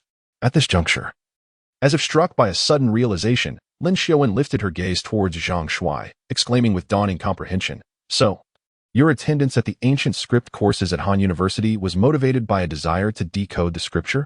Zhang Shuai responded with a hearty laugh, "Precisely. Would I otherwise squander my resources on such an obscure academic pursuit? Now that we have both embarked on the path of cultivation, we can aspire to become an immortal couple, a prospect of exquisite delight." Lin Showen demurred with a wry smile, "My dear Zhang Shuai, your exuberance is premature. The scripture is not as easily deciphered as you might imagine. The 749 Bureau has enlisted the services of over a dozen of the nation's foremost professors of ancient script." Before Lin Showen could complete her thought, Zhang Shuai interjected with a smile, "Showen, you underestimate me. While I may only be an auditor, I am a diligent student. After a semester of dedicated study, I have successfully unlocked the secrets of the scripture." Lin Showen, observing Zhang Shuai's smug demeanor, could not suppress a chuckle. "Spare me the boasting. Is your decipherment of the scripture actually conducive to cultivation, or is it merely a fabrication born of conjecture? The task of decipherment is far more intricate than you seem to believe." Zhang Shuai chuckled. "Are you underestimating my capabilities? I assure you, I have indeed successfully deciphered the scripture." Lin Showen was utterly unconvinced and retorted, "How can you be certain that your interpretation of the small Zhoutian technique is correct?" Zhang Shuai replied confidently, "Of course it's correct. I successfully established my foundation with it. If it were incorrect, could I have possibly broken through the foundational realm?" What did you say?" Lin Showen's eyes widened in astonishment as she gazed at Zhang Shuai. "You mean you have established your foundation?" "Indeed, I have. Did you think you were the only one capable of it? After all, I am your boyfriend. I shouldn't be any less competent than you." After a prolonged silence, Lin Showen spoke with a bitter tone, "I have yet to establish my foundation." Chapter 56. Allow me to demonstrate the might of a foundation-establishing practitioner. Zhang Shuai was taken aback. "You haven't established your foundation? Didn't you have techniques and spiritual stones at the 749 Bureau? How could you still be unestablished? It shouldn't be that difficult." "Not difficult?" Lin Showen chuckled self-deprecatingly. "Not only have I failed to establish my foundation, but among the over 1,600 students at the 749 Bureau, not a single one has succeeded. Why is that? Is establishing a foundation truly that challenging? This should be the first step in cultivation. Logically, it should not be so difficult. Do you really think the 749 Bureau summoned us merely for the sake of our cultivation? In truth, our primary role as students is to test the small Zhoutian technique." "Test the technique?" Zhang Shuai was left bewildered, pondering what that could possibly mean. Although the 749 Bureau has enlisted the most esteemed professors in the field of ancient philology from our nation, the endeavor to accurately decipher the Shao Zhoutian Ju is far from straightforward. Over the past year, these scholars have produced a total of 9 versions of the Shao Zhoutian Ju, and we, the students, have been divided into groups to practice each variant. Should anyone succeed in establishing their foundation, it would serve as validation for that particular version of the Shao Zhoutian Ju. Zhang Shuai, taken aback, inquired, "Are you saying that no student within the entire 749 Bureau has managed to establish their foundation? Does this imply that all the versions deciphered by these professors are erroneous?" "Indeed, they are all incorrect. Consequently, the professors are currently expediting their efforts to re-examine the Shao Zhoutian Ju. We now find ourselves with a brief respite, awaiting the new deciphered versions, after which we shall resume our practice of the techniques." "This cannot be right," Zhang Shuai pondered, struggling to comprehend. Did you not assert that they are the foremost experts in ancient philology in the Dragon Kingdom? How can it be that they have yet to decode the Xiao Zhou Tianju? They are indeed the leading scholars in ancient philology within the Dragon Kingdom, and many of the textbooks in your own studies were co-authored by them. Really? Zhang Shuai expressed disbelief. Such accomplished professors have failed to decipher the Xiao Zhou Tianju? Lin Xiuan replied with a knowing smile, indeed. Hence, I harbor doubts regarding your claims. Have you truly succeeded in establishing your foundation, or are you merely boasting? Zhang Shuai remarked, of course it's true. Why would I deceive you? Really? Well then, after we finish our meal, let us find a secluded spot where you can demonstrate the remarkable abilities of a foundation establishment cultivator and broaden my horizons. Sensing that Lin Xiuan seemed to harbor some doubt about his claim of being a foundation establishment practitioner, Zhang Shuai offered a faint smile and replied, no need to wait. I can show you the prowess of a foundation establishment cultivator right now. Intrigued, Lin Xiuan inquired, oh, how will you demonstrate it? Zhang Shuai smiled but did not respond, instead releasing his spiritual consciousness, allowing his gaze to settle upon Lin Xiuan. Generally speaking, Zhang Shuai refrained from using his spiritual consciousness to pry into the affairs of women. For such actions are not only morally questionable but also demand excessive energy to perceive the essence beyond the surface. Today, Lin Xiuan donned a light green down jacket paired with a knee-length skirt over black leggings, garments that were not particularly sheer, making it ostensibly impossible to see through to her undergarments. However, as Zhang Shuai focused his mind on Lin Xiuan, something extraordinary transpired. She appeared to him as if completely unclothed, her form fully revealed. So grand, so fair, so poised, feeling somewhat uncomfortable under Zhang Shuai's peculiar gaze. Lin Xiuan spoke up, aren't you supposed to show me the prowess of a foundation establishment cultivator? Please begin. Zhang Shuai chuckled, you are wearing a white D-cup bra today, and it fastens at the side. Huh. Lin Xiuan was dumbfounded, glancing down at the down jacket she was wearing. How could Zhang Shuai possibly know? Beneath the down jacket, she had a woolen sweater, and the fabric wasn't see-through, making it improbable to discern the white brassiere. Could it be a mere conjecture? A lucky guess? Just then, Zhang Shuai continued, pink panties, with a cartoon cat imprinted on them. Lin Xiuan's mouth gaped open in astonishment. This was utterly unbelievable. Could this also be a guess? Not even a deity could guess with such precision. Zhang Shuai went on. Hee, you have a mole in the middle of your chest. Lin Xiuan flushed crimson instantly. Zhang Shuai was absolutely correct. His eyes were like X-rays, capable of seeing through clothing. What followed left Lin Xiuan mortified. Hee, who would have thought? You also have a mole on your upper thigh. So pristine. Truly beautiful. Lin Xiuan abruptly stood up, playfully landing a punch on Zhang Shuai's shoulder, scolding him with a blush. You're incorrigible, saying such things. You cat.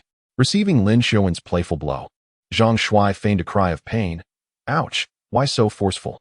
Are you trying to kill me? Would killing me make it easier for you to find another paramour? Lin Xiuan rolled her eyes at Zhang Shuai, retorting, confess honestly, how many girls have you spied on with this X-ray vision? Have you seen Sun Xiaya? Innocent. Aside from you, I haven't looked at anyone.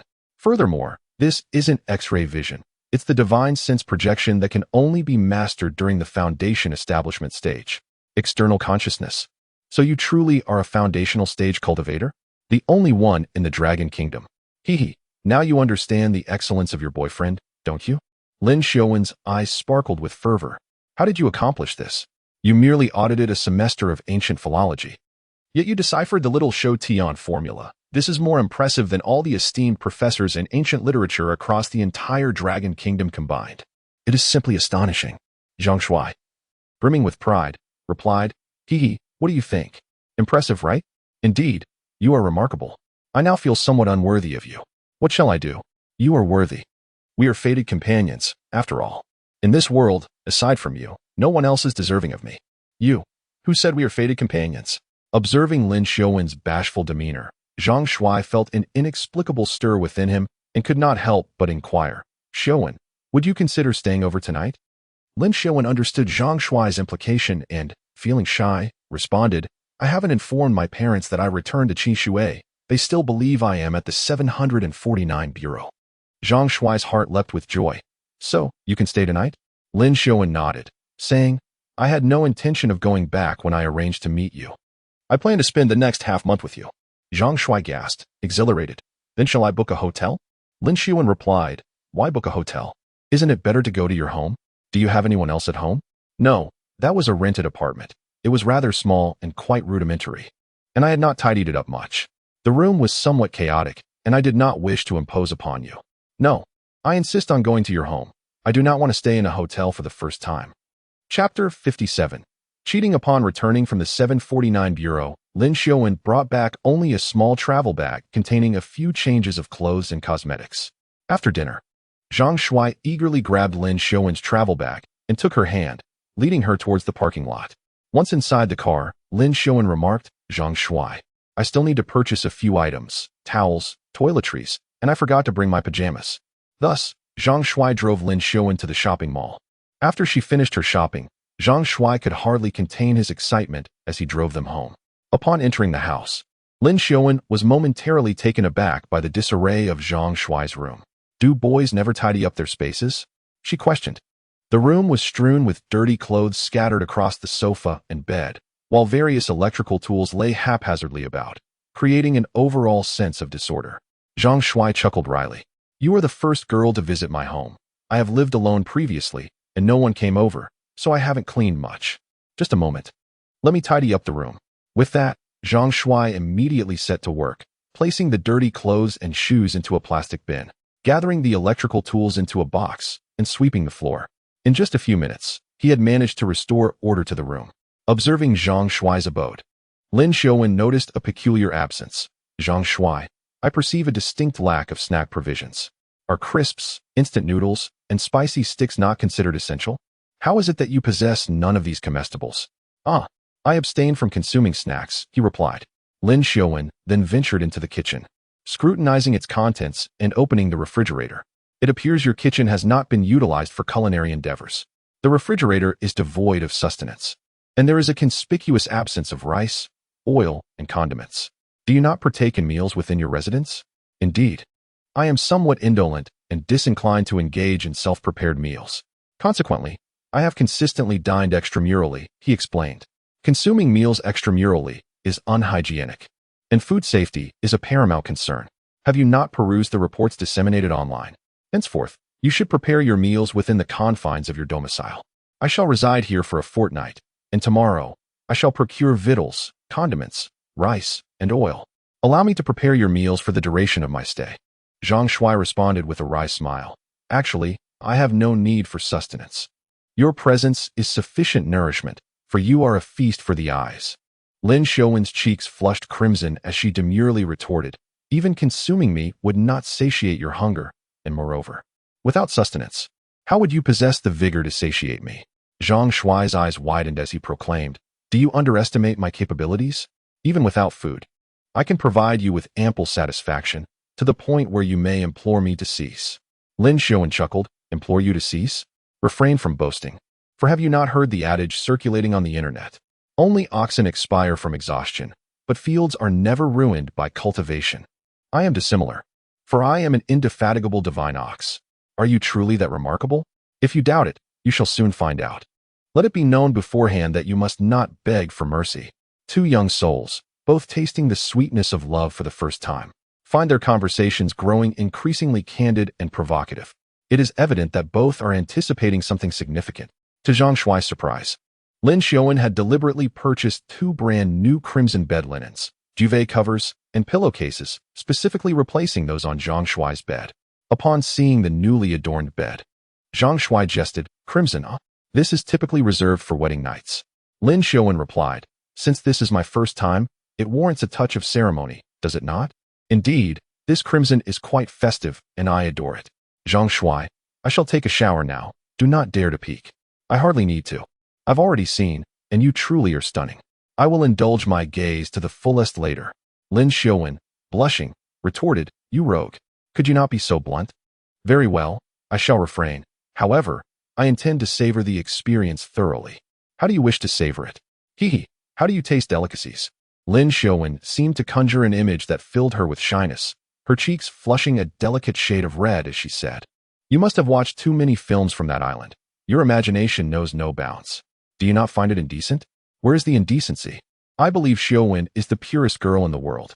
Lin Xiaowen fell silent, clutching a bath towel as she entered the bathroom. Shortly thereafter, the sound of water cascading echoed from within. Zhang Shuai, seated on the sofa, wore a foolish grin. It had been a long journey, 25 years of singlehood, and tonight, he would finally bid farewell to his virginity. The label of an older bachelor was soon to be shed. He eagerly awaited Lin Xiaowen's emergence from the shower. Enveloped in a white towel, her fair and radiant skin, her long legs, and the subtle hints of allure that danced with her movements. Zhang Shuai felt a surge of excitement. At that moment, Lin Xiaowen, feeling bashful, quickly dove into the bed, burying her head deep within the blankets. Zhang Shuai, you should go take a shower. Zhang Shuai could hardly contain himself. He dashed into the bathroom, shedding his clothes with haste, and indulged in a warm shower. Once refreshed, he donned his sleepwear and entered the room, where he beheld Lin Xiaowen, with only her head peeking from the covers. With a playful shout, he lunged towards her. Hand in hand, they entered the Vale of Night, shy smiles illuminating the dimness as the light flickered, while the golden needles pierced the blush of the peach blossom. Their laughter barely a whisper.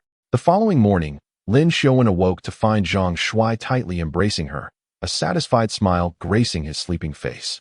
She quietly observed him, feeling the warmth radiating from his body, and recalled the wildness of the previous night, causing her cheeks to flush. After a moment, Zhang Shuai stirred awake, catching sight of Lin Xiaowen gazing at him.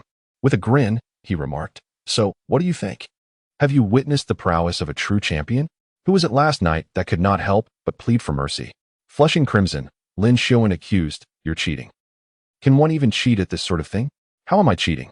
You employed the unique abilities of a foundation establishment cultivator. Does that not constitute cheating? If you possess the skill, let us engage in a contest of authentic prowess." Zhang Shuai feigned ignorance. "What special abilities did I employ?" Lin Xiaowen, her face flushed, retorted, "You are well aware. Do not attempt to persuade me that you are naturally electrified in that particular region." Exposed by Lin Xiaowen, Zhang Shuai appeared slightly disconcerted. In truth, he had indeed resorted to artifice. In such matters, men are inherently disadvantaged compared to women. To preserve his dignity, Zhang Shuai surreptitiously discharged a modicum of electrical energy, the precise bodily conduit of which remains, shall we say, unutterable. Lin Xiaowen could scarcely withstand such stimulation. After a mere handful of exchanges, she could not help but implore for respite. "Come now, confess, was it not stimulating and pleasurable?" "Unpleasant. Unpleasant. Then how do you account for such an emphatic reaction?" Lin Xiaowen's face flushed anew. Reaching out, she pinched Zhang Shuai's arm with considerable force, chiding him with a delicate affectation. "Laugh at me, will you? Laugh at me." Chapter 58. Unwavering Fidelity After Arising. Lin Xiaowen escorted Zhang Shuai to the commercial center for an extensive shopping expedition. Rice, oil, vegetables, victuals, condiments, tableware, culinary implements, and spirits.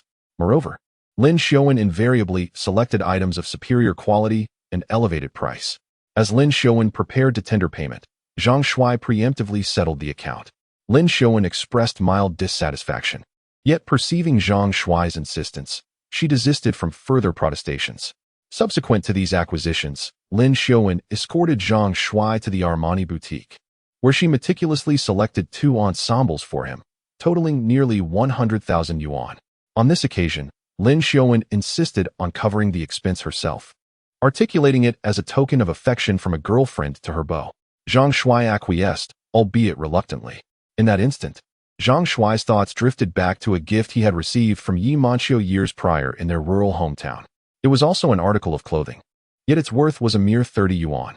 While the intrinsic value of a gift should not be quantified solely by its monetary worth, it is undeniable that the value often serves as an indirect testament to one's standing and significance in the eyes of the giver. Zhang Shuai had toiled gratuitously for Yi Manqiu for 2 years, foregoing any remuneration. Yi Manqiu had amassed hundreds of thousands of yuan, yet she had only procured a paltry, substandard garment for him, effectively treating him as a simpleton. Conversely, while Lin Xiaowen's family possessed considerable wealth, such affluence was vested in her parents. She likely did not possess an abundance of personal funds, as her parents would not entrust her with excessive amounts. Nevertheless, she unhesitatingly purchased designer apparel worth 100,000 yuan for Zhang Shuai, which underscored his esteemed position in her affections. In the ensuing fortnight, Zhang Shuai and Lin Xiaowen embarked on a period of uninhibited cohabitation. Despite her status as the scion of a wealthy family, Lin Xiaowen possessed culinary skills, and her dishes were remarkably palatable, boasting an exquisite presentation and delightful aroma. Regrettably, Zhang Shuai presently harbored no genuine interest in food, regardless of its delectable nature. Each morsel he consumed felt like a form of penance. It is not difficult to comprehend.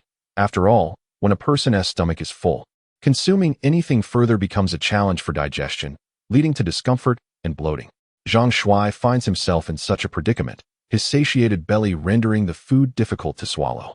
He has also discerned that consuming these foods seems to expend a modicum of energy, perhaps due to the energy required for digestion. However, he has no choice. For the sake of his girlfriend, he must endure this burden. As the time for Lin Xiaowen's return to the 749 bureau draws near, Zhang Shuai resolves to have a serious conversation with her. That noon, after they had dined, they nestled together on the sofa. Xiaowen, there is something I wish to ask you. Lin Xiaowen tightly embraced his waist, her delicate visage resting against his chest. What is it? Please, go ahead. Why is it that over the past 10 days, you have never inquired about the Xiaozhou Tianju? You are well aware of my success in foundational cultivation, and that the Xiaozhou Tianju in my possession is authentic.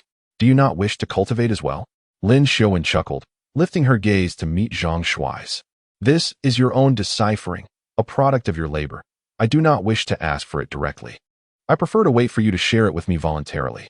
What if I never bring it up? Then I shall forego it. Would you consider me stingy? Not at all. I would presume you have your reasons. If you choose not to disclose it, there must be something troubling you. Zhang Shuai instructed, peruse your cellular device.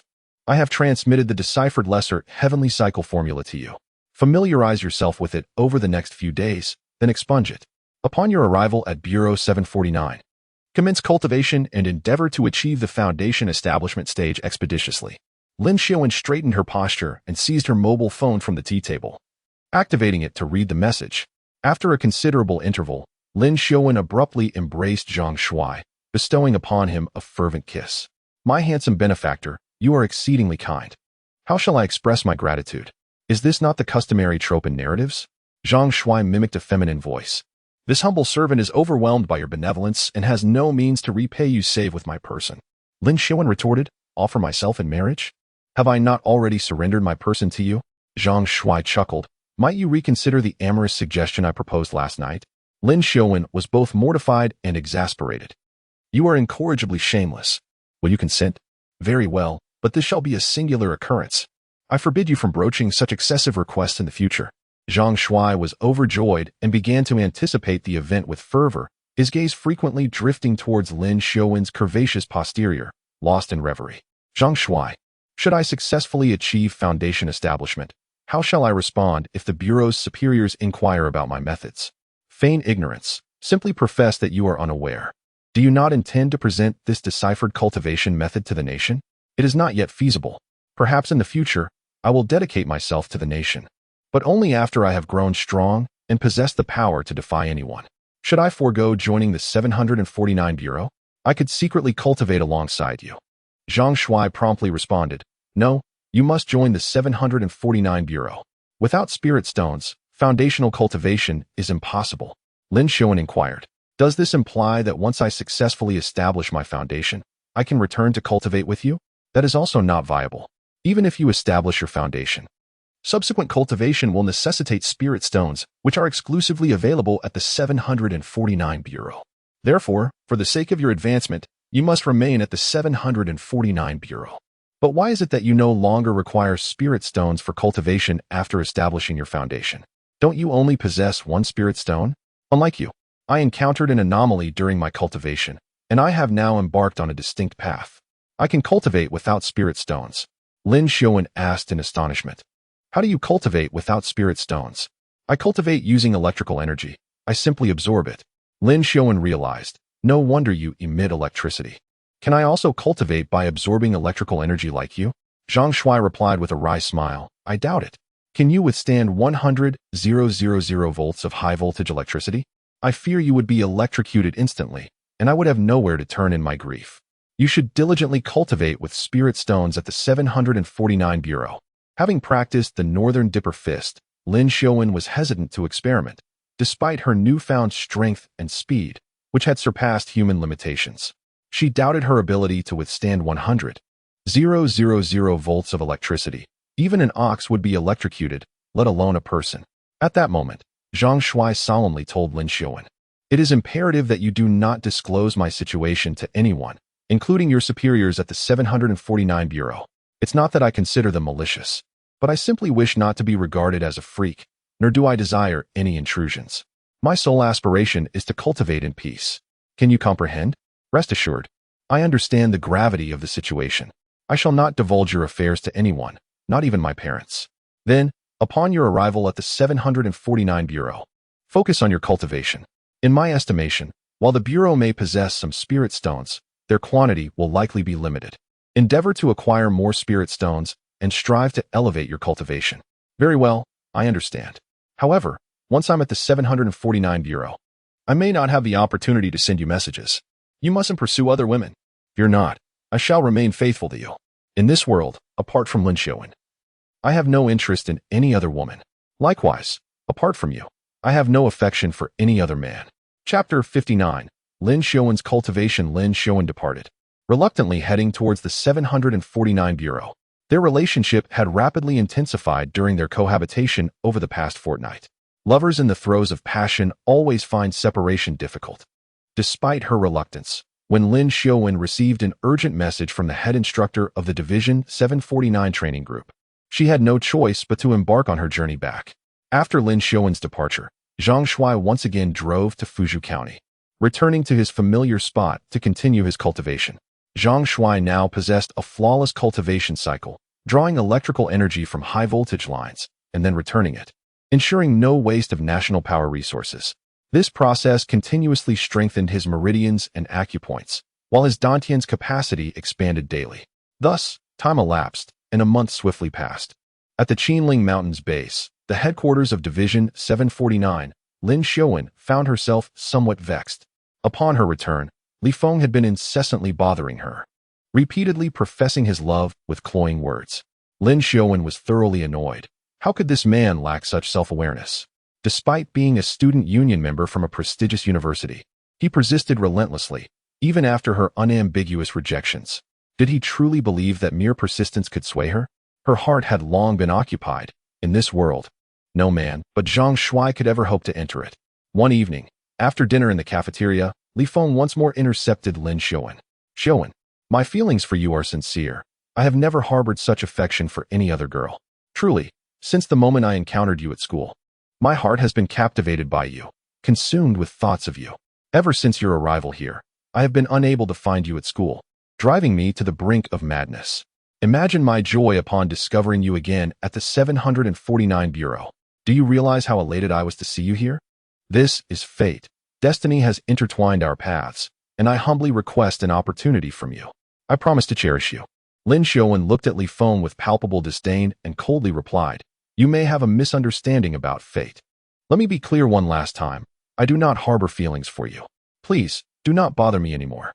Li Feng retorted, "What is it about me that you find unappealing? I can change, just tell me what to improve." Lin Xiaowen, exasperated, said, "Must you persist in this relentless pursuit? No matter what, my feelings will not change, for I already have a boyfriend. I beg you, cease this entanglement. Your presence repulses me. Have some self-respect." Seeing the look of disgust on Lin Xiaowen's face, Li Feng felt utterly crushed. This time, he had truly lost hope. It was evident that Lin Xiaowen was growing increasingly impatient with him. Otherwise, she would not have spoken so harshly. After all, they were both alumni of the same school. And for Lin Xiaowen to show him such disregard indicated her genuine disinterest. Yet, Li Feng could not comprehend why someone as exceptional as he was could not capture Lin Xiaowen's attention. A sense of unwillingness lingered within him. What kind of remarkable man could possibly win Lin Xiaowen's affection? Who exactly is her boyfriend? Regardless, Li Feng still had to maintain some dignity from that moment on. He ceased all entanglements with Lin Xiaowen, much to her profound relief. After more than a month, Professors Yang Jinlin and others produced 6 versions of the Xiao Zhou Tianju. The leaders of the 749 Bureau promptly distributed these freshly minted versions of the Xiao Zhou Tianju to the students for testing. In Lin Xiaowen's group, which comprised a total of 216 individuals, they received one of the versions. The instructor immediately began organizing their training. Finally obtaining the new version of the Xiao Zhou Tianju, Lin Xiaowen's heart brimmed with excitement and anticipation. After such a prolonged wait, The day had finally arrived. In the preceding month, the instructor had not organized any training sessions for them. So despite possessing the genuine Xiao Zhou Tianju, Lin Xiaowen had been unable to practice. Training required spiritual stones, and the 749 Bureau maintained strict control over these stones. Only during organized training sessions would each student be allocated a single stone. Otherwise, the stones were secured in the Bureau's insurance vault. When the new version of the Xiao Zhou Tianju was transmitted to Lin Xiaowen's phone, she immediately perused it. This version was already quite close to the authentic Xiao Zhou Tianju, with only 6 errors present. The remainder was fundamentally sound. However, in the realm of cultivation, even a single mistake could render the practice futile, let alone 6.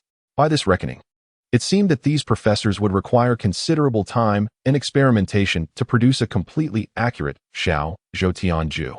Reflecting on these matters, Lin Xiaowen couldn't help but deeply admire Zhang Shuai. Despite having only audited a semester of paleography, Zhang Shuai was able to completely decipher the lesser Zhoutian formula. Compared to those professors, he was clearly more formidable, veritably a prodigy. When the spirit stones were distributed, the third group of students commenced their cultivation in a vast underground plaza. Lin Xiaowen, holding a spirit stone in her hand, began to sense the innate qi within her body with closed eyes, following the cultivation method in the lesser Zhoutian formula. Before long, Lin Xiaowen felt a warm current arise from below her abdomen. This faint stream of heat began to surge erratically within her. Lin Xiaowen cautiously controlled this current, guiding it to flow according to the sequence outlined in the cultivation technique. After an indeterminate period, Lin Xiaowen sensed a continuous trickle of scalding heat entering her body from the spirit stone in her palm, converging and amplifying with the innate qi already within her. Lost in this wondrous state of cultivation, Lin Xiaowen remained oblivious to the passage of time. It wasn't until Lin Xiaowen could no longer detect any new heat flowing into her body that she opened her eyes in astonishment. At that moment, Lin Xiaowen suddenly realized that the spirit stone she had been holding in her right hand had vanished, leaving behind some powder between her fingers. Upon closer inspection, she noticed traces of stone powder on the ground as well. The spirit stone? It's gone? Was it completely consumed? Lin Xiaowen wasn't surprised by this. Zhang Shuai had previously explained the process of foundation establishment to her in detail. So Lin Xiaowen knew that the spirit stone would be depleted of its spiritual energy after the foundation was established, transforming into stone powder. However, to Lin Xiaowen's dismay, she had not even completed foundation establishment, so how could the spirit stones be depleted? Zhang Shuai had mentioned that he succeeded in foundation establishment with just 1 spirit stone. But why had she failed? Could it be that Zhang Shuai was truly a prodigy, with cultivation aptitude far superior to hers, enabling him to achieve foundation establishment with a single spirit stone, while she could not? Lin Xiaowen meticulously examined the changes in her body. Although she had not achieved foundation establishment, she could sense a significant enhancement in her strength, most notably in her physical power. She felt capable of lifting 1,000 caddies with ease. In other words, although the spirit stones were consumed, they were not wasted, and her strength had indeed improved. Perhaps with another 1 or a few more spirit stones, she could successfully complete foundation establishment. Lin Xiaowen felt a headache coming on. Before cultivation, the instructor had only issued 1 spirit stone to each person. Now that the spirit stones were gone, how could she continue to cultivate? And how should she explain this to the instructor? Chapter 60. Lin Xiaowen attempts foundation establishment. Lin Xiaowen approached Coach Wu Jincheng, reported her situation to him, and requested a few more spirit stones for cultivation. Coach Wu was somewhat astonished, as this matter was beyond his authority. He dared not delay and immediately reported it to the Bureau's leaders, awaiting their decision. Inside the director's office, Director Qiu Yuhan, Political Commissar Wang Dehai, Deputy Director Chao Ping'an, Deputy Director Liu Yang, and Director Li Haiba, the 5 leaders of the 749 Bureau, convened an emergency meeting. This was the first occurrence of its kind since the reorganization of the 749 Bureau, warranting serious attention. Director Qiu inquired, "What are your thoughts? Do you believe that the words spoken by the female student named Lin Xiaowen are truthful?" Deputy Director Chao Ping'an remarked, "Director Qiu, I find this matter somewhat perplexing. If what this female student claims is indeed accurate, it would imply that her current interpretation of the minor Zhoutian technique is entirely correct, which would undoubtedly be a momentous occasion. However, if the minor Zhoutian technique holds true, then why is it that among the more than 200 students in Group 3, Only she has completely absorbed the spiritual energy from the spirit stone? This does not add up. Deputy Director Liu Yang also expressed his agreement, stating, yes. This point is rather illogical. Could it be that this female student has concealed the spirit stone? Let us not forget the island nation spy from a year ago. To be prudent, we should first investigate this female student's background. Director Chiu then turned his gaze towards Li Haiba. Director Li, I would appreciate your assistance in reviewing Lin Xiaowen's records to ascertain her identity and background. Li Haiba promptly left the office and proceeded to the archives. Within 10 minutes, he returned to the conference room, where he found the directors and deputy directors awaiting his report. Li Haiba quickly announced, everyone, there is no issue regarding Lin Xiaowen's identity. She hails from the esteemed Lin family of Qingshui. Prior to joining our bureau, she was a junior in the computer science department at Han City University. Her uncle, Lin Yuansa, serves as the mayor of Zhushan City in Guangdong Province, while her father, Lin Yuanmin, is the chairman of the renowned Fumin Technology Group. Additionally, her uncle, Lin Qingshan, holds the rank of colonel in a certain army unit. They are all prominent figures, and it is unlikely that she is an undercover agent for any organization. Upon discovering Lin Xiaowen's distinguished background, the leaders no longer questioned her assertions. Director Chiu remarked that her unimpeachable identity lent considerable credence to her statements. He proposed providing her with an ample supply of spirit stones and observing her cultivation firsthand to ascertain whether she could genuinely achieve foundation establishment. He further stated that if she were indeed successful, they would have fulfilled their superior's mandate by verifying the existence of immortals, thereby elevating the status of Bureau 749 to the most influential entity within the entire military, which would be advantageous for all involved. Lin Xiaowen waited for nearly an hour before receiving Coach Wu's response. The Bureau's leadership had acceded to her request, pledging to furnish her with a sufficient quantity of spirit stones until she successfully established her foundation. Overjoyed, Lin Xiaowen received 5 spirit stones from Coach Wu at once, with the assurance of additional stones if needed. She picked up a spirit stone and resumed her cultivation. As she re-entered a meditative state, immersing herself completely in her practice, she miraculously sensed the innate qi within her body once more. With the flow of this innate qi, a scorching aura emanated ceaselessly from the spirit stone in Lin Xiaowen's hand, coursing from her palm into her body and coalescing with the innate qi, augmenting its potency. In less than half an hour, Lin Xiaowen opened her eyes to find the spirit stone in her right palm reduced to powder. Without hesitation, she replaced it with another and continued her cultivation. Completely immersed in her cultivation, Lin Xiaowen remained oblivious to the fact that several leaders from the 749 Bureau were quietly observing her progress not far from her training ground. Upon witnessing the spirit stone in Lin Xiaowen's palm disintegrate into powder, their eyes sparkled with excitement and their breaths quickened. Their exhilaration was understandable. They were on the verge of witnessing history, potentially the birth of the first cultivator in Dragon Nation. This moment would be monumental for the nation, symbolizing a transformative era wherein Dragon Nation might officially transition from a purely technological age to one where technology and cultivation coexist. Years down the line, when Dragon Nation fully embraces a universal cultivation era, historical accounts will undoubtedly paint this moment in vivid detail. As the first cultivator in the annals of Dragon Nation, Lin Xiaowen's name will be immortalized, and the leaders of the 749 Bureau will also find their names etched in history. After approximately 20 minutes, Lin Xiaowen's spirit stone once again turned to powder, prompting her to retrieve another stone. This time, in less than 20 minutes, the third spirit stone was fully absorbed. Upon exchanging for yet another stone, she consumed it in a mere 10 minutes. With the final spirit stone, she depleted it in just 8 minutes. Yet, astonishingly, Lin Xiaowen had not yet established her foundation. Nevertheless, the innate energy within her had significantly surged, growing several-fold. She sensed that a breakthrough might soon be within her grasp. Before Lin Xiaowen could approach Coach Wu, he had already placed 10 more spirit stones before her. Persevere, he urged. Maintain your momentum in cultivation and strive for a successful foundation establishment. Upon hearing Coach Wu's encouragement, Lin Xiaowen responded with a smile and, without uttering a word, picked up a spirit stone and resumed her cultivation. Subsequently, Lin Xiaowen consumed a spirit stone every few minutes. After expending 6 more spirit stones, Lin Xiaowen's delicate frame suddenly trembled violently. She felt the intense pain that Zhang Shuai had described. A scorching stream of energy within her was frantically assaulting her Qi-Si acupoint. This was the opportunity for advancement that Zhang Shuai had mentioned. Excellent. She was finally about to establish her foundation. Enduring the excruciating pain, Lin Xiaowen's meridians and acupoints throughout her body expanded under the onslaught of the hot current. Her Qi acupoint swelled up like an inflating balloon.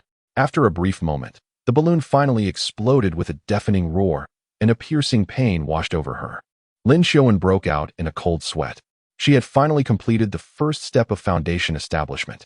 Qi explodes, Dantian appears. Now, all that remained was to open the sea of consciousness. As expected, after opening the Qi Dantian, the hot current within her body did not dissipate. Instead, it surged straight towards the Divine Palace acupoint in her forehead. Once, twice, 3 times.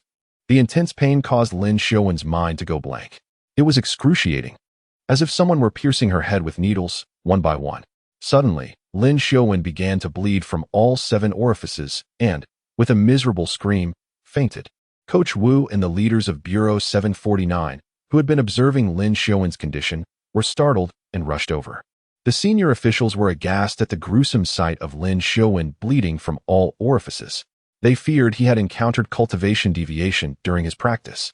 Should this result in a fatality, it would be a grievous blow to the entire Division 749, potentially leading to the termination of the Immortal Cultivation Project, or even the dissolution of the division itself. Such consequences were unacceptable to the leadership. Director Li Haiba promptly summoned the division's medical personnel. Chapter 61. Assessment. Ren Xia was formerly a department head at the 301 hospital. A year and a half prior, with the establishment of Division 749, she was transferred to become the director of the hospital under its jurisdiction, enjoying the benefits of a full regimental grade cadre. Although her compensation had been elevated by 1 rank, since her arrival, the hospital had remained largely unoccupied. She had not even encountered a trainee with a common cold. Occasionally, female trainees with menstrual irregularities would come for examinations. Arguably, the hospital was the most underutilized department within Division 749. This was due to the fact that the trainees were all individuals who had cultivated inner energy through the Northern Dipper long fist technique, which possessed extraordinary health benefits. Consequently, these trainees rarely fell ill, rendering her hospital largely superfluous. When Ren Xia received Director Li's call, she was engaged in a mahjong game with several of the hospital's doctors. Upon learning that a trainee had suffered severe injuries due to cultivation complications and required immediate medical attention, Ren Xia ceased her game without hesitation. She swiftly assembled the emergency department's doctors and nurses, equipped with stretchers, and dispatched an ambulance to the second square. In less than 5 minutes, an ambulance arrived at Plaza 2, causing many students who were originally cultivating there to cease their practice, their curiosity piqued by the ambulance's arrival. Ren Xia led several paramedics carrying a stretcher to the leaders. Upon witnessing Lin Xiaowen's tragic state, unconscious and bleeding from all orifices, Ren Xia was taken aback. Could this ghastly condition truly be the result of cultivation? Ren Xia promptly instructed the medical personnel to place Lin Xiaowen on the ambulance. She then inquired of Director Qiu. Director Qiu, what happened to this female student? Qiu Yuhan, with a grave expression, responded, she encountered complications during her cultivation. Ensure she receives the utmost care. We cannot afford for anything to happen to her. Should any issues arise, the consequences for Bureau 749 would be dire. Ren Xia, recognizing the gravity of the situation from Qiu Yuhan's solemn demeanor, quickly replied, rest assured, Director Qiu, I will exert every effort. Subsequently, Ren Xia accompanied the ambulance to the hospital. In the meantime, Qiu Yuhan instructed Coach Wu, suspend the students' cultivation for the time being. I will inform you when they may resume. After instructing the students to halt their cultivation, Qiu Yuhan and the other leaders also hastened to the hospital, their hearts heavy with concern for Lin Xiaowen's well-being. Upon arriving at the hospital, they stood outside the ICU waiting room. Shortly thereafter, Dean Ren Xia emerged from the room. Dean Ren, how is her condition? Is she out of mortal danger? Director Qiu, she is unharmed and in good health. However, we've encountered an anomaly. A comprehensive examination revealed that her physiological metrics are somewhat aberrant, exceeding the boundaries of conventional medical understanding. Upon learning that Lin Xiaowen was out of danger, the leaders collectively breathed a sigh of relief. What specific data is irregular? For instance, her heart rate. While a typical individual's heart rate ranges from 60 to 100 beats per minute, Hers oscillates between a mere 10 and 20. Furthermore, her blood pressure is reduced by more than half compared to the average person, and her hemoglobin concentration is several times lower than the standard value. Qiu Yuhan dismissed their concerns, stating, "She is a cultivator, and her physical constitution surpasses that of ordinary individuals. This discrepancy is not unexpected. Now that she is safe, when is she likely to regain consciousness?" Rin Xia responded, "She could awaken at any moment." As Rin Xia completed her sentence, a physician emerged from the ward. "Director, the girl has awakened." Upon opening her eyes, Lin Xiaowen found herself in a hospital bed, somewhat bewildered. Subsequently, she recalled the excruciating pain she had endured while attempting to activate her divine consciousness during her cultivation. It was likely that she had been transported to the hospital due to her unconscious state. The question then arose, had she successfully established her foundation? At that moment, Lin Xiaowen suddenly sensed an unusual change in her body. The world before her appeared transformed, vibrant, and alive. Her vision had noticeably improved, enabling her to discern the minuscule letters inscribed on the various medical instruments within the ward. This was rather astonishing, for under normal circumstances, even those with exemplary eyesight would need to draw near to perceive such details. Not only had her vision sharpened, but her hearing had also significantly enhanced. She could distinctly hear the conversation between Director Rin Xia and Director Qiu of the 749 Bureau outside the ward. As her thoughts stirred, a vivid image materialized in her mind. A woman in her 40s was conversing with 5 leaders from the 749 Bureau outside the ICU. Lin Xiaowen recognized these leaders from a mobilization meeting she had attended previously. How curious it was that the ward door was closed. Yet she could perceive the scene beyond it. Could this be the essence of divine perception? Subsequently, Lin Xiaowen focused her mind to examine her own body, and a wondrous phenomenon unfolded. She could visualize her internal organs, and even faintly sense the acupoints throughout her body. At that moment, her qi appeared to have transformed into an oval, egg-sized entity, filled with a viscous liquid. A sudden clarity dawned upon her. This was indeed the qi dantian. The thick liquid represented the highly concentrated spiritual essence she had absorbed. Thus, she realized she had successfully established her foundation. She was now a practitioner at the foundational stage. At that juncture, Director Rin Xia and Director Qiu, along with other leaders, strode into the ward. "Lin Xiaowen, are you all right?" "I am fine. Thank you for your concern." "Director Qiu, have you, perchance, achieved the foundation establishment stage?" Lin Xiaowen responded with a smile and a nod. "Indeed, I have successfully established my foundation." Upon hearing this, the esteemed leaders all displayed expressions of elation. "Lin Xiaowen, would you be available to accompany us to the testing grounds at this moment?" Lin Xiaowen was cognizant that, as the inaugural cultivator within the 7th Division to attain the foundation establishment stage, she would undoubtedly be required to undergo a series of evaluations. The leadership would invariably need to amass data to ascertain the extraordinary capabilities possessed by a cultivator at this level. This request was one that Lin Xiaowen could not decline. Having been nurtured with the nation's resources, she could not possibly turn her back on them. "Rest assured, Director Qiu, I shall cooperate fully with the Bureau's assessments." Subsequently, Lin Xiaowen departed the hospital alongside the distinguished leaders and arrived at a testing facility belonging to the 7th Division. Within the testing area, apart from the 5 leaders, there was a dedicated data recorder and a professional videographer. Lin Xiaowen, Director Qiu Yuhan reiterated to Lin Xiaowen before commencing the evaluations, "We aspire to acquire firsthand, scientifically comprehensive reports concerning the abilities of foundation establishment cultivators. These reports shall be strictly confidential, accessible only to key national leaders. Therefore, we implore you to cooperate fully and refrain from deliberately concealing your strength. We require the most precise data, as it may bear significant implications for the nation's forthcoming policy adjustments. In the realm of martial cultivation, rest assured, I shall not conceal my capabilities. However, I must present a request. Due to the depletion of spiritual energy during the foundational stage, which cannot be naturally replenished, it is imperative that I absorb additional spiritual energy anew. Therefore, upon the conclusion of my testing, I will require a quantity of spirit stones to restore my expended energy." Qiu Yuhan replied, "This is not an issue. As long as you do not remove the spirit stones from this place and maintain the principles of confidentiality. After the tests are concluded, you may absorb as many spirit stones as you need." Chapter 62. The archival footage. The first test involved a 100-meter sprint. On the testing field, Lin Xiaowen stood quietly at the starting line, awaiting the sound of the starting gun. Nearby, a staff member was calibrating the sensors on the starting device, while high-speed cameras and sensory apparatuses were positioned at the finish line. Not far from them, another technician was fine-tuning a handheld camera. In addition to the high-definition camera he wielded, there were professional high-definition cameras mounted on trackside dolly systems, and high-speed cameras stationed at the finish line, equipment typically reserved for grand sporting events.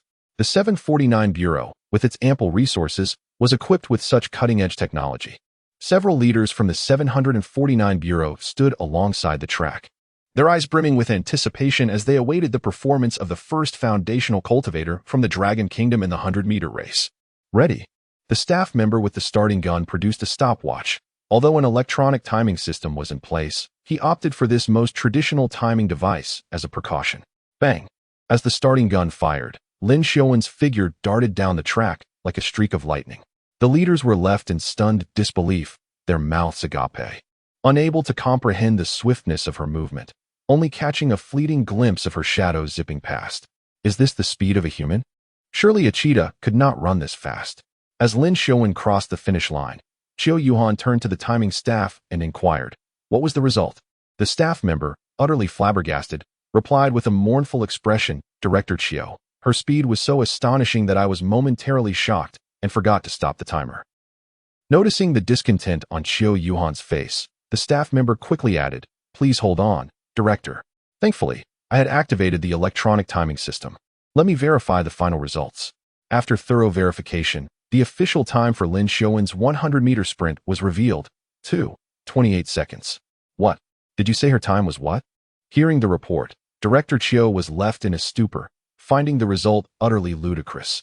He wondered if he would be accused of falsifying records when he reported this. Director Qiu, it is indeed 2:28 seconds. This result is absolutely genuine. The leaders exchanged bewildered glances, while they anticipated that an established practitioner might possess remarkable speed. To such an outrageous extent was truly astonishing. Political Commissar Wang Daihai chuckled wryly. With the Olympics approaching, one must wonder how many gold medals Lin Xiaowen could win if we sent her to compete. Deputy Director Chao Ping'an remarked, you dare to dream. If Lin Xiaowen were to participate in the Olympics, do you believe this would be the last time our Dragon Nation competes? From that point onward, other countries would cease to engage with us, and the International Olympic Committee would unequivocally prohibit our athletes from participating. Deputy Director Liu Yang chuckled. Indeed, the International Olympic Committee might very well establish a new regulation, prohibiting superhumans and dragon nationals from competing. Liu Yang's jest elicited hearty laughter from the leaders present. They subsequently proceeded to the next venue to assess Lin Xiaowen's boxing power, specifically her explosive strength. While standard boxing power testing devices typically have a maximum range of 500 to 1,000 kilograms, Bureau 749 had specially commissioned a device capable of measuring up to 10 tons, equivalent to 20,000 pounds of force. As Lin Xiaowen stood before the boxing testing apparatus, she activated the small Zhoutian technique, causing the liquid spiritual energy in her dantian to ignite fervently. A surge of overwhelming power coursed through her being. In the next moment, Lin Xiaowen unleashed a punch. Bang! The numbers on the testing device began to ascend rapidly, soaring to its peak in an instant. As the alarm red light illuminated, the display read 9,999 kilograms. At that moment, the leaders, along with the recording staff, were rendered speechless, their expressions akin to those who had witnessed a phantom. 9,999 kilograms represented the maximum the device could show. It was evident that Lin Xiaowen's explosive strength far exceeded 10 tons. A seemingly delicate and petite beauty possesses the power to deliver a punch exceeding 10 tons of force. Such a phenomenon defies belief unless personally witnessed. A fist with such magnitude could likely send an elephant soaring. Is this the true extent of a Foundation establishment cultivator's prowess?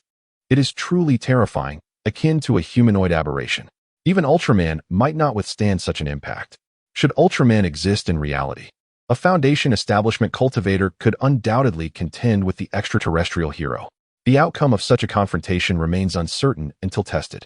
Indeed, it surpasses all comprehension. The capabilities of a Foundation establishment cultivator transcend the realm of human imagination. I am intrigued. Should our Bureau 749 possess over 1,000 Foundation establishment cultivators? Would our dragon country be capable of unifying the entire planet? You are being overly optimistic. We possess fewer than 2,000 spirit stones in total.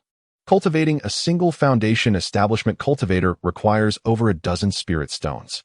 It is simply not feasible to cultivate over 1,000 individuals. Were spirit stones not discovered on Mars? Direct the Space Administration to dispatch a mission to Mars to retrieve them. Ideally, they should secure all spirit stones on the Martian surface. Such strategic resources must not be left to other nations. Rest assured, currently, our dragon country is the only nation on this planet with the capacity for manned missions to Mars. Other countries will undoubtedly lack this capability for at least a decade. Precisely, and for this reason, we must retrieve the spirit stones before other nations acquire the ability to travel to Mars. Qiu Yuhan nodded and remarked, I shall consult with my superiors regarding this matter. Now that Lin Xiaowen has successfully established his foundation, it has been confirmed that the cultivation methods are indeed authentic. Consequently, the leaders will undoubtedly consider nurturing more cultivators, which will necessitate a greater supply of spirit stones, thus requiring the Aerospace Bureau to exert effort in acquiring additional spirit stones. This chapter is not yet complete. Please click the next page to continue enjoying the captivating content. While a few leaders were engaged in conversation, a staff member responsible for documentation approached. Director Qiu, how should we record this data? Qiu Yuhan pondered momentarily and replied, record it as follows. Lin Xiaowen's explosive punching power exceeds 10 tons, and the measuring instrument is unable to capture it accurately. After testing speed and strength, they proceeded to assess the jumping ability of the foundation-building cultivators. When they beheld Lin Xiaowen effortlessly leap to the rooftop of the highest 3-story building on the base, everyone was left astounded. This feat rivaled the extraordinary lightness of foot described in martial arts novels. Ultimately, the recorder noted, foundation-building cultivators can easily jump heights exceeding 10 meters. Following the tests, the leaders reviewed the recorded footage multiple times and ultimately archived it onto a disk. Undoubtedly, in the years to come, this footage will become one of the most treasured documentaries. True to their word, after Lin Xiaowen completed the tests, the leaders provided him with an opportunity to replenish his spiritual energy.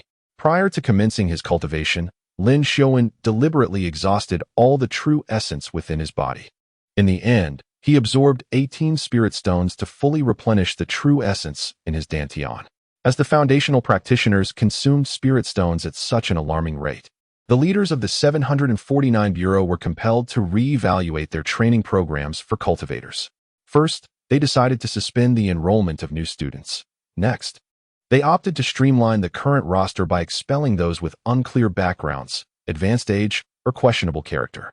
Ultimately, they retained 800 young cultivators of unblemished lineage, all of whom commenced their training in the newly revised version of the small Zhoutian technique. This latest iteration stemmed from the experiments conducted by Lin Xiaowen's group, and the leaders, witnessing Lin Xiaowen's successful foundation establishment, believed this version to be the correct path. Chapter 63. Nourishing Qi. Since Lin Xiaowen's departure, over 40 days had elapsed, during which Zhang Shuai diligently practiced on the outskirts of Fuzhou County. Now in April, the harsh winter had faded, giving way to the rejuvenating embrace of spring.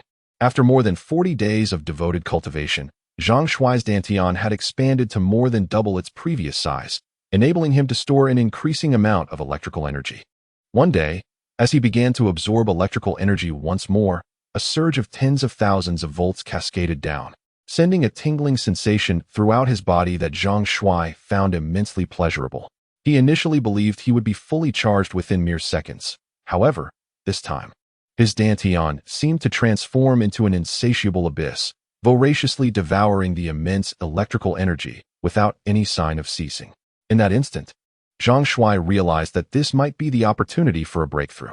If he could successfully activate the second dantian, known as the Purple Palace dantian, it would signify his formal advancement to the Nourishing Qi stage. The colossal high-voltage current surged into his dantian, causing it to expand dramatically, akin to a balloon inflating. The sensation of abdominal distension left Zhang Shuai in great discomfort, akin to the feeling of having overeaten, a sensation he had not experienced in quite some time. When his lower dantian expanded to a certain extent, it suddenly burst open like a punctured balloon. Boom! Zhang Shuai could almost hear the muffled explosion emanating from his dantian.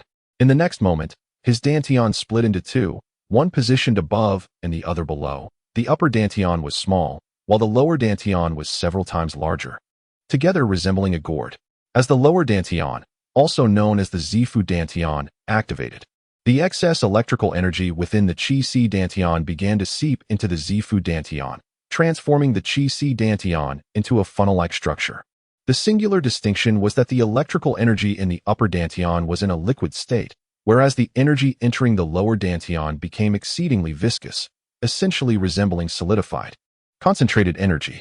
According to the teachings of the Shao Zhou Tianju, upon activating the Zifu dantian, the spiritual energy within it, after being refined and purified through meditation, could be referred to as true essence. Thus, this solidified, concentrated energy represented Zhang Shuai's true essence.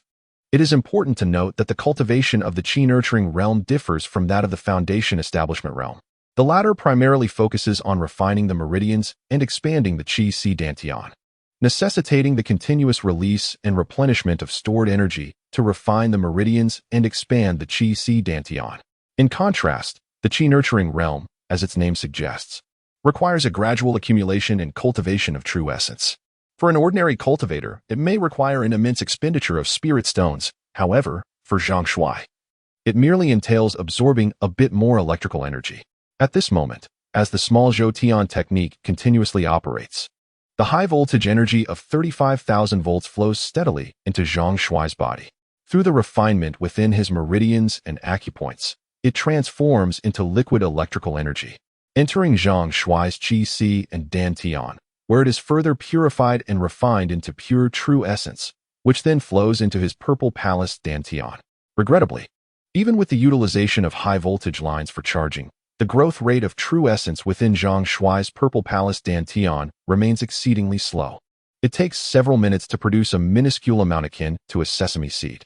This may be due to the fact that the true essence within the purple palace consists solely of refined electrical energy, resembling supercompressed biscuits, though it appears diminutive. A single piece can satiate one's hunger. Thus, after half an hour, a clump of pure true essence, comparable to a soybean, has coalesced within Zhang Shuai's purple palace Dantian. Zhang Shuai estimates that it would take several months of relentless cultivation to fill the purple palace Dantian. Clearly, it is imperative to seek a super high voltage line of 330 kilovolts or above for charging. This would likely accelerate the charging process.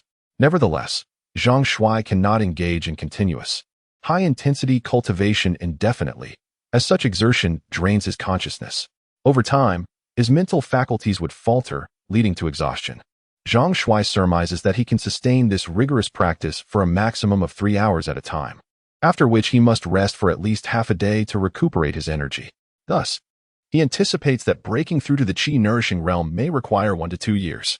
There is no alternative. Cultivation cannot be rushed and must proceed gradually. Zhou Ming, a recent inductee at the State Grid Hedong Province Electric Power Company's Digital Audit Center, was assigned to work there. This role was the object of considerable envy, as employment in a state-owned enterprise like the State Grid not only conferred a generous salary and benefits, but also a relaxed work environment. Zhou Ming's daily tasks revolved around the handling of audit work orders, promptly addressing anomalous work orders that were either automatically flagged by the system or manually detected. He would delegate these to the appropriate personnel for verification and investigation, meticulously tracking and supervising the resolution to ensure timely rectification and comprehensive management.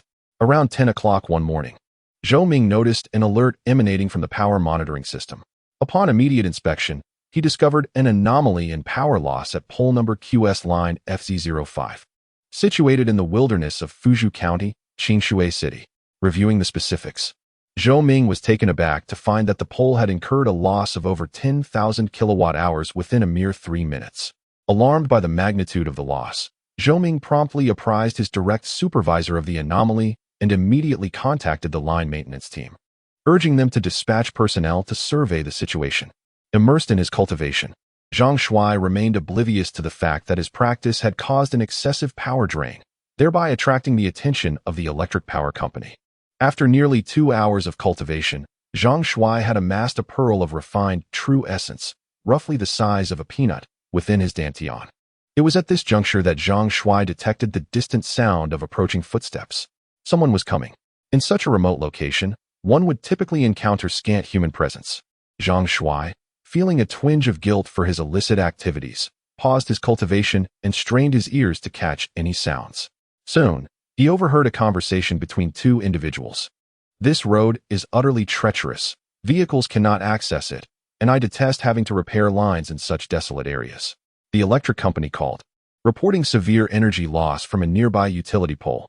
"Oldly, you should be familiar with the villages around here, right?" The village nearby is known as Xianenvi Village, located 6 or 7 miles from this pole. Generally speaking, the villagers seldom venture this way. I deduce it's not theft. Rather, the lines may have aged. Upon hearing this, Zhang Shuai's heart sank. Indeed, the power company had taken notice. Previously, during his foundational cultivation phase, he had been able to practice sustainably, absorbing electrical energy and subsequently returning it, thus evading detection by the electric company. However, now that he had advanced to the qi nurturing stage, he needed to absorb a substantial amount of electrical energy. After barely 2 hours of practice, the company had already sent personnel to investigate. It appeared that this location for cultivation could no longer be utilized. To circumvent complications, Zhang Shuai resolved to conceal himself, ensuring that the inspection team would not spot him. Yet, in this hasty decision, where could he possibly hide? He glanced back at the mountain behind him. The elevation was modest, cloaked in dense foliage, with only a single path leading upwards. This pathway was situated over 300 meters away along a rural road. It was too late for Zhang Shuai to ascend the mountain from its base, as he would likely encounter the power company as personnel. The steep cliff behind Zhang Shuai posed an insurmountable challenge for an ordinary individual, yet Zhang Shuai, now a practitioner of qi cultivation, was undeterred by such obstacles. With a graceful leap, he soared several meters into the air, his toes lightly tapping against the protruding stones of the cliff. Utilizing the leverage, he ascended again, repeating this elegant maneuver until he reached the halfway point of the mountain. Chapter 64. Comrade Lin Xiuan.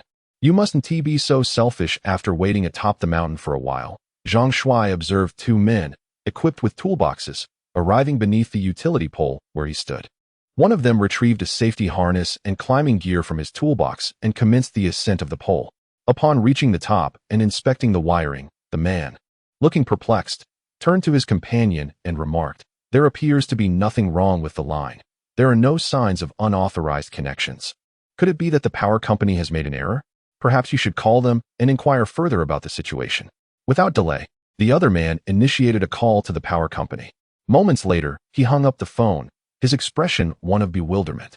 "Oldly, what is going on? What did the power company say?" "They informed me that the line is now functioning normally and inquired if we were the ones who performed the repairs." Even commending our promptness, he replied, "Goodness, who are these people? Are they jesting with me? I haven't even begun the repairs." "Never mind, since there's no issue. Let us just leave." The two maintenance workers, grumbling as they departed, made their way down the mountain, while Zhang Shuai leapt gracefully from the height of over 100 meters. As he was about to land, a trace of true essence was released from Zhang Shuai's dantian, circulating through his meridians. Instantly, his body felt as light as a swallow, and he landed steadily on the ground. At that moment, Zhang Shuai burst into hearty laughter, a surge of boundless ambition rising within him. The qi-nourishing realm was indeed extraordinary. At this juncture, he possessed unparalleled abilities, capable of traversing the vast expanse of the world. Since the local power company had already detected his presence, Zhang Shuai decided against lingering in that area to continue his cultivation. Thus, he set off on a self-driving journey, avoiding the highways and opting for national and provincial roads. Upon reaching a secluded spot, he would see utility poles in the wilderness, stop his car, and cultivate for an hour. Zhang Shuai was aware that his current practice consumed a significant amount of electrical energy, and as soon as he began to cultivate, the power company would inevitably take notice. Therefore, he meticulously controlled his cultivation time, resolutely limiting it to no more than an hour, leaving before the power company could respond and dispatch repair personnel. Little did Zhang Shuai know that his transient cultivation was causing considerable distress for the power company. Zhou Ming had been lamenting for days, uncertain whether the power monitoring system had malfunctioned. On average, 2 or 3 utility poles would trigger alarms daily. After reporting to his superiors, when the maintenance crew arrived on site, they found the utility lines to be in perfect condition, devoid of any issues. After several consecutive days of this, The leadership could no longer remain idle and summoned technical personnel to maintain and upgrade the entire power monitoring system, investigating the source of the faults. 2 days later, after a thorough investigation and assessment, the technicians confidently asserted that the power monitoring system was devoid of any issues. However, Zhou Ming remained unconvinced and nearly quarreled with the maintenance personnel. Ultimately, Zhou Ming instructed the technicians to allow him to witness the next alarm firsthand to prevent any disbelief in his words. Yet, in the following days, the system failed to emit a single alarm, leading Zhou Ming to ponder the inexplicable situation. In truth, this was merely because Zhang Shuai had departed from the confines of Hedong province, venturing into the neighboring province, thereby exceeding the jurisdiction of the Hedong Power Grid Company. Consequently, Zhou Ming remained unaware that the power company in the adjacent province was also embroiled in chaos and disarray. In the Qinling mountain range, at the 749 Bureau base, Lin Xiaowen was once again summoned to the office by several bureau leaders. This marked the fourth occasion Lin Xiaowen had been called in for a discussion since his foundation establishment. Lin Xiaowen, do you recall how you managed to break through to foundation establishment? Surely there must be some crucial secret? Director Qiu, I genuinely do not remember. I have merely been cultivating according to the new 3rd edition's Little Zhou method. That is implausible. It has been nearly a month, and all 800 disciples in the Bureau have been practicing the new 3rd edition's Little Zhou method. If it were truly as simple as you claim, then after a month, it would be impossible for none of the 800 disciples to achieve foundation establishment. This I cannot ascertain. Nonetheless, I have diligently practiced the newly revised Xiao Zhou Ju. As for why others are unable to establish their foundation, perhaps it is due to a lack of innate talent for cultivation. Observing Lin Xiaowen's unwavering insistence on her adherence to the new version of Xiao Zhou Ju, Deputy Wang became somewhat agitated. Comrade Lin Xiaowen, the nation has invested resources in your development. You cannot be so selfish. Currently, you are the sole foundation-building cultivator in the entire Long Kingdom. Do you intend to be the only cultivator in the nation?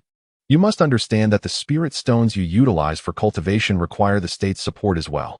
The nation provides you with resources for your practice, and you must reciprocate. Deputy Wang's words were somewhat harsh, yet Lin Xiaowen remained silent. At this juncture, Director Qiu interjected, Comrade Lin Xiaowen, even if you were to share the secrets of foundation building, the emergence of more foundation-building cultivators in the future would not diminish your esteemed position. You are the first foundation-building cultivator of the Long Kingdom, and by contributing the secret method to the nation, you have rendered significant service. In the future, the state's cultivation resources will still primarily be allocated to you. Your resources will not be diminished. After repeated persuasion from her superiors, Lin Xiaowen found herself increasingly overwhelmed by their reasoning. Her inherently kind nature made it difficult for her to ignore their pleas. Indeed, they spoke the truth. Her ability to establish a foundation was largely due to the spirit stone resources provided by the state. Now that the nation required her assistance, it was challenging for her to resolutely refuse. Ultimately, after a series of appeals from her leaders, Lin Xiaowen could no longer withstand the pressure and divulged the secrets of her cultivation. In truth, the newly revised Xiao Zhou Ju deciphered by the experts was already quite close to the correct version. The current chapter is incomplete. Please proceed to the next page to continue reading. Lin Xiaowen attributed her breakthrough to discovering irregularities during her cultivation. She explained that the flow of energy within her meridians seemed somewhat obstructed. Each time she cultivated to certain points, she felt a tightness in her chest. Therefore, she attempted to modify the flow of energy herself and, fortunately, succeeded in establishing her foundation. This explanation was logical and well-supported, and the leaders, who lacked cultivation knowledge, readily believed her. They not only lauded Lin Xiaowen's talent and comprehension, but also praised her for her profound understanding and proactive decision to submit the cultivation secrets. Although Lin Xiaowen received accolades from the leaders, she felt a twinge of guilt. After all, Zhang Shuai had imparted the authentic cultivation technique to her. She had reported it to the state without Zhang Shuai's consent. She needed to explain this matter to Zhang Shuai. Consequently, Lin Xiaowen cited her father's birthday as an excuse and requested a leave of absence from the leaders to return home and celebrate with her father. Although Lin Xiaowen had recently returned from vacation, it was only natural for a daughter to want to return home for her father's birthday. Furthermore, Lin Xiaowen had made a significant contribution by submitting the cultivation secrets. Therefore, the leaders readily granted her a 7-day leave. Subsequently, Lin Xiaowen promptly packed her luggage and departed from the 749 Bureau base. Due to the presence of cell phone signal jammers within the 749 Bureau, mobile phones had no signal. Of course, the 749 Bureau had an internal local area network, and all trainees could only use the internal network within the 749 Bureau. Upon exiting the confines of Bureau 749 and stepping beyond the reach of the signal jammers, Lin Xiaowen promptly contacted Zhang Shuai using her secondary mobile phone. This particular device remained unlisted and unregistered within the Bureau's records, having been discreetly stowed away in the lining of her luggage. Lin Xiaowen's circumspection stemmed from her apprehension regarding potential surveillance of the trainees' mobile devices by the Bureau. The notion of being monitored was unappealing to her, as it would be to anyone. After ascertaining Zhang Shuai's whereabouts, Lin Xiaowen embarked on her journey to meet him. Chapter 65. A couple's rendezvous. Zhang Shuai was momentarily taken aback upon beholding Lin Xiaowen. She seemed to have undergone a transformation, her complexion now fairer and more radiant than before. More significantly, she possessed an ethereal quality, an otherworldly aura that rendered her remarkably stunning. Adorned with a pink travel bag, Lin Xiaowen stood at the exit, attracting considerable attention. Many disembarking passengers surreptitiously observed her, a natural reaction to encountering such an exquisite beauty while traveling. Zhang Shuai, now possessing the cultivation of the qi-nurturing realm, possessed a heightened sense of awareness, his spiritual perception extending twice as far as before. He detected subtle traces of spiritual energy and divine consciousness emanating from Lin Xiaowen, indicating her successful foundation establishment. Upon spotting Zhang Shuai, Lin Xiaowen's face immediately lit up with a radiant smile. She approached him and affectionately entwined her arm with his, nestling intimately against him. "Did you miss me?" Zhang Shuai replied with a smile. "Indeed, I did.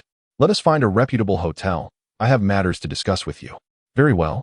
Behind Lin Xiaowen, two impeccably dressed men noticed her nestled in the arms of a handsome young man.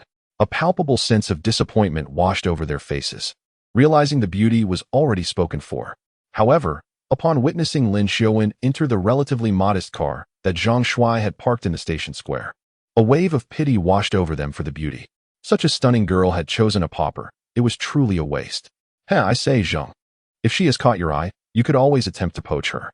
With your wealth, winning her over shouldn't be too difficult, should it?" "Not so facile," replied the other. "This girl clearly doesn't lack for funds. Some women cannot be bought with mere money. If she truly loved wealth, she wouldn't have chosen a pauper.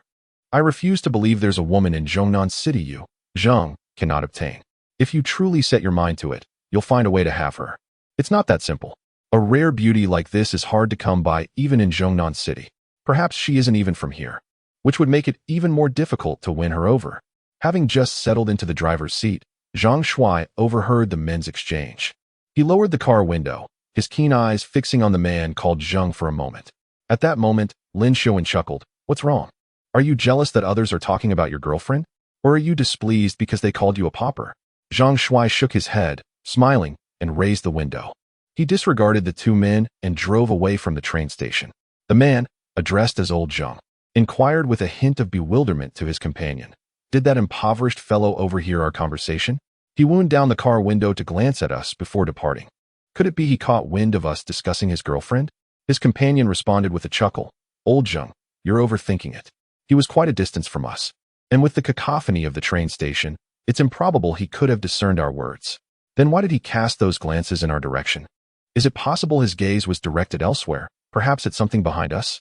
No, I have a feeling he was looking directly at me. The young man possesses a striking vitality in his eyes, and I sensed a subtle warning in his gaze. Old Zhang, you're being somewhat ludicrous. It's more likely the young man inadvertently glanced in our direction. Don't let your imagination run wild. There are countless beautiful women in the world. You can't possibly desire to bed everyone you see. Let's proceed. Business is paramount.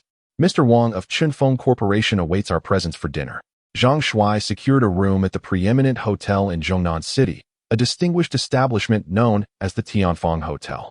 After presenting his identification and completing the check-in process, Zhang Shuai and Lin Xiaowen commenced their amorous encounter. As a young couple newly initiated into the delights of love, and having endured over 2 months of separation, their desires had reached a fever pitch. Upon reuniting, words were rendered superfluous as they embarked on an impassioned and protracted lovemaking session. Lin Xiaowen, now a foundation establishment cultivator, possessed augmented prowess compared to before. Ultimately, Zhang Shuai, resorting to his ingenious contrivances, harnessed electrical energy to finally subdue Lin Xiaowen. After the battle concluded, Lin Xiaowen informed Zhang Shuai about her decision to submit her cultivation technique. As the sole individual in the 749 Bureau to successfully establish a foundation, the leaders had been persistently urging me to prioritize the greater good and not to act selfishly by withholding the secret of my cultivation. I found myself unable to withstand the pressure and ultimately relinquished my method. Zhang Shuai, you wouldn't hold this against me, would you? How could I possibly blame you? Even if you had chosen not to submit your technique, those ancient script experts would eventually decipher the authentic version. It was merely a matter of time. Moreover, since your cultivation requires spirit stones provided by the state, it would be unwise to offend the leaders. In the future, the cultivation at the foundation stage will demand even more spirit stones, and by submitting your technique, you also create a favorable impression among the leaders, which could be considered a merit on your part. Lin Xiaowen was deeply moved. Zhang Shuai, you are truly wonderful, always thinking of me. Zhang Shuai chuckled. You are my girlfriend. How could I not care for you? However, I am perplexed as to why you are reluctant to join the 749 Bureau. Wouldn't it be splendid if we could cultivate together within the Bureau?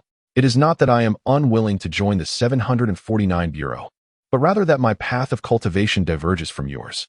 You require spirit stones for your practice, which necessitates your presence in the Bureau, while I cultivate using electrical energy, making it unnecessary for me to join. After all, as cultivators, who would desire oversight when one can practice freely? Indeed, I also dislike being under supervision.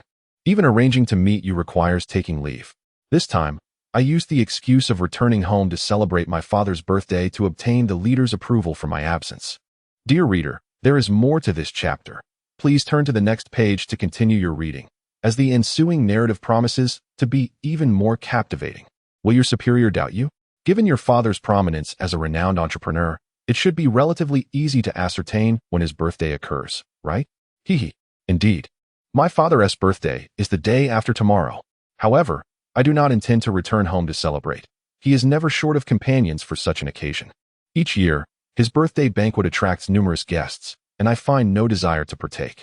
I would much rather spend my time with my charming companion. Having resolved her inner turmoil, Lin Xiaowen felt a surge of joy and eagerly engaged Zhang Shuai in a new round of playful banter.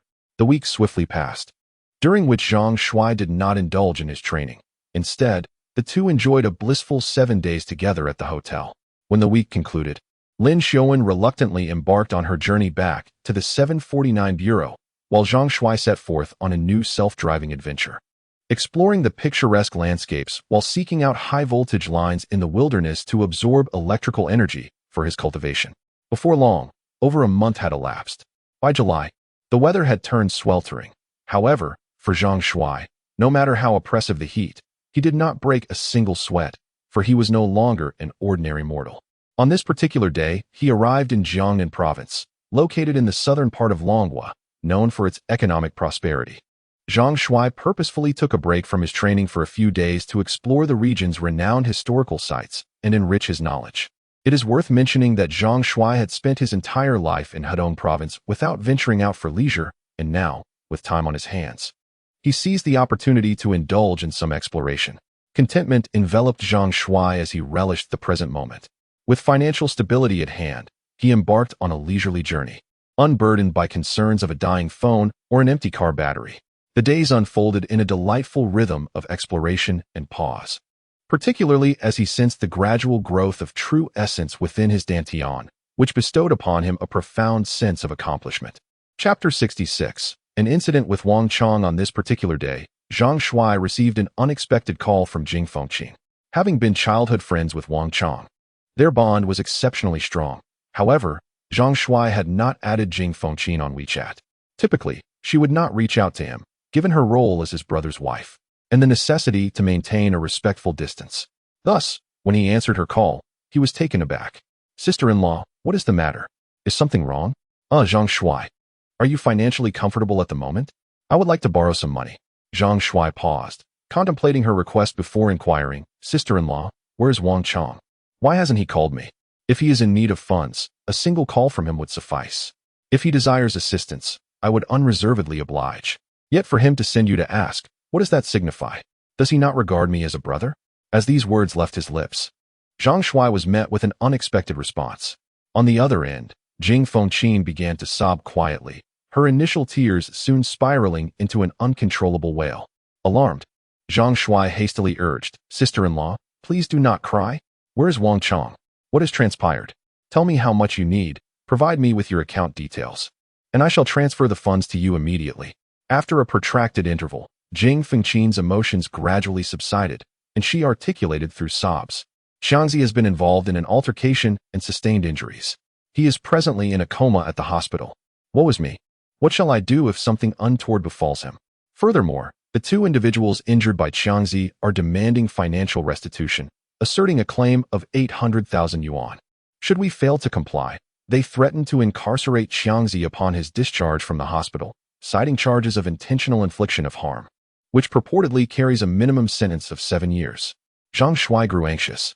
Despite his bewilderment as to why Wang Chong, given his disposition, would engage in a physical confrontation, Wang Chong remained his sole companion in this world, and he could not idly stand by and witness misfortune befall him.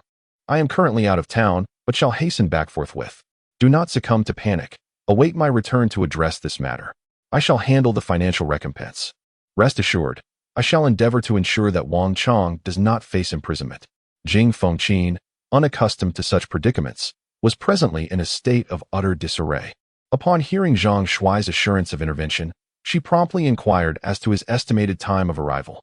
Zhang Shuai conveyed that he would arrive by the early hours of the following day, urging Jing Fengqin to remain composed and to defer all actions until his arrival, promising to ensure Wang Chong's safety. Upon terminating the call, Zhang Shuai promptly embarked in his vehicle, employing navigation to guide him back to Qingshui City. Throughout the return journey, Zhang Shuai traversed the expressway, traveling at breakneck speed, without respite even during the night. Through relentless haste, Zhang Shuai finally arrived back in Qingshui City at 7 o'clock the following morning. Upon reaching Qingshui City, Zhang Shuai promptly contacted Jing Fengqin, inquiring as to her whereabouts. Jing Fengqin mentioned that she was at the Third People's Hospital, where Wang Chong had already regained consciousness. She asked him to come to the hospital for a discussion and shared his room number with Zhang Shuai. Furthermore, she indicated that circumstances had changed, clarifying that Wang Chong was not the instigator of the altercation but rather a victim of deceit. The details were too convoluted to convey over the phone, and Jing Fengqin refrained from elaborating, merely offering a brief overview before ending the call. Zhang Shuai promptly drove to the Third People's Hospital. Upon arrival, he quickly located the room where Wang Chong was staying. Standing at the threshold, he hesitated to enter immediately, as he overheard a conversation between Wang Chong and Jing Fengqin within the room. "Xiangzi, Zhang Shuai should be back soon. I called him yesterday, and he said he would come to handle this matter," Jing Fengqin said. Wang Chong retorted angrily, "Why do you need Zhang Shuai? Don't involve him in this. He lacks the social experience to deal with such matters. Once I recover, I will take care of it myself." "And how do you intend to handle it?" "They are threatening to accuse you of attempted rape and intentional injury. You could face imprisonment. They have stated that if you compensate them 80,000, they will drop the charges." Furious, Wang Chong exclaimed, "You want me to pay? Damn it, they are framing me. Are they taking advantage of honest people? If pushed too far, I will kill those 3 scoundrels." Jing Fengqin, in tears, implored, "Please don't say such things. If you die, what will happen to me and Lele? He is still so young. How will we survive?" After a moment of silence, Wang Chong replied, "I refuse to go to prison. They wish to frame me and send me to jail. I will eliminate them all. Afterward, you can remarry and take care of Lele." "Fengqin, I truly regret the pain I have caused you in this life. Do not be so drastic," Jing Fengqin lamented, tears streaming down her face. "We can compensate them financially. It is not the end of the world." With a disdainful snort, Wang Chong retorted, "Compensate them? 800,000? They are delusional. Even if we possessed such a sum, which we do not, I would refuse to pay." Jing Fengqin suggested, "Very well, let us consider it a misfortune. Our household has approximately 100,000 in savings. We could also sell our residence, which should yield 500,000. If there remains a deficit, we shall solicit a loan from Zhang Shuai. By combining our resources, we ought to amass 800,000. Have you lost your senses? If we divest ourselves of our abode, where shall we reside? Furthermore, you propose to borrow funds from Zhang Shuai? He struggles to make ends meet himself. It is improbable that he has such liquidity. Did he not mention during his previous visit that he had accrued a sum of money? Observe that he has acquired a new automobile. Surely, he must possess some capital. And have you forgotten the identity of his paramour? The progeny of Lin Yuemin. A mere trifle from the Lin lineage would suffice to amass 800,000. You two are childhood companions. In the past, you rendered him considerable assistance. Now that you encounter adversity, what is the harm in seeking his aid through a loan? Even if Zhang Shuai possesses such funds, I remain opposed. 800,000. I could toil for a decade and still not accumulate such a sum. I performed an act of valor, only to be ensnared by their machinations. And now they expect me to provide compensation? I would be utterly humiliated. I shall not rest until I have dispatched those 3 despicable individuals. Fengqin, bear with me, for the matter of compensation is non-negotiable. Prepare yourself for remarriage. Jing Fengqin wailed. Her voice filled with anguish. I refuse. I forbid you from committing such a foolish act. Upon hearing Jing Fengqin's grievous weeping, Zhang Shuai ceased his eavesdropping and promptly entered the room. Inside, Wang Chong was heavily bandaged about the head and body, indicating significant injuries. Spotting Zhang Shuai, Jing Fengqin swiftly dried her tears and greeted him. Zhang Shuai, you've come? Zhang Shuai consoled her. Sister-in-law, rest assured, I will handle this matter. I won't allow Brother Chong to be imprisoned. Subsequently, observing Wang Chong's pitiable state, Zhang Shuai remarked with a touch of displeasure. How could you not inform me of such a significant event? Do you even consider me a friend? Wang Chong responded, Zhang Shuai, do not involve yourself in this matter. I can manage it. In the future, simply look after my wife and Lei Lei for me. Then I won't have known you in vain. Zhang Shuai nonchalantly replied. You should take care of your wife and Lei Lei yourself. Do not worry. Leave everything to me. I assure you, I will handle it impeccably. Do not underestimate me. A scholar who has been away 3 days must be looked at with new eyes. The current me is not the same as when I first came to Qingshui seeking your help. There are now few things in this world that I cannot accomplish. Zhang Shuai's boast was somewhat extravagant. Wang Chong smiled wryly. You are unaware of the circumstances, and yet you boast so grandly. How can I place my trust in you? Zhang Shuai chuckled. Regardless of what has befallen you, I can resolve it. Even if you have committed murder or arson, I can ensure your safety. This is Zhang Shuai's heartfelt confession. To Zhang Shuai, Wang Chong is his only friend in the world. He has now reached a state of qi cultivation, his abilities transcending the ordinary. His low profile is merely a choice to avoid trouble. However, if he cannot protect his soul friend, what is the purpose of his cultivation? Thus, regardless of the risk of revealing his powers or causing upheaval in the world, he must ensure Wang Chong's safety. Chapter 67, Accusation at this moment. Wang Chong seemed to regard Zhang Shuai with a hint of unfamiliarity, staring at him with wide eyes. What is going on? It's only been half a year since we last met, and you seem to have become incredibly arrogant. I barely recognize you. You think you can handle murder and arson? Do you believe the laws of the land are mere decorations? Zhang Shuai chuckled. I was merely using it as a metaphor. Am I not aware of the kind of person you are? Surely, you would never engage in such heinous acts. Now, let us stop the nonsense. What on earth has happened? How did you get hurt? Who did this? Speak up. Yet, Wang Chong remained reticent, merely stating, you should not involve yourself in this matter. It does not concern you. I can handle it. Seeing Wang Chong's reluctance to speak, Zhang Shuai turned to Jing Fengqin and said, Sister-in-law, please enlighten me. What exactly is going on? Jing Fengqin stated, Actually, I am not entirely certain myself. Yesterday morning, Wang Chong went to work, and I suddenly received a call from the hospital informing me that Wang Chong had been injured and hospitalized. Consequently, I entrusted Lei Lei to our neighbor, Sister Ma, to watch over her for a short while, and I rushed to the hospital in a great hurry. At that time, Wang Chong was still in the ICU undergoing emergency treatment, unconscious. While I was anxiously waiting, 2 officers from the police station approached me and solemnly informed me that Xiangzi had committed an offense. Here, Jing Fengqin paused momentarily, then continued. I was utterly dumbfounded at the time and immediately pressed them to tell me what Xiangzi had done. The 2 officers told me that Xiangzi was suspected of raping a young girl in a certain residential area. Later, the girl cried out for help, and 2 chivalrous young men stepped forward to prevent Xiangzi's crime. In a fit of rage, Xiangzi assaulted both young men, causing them minor injuries. One of the young men, in an effort to prevent Xiangzi from continuing his crime, stabbed Xiangzi with a knife. Subsequently, Xiangzi was sent to the hospital. Zhang Shuai cast a peculiar gaze at Wang Chong, remarking that he found it impossible to believe that Wang Chong would commit rape. Zhang Shuai was convinced that Wang Chong was an honest an upright individual who would never have the audacity to do such a thing, and that such a sordid act was simply not in Wang Chang's nature. Seeing that Zhang Shuai's gaze was off, Wang Chang angrily said, "Zhang Shuai, why are you looking at me like that? Do you believe I am capable of doing such a thing? I was merely attempting to save someone. Yesterday, while I was installing wiring in a newly built home in Nanha community, I suddenly heard a woman from the neighboring residence shouting for help. I rushed over to investigate and saw a disheveled woman fleeing from a room, pursued by two shirtless men who were tugging at her, tearing her clothes apart. It is not that I enjoy meddling in others' affairs. Anyone would feel compelled to assist in such a situation, wouldn't they?" Zhang Shuai nodded and asked, "And then what happened? It was clear that you had acted heroically, so how did you end up being accused of rape?" Wang Chang replied, "When I encounter such a situation, I feel it is my duty to intervene. Consequently, I confronted the two men, although I was outnumbered. Those two appeared to be entirely drained by their indulgences and stood no chance against me. I easily subdued them."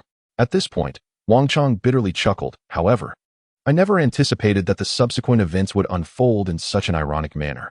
Just as I was about to take out my phone to call the police, that woman scolded me for meddling, which left me utterly bewildered. It turned out that the three of them were acquainted. The two men had merely imbibed too much and wished to engage in a threesome. The woman had refused and, in her attempt to frighten them into abandoning their intentions, had shouted for help, never expecting that I would rush in to assist." Zhang Shuai was equally speechless, realizing that sometimes, acting heroically does not necessarily yield positive outcomes. "So, how did you end up getting injured? Even if your intentions were misguided, a simple apology should suffice. How did you sustain injuries? Was I not enraged by the vile actions of those two men?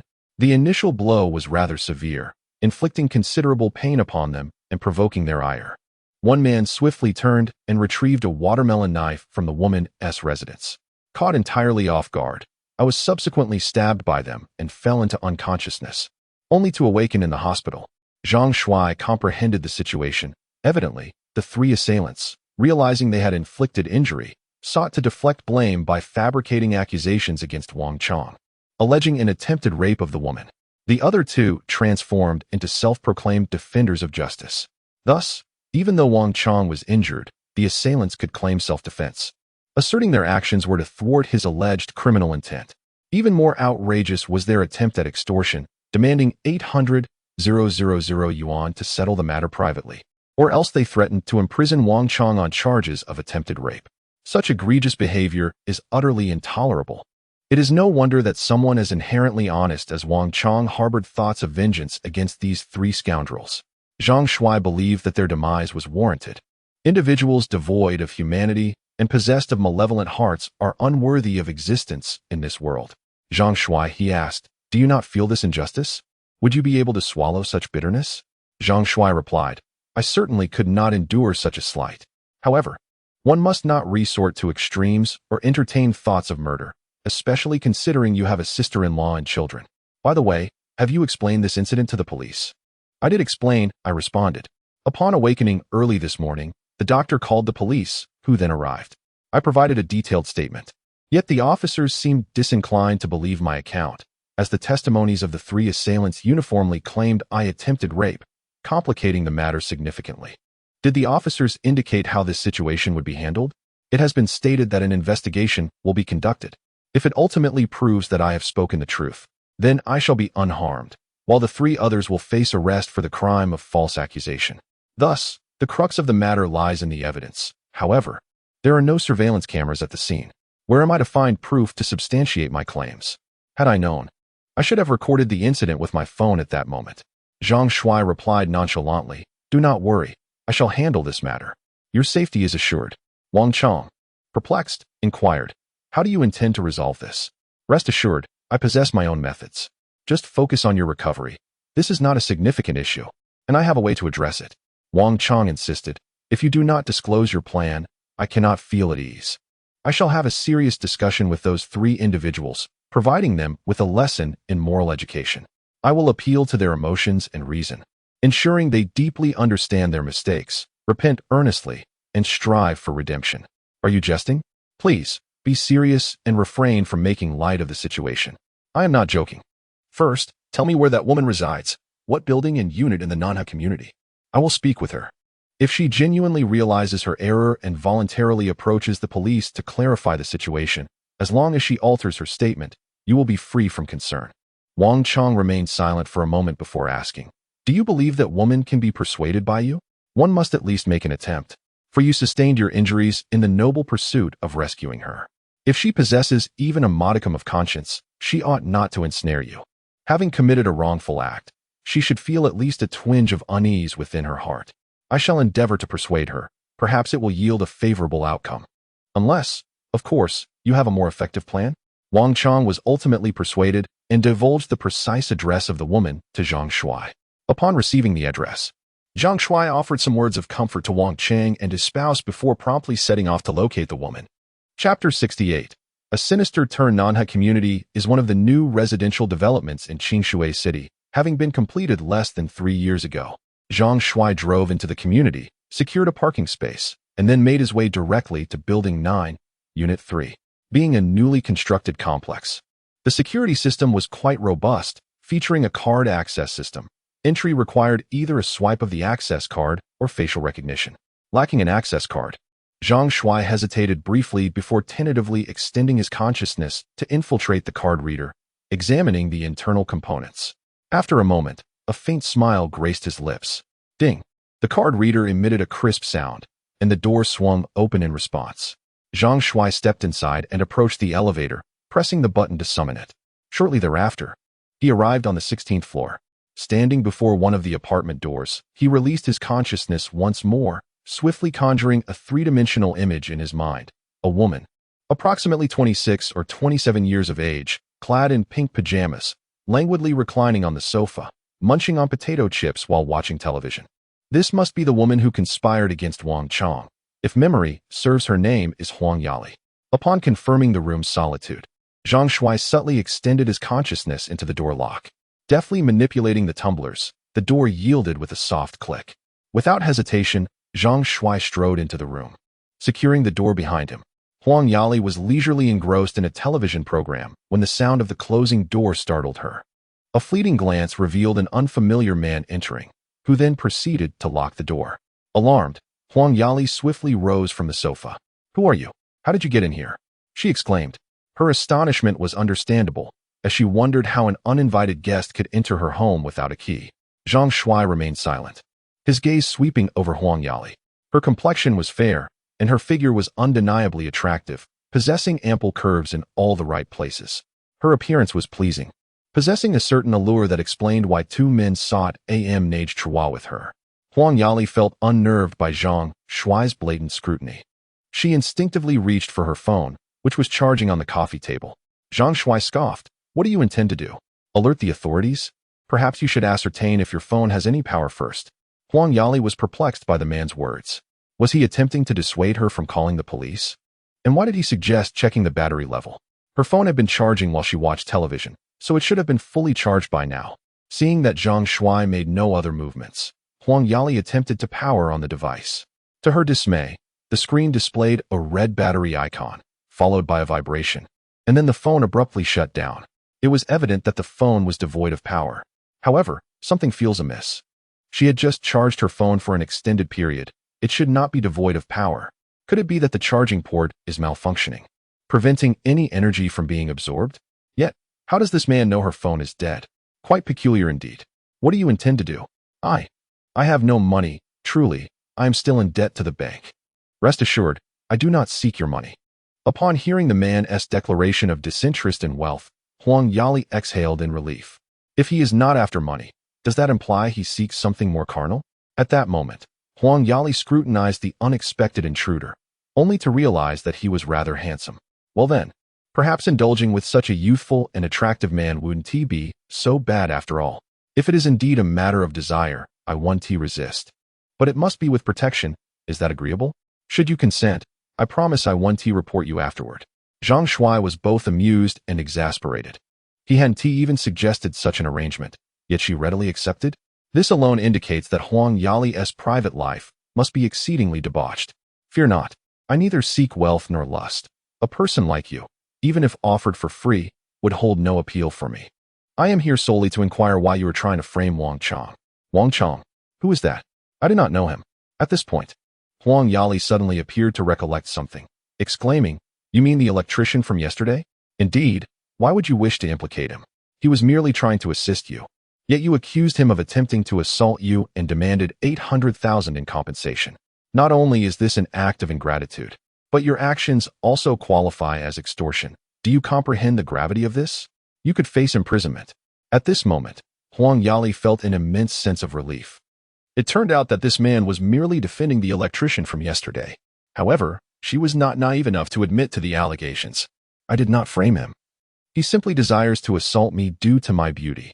Such a woman, lacking integrity, could accuse another so boldly, without an ounce of shame. She was utterly despicable, unworthy of existence. Were it not for the need to clear Wang Chang's name, Zhang Shuai would have relished the opportunity to eliminate this woman. "Oh, so you still refuse to speak the truth, do you? I shall grant you one final chance. Should you remain silent, I will cast you out of this window, and your life shall hold no further meaning." Zhang Shuai took 2 steps forward, positioning himself before Huang Yali, exuding a chilling aura of lethal intent, ready to act on his threat. As she met Zhang Shuai's cold, lifeless gaze, akin to that of a corpse, Huang Yali felt as though she had plunged into an icy abyss. In that moment, she harbored no doubt regarding the veracity of his words. This man had surely taken lives before, his aura radiating sheer terror.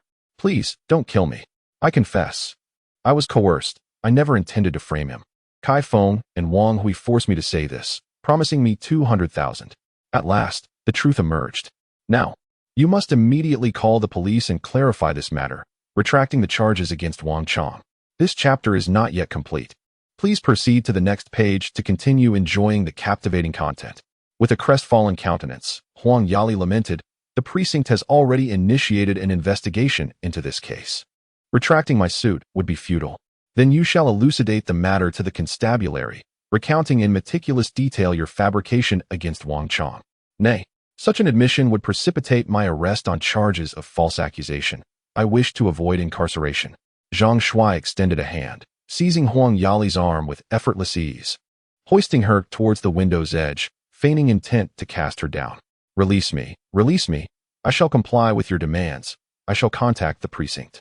Huang Yali, seized by terror, fearing the man might genuinely cast her from the 16th story, relented, deeming it prudent to acquiesce to the madman's whims.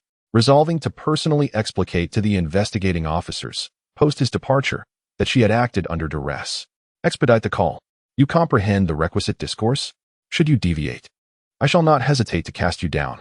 Huang Yali, her face a mask of despondency, entreated, "Rest assured, I am cognizant of the procedure. I shall dial forthwith. Alas, my cellular device is devoid of charge. I must needs replenish its power. Your device possesses ample charge. Proceed directly with the call. I inspected the device earlier.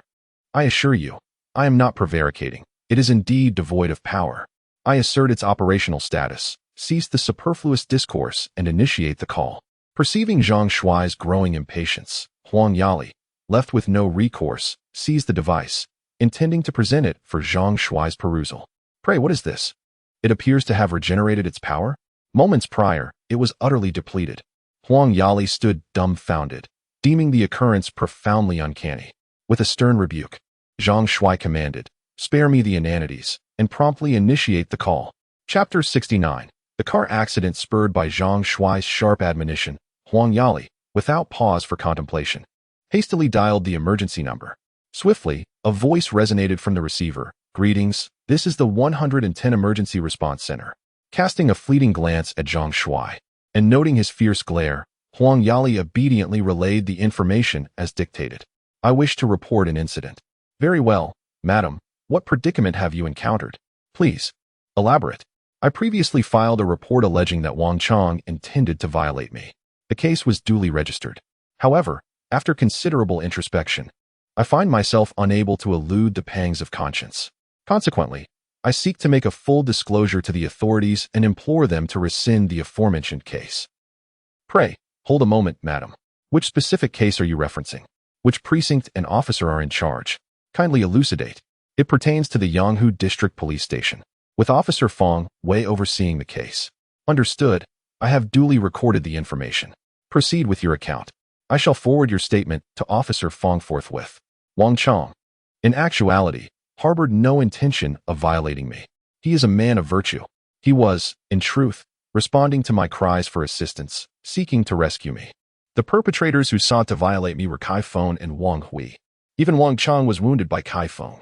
Kai Feng and Wang Hui, fearing legal repercussions for the stabbing, coerced me into falsely implicating Wang Chong. Under the duress of Zhang Shuai's coercion, Huang Yali exhibited utmost compliance, refraining from any form of artifice, and faithfully recounted the events in their entirety. Madam, I have duly noted this matter. However, I must remind you that making false accusations can incur legal repercussions.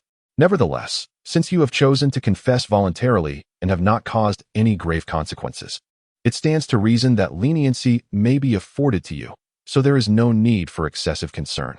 Once Huang Yali ended the call, Zhang Shuai coldly remarked, "Consider this a reprieve. I shall spare you this time. Should you dare to engage in any further deceitful schemes to harm Wang Chong, you needn't bother with existence any longer." With that, Zhang Shuai strode to the door, opened it, and exited, closing it with a firm hand behind him.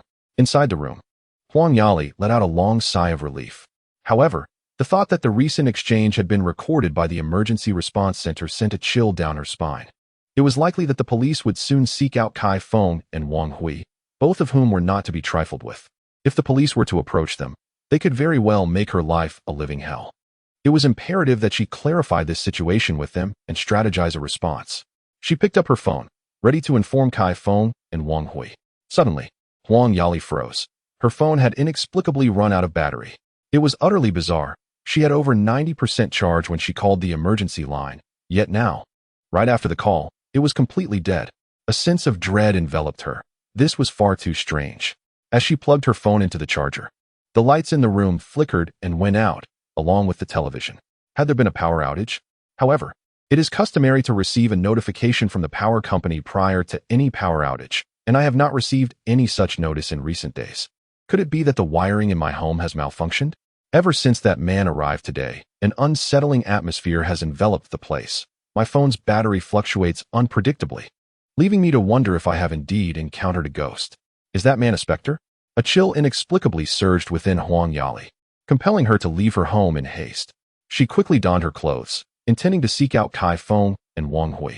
Meanwhile, at Huang Yali's doorstep, Zhang Shuai, with keen perception, observed her changing clothes. He smirked coldly before descending the elevator. After waiting in his car for a brief moment, he spotted Huang Yali emerging and making her way into the garage beneath the complex. Moments later, she drove out in a small red vehicle, prompting Zhang Shuai to follow closely behind.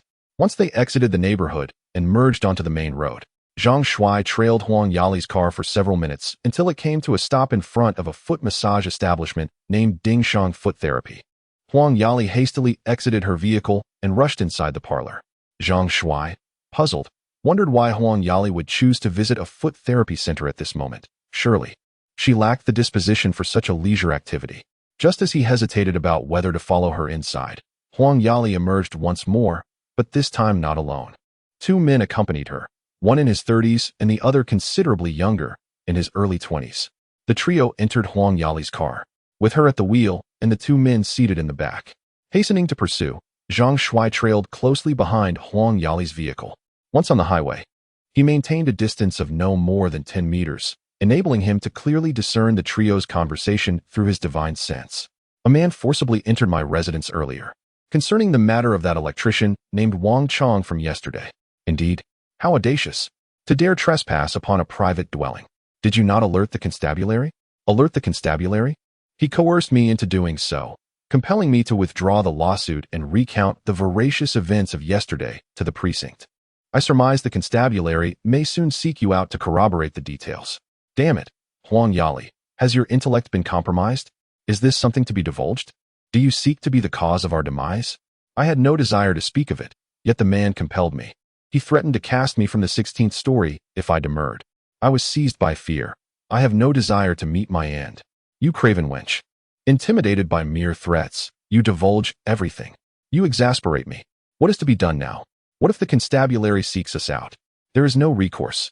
I intend to visit the precinct later and assert that the previous call was made under duress.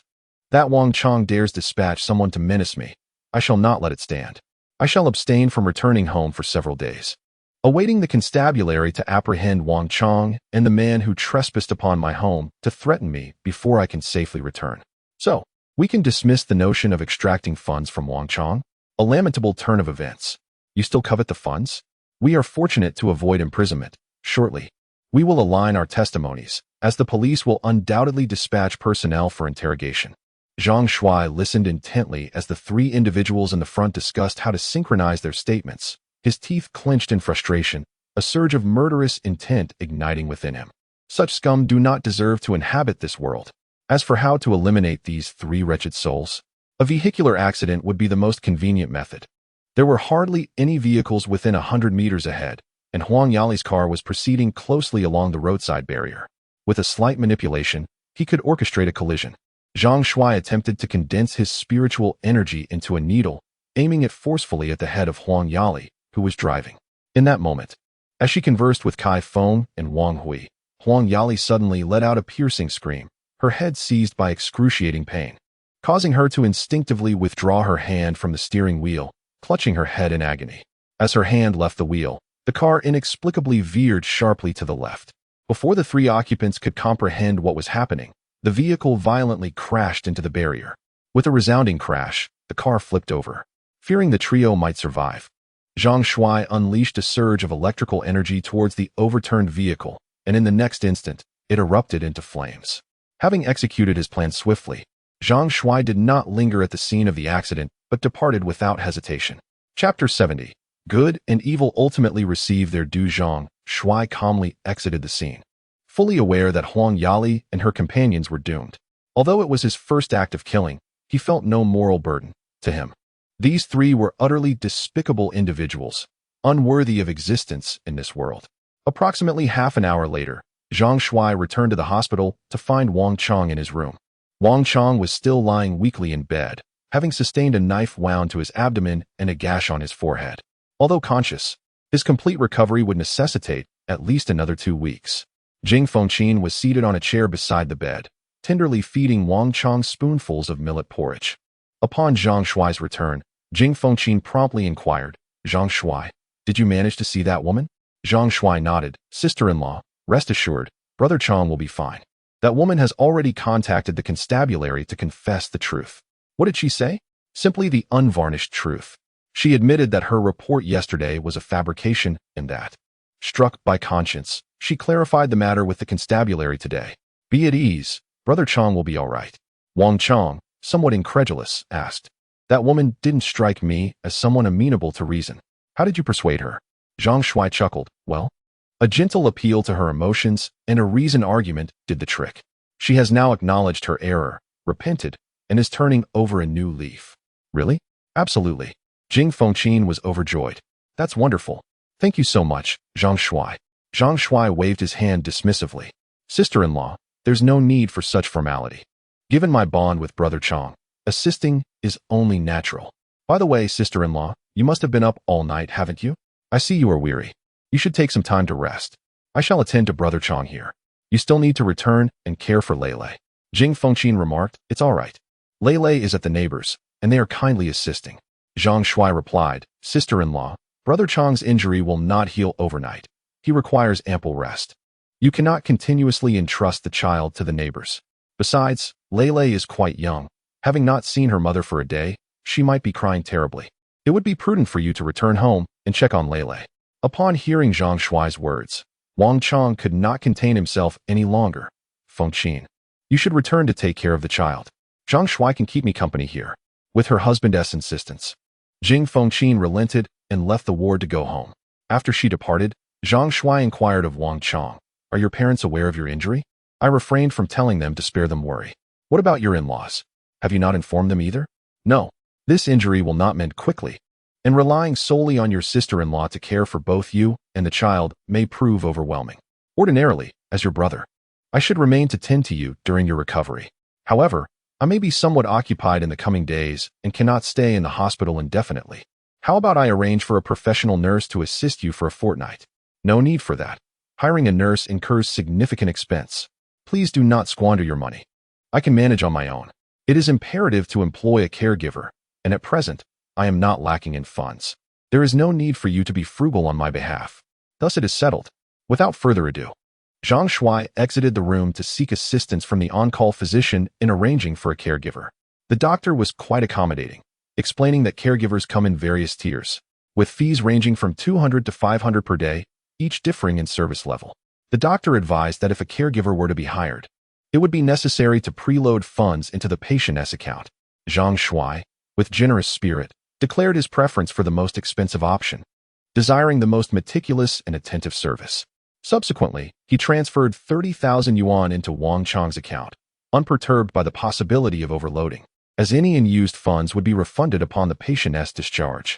The hospital's efficiency was commendable. Within 20 minutes, they had procured a middle-aged woman in her 40s. Zhang Shuai found her satisfactory. Had he chosen someone too youthful, he feared Jing Fengqin might feel envious. At her age, she was just right, nimble, experienced, and competent. Shortly after securing the caregiver, 2 officers from the police station arrived at the hospital, one of whom was Officer Fong, responsible for this case. Officer Fong requested Wang Chang to provide a new statement. Once the statement was completed, Wang Chang could no longer contain his curiosity. Officer Fong, I assure you, I have spoken nothing but the truth. They are framing me. Officer Fong responded with a reassuring smile. Rest assured, we are already aware of the situation. Huang Yali has confessed to her deceit against you. Once you finish your statement, you shall have nothing to worry about. Wang Chang's heart soared with joy, finally able to relax. As the 2 officers departed, Wang Chang turned to Zhang Shuai and remarked, I never imagined you could actually persuade that woman, Huang Yali. That's quite impressive. Zhang Shuai chuckled. Did you really underestimate me so much? Wang Chang sighed. To be honest, you have undergone a remarkable transformation over the past year. Ever since you slimmed down, it seems as if you have completely reinvented yourself. If I hadn't known you since childhood, I would scarcely believe you are the same Zhang Shuai I grew up with. Not only have you become more handsome, but you've also found success and even secured a relationship with a wealthy heiress. It's simply unbelievable. Zhang Shuai replied with a smile. Don't worry, given our bond.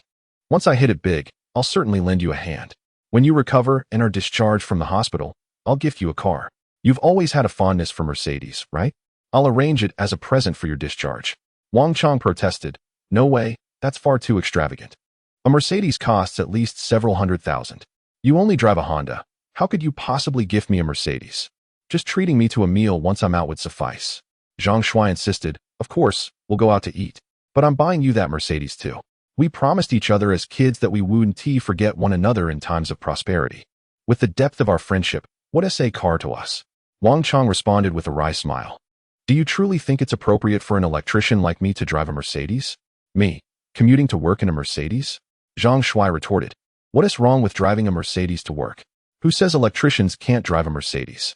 If you find this line of work disagreeable, once you've recovered, I'll invest in a restaurant for you to manage, and we can become business partners. Open a restaurant? If you're considering it. My sister-in-law and I are willing to work for you. Just ensure our wages are generous. At that moment, Zhang Shuai's ears perked up, and with a sweep of his divine sense, he noticed the 2 police officers who had returned. An idea sparked in his mind, and he deliberately changed the subject. The woman who framed you may face penalties for false accusation, while the 2 men who harmed you will undoubtedly be arrested for intentional assault, with sentences starting at a minimum of 3 years. Wang Chang, puzzled by Zhang Shuai's sudden shift in topic, responded, in any case, I won't meddle in other people's affairs again. It's just too difficult to be a good person these days. As soon as Wang Chang finished speaking, he was startled to see the 2 police officers entering the ward. He asked in surprise, Officer Fong, haven't I already given my statement? Is there anything else you need to add? Officer Fong glanced at Wang Chang and said, I'm here to inform you of some news. I just received word that an hour ago, Huang Yali, Kai Feng, and Wang Hui were involved in a car accident on the highway. All 3 of them died despite attempts to save them. Wang Chang's mouth dropped open in astonishment, and after a long pause, he burst into laughter. Good riddance. Truly, retribution has arrived. They deserve to die. Chapter 71. Elite Group Leader Officer Fong stared at Wang Chang for a moment before remarking, what a coincidence that all 3 of them were in a car accident together. Wang Chang glared back. Officer Fong, what are you implying? Would you truly suspect that the 3 of them met their demise at my hands? Officer Fong shook his head, stating, the police have already verified that they perished in a common traffic accident. I was just about to head to the Dingshang foot massage parlor to apprehend Kai Feng and Wang Hui. Alas, there is no need for that now. The case concerning your injury at their hands will have to be left unresolved. I had intended for them to bear the costs of your medical expenses, but now you shall have to cover them yourself. Wang Chong replied, It's no matter. I can manage my medical expenses. What truly matters is that they have received their comeuppance. I will gladly pay for it. Officer Fong offered a wry smile and said, Very well, focus on your recovery. We shall take our leave. Once the two officers departed, Wang Chong was filled with exuberance. Zhang Shuai, did you see? They faced retribution and died in a car accident. Huh. Fortunately, it was only after you convinced Huang Yali that they met their end. Otherwise, I would have been in quite a predicament. My luck at this point. Wang Chong suddenly felt a jolt of realization, as if recalling something significant. His expression shifted as he gazed at Zhang Shuai, opening his mouth to speak, but hesitating. Zhang Shuai, with a smile, inquired, What is the matter?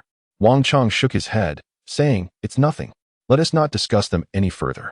Let us continue our conversation about opening a restaurant. What size of restaurant do you envision? Zhang Shuai replied, Naturally, a large establishment. Once you recover and are discharged, you should venture out to explore and seek a suitable location. We will adhere to a 3 million investment standard for the premises.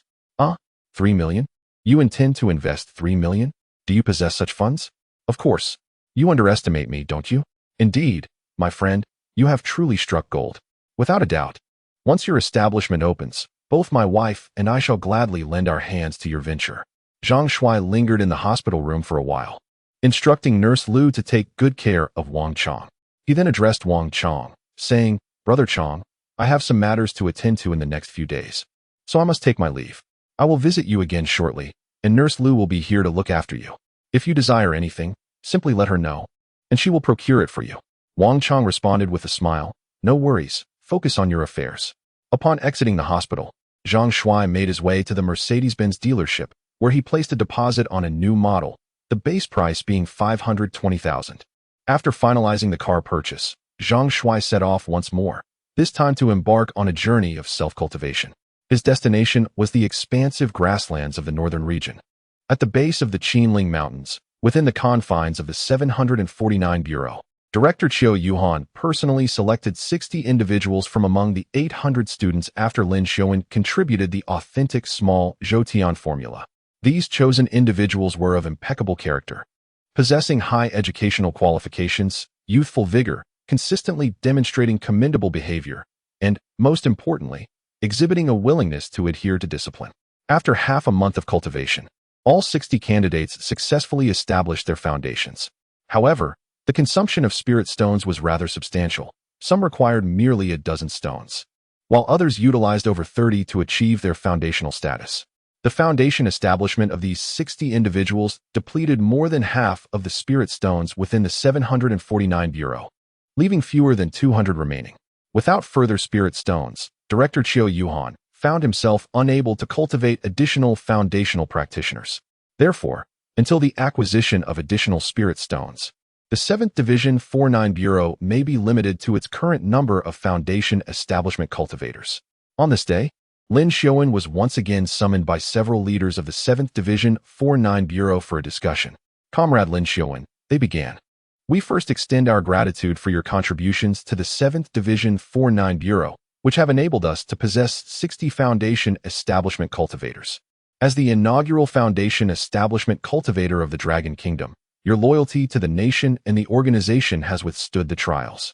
Consequently, after deliberation among the Bureau's leadership, we are prepared to appoint you as the leader of the elite group. Lin Xiaowen was somewhat taken aback. Director Cho, what exactly is the elite group? It is thus. They explained, to facilitate the management of the foundation establishment cultivators, the Bureau intends to organize the 60 foundation establishment trainees into a separate group, to be known as the elite group. You shall be the first leader of this group. Me? Manage the elite group? Indeed. The elite group consists of foundation establishment cultivators, who are akin to superhumans in the eyes of ordinary individuals. Therefore, it is more appropriate for you, as a fellow foundation establishment cultivator, to assume the role of leader and manage them. As the leader of the elite group, you will only need to report to the Bureau's leadership. Lin Xiaowen was stunned. She had not anticipated that the Bureau's leadership would entrust her with such a significant responsibility, appointing her as the leader to oversee all Foundation establishment cultivators. Did she possess the capability to manage them effectively? Director, I fear I may lack the capability to manage them effectively. There is no need for such concerns. You undoubtedly possess the requisite ability. In terms of strength, you far surpass them, as you are the first among us to establish your foundation in cultivation. With our support, you will have no trouble overseeing them. Comrade Lin Xiaowen, you must have confidence in yourself. Do you understand? Will our elite team be assigned special missions in the future? The nation nurtures you, and it is certain that you will be called upon for significant tasks. Lin Xiaowen inquired. Does my position as the leader of this elite team come with an official rank? What level does it entail? Qiu Yuhan responded with a smile. Your files are classified as state secrets. Only senior leadership and our internal personnel are privy to your identities.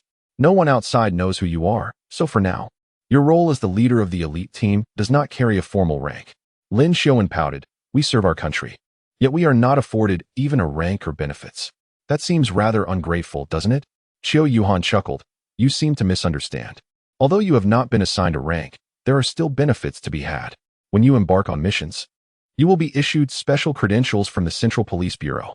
I need not elaborate on the privileges you will receive at the local level. Local leaders will treat you as esteemed guests and will ensure you are well accommodated. Furthermore, as you undertake missions and your elite team achieve success, the greatest credit will rightfully belong to you as the leader. Thus, while you may lack an official rank, the benefits you enjoy will be no less than those of a typical division-level officer. Upon hearing such favorable terms, Lin Xiaowen immediately responded with a smile. All right. Since the leaders have faith in me, I shall gladly undertake the significant responsibility of leading the elite team. Furthermore, I have some delightful news to share. As you are now the leader of the elite team, you are considered a member of our esteemed leadership collective at the 749 Bureau. Therefore, regarding certain secrets of the 749 Bureau, you are now entitled to know them. Come, let me escort you to our Bureau's confidential chamber. Lin Xiaowen was overjoyed. Previously, she had heard Zhang Shuai mention that the 749 Bureau had discovered an alien corpse on Mars, and that both the Big Dipper Long Fist and Little Zhou Tian technique were found in proximity to the extraterrestrial remains, all of which were clandestinely photographed by a female spy from a certain island nation. However, since joining the 749 Bureau, Lin Xiaowen had yet to witness any of these secrets, perhaps due to the heightened management protocols following the incident involving the island nation spy, which rendered such secrets inaccessible to ordinary trainees. Chapter 72. Secrets within the safe. The confidential chamber of the 749 Bureau was situated 6 levels underground. Accompanied by Director Qiu Yuhan and several other Bureau leaders, Lin Xiaowen stepped into the confidential chamber for the first time. Passing through the heavy iron door, she entered a spacious hall. At first glance, Lin Xiaowen beheld a crystal coffin positioned at the center of the hall. Within the crystal enclosure lay a male corpse, entirely nude, with an estimated height of approximately 180 centimeters. The man had an imposing presence, characterized by a square face and prominent earlobes. Though he had been deceased for an indeterminate number of years, his facial features remained remarkably well preserved, almost lifelike. Gazing upon the cadaver of the man enshrined within the crystal sarcophagus, Lin Xiaowen inquired with astonishment. Director, is this truly an extraterrestrial being? I am struck by his resemblance to the people of our Dragon Kingdom. Director Cho elucidated. Your query is not unique. All who have beheld this body have voiced similar sentiments. Nevertheless, this cadaver was retrieved by the Shenlong spacecraft, a man-Martian probe dispatched by the National Space Administration in September of the year before last. It is unequivocally an alien. Furthermore, the Lesser Heavenly Cycle Manual, the Big Dipper Long Fist, and the Spirit Stones were all discovered in proximity to the body. Lin Xiaowen posited.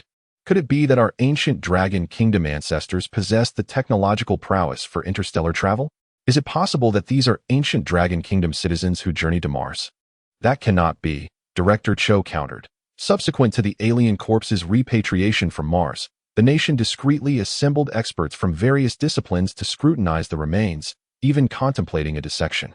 However, can you imagine what transpired? Observing Director Chow's deliberate suspense, Lin Xiaowen pressed, what happened? Please, Director Cho, enlighten me. Following exhaustive investigation, Director Cho divulged. It was ascertained that the corpse predates the present by over 1 million years. 1 million years ago, it is doubtful that human civilization had even burgeoned on this planet. Even if it had, we would be speaking of primitive hominids. Humankind at that epoch was likely subsisting on raw sustenance, akin to simians. Therefore, this extraterrestrial could not have originated from this planet. Lin Xiaowen's jaw dropped in astonishment. An incorruptible corpse after 1 million years?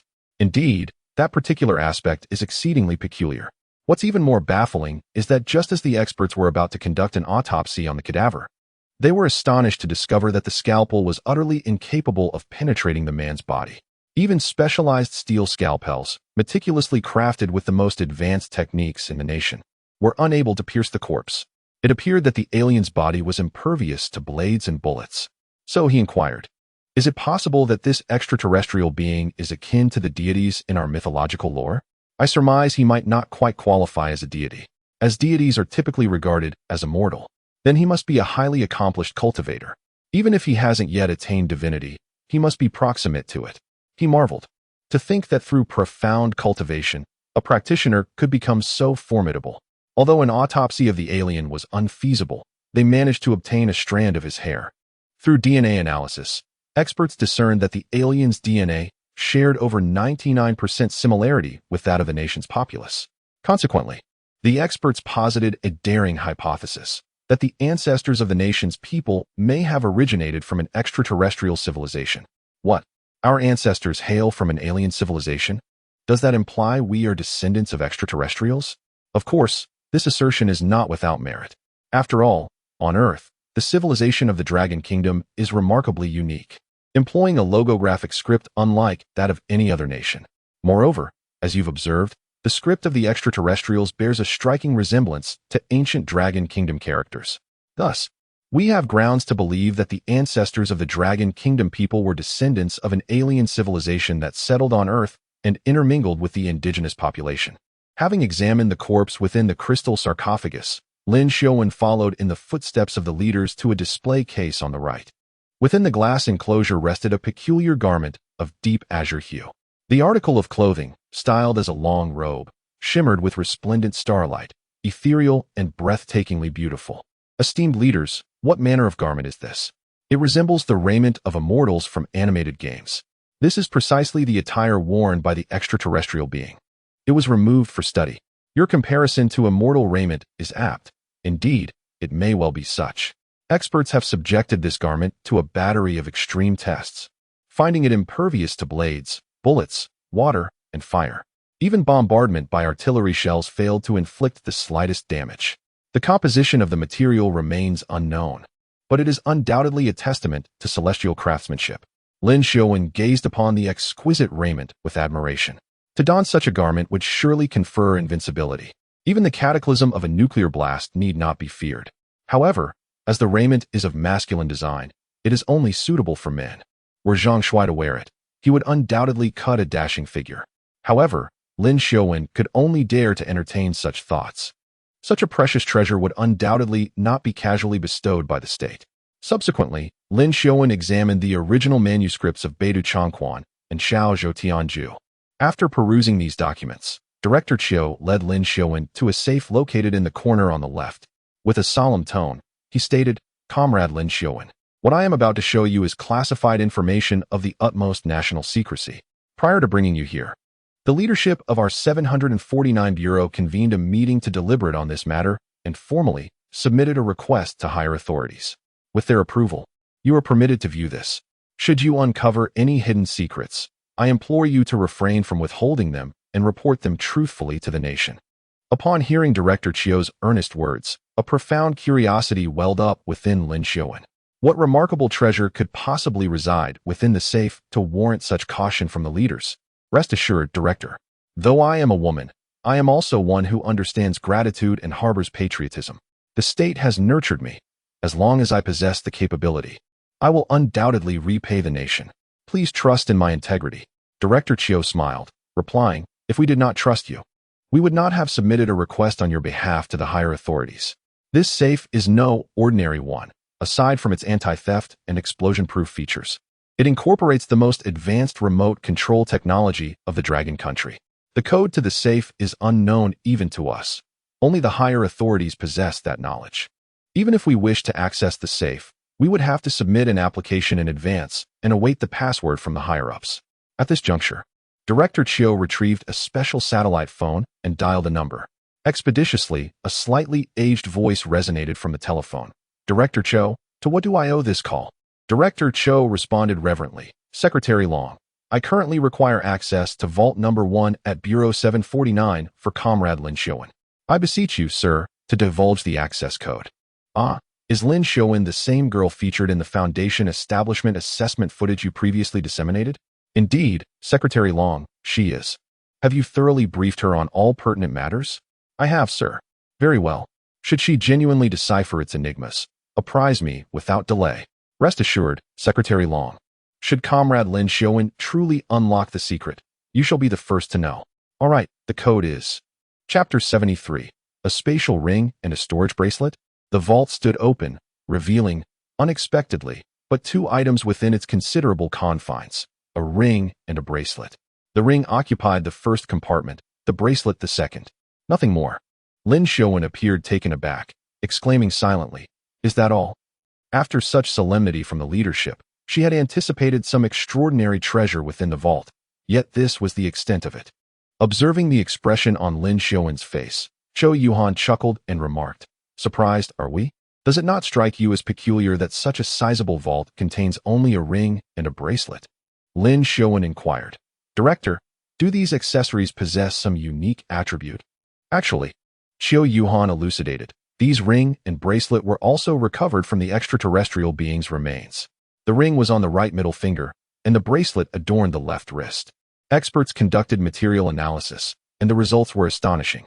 She paused, then regarded Lin Xiuan, continuing, "The composition of the ring and bracelet is extraordinarily unique.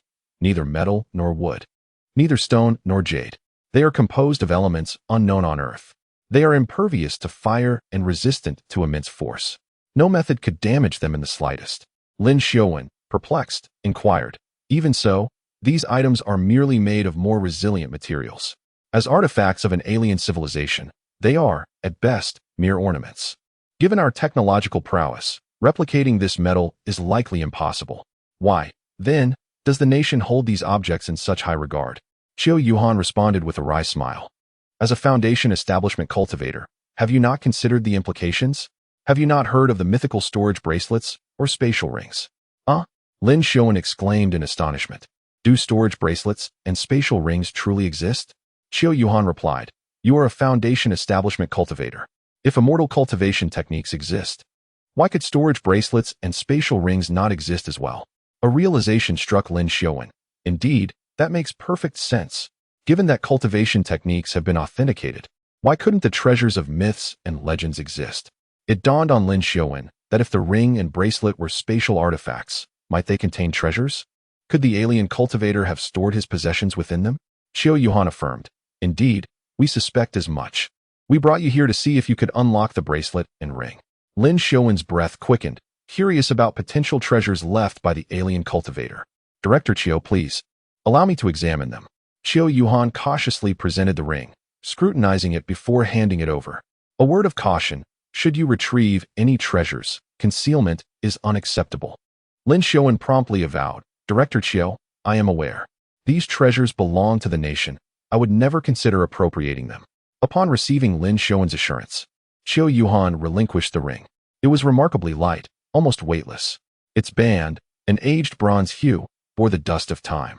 Subtle light danced across its mottled, mystical patterns, as if latent with spiritual energy. Myriad fine runes adorned the band, cool to the touch. As the ring turned, starlight seemed to flow within, evoking the illusion of boundless galaxies held within. Merely from its countenance, it was evident that this ring was not a product of current terrestrial technology. Small wonder, then, that the superiors suspected it to be a spatial ring. To hold such an artifact in one's hand, and to witness its wondrous visage, would invariably give rise to such conjecture. But was it, in truth, a spatial ring? Lin Xiuan endeavored to infuse it with the spiritual energy from her dantian. Instantly, the ring seemed to possess a mystical power of absorption, nearly depleting her scant spiritual reserves within a single breath. This startled Lin Xiuan, that the ring would proactively absorb spiritual energy. Moments later, having imbibed the energy, The ring emitted a resplendent radiance.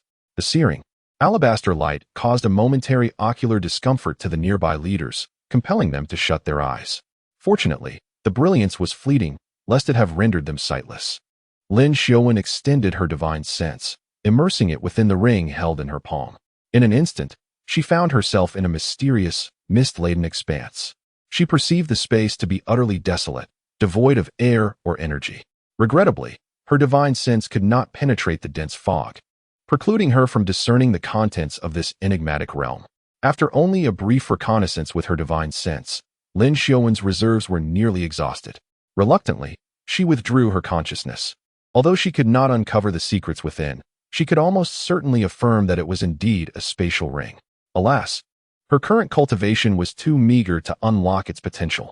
The dignitaries had been riveted on Lin Xiaowen, and upon witnessing him awaken from his meditative state, Xiao Yuhan, unable to contain her anticipation, inquired, "Well, Comrade Lin Xiaowen, is this ring indeed a spatial ring?" Lin Xiaowen affirmed, "Indeed, this is unequivocally a spatial ring." A wave of elation washed over the leaders' faces. "Excellent. At long last, we can verify that this is the mythical spatial ring. Comrade Lin Xiaowen, you have rendered a signal service to the nation. Quickly, extract the treasures from within the spatial ring. I must present them to the senior leadership for their perusal, as they have been keenly following this matter." The very inception of our Department 749 was decreed by the incumbent collective leadership.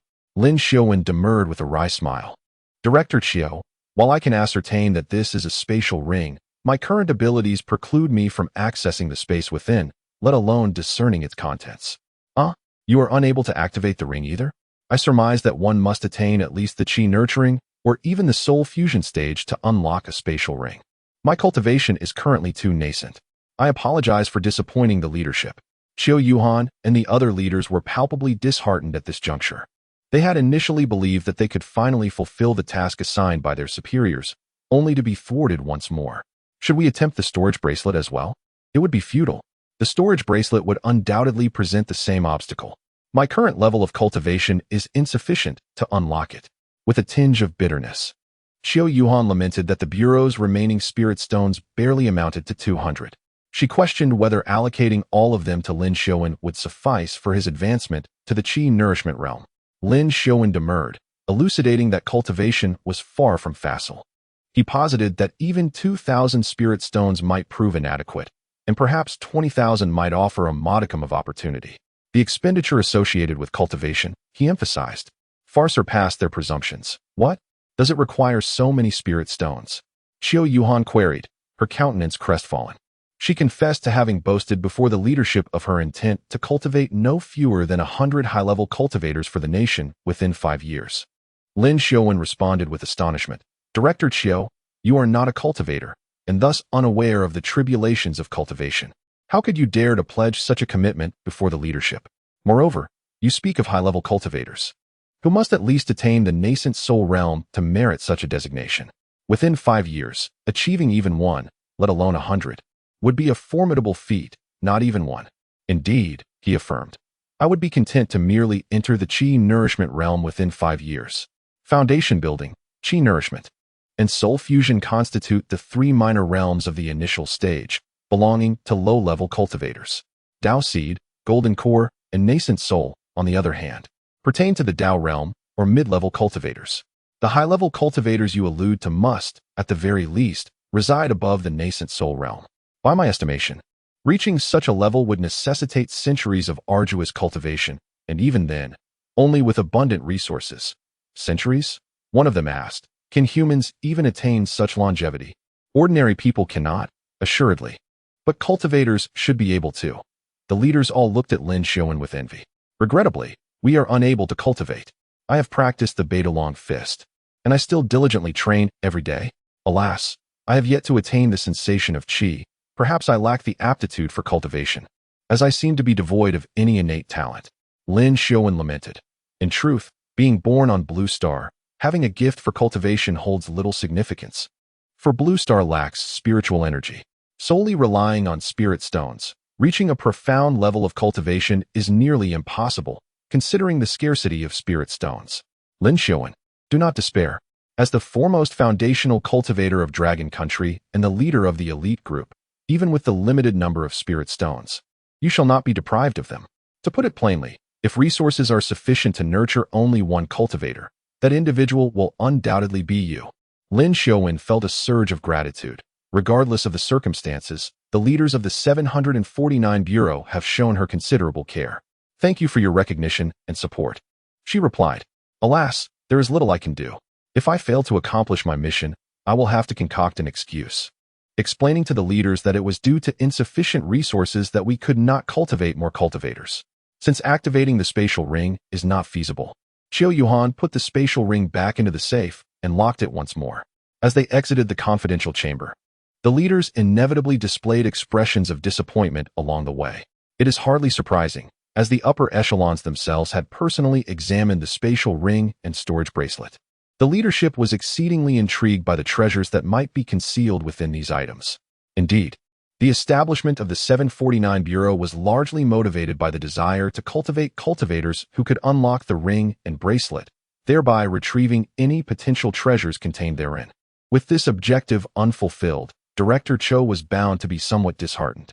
To Lin Xiaowen's astonishment, Director Cho entrusted her with the Bureau's remaining 193 spirit stones, urging her to diligently cultivate and strive for an expeditious advancement to the Qi nourishment realm. Lin Xiaowen was deeply moved, expressing her gratitude profusely. Thank you immensely for your consideration, Director Cho. You are most welcome, Comrade Lin Xiaowen. Once you ascend to the Qi nourishment realm, we shall once again attempt to unlock the spatial ring. This endeavor is of paramount importance, and I implore you to exert yourself. Lin Xiaowen had a sudden realization.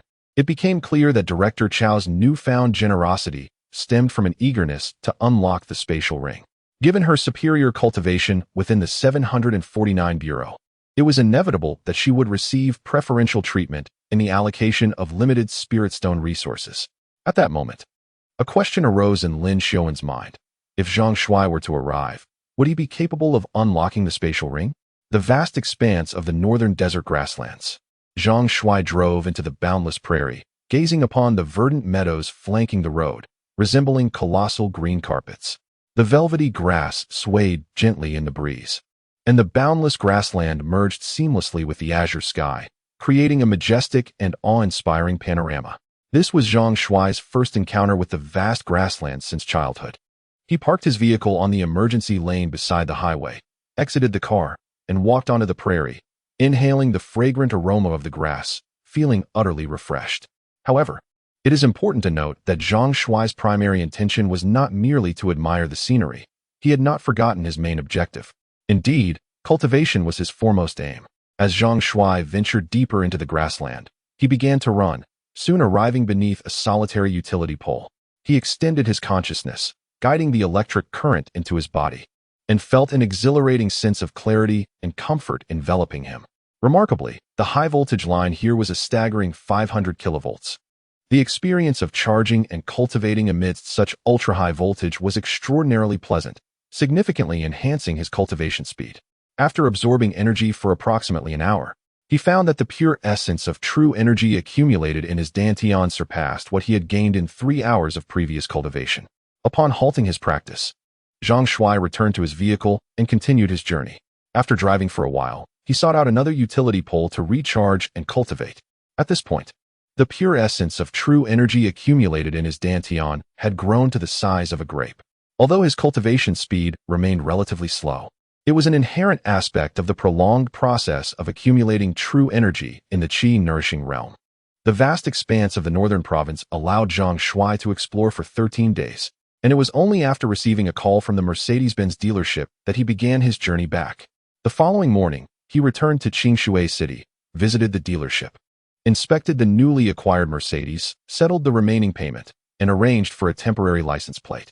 An employee from the dealership assisted him in driving the car to the residential complex where Wang Chong resided, where he found an outdoor parking space and parked his vehicle. Subsequently, Zhang Shuai proceeded to the hospital. Wang Chong's injuries have substantially healed, and he is ready for discharge from the hospital imminently. Upon Zhang Shuai's arrival, he found Jing Fengqin present, accompanied by Lei Lei. The child was amusing herself on the hospital bed, playfully spitting at Wang Chong, her laughter echoing in the room. Noticing Zhang Shuai, Jing Fengqin greeted him cordially. Zhang Shuai, your timing is impeccable. I was just contemplating arranging Xiangzi's discharge today. I would be grateful if you could provide us with transportation home later. Zhang Shuai nodded. Certainly, Brother Chong. And where is Sister Lu? Wang Chong responded. I released Sister Lu a few days ago. Now that my injuries have substantially recovered and I am capable of ambulating independently, there is no need to expend those funds gratuitously. 500 yuan a day is quite a sum. I do not even earn that much in a day's labor. Even with your current affluence, such expenditure is imprudent. Zhang Shuai, cognizant of Wang Chong's habitual frugality, understood his reluctance to incur the expense of a caregiver. Sister-in-law, allow me to keep Brother Chong company here in the hospital room while you attend to the discharge formalities for him. The sooner we depart, the better. As Jing Fengqin departed to manage the discharge paperwork, Zhang Shuai engaged in casual conversation with Wang Chong. Brother Chong, upon your discharge, consider relinquishing your current employment and dedicating yourself wholeheartedly to the preparations for opening the establishment. I may be rather occupied in the near future, so I would be grateful if you could oversee the preliminary tasks, such as selecting a location and managing the renovations. Zhang Shuai, are you earnest? You are truly intent on opening a business? Assuredly, I am no longer in my youth, and it is imperative that I establish my own enterprise. As kindred spirits, you are compelled to lend me your assistance, are you not? Upon hearing Zhang Shuai's entreaty, Wang Chong could only affirm, indeed, I shall undoubtedly champion my brother's endeavors. I shall tender my resignation forthwith and henceforth dedicate myself to laboring for your cause. Ere long, Jing Fengqin completed the discharge formalities, stating that a surplus of over 10,000 yuan remained, which she intended to return to Zhang Shuai.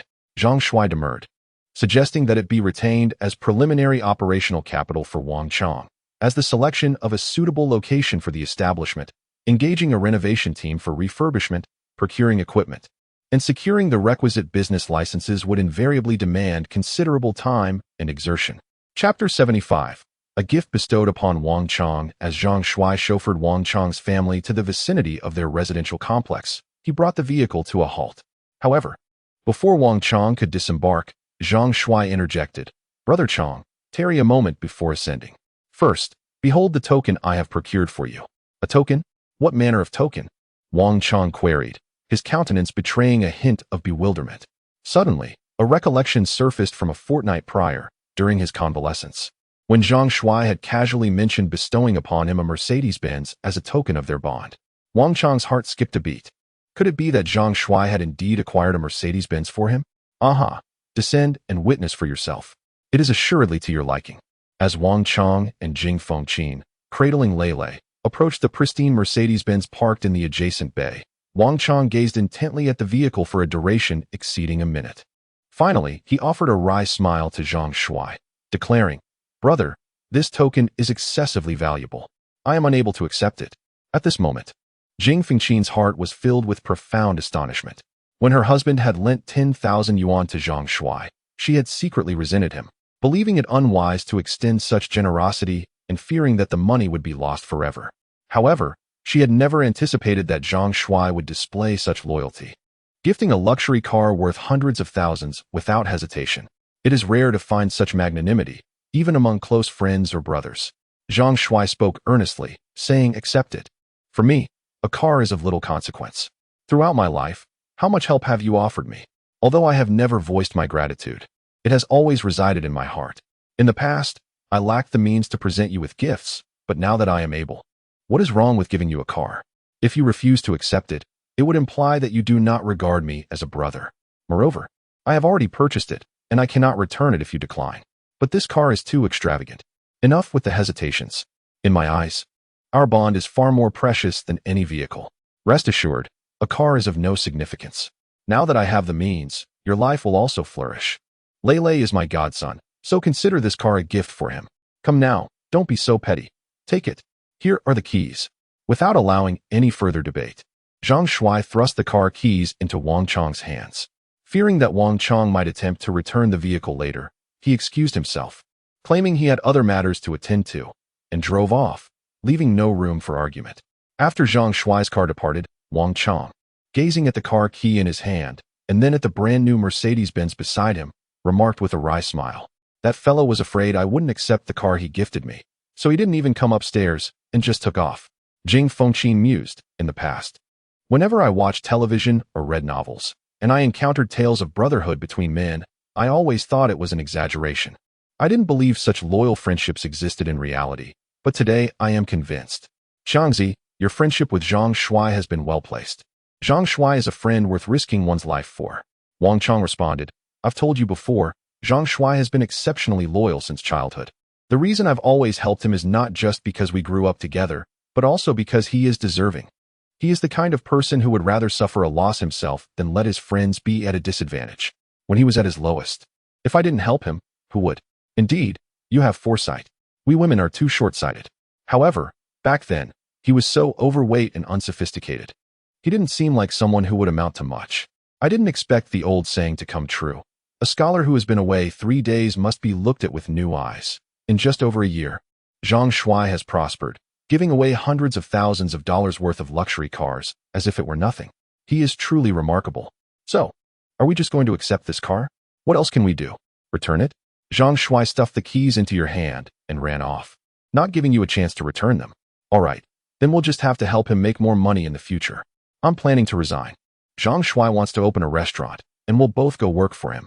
Zhang Shuai is determined to open a store, and naturally, he requires trustworthy individuals to assist him. If we do not lend our support, who will? However, a sudden wave of guilt washes over me. Was my previous demeanor towards him too harsh? No matter, Zhang Shuai has never held it against you. When he visits our home in the future, simply prepare some delightful dishes for him. After departing from Wang Chong's residence, Zhang Shuai embarked once more on his journey of cultivation. At this juncture, he harbors no interest in wealth. His proposal to open a shop is merely to provide Wang Chong with a career. With over 4 million in his possession, he allocates 3 million for the store, retaining a modest sum of over 1 million for himself, sufficient for his needs. Prior to his cultivation, Zhang Shuai transferred 3 million to Wang Chong's account, instructing him to select a location and commence preparations. Once the funds were transferred, Zhang Shuai ceased to concern himself with the store's affairs, wholly dedicating his thoughts to cultivation. In the ensuing 2 months, Zhang Shuai journeyed through Changbai Province, Liaoxi Province, and Heilongjiang Province, 3 regions nestled in the northeastern part of the Dragon Kingdom. He traveled while cultivating, immersing himself in the breathtaking landscapes, simultaneously strengthening his physique and enhancing his abilities. Such leisurely days are what Zhang Shuai cherishes most. During this period, Wang Chong would occasionally call to update him on the progress of the store, reporting that a location had been secured in the most bustling commercial street of Qingshui City. Near the Wanda Plaza, Wang Chong had rented a 3-story storefront that had previously housed a large foot massage establishment, which had been closed for nearly 6 months without being leased. The location was advantageous, and the rent was also quite reasonable. The 3-story storefront, encompassing approximately 2,300 square meters, commanded a monthly rent of 88,000 yuan, a figure negotiated by Jing Fengqin after several rounds of bargaining. Whenever Wang Chong inquired about the suitability of the location and the rent, Zhang Shuai invariably responded with the same sentiment. Brother Chong, the decision rests with you. I have faith in your judgment. Wang Chong felt a sense of helplessness, as he was dealing with an owner who completely relinquished control. Subsequently, Wang Chong brought his parents-in-law over. His father-in-law expressed considerable satisfaction with the location, which led Wang Chong to lease the storefront. Wang Chong's father-in-law had been engaged in the restaurant business and had previously enjoyed considerable success. However, in recent years, his luck had waned due to a viral outbreak that resulted in a citywide lockdown for more than half a year. The restaurant was unable to withstand the prolonged closure and succumbed to what was referred to as the winter of the catering industry. This was an unavoidable situation, an act of unforeseen circumstances. With the assistance of his father-in-law, Wang Chong found the preparations for the restaurant to be much more manageable. Wang Chong personally handled the application for the restaurant's business license, including the selection of the name, as well as the renovation and the creation of signage. Zhang Shuai offered no input, only providing the financial resources.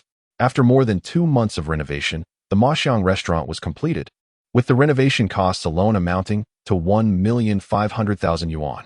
Following the renovation, the procurement of equipment and supplies commenced, including professional stoves, steamers, refrigeration equipment, tableware disinfection equipment, and dining tables, chairs, and tableware, which amounted to nearly 700,000 yuan. The next step involved hiring chefs and waitstaff, and preparing the inventory of wine and ingredients. After nearly 4 months of assiduous preparation, Wang Chong and his wife finalized all arrangements before the grand opening, leaving their initial capital of 3 million almost entirely depleted. With only a few days remaining until New Year's Day, Wang Chong conferred with Zhang Shuai, deciding to inaugurate the restaurant on the auspicious occasion of the new year. Chapter 76. Amidst a myriad of temptations, one true choice following half a year of diligent cultivation. The true essence accumulated within Zhang Shuai's dantian had grown to the size of a fist. Perhaps in another 6 months, he would be able to completely fill his dantian, at which point he could attempt to break through to the soul fusion realm. However, with the restaurant's opening just 2 days away, Zhang Shuai felt obligated to return to Qingshui City as the nominal proprietor. Thus, Zhang Shuai ceased his training and drove back to Qingshui City. In the year since purchasing the vehicle, Zhang Shuai had remarkably accumulated a mileage of 100,000 kilometers. An astonishing figure that attested to the extent of his travels for cultivation, averaging 200 to 300 kilometers per day. En route to Qingshui, Zhang Shuai received a call from Lin Xiuwen. Zhang Shuai, where are you? I'm on my way back to Qingshui. Are you on leave again? Yes. I'm on leave for a month this time.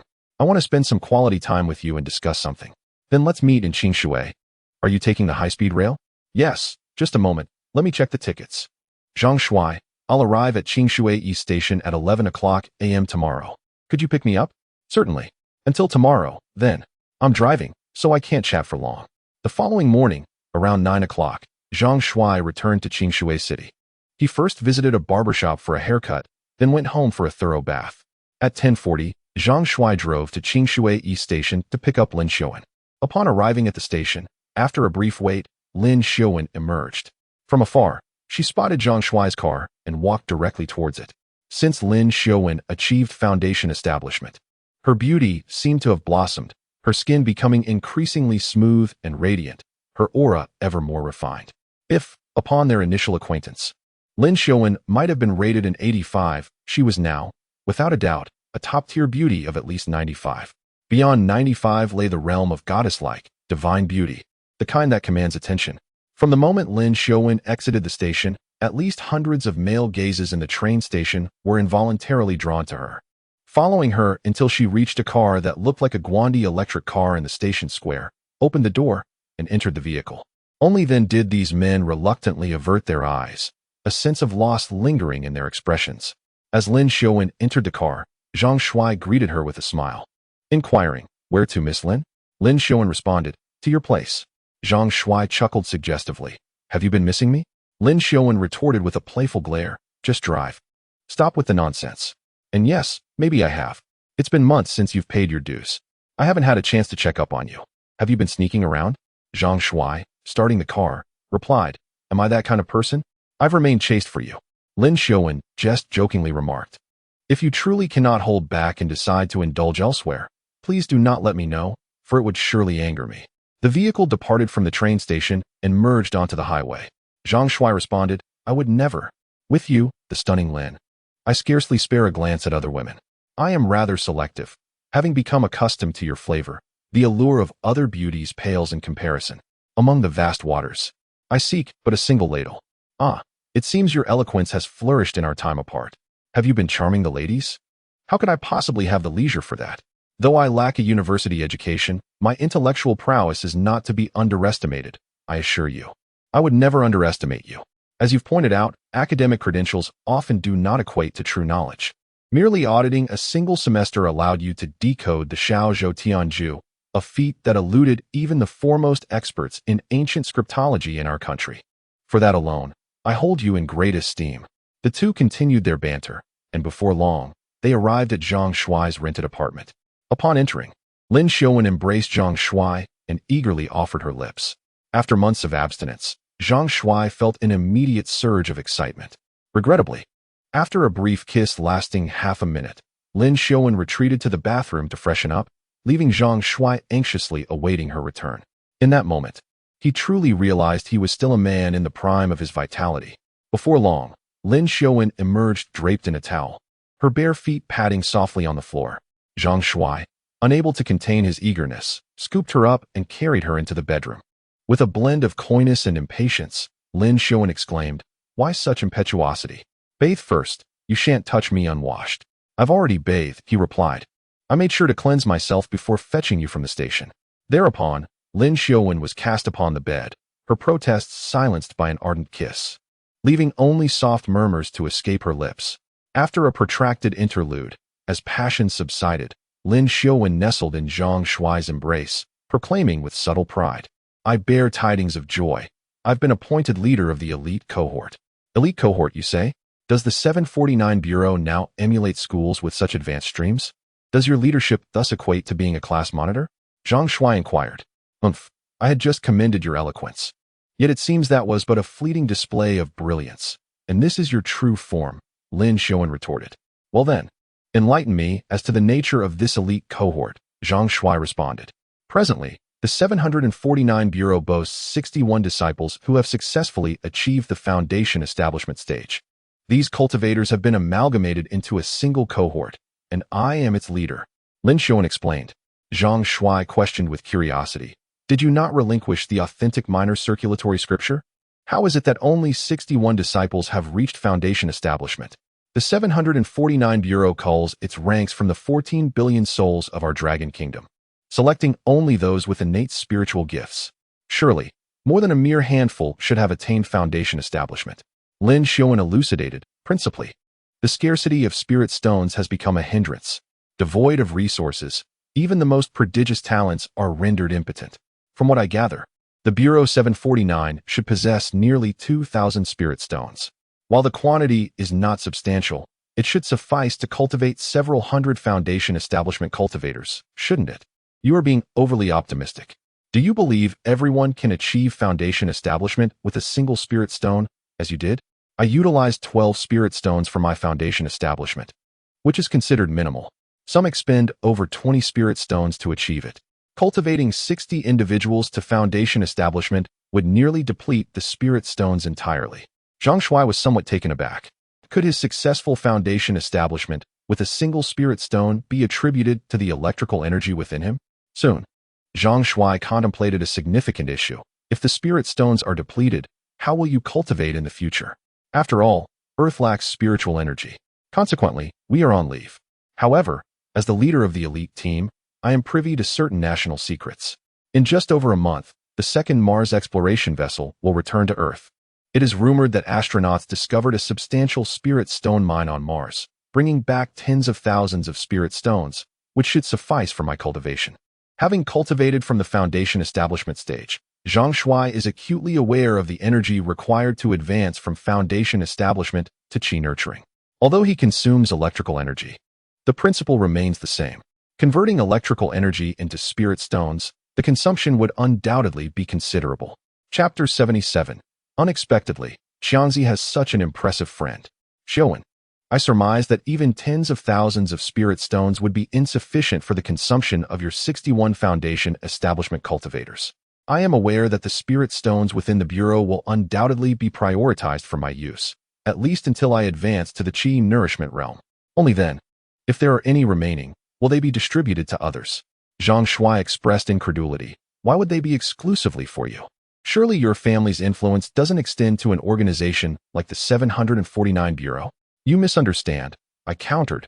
I am not relying on connections. The reason they are prioritizing me is that the 749 Bureau is in dire need of someone who can ascend to the qi nourishment realm. I shall confide in you a secret. Within the 749 Bureau lies the cadaver of an extraterrestrial cultivator. I was already privy to that information. I believe I mentioned it to you previously. Please, refrain from interrupting and allow me to finish. Upon discovering the remains of this alien cultivator, it was found that, in addition to the mystical celestial raiment he adorned, he also possessed a ring and a bracelet. At this juncture, Lin Xiaowen glanced at Zhang Shuai beside him. Can you surmise the purpose of these rings and bracelets? Zhang Shuai's eyes gleamed with sudden comprehension, an improbable notion taking root in his mind. Could it be? Are they, perchance, storage rings and storage bracelets? Lin Xiaowen affirmed with a nod. Precisely, they are storage artifacts, or spatial artifacts, as they are sometimes known. Do such wondrous spatial treasures truly exist in this world? Given that cultivation techniques are demonstrably real, the existence of such storage artifacts should not be considered extraordinary. Wouldn't you agree? Zhang Shuai's respiration quickened. If they are indeed storage artifacts, then they must contain a plethora of celestial treasures, such as flying swords, perhaps? Have you beheld them? Zhang Shuai's inquiry about the existence of flying swords stemmed from his extensive reading of fantasy novels, where the protagonists soared through the skies with grace, a sight that filled him with envy. As a cultivator himself, he found himself devoid of any magical techniques or treasures, and the ability to fly with a sword was far beyond his reach. How could he not yearn for such capabilities? Despite his attempts to channel his true essence and activate the storage ring with his divine consciousness, his feeble strength rendered him incapable of unlocking it. It seemed that only those in the chi-nourishing realm and above could access such treasures. His superiors eagerly anticipated the chance to explore the wonders contained within the storage ring, which was precisely why they were willing to invest in his cultivation. After a moment of contemplation, Zhang Shuai mused that if merely being in the chi-nourishing realm allowed one to unlock the storage ring, perhaps he too could achieve such a feat. Regrettably, he had not chosen to join the 749 Bureau initially. Had he done so, he might have had the opportunity to test this theory. Who could have anticipated that the 749 Bureau housed such extraordinary items?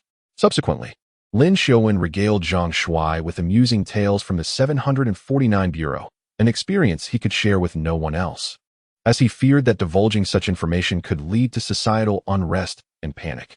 As fellow cultivators, Zhang Shuai was the only one he could confide in without concern for secrecy.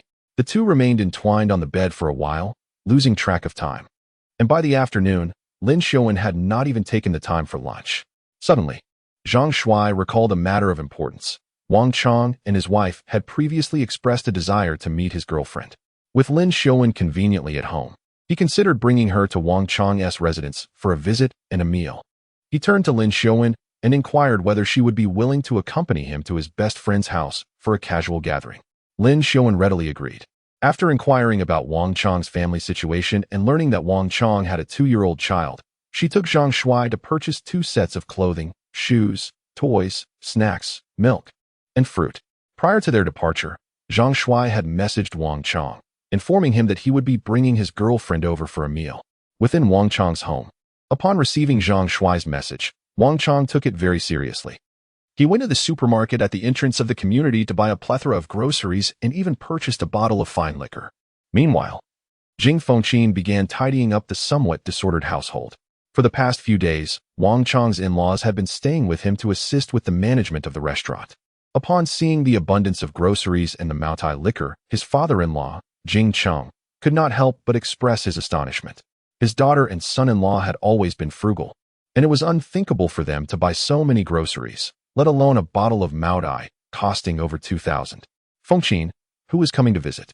Why did you buy so many groceries, and even Maotai liquor? Dad, it's Zhang Shuai who is coming, and he is bringing his girlfriend to our home for dinner. Zhang Shuai, the childhood friend of Chong, who has become wealthy? Yes, it was he who gifted Chong the Mercedes, and he is also the owner of Maxiang Restaurant. No wonder. We must treat them well. Initially, I thought that after marrying Chong, you would only lead a life of simple meals. But I never expected Chong to have such an impressive childhood friend. The key is that he has become successful, yet still remembers Chong. That is truly commendable and indicative of Zhang Shuai's loyalty and sentimentality. Jing Cheng has spent a considerable portion of his life engaged in business, encountering a multitude of individuals and experiences. He once had a childhood friend with whom he shared a close bond, yet when that friend achieved prosperity, he did not extend a helping hand. Moreover, Zhang Shuai's girlfriend hails from an esteemed background. She is the daughter of Lin Yuemin. When she first visited, it was essential to host her with the finest delicacies to uphold Zhang Shuai's reputation. Lin Yuemin, the Lin Yuemin of the Fumin Group? Zhang Shuai has indeed proven himself capable, having won the affection of the princess of the Fumin Group. Hey Dad, I must admit that when Zhang Shuai was overweight, I never considered him handsome. However, ever since he lost weight, he has become truly attractive, surpassing many film stars, and looks enough of that. You are a married individual now. There is no need to constantly discuss which man is handsome. With your appearance, even the most handsome would not give you a second glance. Although our Qiangzi may not possess striking looks, he is grounded and a reliable partner for life. So cherish him. All right, Dad, I understand. You and Mom can keep an eye on Lele while I busy myself in the kitchen. With so many dishes to prepare, I must get started. Never mind. Allow me to take over. What? Dad, Are you really going to cook yourself? Is my culinary skill not up to par? Of course not. You are a nationally certified second-level chef. How could I possibly compare? As Lin Xiaowen observed Zhang Shuai driving into the community and parking the car, the two of them carrying large bags and small parcels into the elevator, she could not help but inquire, "Isn't this the neighborhood of Sun Xiaoya? Your childhood friend lives in the same community as her." "Indeed, they reside in the same building," Zhang Shuai replied. "Wang Chang's family is on the 28th floor, while Sun Xiaoya's family is on the 26th. Fortunately, Sun Xiaoya is still in university. Otherwise, I would truly hesitate to accompany you. It would be quite awkward should we encounter her." Zhang Shuai expressed his dissatisfaction, saying, "What is there to be awkward about? I have no involvement with Sun Xiaoya. My relationship with you is entirely separate from her." "That may be so, but after all, Sun Xiaoya knew you first and was the one who liked you initially. I am her close friend. Now that I am with you, she must feel uncomfortable and may blame me for stealing her boyfriend." "Nonsense," Zhang Shuai retorted, unable to restrain his frustration. "Just because she knew me first does not mean I owe her a romantic relationship. That is simply illogical. Besides, I have not been in contact with her for over half a year. She may very well have a boyfriend by now. You need not worry about this matter any longer." Chapter 78. A visit. The elevator came to a halt on the 28th floor, and Zhang Shuai pressed the doorbell for Wang Chang's apartment. Shortly, the door swung open. A pockmarked Wang Chang stood at the threshold, glancing at Zhang Shuai, who was laden with bags, and broke into a wide grin. "Zhang Shuai, you've come. Please, step inside." It was only after Zhang Shuai entered that Wang Chang noticed Lin Xiaowen behind him, and he was momentarily taken aback by her stunning beauty. Today, Lin Xiaowen was unadorned. Her attire refreshingly simple, a delicate lavender jacket, form-fitting jeans, pristine white sneakers, and her hair casually arranged in a ponytail.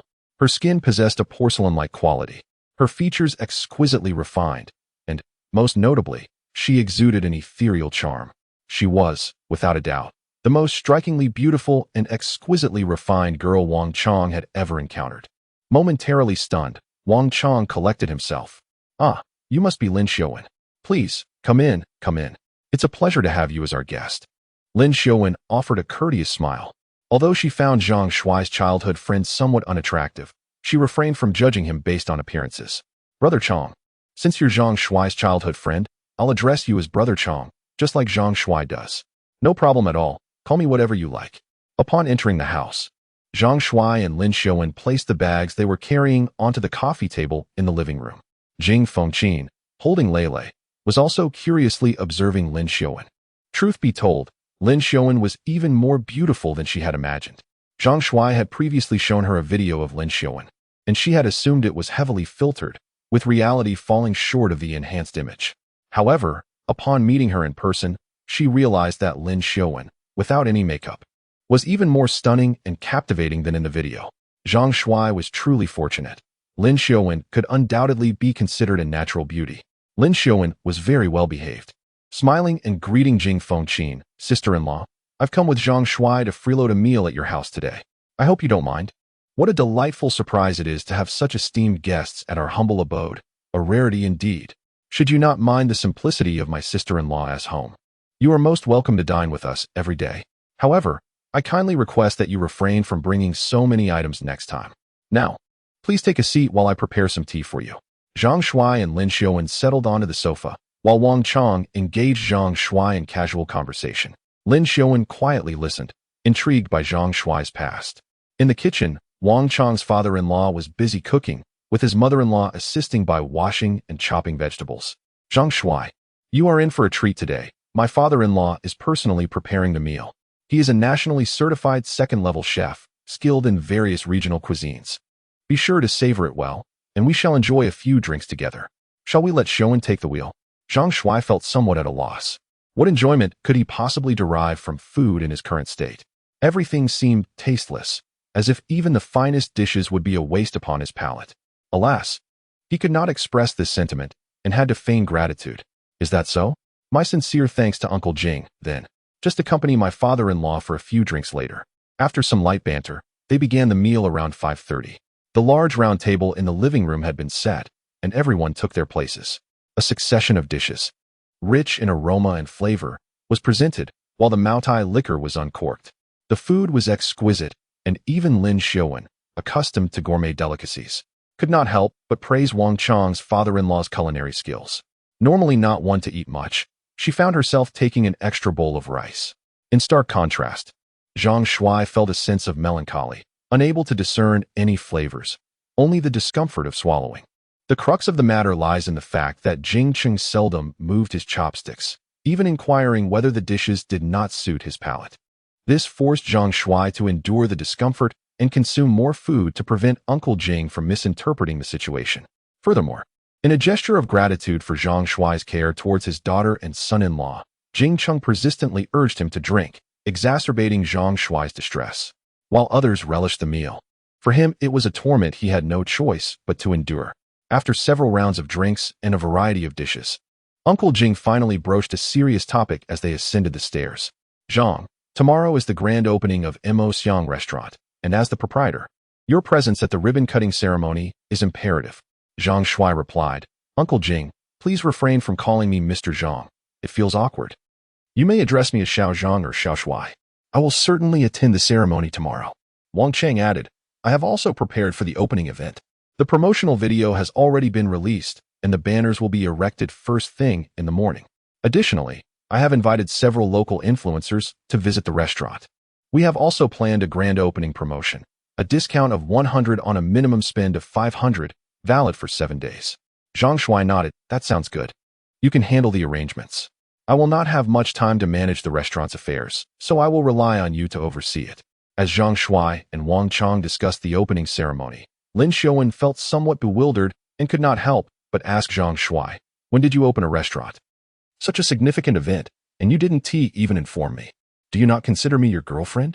Noticing Lin Xiaowen pouting in apparent displeasure, Zhang Shuai quickly apologized. Oh dear, I must have forgotten. I have merely invested a modest sum. In truth, it has been Chang who has managed everything from site selection to renovations, hiring staff, and procuring equipment. I have not been involved at all. As you know, I have been exceedingly busy lately.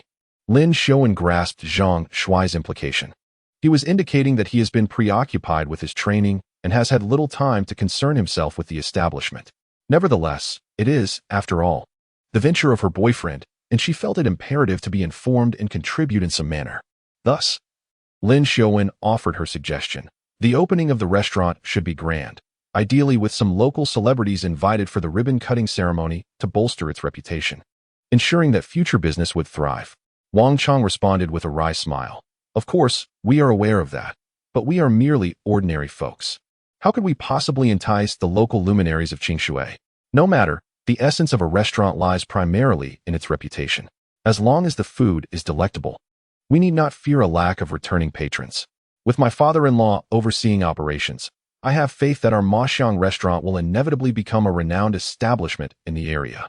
Leave this matter to me, Lin Xiaowen declared, thumping her chest. I will enlist my father's assistance and ask him to attend the ribbon-cutting ceremony tomorrow. And I'll also rally some prominent figures from Qingshui to join us. At this juncture, Lin Xiaowen appeared to recall something suddenly, and with excitement exclaimed, Oh, my father's company possesses numerous lightbox advertisements and wall advertising spaces. I shall promptly call him and request that he arranges a robust advertisement for our Maxiang restaurant. Ideally, we should secure the lightbox and wall advertising in the vicinity of Wanda Commercial Street.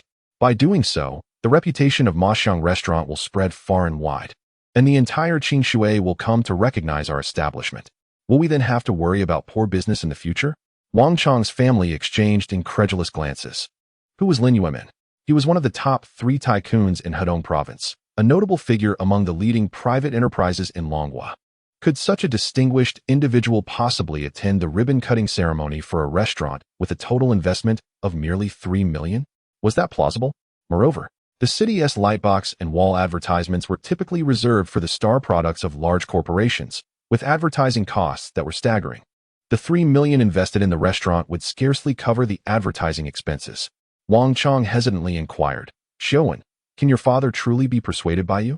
Lin Xiaowen responded with a smile, Rest assured, I will take care of this matter. First, I will return Zhang Shuai home, and then I shall visit my father in person to discuss it. Zhang Shuai, on the other hand, was indifferent to the matter.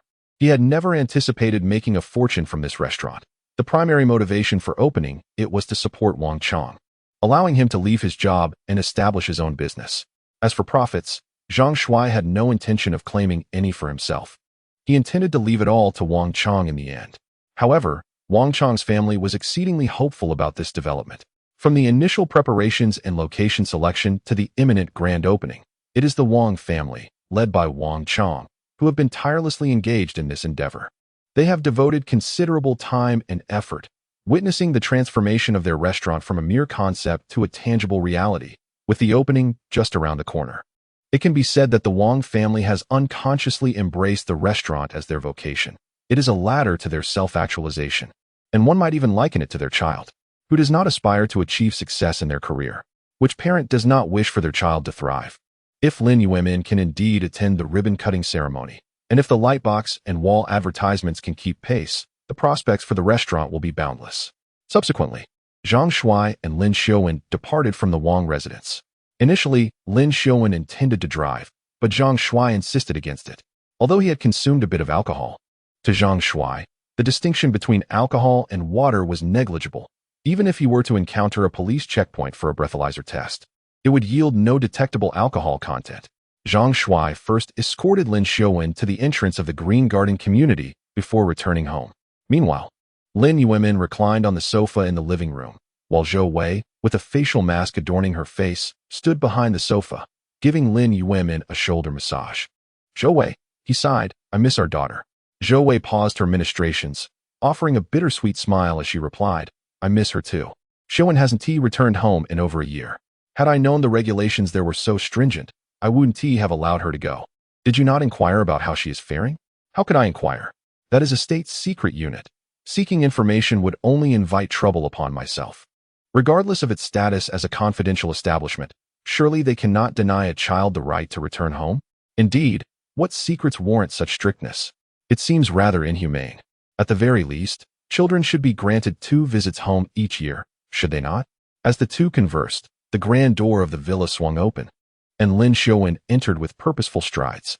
Lin Yuemin, taken by surprise, sprang from the sofa, gazing intently at his daughter, who appeared even more beautiful after their year-long separation.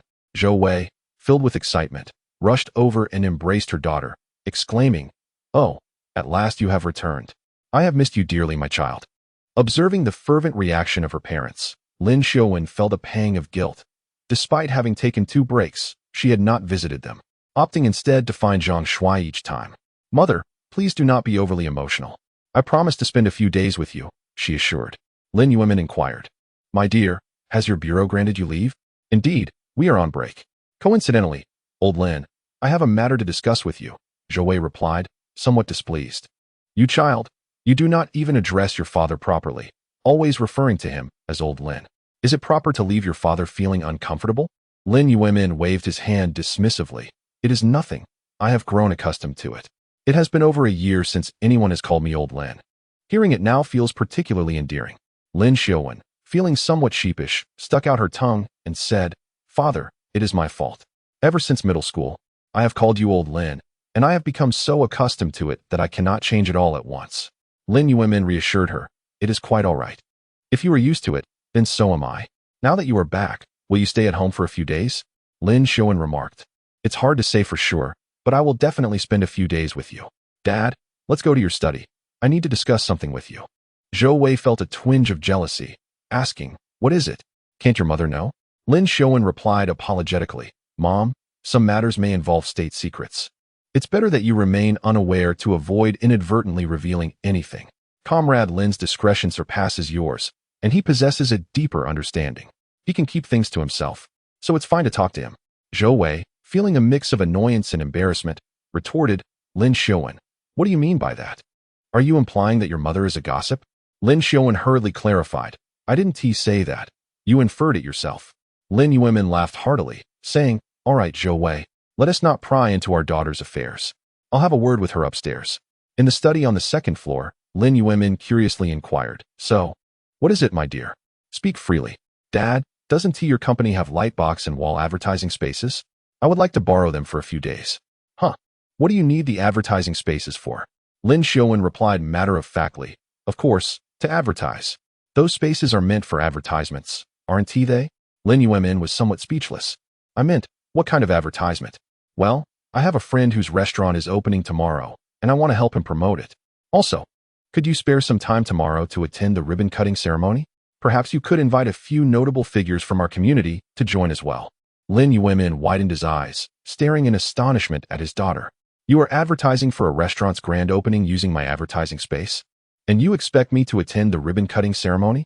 Surely, your father holds some standing, does he not? Are you truly willing to squander that? Dad, that is my friend.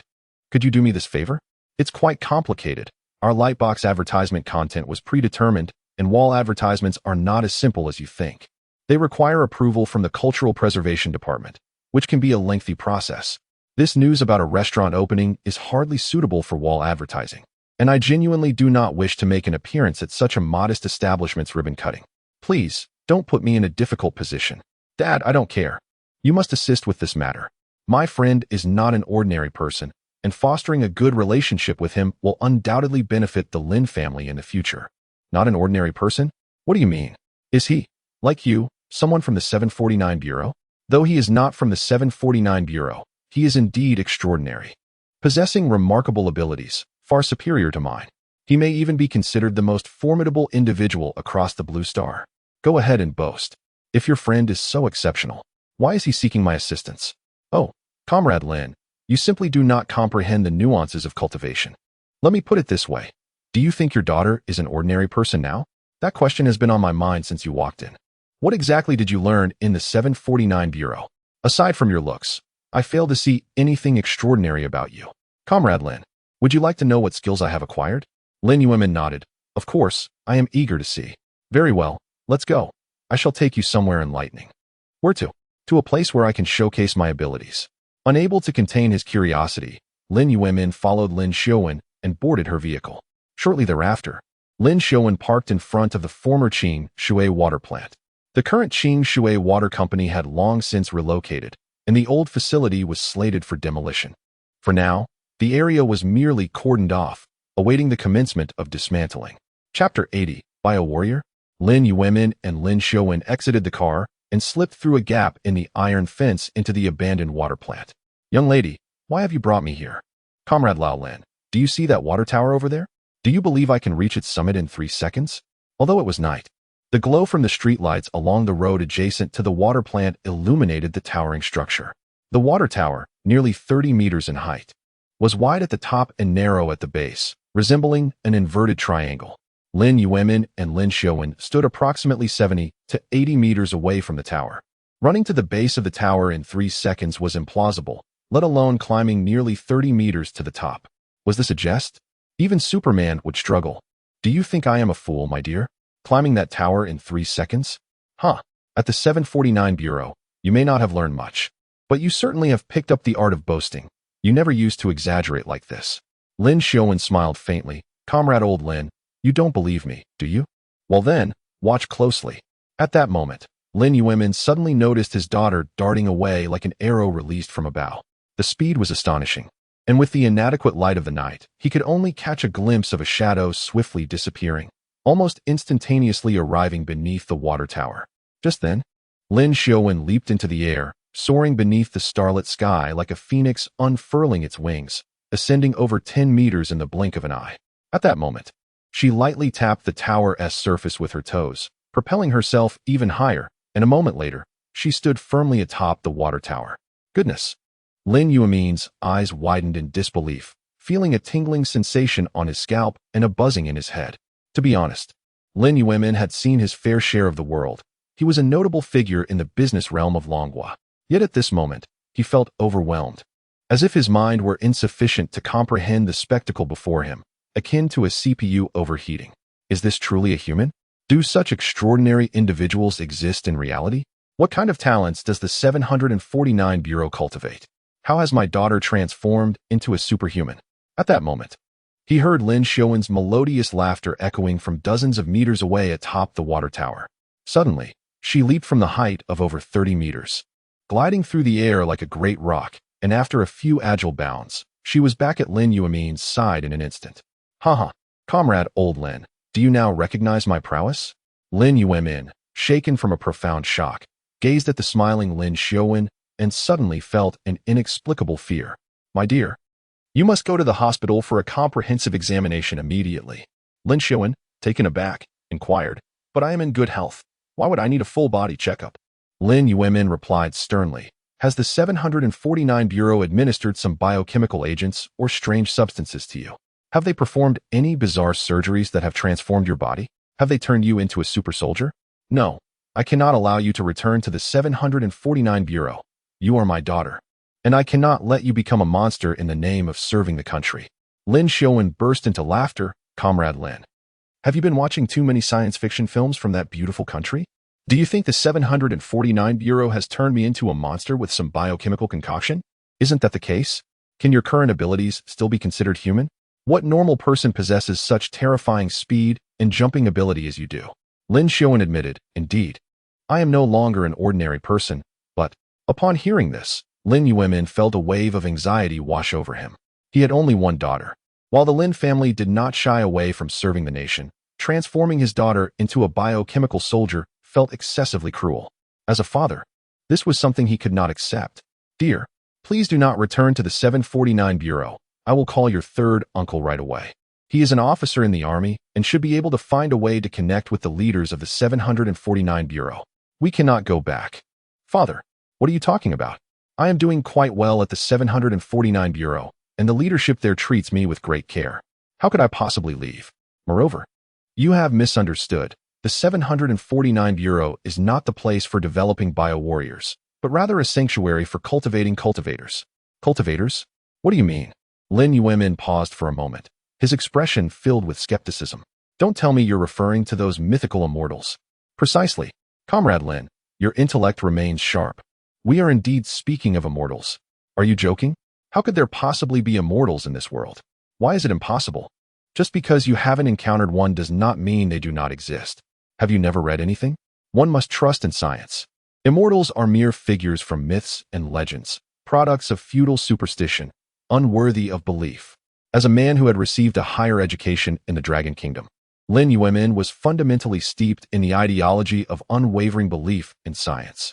While the existence of bio-warriors could be rationalized through advancements in biotechnology, how could one explain immortals? That ventured into the realm of metaphysics. Father, do you remember the Beidou Long Fist that the government announced at the beginning of last year? Of course I remember. Your mother and I have been diligently practicing the Beidou Long Fist. It truly is an excellent practice for strengthening the body. Since we began, both your mother and I have noticeably improved in health. In truth, the government promotes the Beidou Long Fist not solely for the sake of enhancing public fitness and improving national health standards, but more importantly, to select cultivators. Those endowed with the talent for cultivation were all recruited by the government into the 749 Bureau. This chapter is not yet complete. Please turn to the next page to continue enjoying the captivating content.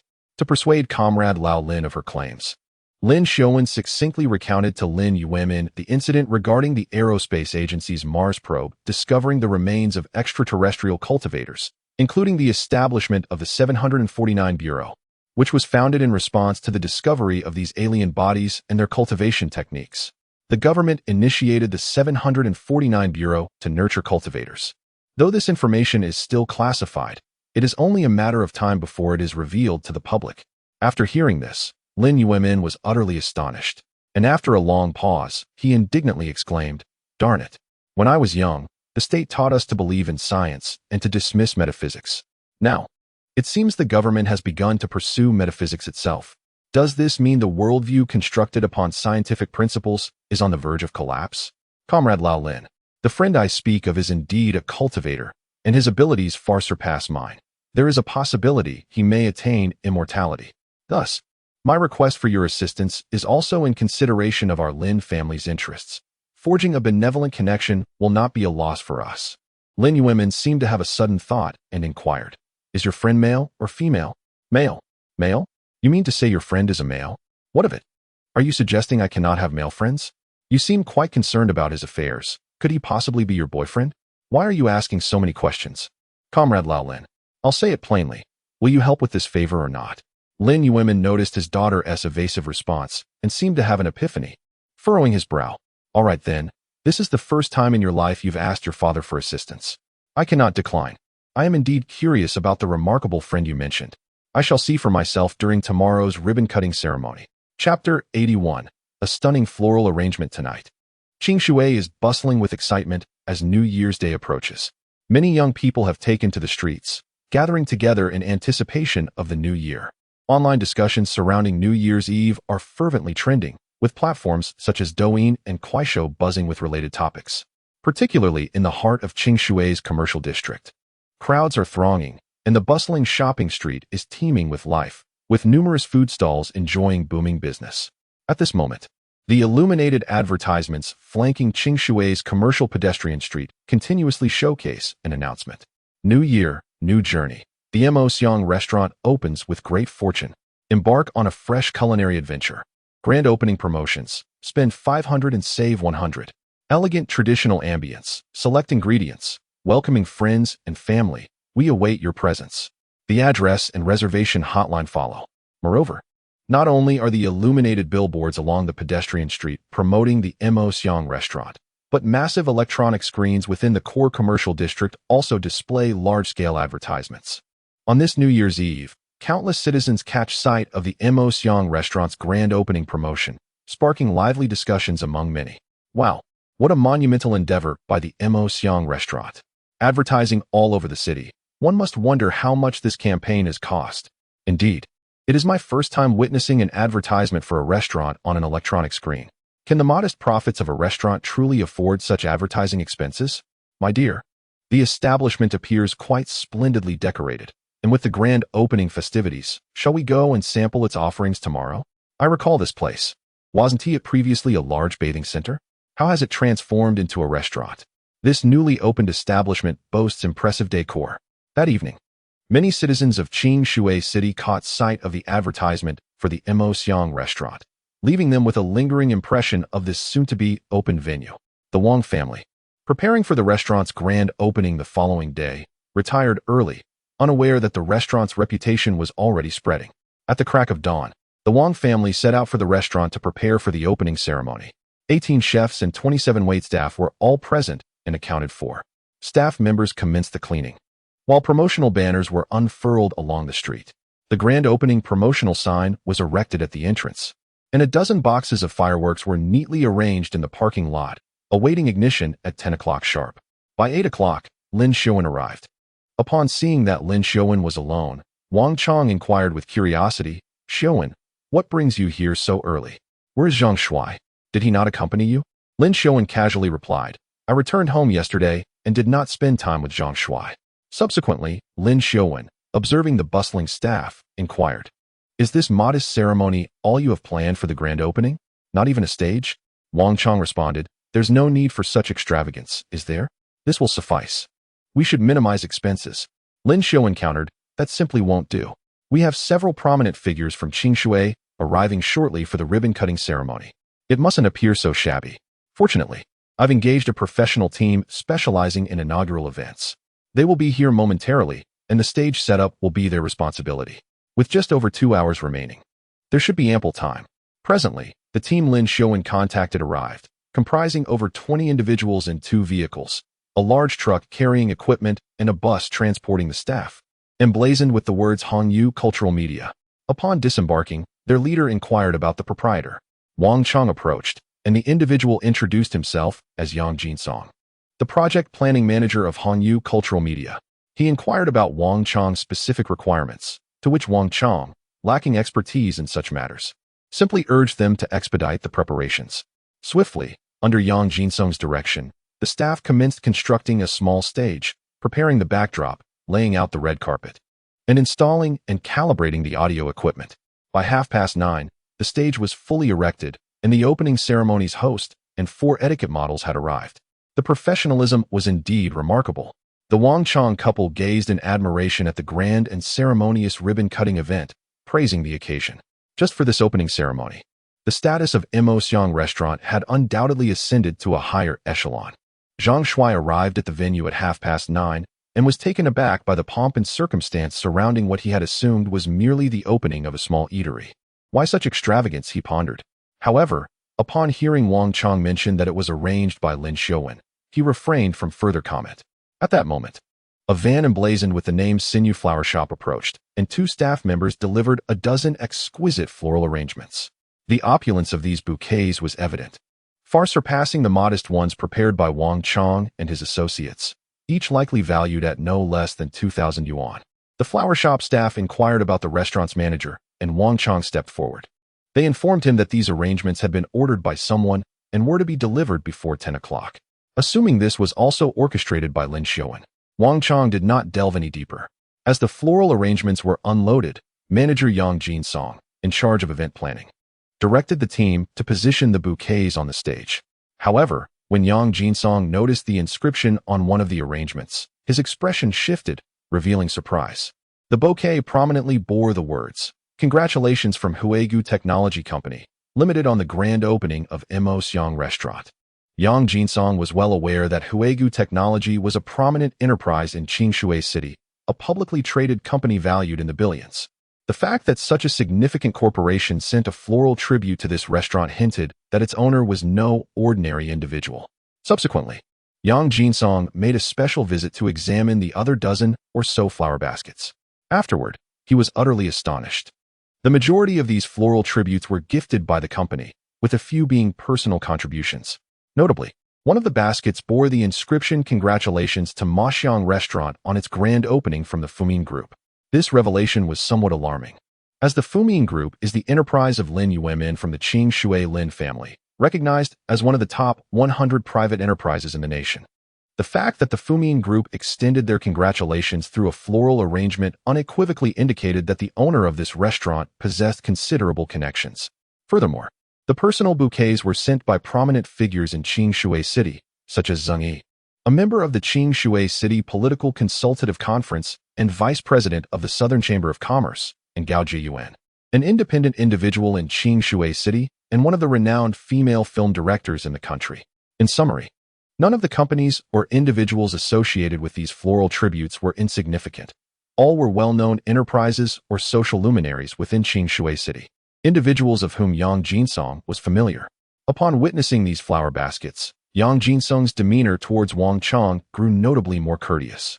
Although he perceived that the bespectacled Wang Chong hardly resembled a prominent figure, the restaurant owner's substantial influence compelled Yang Jinsong to refrain from underestimating Wang Chong's role as the manager of the establishment. However, what truly left Yang Jinsong in disbelief was the arrival at 9:50 of Lin Yuemin, Zheng Yi, Gao Jian, and others. Not only did they send flower baskets, but they also personally attended the ribbon-cutting ceremony. The level of honor bestowed was indeed exceptional. There was no other restaurant in Qing Shui City that could claim such prestige. Chapter 82. The inauguration ceremony. Lin Yuemin readily agreed to assist his daughter and was determined to fulfill his promise. Thus, he invited 3 prominent figures from Qing Shui City to join the inauguration ceremony. Zheng Yi, Gao Jiyuan, and Chun Hailan graciously accepted his invitation to lend their support. After exchanging pleasantries with Zheng Yi and the others, Lin Yuemin noticed that there were still a few minutes before the ceremony commenced. At that moment, he spotted his daughter near the stage at the entrance, along with a young man of striking appearance and poise standing beside Lin Xiaowen. The two appeared to be engaged in a lively conversation, their demeanor casual and natural. In an instant, Lin Yuemin concluded that this young man beside his daughter must be the proprietor of the Ma Xiang restaurant. He approached them, his gaze fixed on Zhang Shuai. "My dear, would you kindly introduce me to your friend?" Upon noticing her father's arrival, Lin Xiaowen understood that he was likely there to meet Zhang Shuai. "Dad, this is Zhang Shuai, the owner of this restaurant." "Zhang Shuai, this is my father." As Zhang Shuai recognized his future father-in-law praising him, he smiled and said, "Hello, Uncle Lin. I am Zhang Shuai. You may call me Xiao Zhang." Lin Yuemin replied, "Xiao Zhang, you have chosen an excellent location for your restaurant. I trust that business will flourish after the opening." Zhang Shuai graciously responded, "I appreciate your kind words, Uncle Lin. I hope for prosperous business as well." Suddenly, Lin Yuemin shifted his line of questioning, inquiring, "How did you come to know Xiaowen?" Zhang Shuai was momentarily taken aback, yet he responded candidly, stating that he had met during his driving school days. "Ah, so it's been over a year now." As Lin Yuemin appeared poised to inquire further, Lin Xiaowen quickly interjected, "Dad, the grand opening ceremony is about to commence. Let us converse further after the ribbon cutting." Indeed, at that moment, the host had already stepped onto the center stage. Esteemed leaders, distinguished guests, ladies and gentlemen, good day. Today marks the grand opening of the Mo Xiang restaurant. I am Yin Dong, your host for this occasion, and it is a profound honor to stand before you to witness this exhilarating moment together. After offering a brief introduction of the restaurant's unique features and style, the host proceeded to present the special guests participating in the ribbon-cutting ceremony. At this time, a considerable number of citizens, drawn by the commotion, had gathered around to observe, many capturing videos on their mobile devices. Now, may I invite Mr. Chen Hailan, Deputy Secretary General of the Qingshui City Government, Mr. Lin Yuemin, Chairman of the Fumin Group, Mr. Zheng Yi, Vice President of the Southern Chamber of Commerce, Ms. Gao Jiyuan, a renowned director, and Mr. Zhang Shuai, the owner of Mo Xiang Restaurant, to join us on stage for the ribbon-cutting ceremony. The onlookers erupted into excitement. Many could hardly contain themselves, calling friends to share in the rare spectacle. Besides the government official Chen Hailin and restaurant owner Zhang Shuai, Lin Yuemin, Zheng Yi, and Gao Jiyuan were well-known figures in Qingshui City, prominent personalities seldom seen by the average citizen. As a resident of Qingshui, many may not recognize their faces, yet they have undoubtedly heard their illustrious names. It is astonishing that a seemingly ordinary restaurant's opening would attract such a multitude of distinguished guests to grace the occasion and partake in the ribbon-cutting ceremony. At this moment, Zhang Shuai, along with several other honored guests, ascended the stage, where a charming hostess elegantly held a tray adorned with scissors and ribbons, guiding the guests to their respective positions, poised to commence the cutting of the ribbon. Let us count down together. 3, 2, 1, cut. As the host's words echoed, the 5 esteemed guests snipped the ribbon, and a spectacular display of fireworks erupted into the sky. With the resounding sound of firecrackers and ribbons dancing in the air, the Mo Xiang restaurant officially opened its doors. Let us collectively wish for the flourishing business and abundant prosperity of Mo Xiang restaurant. Now, we invite all guests to follow the staff for a tour of the establishment. Jing Fengqin and Wang Chong led the way, escorting the ribbon-cutting guests through the restaurant to explore its ambience. In truth, to Lin Yuemin and his companions, Mo Xiang restaurant appeared to be quite unremarkable. Although its size was not insignificant, its quality was merely average, lacking the distinction of high-end establishments. Were it not for Lin Yuemin's influence, such a restaurant would undoubtedly struggle to persuade them to attend the ribbon-cutting ceremony. In a private room on the 3rd floor, Lin Yuemin, Chen Hailin, and Gao Jiyuan sat around a table sipping tea, accompanied by Zhang Shuai, the proprietor of the restaurant. Out of respect for Lin Yuemin, Chen Hailin, and Zheng Yi, as well as Gao Jiyuan, treated Zhang Shuai quite favorably, continually praising him for his youthful accomplishments. After enjoying a cup of tea, the guests soon excused themselves, citing prior commitments. As Lin Yuemin departed, he cast a profound gaze upon Zhang Shuai, yet refrained from uttering any words. Once the exterior stage was dismantled and the staff had tidied up, a multitude of patrons graced the restaurant after 11 o'clock. On its inaugural day, the Mo Xiang restaurant was inundated with customers. The majority of the restaurant's chefs were disciples of Jing Cheng, Wang Chang's father-in-law, and their culinary skills were deeply influenced by Jing Cheng's authentic teachings. The diners were effusive in their praise of the dish's flavors. Furthermore, given the restaurant's relatively upscale positioning in Qingshui City, its recent renovation, and the pristine condition of its furnishings, tableware, and overall cleanliness, coupled with reasonable prices, it garnered unanimous acclaim. The front desk cashier was Pan Li, a distant cousin of Jing Fengqin, whom Jing Fengqin had once introduced to Zhang Shuai. She was the same cousin who had deemed Zhang Shuai mentally deficient. It was utterly beyond her comprehension that the country bumpkin she had once looked down upon had transformed into the proprietor of a restaurant in a mere 2 years, while she found herself employed under him. On the first day of business, the Wang Chong family had a clear division of labor. Jing Fengqin was responsible for odd jobs and errands, while Wang Chong, as the restaurant's supervisor, appeared wherever assistance was needed. Jing Chong guided the chefs in the kitchen, and Jing Fengqin's mother cared for the children at home. They had long regarded the restaurant as their own enterprise, and as they witnessed the bustling trade and the endless stream of customers, they truly grasped the concept of a thriving business. Following the inauguration, Mr. Zhang, the proprietor, absented himself, seemingly indifferent to the hotel's operations. Despite her yearning for Mr. Zhang's company, Ms. Lin honored her commitment to spend several days with her parents at home. Videos of the Mo Xiang restaurant's grand opening ceremony, captured by local citizens, proliferated on Douyin. with the presence of several prominent figures at the ribbon-cutting ceremony catapulting the restaurant to viral fame. Attracted by the buzz on Douyin, many patrons flocked to the restaurant. The first day culminated at 10 p.m., with the final tally revealing a remarkable turnover of 86,000 yuan. This figure filled the Wang family with elation, as the opening day success exceeded their wildest expectations. When an excited Wang shared the auspicious news with Mr. Zhang, the latter responded with a laconic mm. Wang was rendered speechless. Now that Mr. Zhang had prospered, he seemed to regard the restaurant's business with indifference. Wang even entertained the notion that Mr. Zhang had established the restaurant solely to provide him with a means of livelihood, enabling him to lead a dignified life. Chapter 83. Ms. Lin. With Ms. Lin occupied with her parents, Mr. Zhang embarked on a solitary journey of travel and cultivation. This time, his destination was Anxi Province, a melting pot of ethnic minorities in the Dragon Kingdom, boasting unique customs and a population characterized by their towering stature, aquiline noses, and a striking resemblance to the people of the Bear Country. Encompassing a vast expanse, the province of Anxi stands as the largest within the Dragon Kingdom. Eschewing the expressway, Zhang Shuai predominantly navigated the national and provincial thoroughfares, encountering significantly fewer vehicles than would be typical in other provinces. Throughout his journey, Zhang Shuai meticulously sought out utility poles erected in the wilderness, beneath which he would harness their energy for cultivation. To avert detection by the power company, he ensured that his cultivation period at each pole never exceeded 1 hour.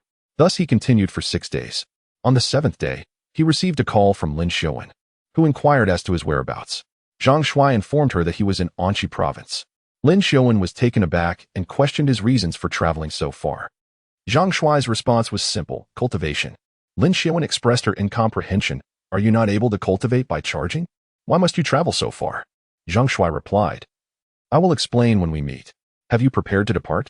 Shall I return to fetch you? Lin Xiuwen responded, there's no need. It would take you 2 or 3 days to drive such a distance. I shall simply take a flight. You may collect me from the airport. I have approximately 20 days of vacation, ample time to spend with you. Subsequently, Lin Xiuwen transmitted her flight information, indicating an arrival time of 11 o'clock the following morning at the capital of Anxi Province. Zhang Shuai assessed the distance between his current location and the airport, determining that it would require a 12-hour drive. With no alternative, he had to depart in advance. By 2 o'clock in the morning, Zhang Shuai had reached the vicinity of the airport. Overwhelmed by fatigue after such a prolonged drive, Zhang Shuai secured a room at a nearby hotel and retired for the night.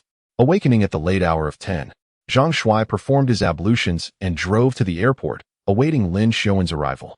Soon after, her flight landed, and Zhang Shuai escorted her directly to the hotel. Following a period of amorous entanglement, Lin Xiuwen inquired as to why Zhang Shuai had journeyed to such a remote location to cultivate and replenish his energy. Zhang Shuai explained that his current energy consumption was substantial, making it easy for power companies to detect anomalies, regardless of the location.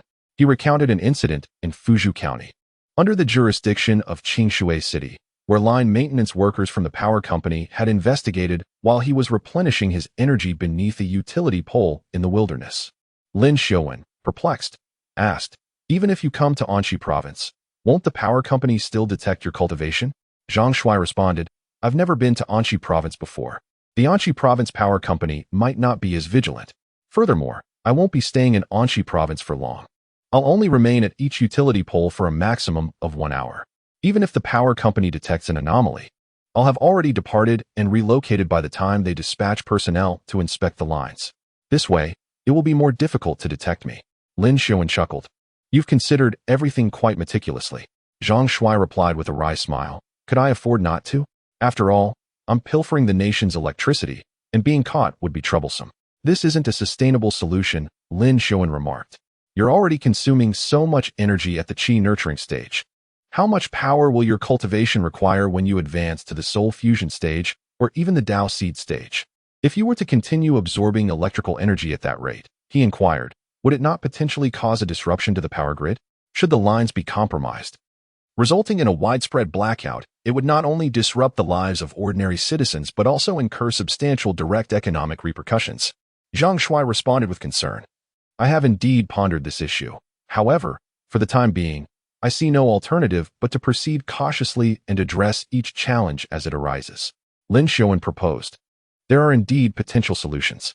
The foremost option would be for you to enlist in the service of Bureau 749, thereby contributing your abilities to the nation. In such a scenario, the state would undoubtedly intensify its efforts to nurture your talents, perhaps even constructing a colossal nuclear power plant specifically tailored to your training needs. This would alleviate any concerns regarding an inadequate energy supply. Would you desire that I join Bureau 749? Undoubtedly, my inclination is for you to do so. However, even within Bureau 749, the prospect of pursuing your cultivation might be constrained. Your methods diverge from our own, and the Bureau's remote location might render the existing electrical infrastructure inadequate for your training requirements. Consequently, even upon joining, you might be compelled to train externally. Furthermore, the construction of a dedicated power plant, if indeed undertaken, would be a protracted endeavor, potentially spanning several years. Thus, joining Bureau 749 might inadvertently impede your progress. Would joining Bureau 749 entail a relinquishment of personal autonomy? Assuredly, the destructive potential of cultivators is considerable, necessitating a degree of oversight and regulation by the state. For instance, we are typically restricted from communicating with the outside world, and our leave periods are subject to the discretion of our superiors. Unmoved, Zhang Shuai inquired about the alternative. Lin Xiaowen responded that the second solution was straightforward. He could cultivate abroad. Concerns present domestically would dissipate overseas. Disrupting another nation's power grid would not only be free of guilt, but potentially welcomed by the dragon country's government. Zhang Shuai responded ruefully that he had considered it, but his lack of foreign language skills would make things difficult. Lin Xiaowen chuckled, assuring him that languages were not insurmountable and could be learned. She offered to tutor him during her upcoming 3-week vacation, focusing on basic conversational skills, which she deemed achievable in that time frame. Zhang Shuai agreed, recognizing the potential utility of foreign language proficiency. He addressed her as Teacher Lin, thanking her for her efforts. Amused, Lin Xiaowen playfully requested another utterance of the title. Upon hearing it again, she expressed her delight at his studiousness and declared the commencement of his lessons. Subsequently, Lin Xiaowen acquired an additional title in Zhang Shuai's presence, Teacher Lin. She seemed particularly fond of this appellation, insisting on being addressed as such not only during language instruction but also during their intimate moments. Thus, in the ensuing 20 days, Zhang Shuai found his time for cultivation significantly diminished, as the majority of his hours were devoted to accompanying Lin Xiaowen and learning foreign languages. Zhang Shuai's aptitude for learning left Lin Xiaowen in awe. Perhaps it was due to his transformation into a practitioner that his cognitive faculties had been enhanced. In any case, Zhang Shuai could almost be considered to possess photographic memory. Regardless of the vocabulary, after a single instruction, he could retain it effortlessly, mastering not only the spelling and pronunciation but also the grammar with remarkable ease.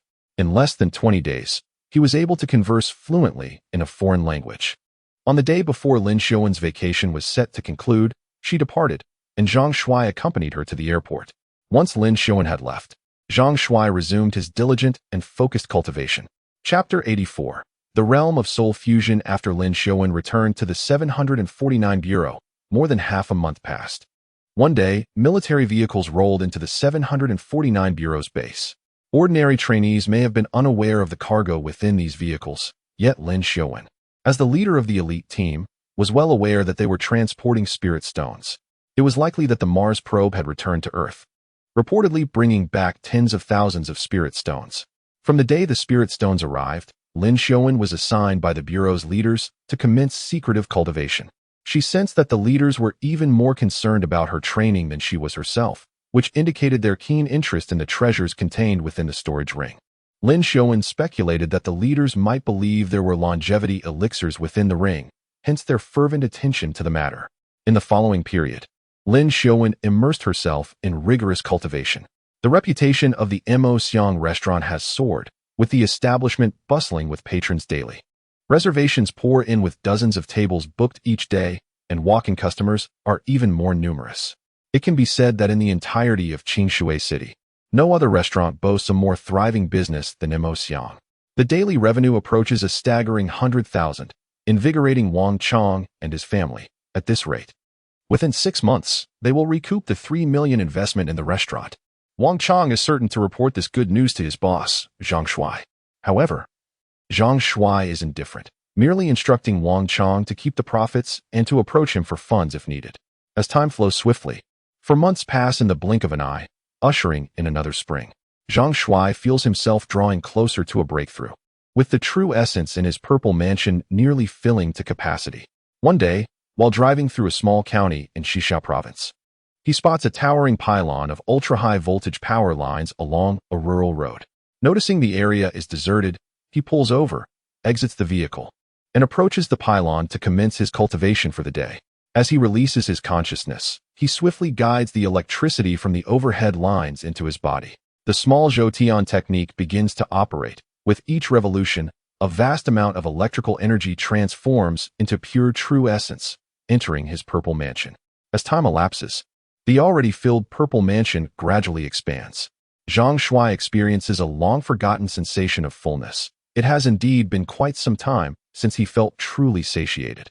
Although Zhang Shuai had scarcely felt hunger since entering the state of nourishing his energy, he had likewise never again experienced the sensation of being fully satiated.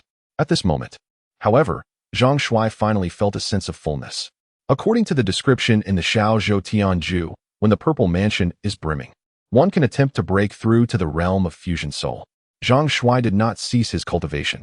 Instead, he resolved to seize this opportunity and strive vigorously for the breakthrough.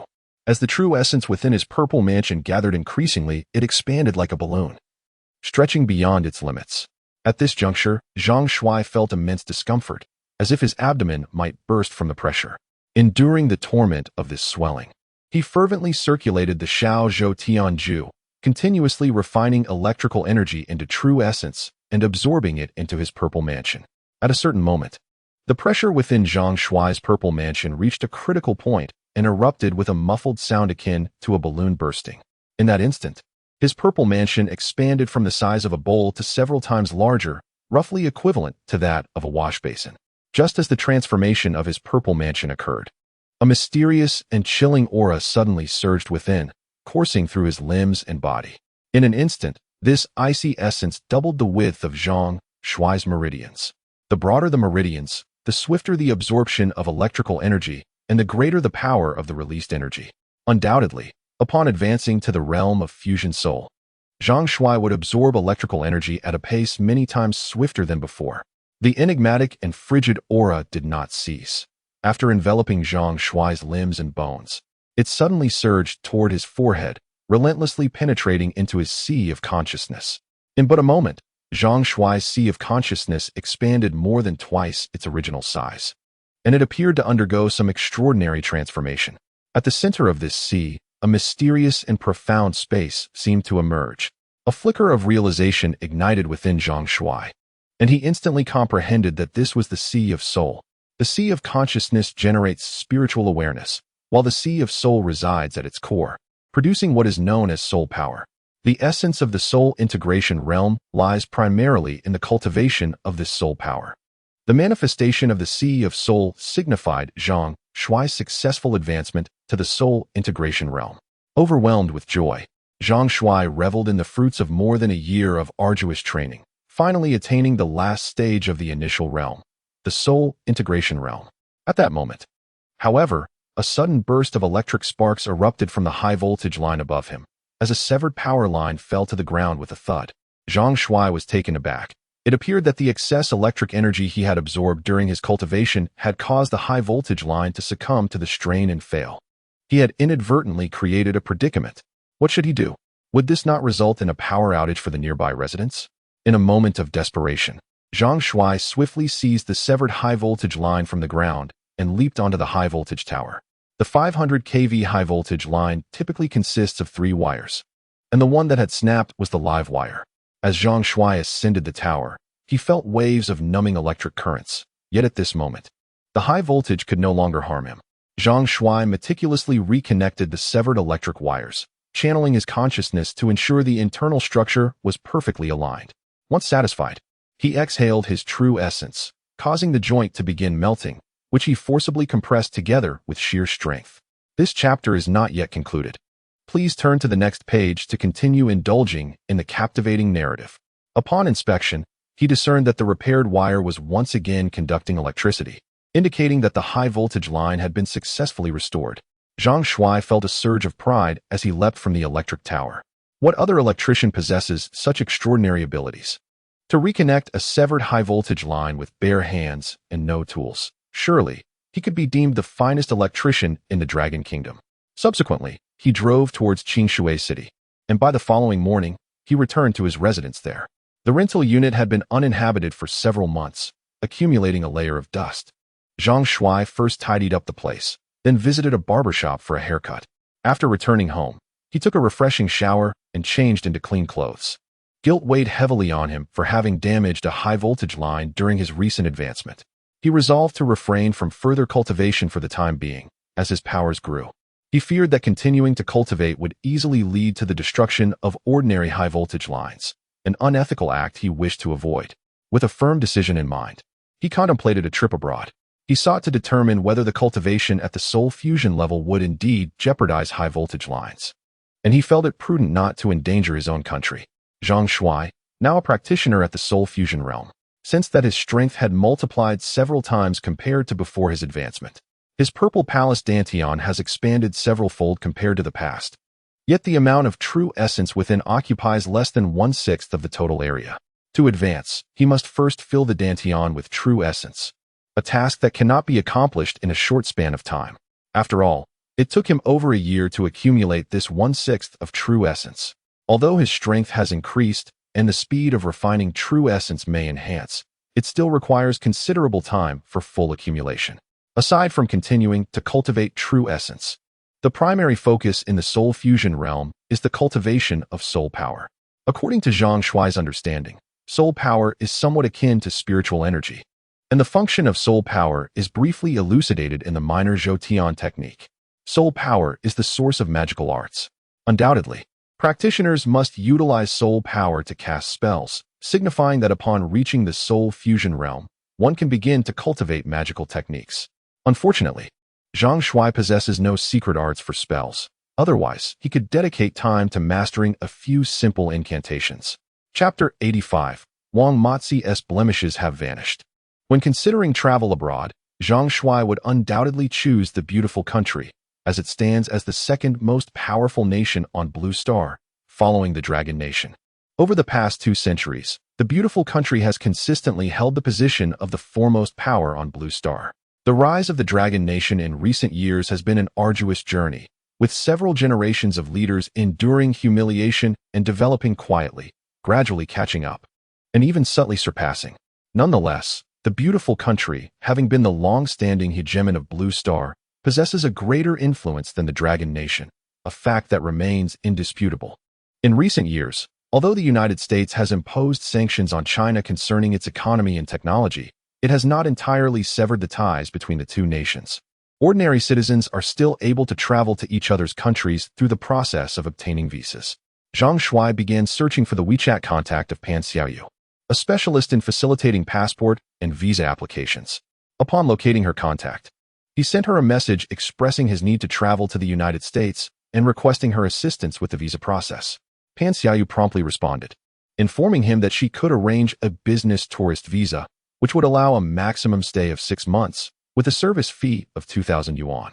Including the visa fee of 1,200 yuan, the total cost would amount to 3,200 yuan. Without hesitation, Zhang Shuai transferred the amount via WeChat. Pan Xiaoyu replied that she would begin preparing the application materials and would aim to visit the consulate for an in-person interview the following day. Zhang Shuai provided all the necessary documents, leaving only the wait for the visa interview. Having completed these tasks, it was already past 2 o'clock in the afternoon. With nothing else to occupy his time, Zhang Shuai began scrolling through Douyin and Kuaishou.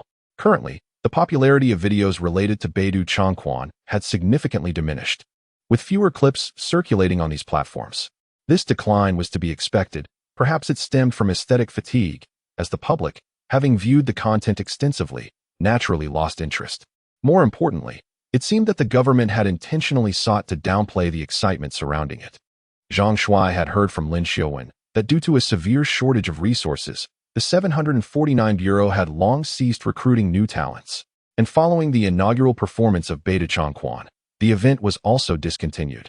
Consequently, the enthusiasm for Beidou Changquan had understandably waned considerably.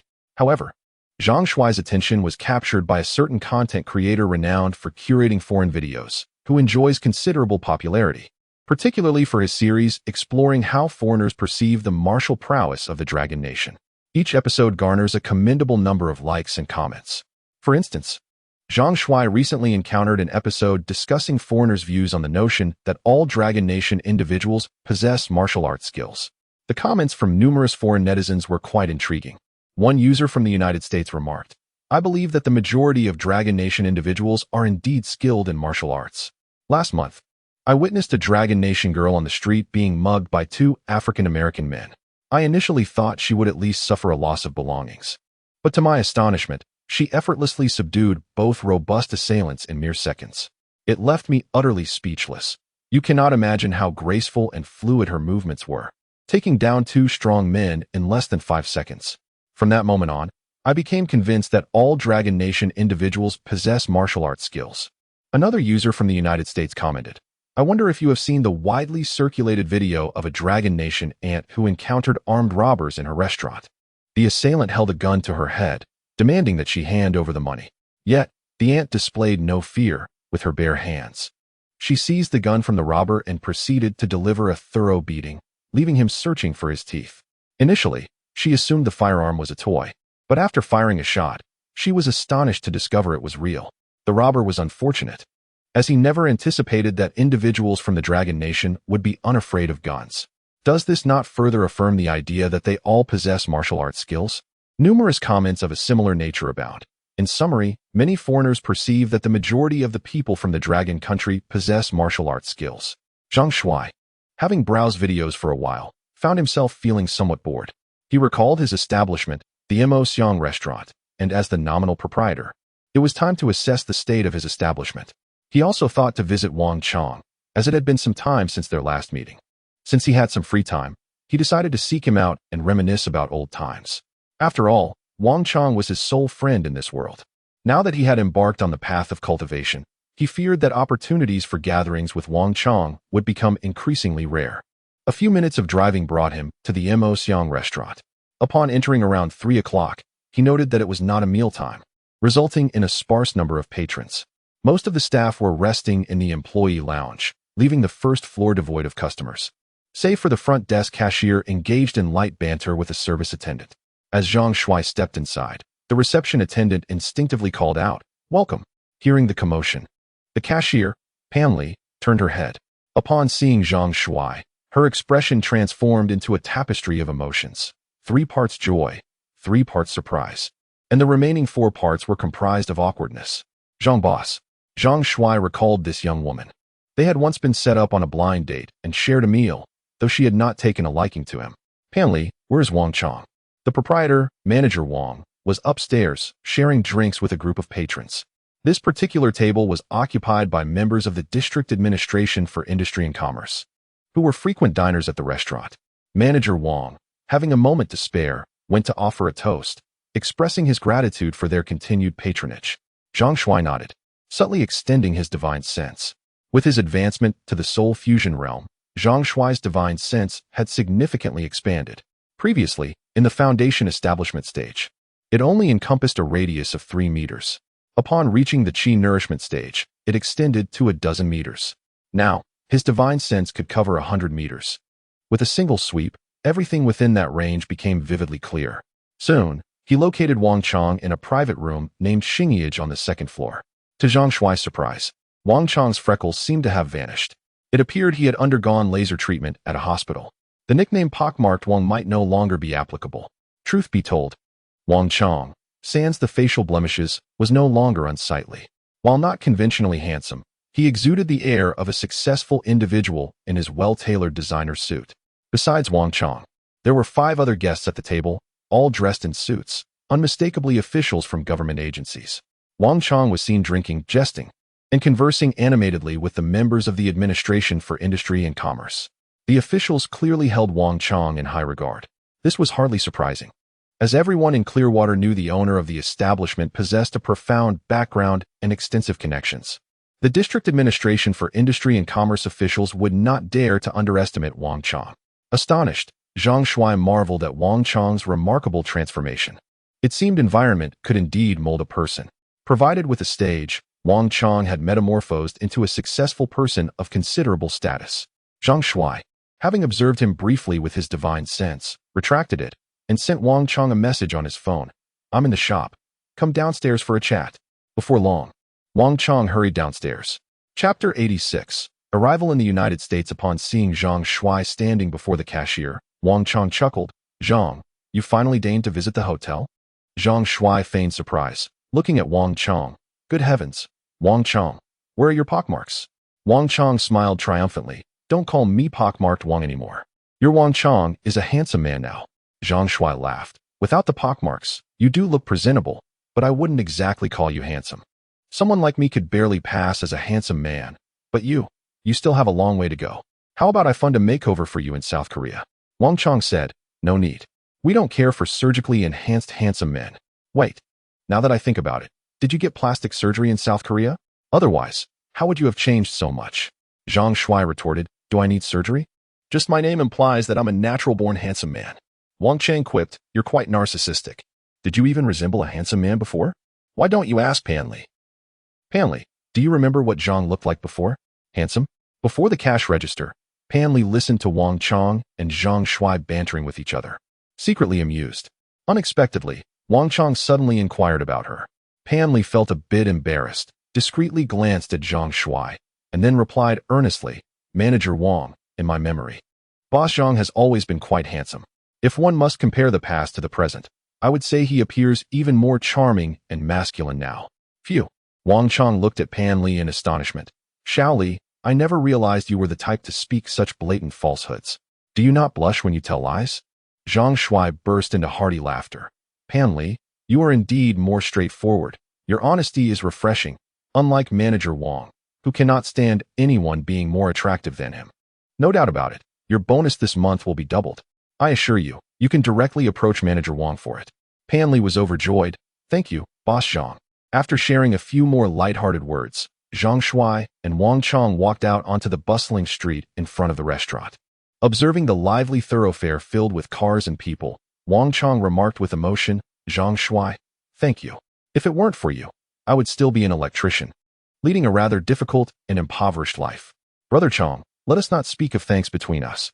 Given our many years of friendship, it is only right that I lend you a hand now that I have prospered." For Wang Chong, the past 6 months had brought a monumental transformation in his life. His neighbors, relatives, and classmates now recognized him as someone who had made it big, owning a Mercedes and running a thriving restaurant, mingling with prominent figures in Qingshui City, and eliciting envy from countless onlookers. Over the past 5 months, after deducting employee salaries and expenses, the restaurant's net profit has reached 2,820,000. "I shall remit the funds to you." "That won't be necessary. Retain the funds. I have no need for it. Should the occasion arise where I require funds, I shall reach out to you." "Do you truly place such implicit trust in me? Are you not apprehensive that I might embezzle the restaurant's earnings?" "In truth, this establishment was inaugurated for your benefit. I never intended to claim it.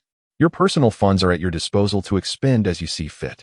Wang Chang responded with a wry smile, "But this is an exorbitant sum. What is this? Are you averse to possessing such wealth? Have you grown so accustomed to a life of penury that you are at a loss as to how to disperse it? Who is not adept at expending funds? It merely weighs on my conscience, considering the establishment is yours. Are you certain you have no desire for these funds?" "Indeed, I do not. Should the occasion arise where I require funds, I shall not hesitate to approach you. Given the nature of our bond, is there a need for formality? Therefore, alleviate yourself of any psychological burden." After a brief conversation with Wang Chong, Zhang Shuai returned home. The following day, Pan Xiaoyu escorted Zhang Shuai to the consulate for a visa interview. Pan Xiaoyu had meticulously prepared all necessary documents. The visa officer posed several questions to Zhang Shuai in a foreign tongue, which Zhang Shuai adeptly answered with fluency. Consequently, the visa officer promptly stamped his approval. Upon receiving the visa, Zhang Shuai made a special trip to the bank to exchange 50,000 in currency to keep on his person for contingency purposes. Alas, upon arrival in the United States, Chinese currency would prove unusable. Currency is a must. Having purchased a flight to the beautiful country online, Zhang Shuai found it necessary to make a connecting flight in the capital city, as there were no direct flights from Qingshui. Early the next morning, he set off, first flying from Qingshui to the capital, and then from there to Los Angeles in the beautiful country. After 12 hours in the air, he arrived in Los Angeles just as the midday sun was shining down upon the city. Zhang Shuai was not there for leisure. He required a vehicle to facilitate his training. Prior research had revealed that, according to California law, a driver's license from any country was valid for driving in Los Angeles, including that of Long Country.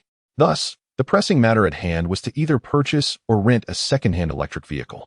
Los Angeles is home to a significant population of immigrants from Long Country, with a dedicated Chinatown that attracts many of its citizens. A brief online search led Zhang Shuai to a second-hand car dealership situated in Dingpongzi Square, which specialized in serving the Long Country community. With a backpack slung over his shoulder, containing not only a change of clothes and toiletries, but also $50,000 in cash, he hailed a taxi at the airport. The driver, a Caucasian man in his early 30s, engaged in conversation with Zhang Shuai in fluent English as he conveyed his destination of Dingpongzi Square. After a 30-minute ride, they arrived, and the fare totaled $60. Zhang Shuai opened his backpack, casually withdrew a $100 bill, and handed it to the driver, informing him to keep the change. Having meticulously prepared prior to his departure, Zhang Shuai was cognizant of the custom of tipping prevalent in the United States, be it for taxi services or dining in restaurants. Embracing the local customs, Zhang Shuai was determined to uphold the reputation of his countrymen, ensuring that the gratuities were duly rendered, lest these foreigners misconstrue the Chinese as parsimonious individuals. Upon observing the cash within Zhang Shuai's bag, the taxi driver's eyes widened with avarice. The conspicuous placement of the cash, with a visible array of denominations, led the driver to surmise that the bag was replete with currency, estimating a substantial sum of hundreds of thousands of dollars. Subsequent to Zhang Shuai's disembarkation, the driver promptly retrieved his mobile phone and initiated a call. "Hello, Ryan. I recently transported a passenger of East Asian descent from the airport. He possesses a considerable amount of cash in his bag. Yes, he is currently at the Ding Fatty Auto dealership. He is clad in a white top, complemented by black casual trousers, and carries a light gray backpack. Very well, I shall maintain surveillance in this vicinity.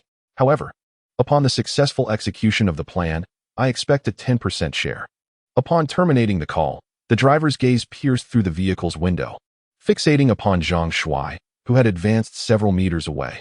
Abruptly, Zhang Shuai pivoted, his piercing gaze fixating upon the driver for a fleeting moment. The driver experienced a pang of guilt, for it seemed improbable that the East Asian man could have overheard the telephone conversation from such a distance. Yet, the intensity of the man's stare suggested otherwise, as though he were privy to the contents of the call. Was it merely a figment of his imagination? Chapter 87. Encountering a robbery. Zhang Shuai indeed overheard the phone call made by the Caucasian driver. Fortunately, he had learned foreign languages. Otherwise, he would have been oblivious to the impending danger. He had long heard that the security in this beautiful country was rather poor, and upon his arrival, he found himself confronted with this reality. It seemed the rumors about the country's lawlessness were not unfounded. However, if they truly sought him out, it would be a grave mistake. This was not Longhua. Anyone who dared to offend him would find themselves facing dire consequences, as Zhang Shuai would not hesitate to send them to meet their end, ensuring they could no longer perpetrate evil in the world. Casting a discerning glance at the white driver, Zhang Shuai turned and entered the car rental agency. A portly man in his 30s noticed Zhang Shuai's entrance, scrutinized him for a moment, and greeted him with a smile. "A visitor from Longhua?" Zhang Shuai nodded. "I have just arrived from Longhua. Brother, I would like to rent a vehicle. How do you rent cars here?" The man replied with a grin. "We charge by the day. It depends on the type of vehicle you wish to rent. The more economical options are around $20 to $30 a day, while the more luxurious ones can cost $100 to $200 a day. How long do you intend to rent for?" Zhang Shuai responded. "I need to rent for approximately 3 months, and I prefer a high-performance electric vehicle." You wish to rent an electric vehicle? The situation here is not like back home. There aren't many charging stations available. An electric car would certainly be less convenient than a gasoline vehicle. I would advise you to consider a gas car instead." Zhang Shuai shook his head. "No need for that. I will rent an electric vehicle. Do you have any electric cars available?" Seeing Zhang Shuai's determination to rent an electric vehicle, the man ceased his persuasion. "We do have electric cars. Would a Tesla suffice?" "Yes, what is the price?" "Originally, our daily rate is approximately $80 coins, but since you're opting for an extended rental, I can offer it to you for $1,800 coins per month. Is this price agreeable to you?" Zhang Shuai, disinclined to haggle, nodded in affirmation. No problem. I'll take it for 3 months initially. Please show me the vehicle. The portly man promptly escorted Zhang Shuai to the plaza situated behind the rental agency. Here, a diverse array of vehicles occupied numerous parking spaces. The majority were gasoline-powered cars, including even Lamborghini-esque sports cars. However, Zhang Shuai paid them little attention, as electric vehicles were more practical for his needs. The stout man led Zhang Shuai to a particular Tesla automobile, the base model. After a cursory inspection, Zhang Shuai deemed it satisfactory. All right, this one will do. Let's proceed with the formalities.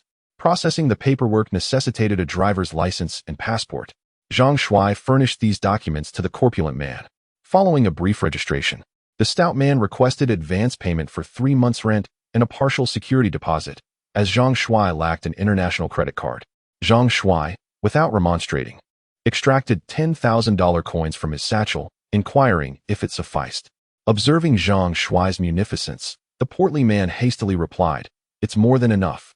Subsequently, he printed the rental agreement, providing a copy to Zhang Shuai, and stipulated, the security deposit will be refunded upon the vehicle's return in 3 months. Zhang Shuai accepted the keys from the stout man and drove the vehicle out of the rental agency.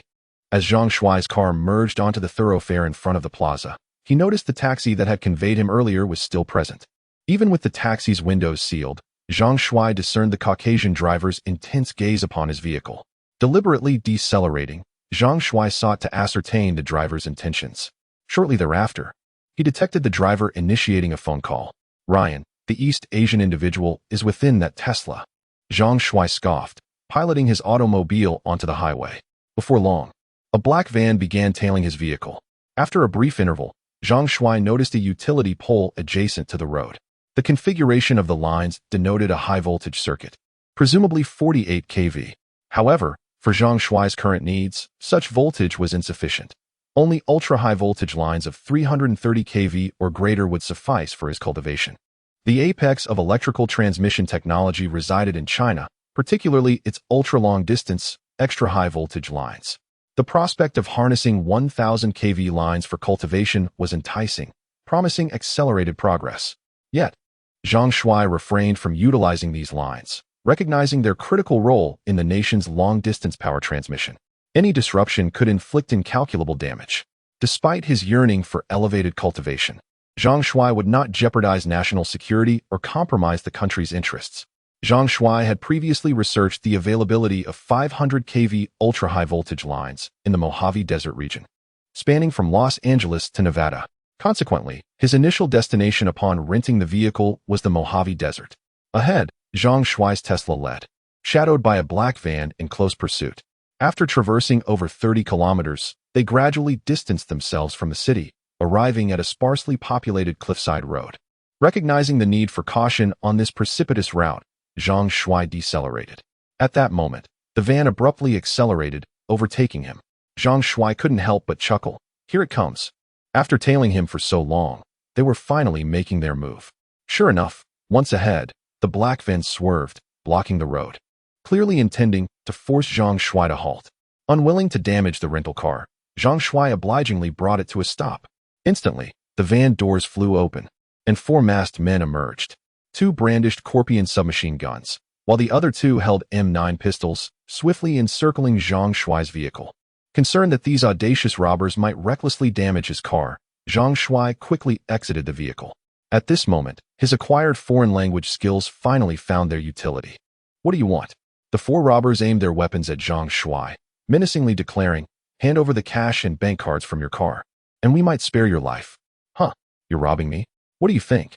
Are you daft? Can't you see the guns in our hands? Hurry up and hand over the cash and bank cards from the car." Ordinarily, an individual confronted with the menace of firearms would tremble in trepidation. Yet, the quartet of assailants discerned a conspicuous absence of fear in the eyes of the Oriental youth before them. Seemingly incensed, he abruptly advanced, his movements a blur, and with a swiftness akin to lightning, he divested one of their countenances of its mask. Simultaneously, a resounding slap reverberated against the exposed cheek of the dismasked bandit. The report of the resounding slap left the 4 miscreants utterly dumbfounded. At such a tender age, instead of pursuing virtue, you dare to engage in robbery? I shall discipline you on behalf of your parents. Could this man be an imbecile? Despite the quartet of firearms trained upon him, he remained unfazed. Daring to strike one of their own? The dismasked culprit, a fair-haired, blue-eyed Caucasian of perhaps less than 20 years, appeared momentarily incapacitated by the unprecedented situation of being assaulted whilst attempting a robbery. In a paroxysm of rage, the youthful bandit's eyes reddened, and without hesitation, he discharged his M9 pistol. The deafening report of the gunshot rent the air. Chapter 88. Orientals are mythical beings. The remaining 3 bandits, unable to intercede, could only helplessly witness their comrades act. In truth, their intent had been solely pecuniary, devoid of any desire for bloodshed. However, the Oriental man appeared to possess a deranged mind. If he sought his own demise, then so be it. Under ordinary circumstances, a shot fired at such close range would be virtually unerring. However, the ensuing spectacle sent shivers down the spines of the 4 malefactors. The Eastern figure chuckled, remarking, the power of a bullet is nothing remarkable." At that moment, the 4 robbers beheld him extend his palm, revealing a bullet casing resting quietly within, approximately 19 millimeters in length. In that instant, a cacophony echoed in the minds of the 4 assailants. They could scarcely believe their eyes. Could it truly be possible for someone to catch a bullet with bare hands? Who exactly was this Eastern individual? Surely, even the martial arts of the Dragon Kingdom could not permit such a feat as catching a bullet empty-handed. However, the scene unfolded further as Zhang Shuai closed his palm into a fist. Suddenly, the bullet in his grasp transformed into copper powder, cascading through his fingers and vanishing into thin air in mere moments. This was utterly absurd. One could perhaps rationalize crushing a bullet with sheer strength, but reducing it to mere powder defied the laws of science. The 4 robbers exchanged bewildered glances, realizing that they were confronting something beyond their comprehension, a veritable monster they had attempted to rob. At that moment, a sense of retreat blossomed within them. This creature was not to be trifled with. Yet, the opportunity to withdraw had slipped away. Zhang Shuai then pointed a finger at the young robber who had fired upon him, as if summoning a bolt of lightning from his fingertips. In the next instant, the young robber's entire form melted away at a visibly astonishing pace, his handgun dissolving alongside him. In the blink of an eye, he vanished, leaving behind an odd scent reminiscent of charred food in the air. The remaining 3 robbers stood frozen in terror, aghast at the sight of their companion, a living being, reduced to mere ashes by the mere gesture of this Eastern figure. The Oriental is a demon. He practices witchcraft. In the throes of extreme terror, one might descend into hysterical madness. The 3 remaining robbers, having witnessed their comrades' bizarre demise, were driven by sheer dread to simultaneously open fire, unleashing a barrage upon Zhang Shuai. With astonishing alacrity, Zhang Shuai reacted, his body dissolving into a fleeting afterimage the instant the robbers discharged their weapons. He reappeared behind them, and with a mere flick of his fingers, 3 bolts of potent energy were released. In the ensuing moment, the robbers' bodies instantaneously disintegrated into nothingness. Having dispatched the 4 individuals, Zhang Shuai remained unfazed, as if he had merely crushed a few ants. He felt no remorse, convinced that their act of firing upon him had sealed their doom. Casting his gaze upon the vehicle the robbers had arrived in, Zhang Shuai approached it. He placed his right palm upon the car, and a wisp of true essence from his Zifu Dantian ignited, unleashing a terrifying surge of supercompressed electrical energy. The black van gradually melted away within moments, ultimately vanishing without a trace. A vehicle and 4 robbers had silently disappeared from the face of the earth, leaving no trace behind, rendering their whereabouts untraceable even to the most astute detective. Zhang Shuai was elated, marveling at the extent of his newfound power after advancing to the soul fusion realm. Without lingering, Zhang Shuai entered his vehicle and resumed his journey toward the Mojave Desert region. An hour later, he arrived at his destination. Contrary to his expectations of a desolate wasteland, he found himself in a renowned tourist destination, home to 2 parks. Along the way, Zhang Shuai encountered numerous tourists. Zhang Shuai was not merely on a leisurely excursion, thus he refrained from wandering towards the park. Throughout his journey, he was intent on locating the towering structures that supported ultra-high voltage power lines. Generally speaking, standard power lines are upheld by ordinary utility poles, while ultra-high voltage lines are suspended from robust iron towers. Before long, Zhang Shuai's keen eyes spotted a solitary iron tower standing resiliently near the fringe of the desert, with ultra-high voltage lines coursing through it. He parked his vehicle by the roadside and approached the tower.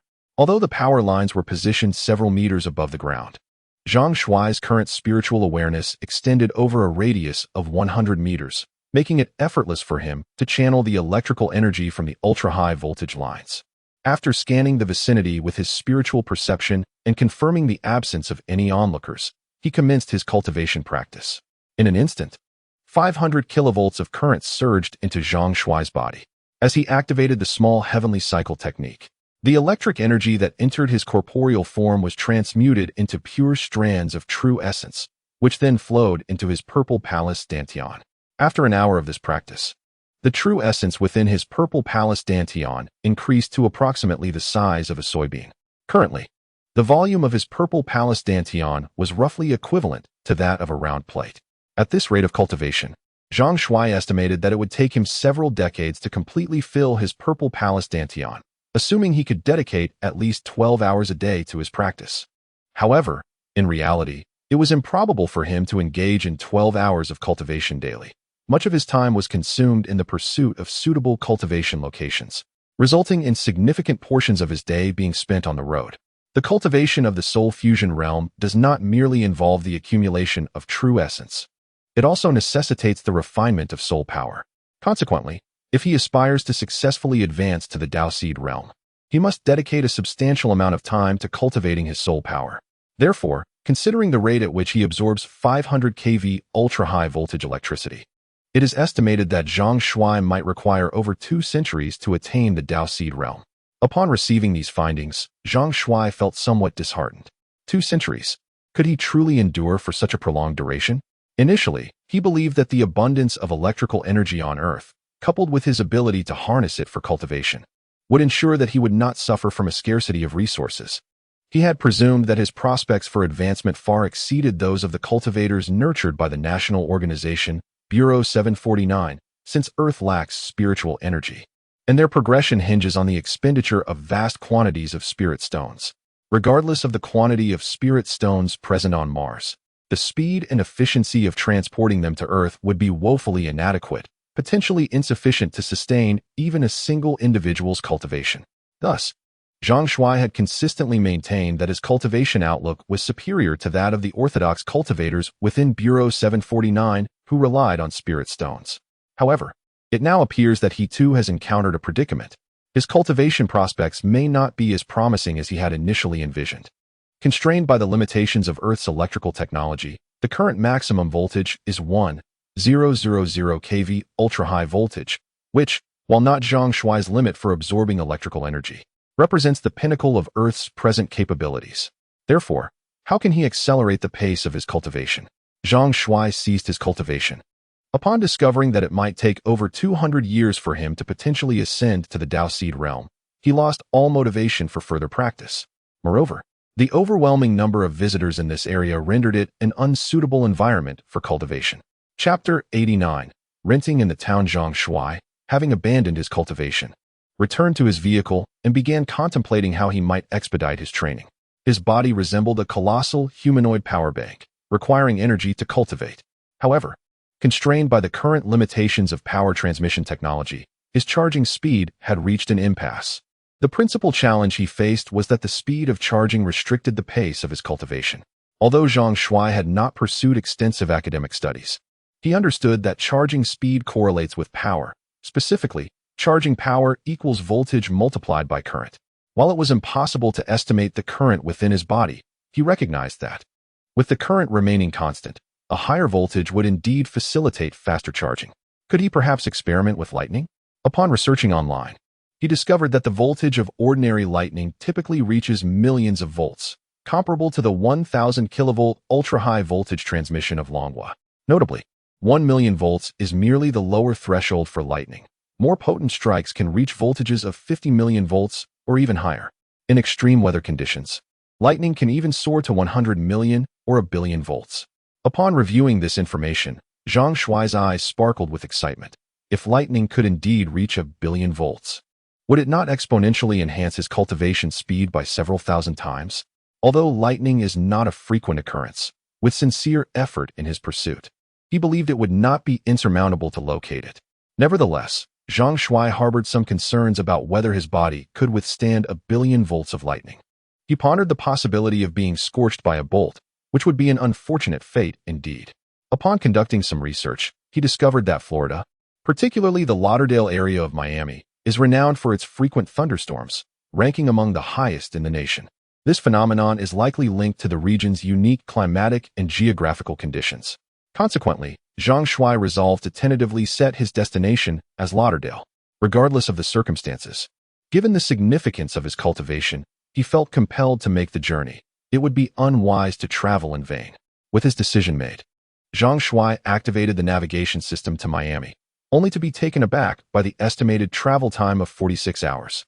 He was incredulous. Would it truly take 2 days of continuous driving? If he were to pause for rest, meals, restroom breaks, refueling, or recharging, it could extend to 5 or 6 days. Of course, Zhang Shuai did not require restroom breaks or meals, nor did he need to find charging stations for his vehicle. Regarding sleep, he had previously endured 2 days and nights without rest during his foundation establishment stage, yet fatigue still crept in. However, now that he had advanced to the soul integration stage, his cultivation had significantly improved, leading him to believe that staying awake for 2 days and nights should pose no challenge. To confirm this, he merely needed to test his limits. Thus, Zhang Shuai set forth in his Tesla, propelling himself forward with great speed, unwavering and unyielding, ultimately arriving at Lauderdale, Miami, after 2 days. Strangely, he felt no drowsiness whatsoever. It appeared that since his ascendance to the soul integration stage, his vitality had surged considerably compared to before. Zhang Shuai reflected on his newfound vitality, which could be attributed to his cultivation of spiritual power. The stronger his soul force, the more invigorated he felt, allowing him to endure longer periods of practice during each training session. For instance, during his foundational stage, he could only practice for a maximum of 3 hours a day before succumbing to fatigue. After advancing to the qi nourishing stage, he extended his practice to 6 hours daily. Now, could he perhaps sustain 12 hours of uninterrupted training? Upon arriving in Fort Lauderdale, the weather was quite pleasant, devoid of any significant thunderstorms. Zhang Shuai had no intention of idly waiting. He sought a suitable location for cultivation where he could recharge while anticipating the storm's arrival. He drove around Fort Lauderdale, searching for high-voltage power lines that would provide an ideal environment for his training. Fortuitously, he discovered a high-voltage line on the outskirts of a small town. Many of the houses in the area were located within 100 meters of the line, a distance comfortably within the reach of Zhang Shuai's spiritual awareness. He parked his vehicle at the roadside, retrieved $10,000 from his backpack, and set off on foot into the town. As he strolled along the streets, he encountered a young mother pushing a stroller. She was a striking blonde woman, and Zhang Shuai approached her, inquiring, "Good day, beautiful lady. May I ask you a few questions?" The blonde beauty paused, glanced at him, and nodded. "My name is Laura. Are you a visitor from the Eastern Dragon Kingdom?" "Indeed, Madam Laura. I was curious if there are any residences available for lease in this quaint town. I intend to reside here for a few months, immersing myself in the rustic charm of American rural life." What a delightful coincidence. My next-door neighbor has recently relocated to the city and is offering his house for rent. I would be more than happy to inquire on your behalf. If the price aligns with your expectations, I would be thrilled to have such a handsome gentleman from China as my neighbor. Really? That's wonderful, Madam Laura. I am in your debt. To be neighbors with such a beautiful woman would be an absolute delight, rendering this journey unforgettable. Laura responded with a sweet smile. "You are the most eloquent Chinese man I have ever encountered. One moment, and I will give him a call to inquire." Subsequently, Laura, in Zhang Shuai's presence, began to telephone her neighbor. "Emile, there is an individual interested in renting your house." "Yes, he is an Asian man from China." "Oh, very well. I will ask him. Please hold." At this juncture, Laura addressed Zhang Shuai. Emile mentioned a monthly rental fee of $1,500, with a minimum lease term of 3 months, in addition to a security deposit of $3,000. "Is this amenable to you?" Without hesitation, Zhang Shuai nodded in affirmation. "No problem at all." Laura promptly communicated with Emile. After a brief conversation, she hung up the phone and smiled at Zhang Shuai, saying, "Please wait a moment. Emile will arrive in about an hour. If all goes well, and we sign the contract, we shall become neighbors." "Thank you, Ms. Laura," Zhang Shuai replied. "Not at all. I need to make a trip to the supermarket for some items. Perhaps you could wait in front of Emile's house for a while." "Oh, That red house over there is Emil's, she gestured. Zhang Shuai followed Laura's and saw a two-story small building with a modest yard. Not far behind the yard stood a towering power line tower, approximately 70 meters away. All right, Ms. Laura, you go ahead with your errands. I will wait for him at Emil's door, Zhang Shuai said. Once Laura pushed the baby carriage away, Zhang Shuai approached Emil's residence and waited for over half an hour. Soon after, Laura returned, pushing the baby carriage and carrying several bags of groceries. Laura's home was conveniently adjacent to Emil's, and after she stowed her purchases, she re-emerged with the baby carriage to chat with Zhang Shuai at the entrance of the yard. Before long, Emil returned in his car. He was a middle-aged man nearing 40. After inspecting Zhang Shuai's passport, he readily agreed to the rental price, and they swiftly signed the lease agreement. Zhang Shuai paid a deposit of $3,000 and prepaid 3 months' rent, totaling $7,500, successfully securing the house and receiving the keys. Chapter 90. Capturing lightning. After the landlord, Emil, departed, Zhang Shuai entered the room. Noticing a garage in the courtyard, he parked the rented vehicle inside. Grateful for Laura's assistance, he decided to express his appreciation by purchasing some fruits, milk, and snacks while at the supermarket to present to her. Laura, touched by Zhang Shuai's kindness, insisted on inviting him to her home for a barbecue. Zhang Shuai, citing fatigue from driving for an entire day and night, politely declined, prompting Laura to relent. After changing the bed linens at his home, Zhang Shuai ascended to the balcony on the second floor to commence his training. Sitting cross-legged on the ground, he extended his consciousness, guiding the currents from the high-voltage power lines over 60 meters away, fervently channeling them into his body. The immense electrical energy, transformed through the little Zhou Tian technique, became pure essence, flowing into Zhang Shuai's purple palace dantian. After an hour of practice, he had managed to increase his true essence by the size of a soybean. Zhang Shuai did not pause, remaining focused on his cultivation, eager to discover how long he could sustain his practice. 2 hours, 3 hours, 4 hours. A full 24 hours elapsed before he finally felt his endurance waning. Fatigued and mentally drained, he recognized the necessity for rest. He made his way to the master bedroom and collapsed onto the freshly made bed, succumbing to sleep. He slumbered for 12 hours. Upon awakening, feeling rejuvenated, he resumed his training. Thus, 3 days passed in this manner. Engrossed in rigorous cultivation, Zhang Shuai dedicated himself entirely to practice and repose. Despite his fervent endeavors, at the present rate, it would necessitate over a century to saturate his dantian with true essence. Thus, sheer diligence would prove inadequate. Alternative strategies were imperative. Life often mirrors this reality. Direction eclipses effort in significance. A lifetime of labor seldom yields substantial wealth, whereas entrepreneurship, when guided by astute choices, offers a swifter path to affluence. Cultivation shares this principle. The correct methodology invariably surpasses the tedium of relentless practice. Much to Zhang Shuai's astonishment, the American power company remained oblivious to the surreptitious diversion of electricity. In China, such an anomaly would undoubtedly trigger an investigation within a mere 2 hours. Evidently, the administrative efficiency of the United States paled in comparison to that of China. This, of course, benefited Zhang Shuai, who hoped for a 3-month reprieve from scrutiny, allowing him uninterrupted cultivation. One day, after a day and night of cultivation, Zhang Shuai was roused from his slumber by the clamor of thunder. Witnessing the tempestuous downpour, accompanied by fierce gales and resounding thunderclaps, he was elated. Springing from his bed, he hastily donned his attire and shoes, then leapt from the second-story window into the courtyard. Eschewing his vehicle, he broke into a fervent sprint. Due to the frequent thunderstorms in this region, the residents of the town refrained from venturing outdoors during such inclement weather, preferring to remain indoors and await the cessation of the tempest. The sky is shrouded in darkness, and torrential rain cascades down, intermittently illuminated by blinding flashes of lightning that slice through the heavens, accompanied by the resounding claps of thunder. In such extreme conditions, Zhang Shuai dashes along the road, encountering not a single passerby, nor a solitary vehicle. His speed is astonishing, covering dozens of meters in a mere second, under the dim sky. Even if someone were to pass by, they would scarcely perceive his form, only catching a fleeting glimpse of a shadow darting past. His velocity eclipses that of the swiftest sports car, rendering it hard to believe that this fleeting silhouette could belong to a mere human. Approximately 5 miles from the town stands a towering peak, known locally as Little Rainier Mountain. Zhang Shuai had previously studied the terrain and devised a plan. Residing in the town, he would promptly ascend the mountain's summit whenever a thunderstorm arose, embarking on his lightning cultivation. With his current speed, it would take him no more than 2 minutes to sprint from his rented abode to the mountaintop. As the torrential rain poured down, Zhang Shuai raced to the base of the mountain, leaping into the air with each bound, soaring dozens of meters skyward, his toes barely grazing the ground before he propelled himself upward again, repeating this cycle until, in a matter of moments, he reached the summit. Despite the relentless downpour, Zhang Shuai remained unfazed. Even drenched to the skin, it did little to dampen the exhilaration swelling within his heart. Finding a relatively flat stone, he sat cross-legged, ready to commence his practice.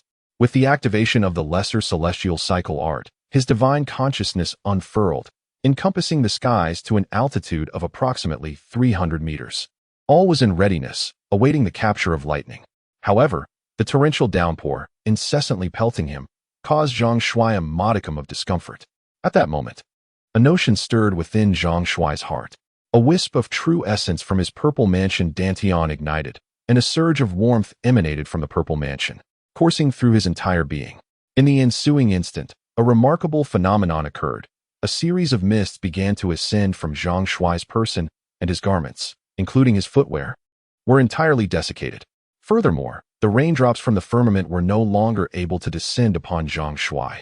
It was as though a diaphanous shield enveloped his form, evaporating all raindrops before they could approach. To be seated amidst a deluge, yet remain untouched by a single drop, was indeed an extraordinary occurrence. Zhang Shuai was greatly elated, realizing that he had become so formidable without even realizing it. After patiently biding his time for 2 minutes, a resplendent bolt of lightning cleaved the firmament, its trajectory suggesting that it would strike a mountain peak several hundred meters distant. At this juncture, Zhang Shuai, who had been waiting for a long time, swiftly captured the lightning in the sky with his divine consciousness. With a mere thought, the lightning in the sky abruptly altered its course, hurtling directly towards Zhang Shuai's head. A vast, majestic, and heaven-like surge of immense electrical energy instantly penetrated Zhang Shuai's body. The potent electrical current, unleashed in an instant, rampaged wildly through Zhang Shuai's meridians and acupoints.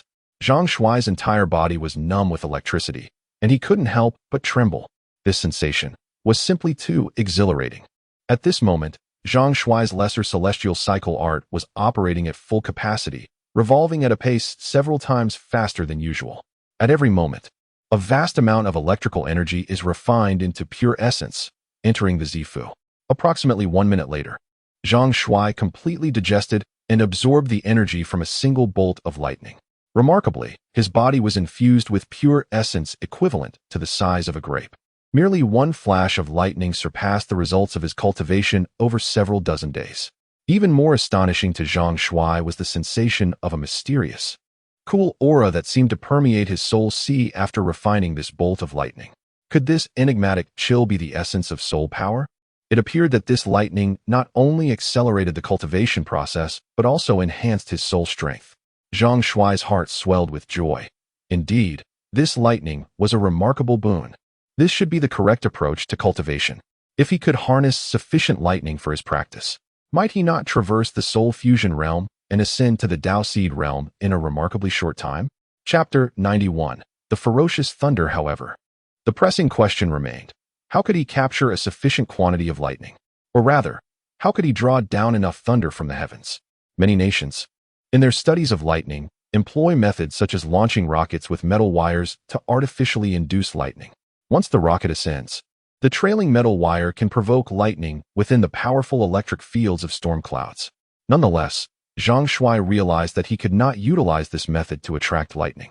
Should he join the 749 Bureau, the state could potentially fund and assist him in drawing lightning for his cultivation, significantly accelerating his progress. Once more, the desire to join the 749 Bureau surged within his heart. However, even if he wished to join the 749 Bureau, that would be a matter for the future. At this moment, it was undoubtedly too late. What method could he employ to summon lightning? At that instant, a sudden inspiration struck Zhang Shuai's mind. If lightning could yield a trace of soul power, could that soul power be utilized to attract lightning? Whether it would work could only be determined through experimentation. Zhang Shuai attempted to extract a sliver of soul power from his spiritual sea, enveloping it with his consciousness, and cautiously began to disperse it towards the sky.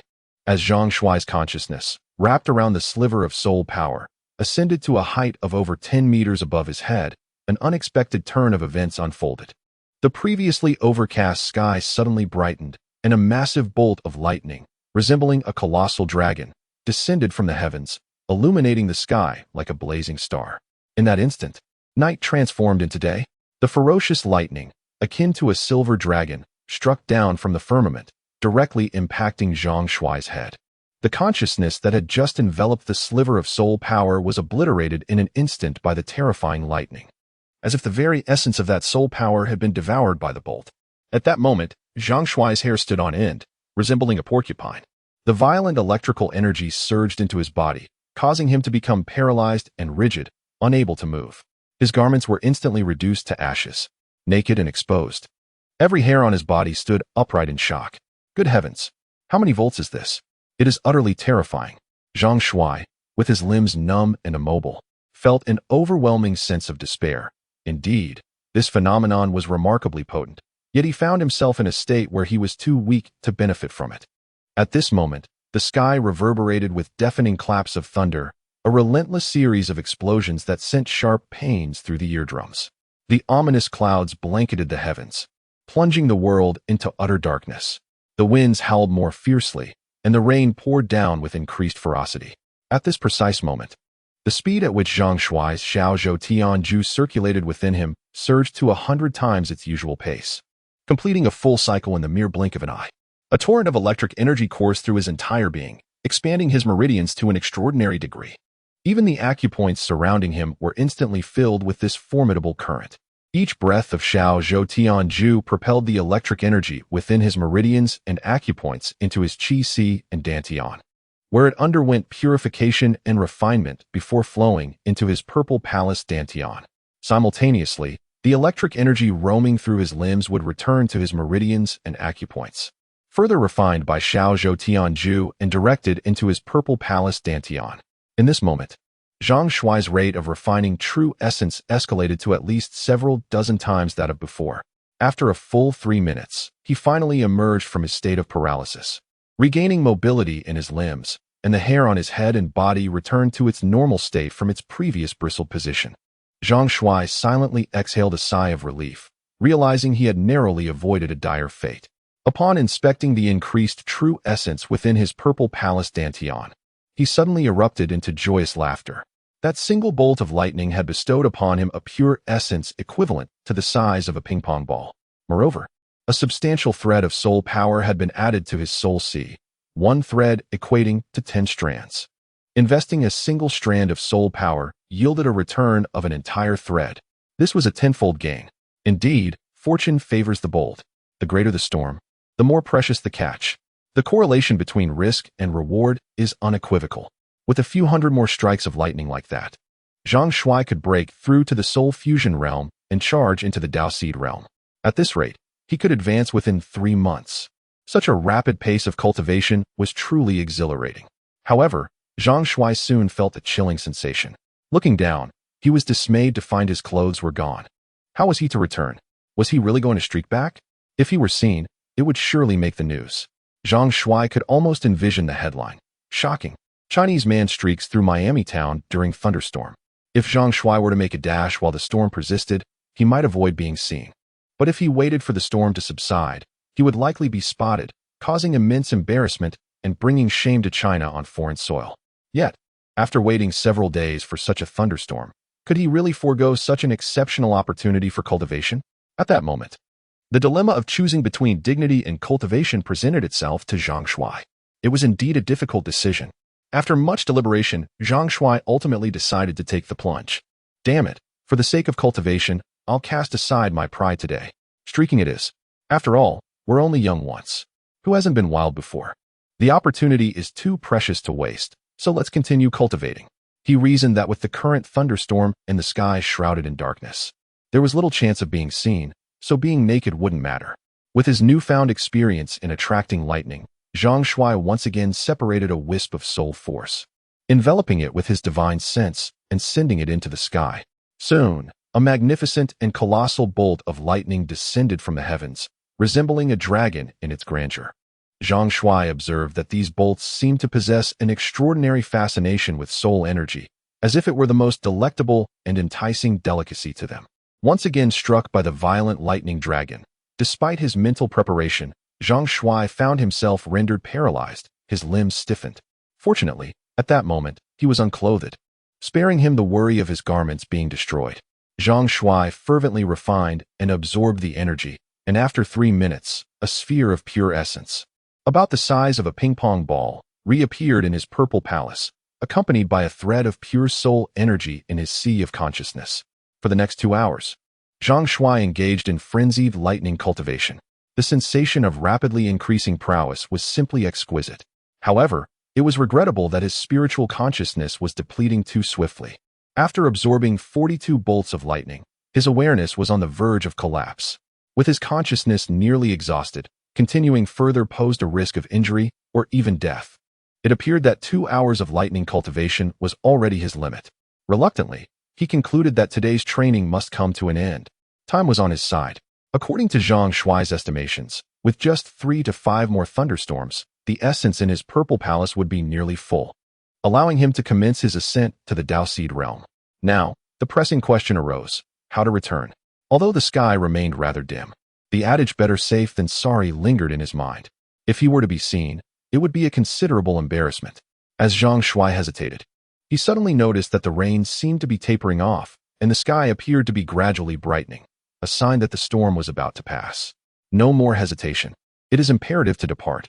The longer this matter is delayed, the more troublesome it becomes. Gritting his teeth, Zhang Shuai began his frantic dash, completely unclothed. Chapter 92. Thunder Cultivation. What is the sensation of running naked? Few have dared to experience it. For any person with a semblance of dignity would likely avoid such an endeavor. Yet, Zhang Shuai found himself with no alternative. He was compelled. Instead of retracing his steps down the mountain, he stood at the precipice, a few hundred meters above, and leapt off. As he plunged from the cliff, Zhang Shuai resembled a soaring bird, albeit one that was rather unsightly due to its lack of feathers. Upon landing safely, he continued unabated, bare and unshod, racing along the path he had taken. It is often said that anger can unleash a person's latent potential. In this instance, shame served a similar purpose. Fearful of being discovered, Zhang Shuai was engulfed by an overwhelming sense of humiliation. In that moment, his potential surged forth, and his speed reached unprecedented heights. He became almost a blur, covering over 100 meters in a mere second. In terms of velocity, Zhang Shuai was now exceeding 400 kilometers per hour. This astonishing speed was purely a testament to his physical prowess, unassisted by any inner energy.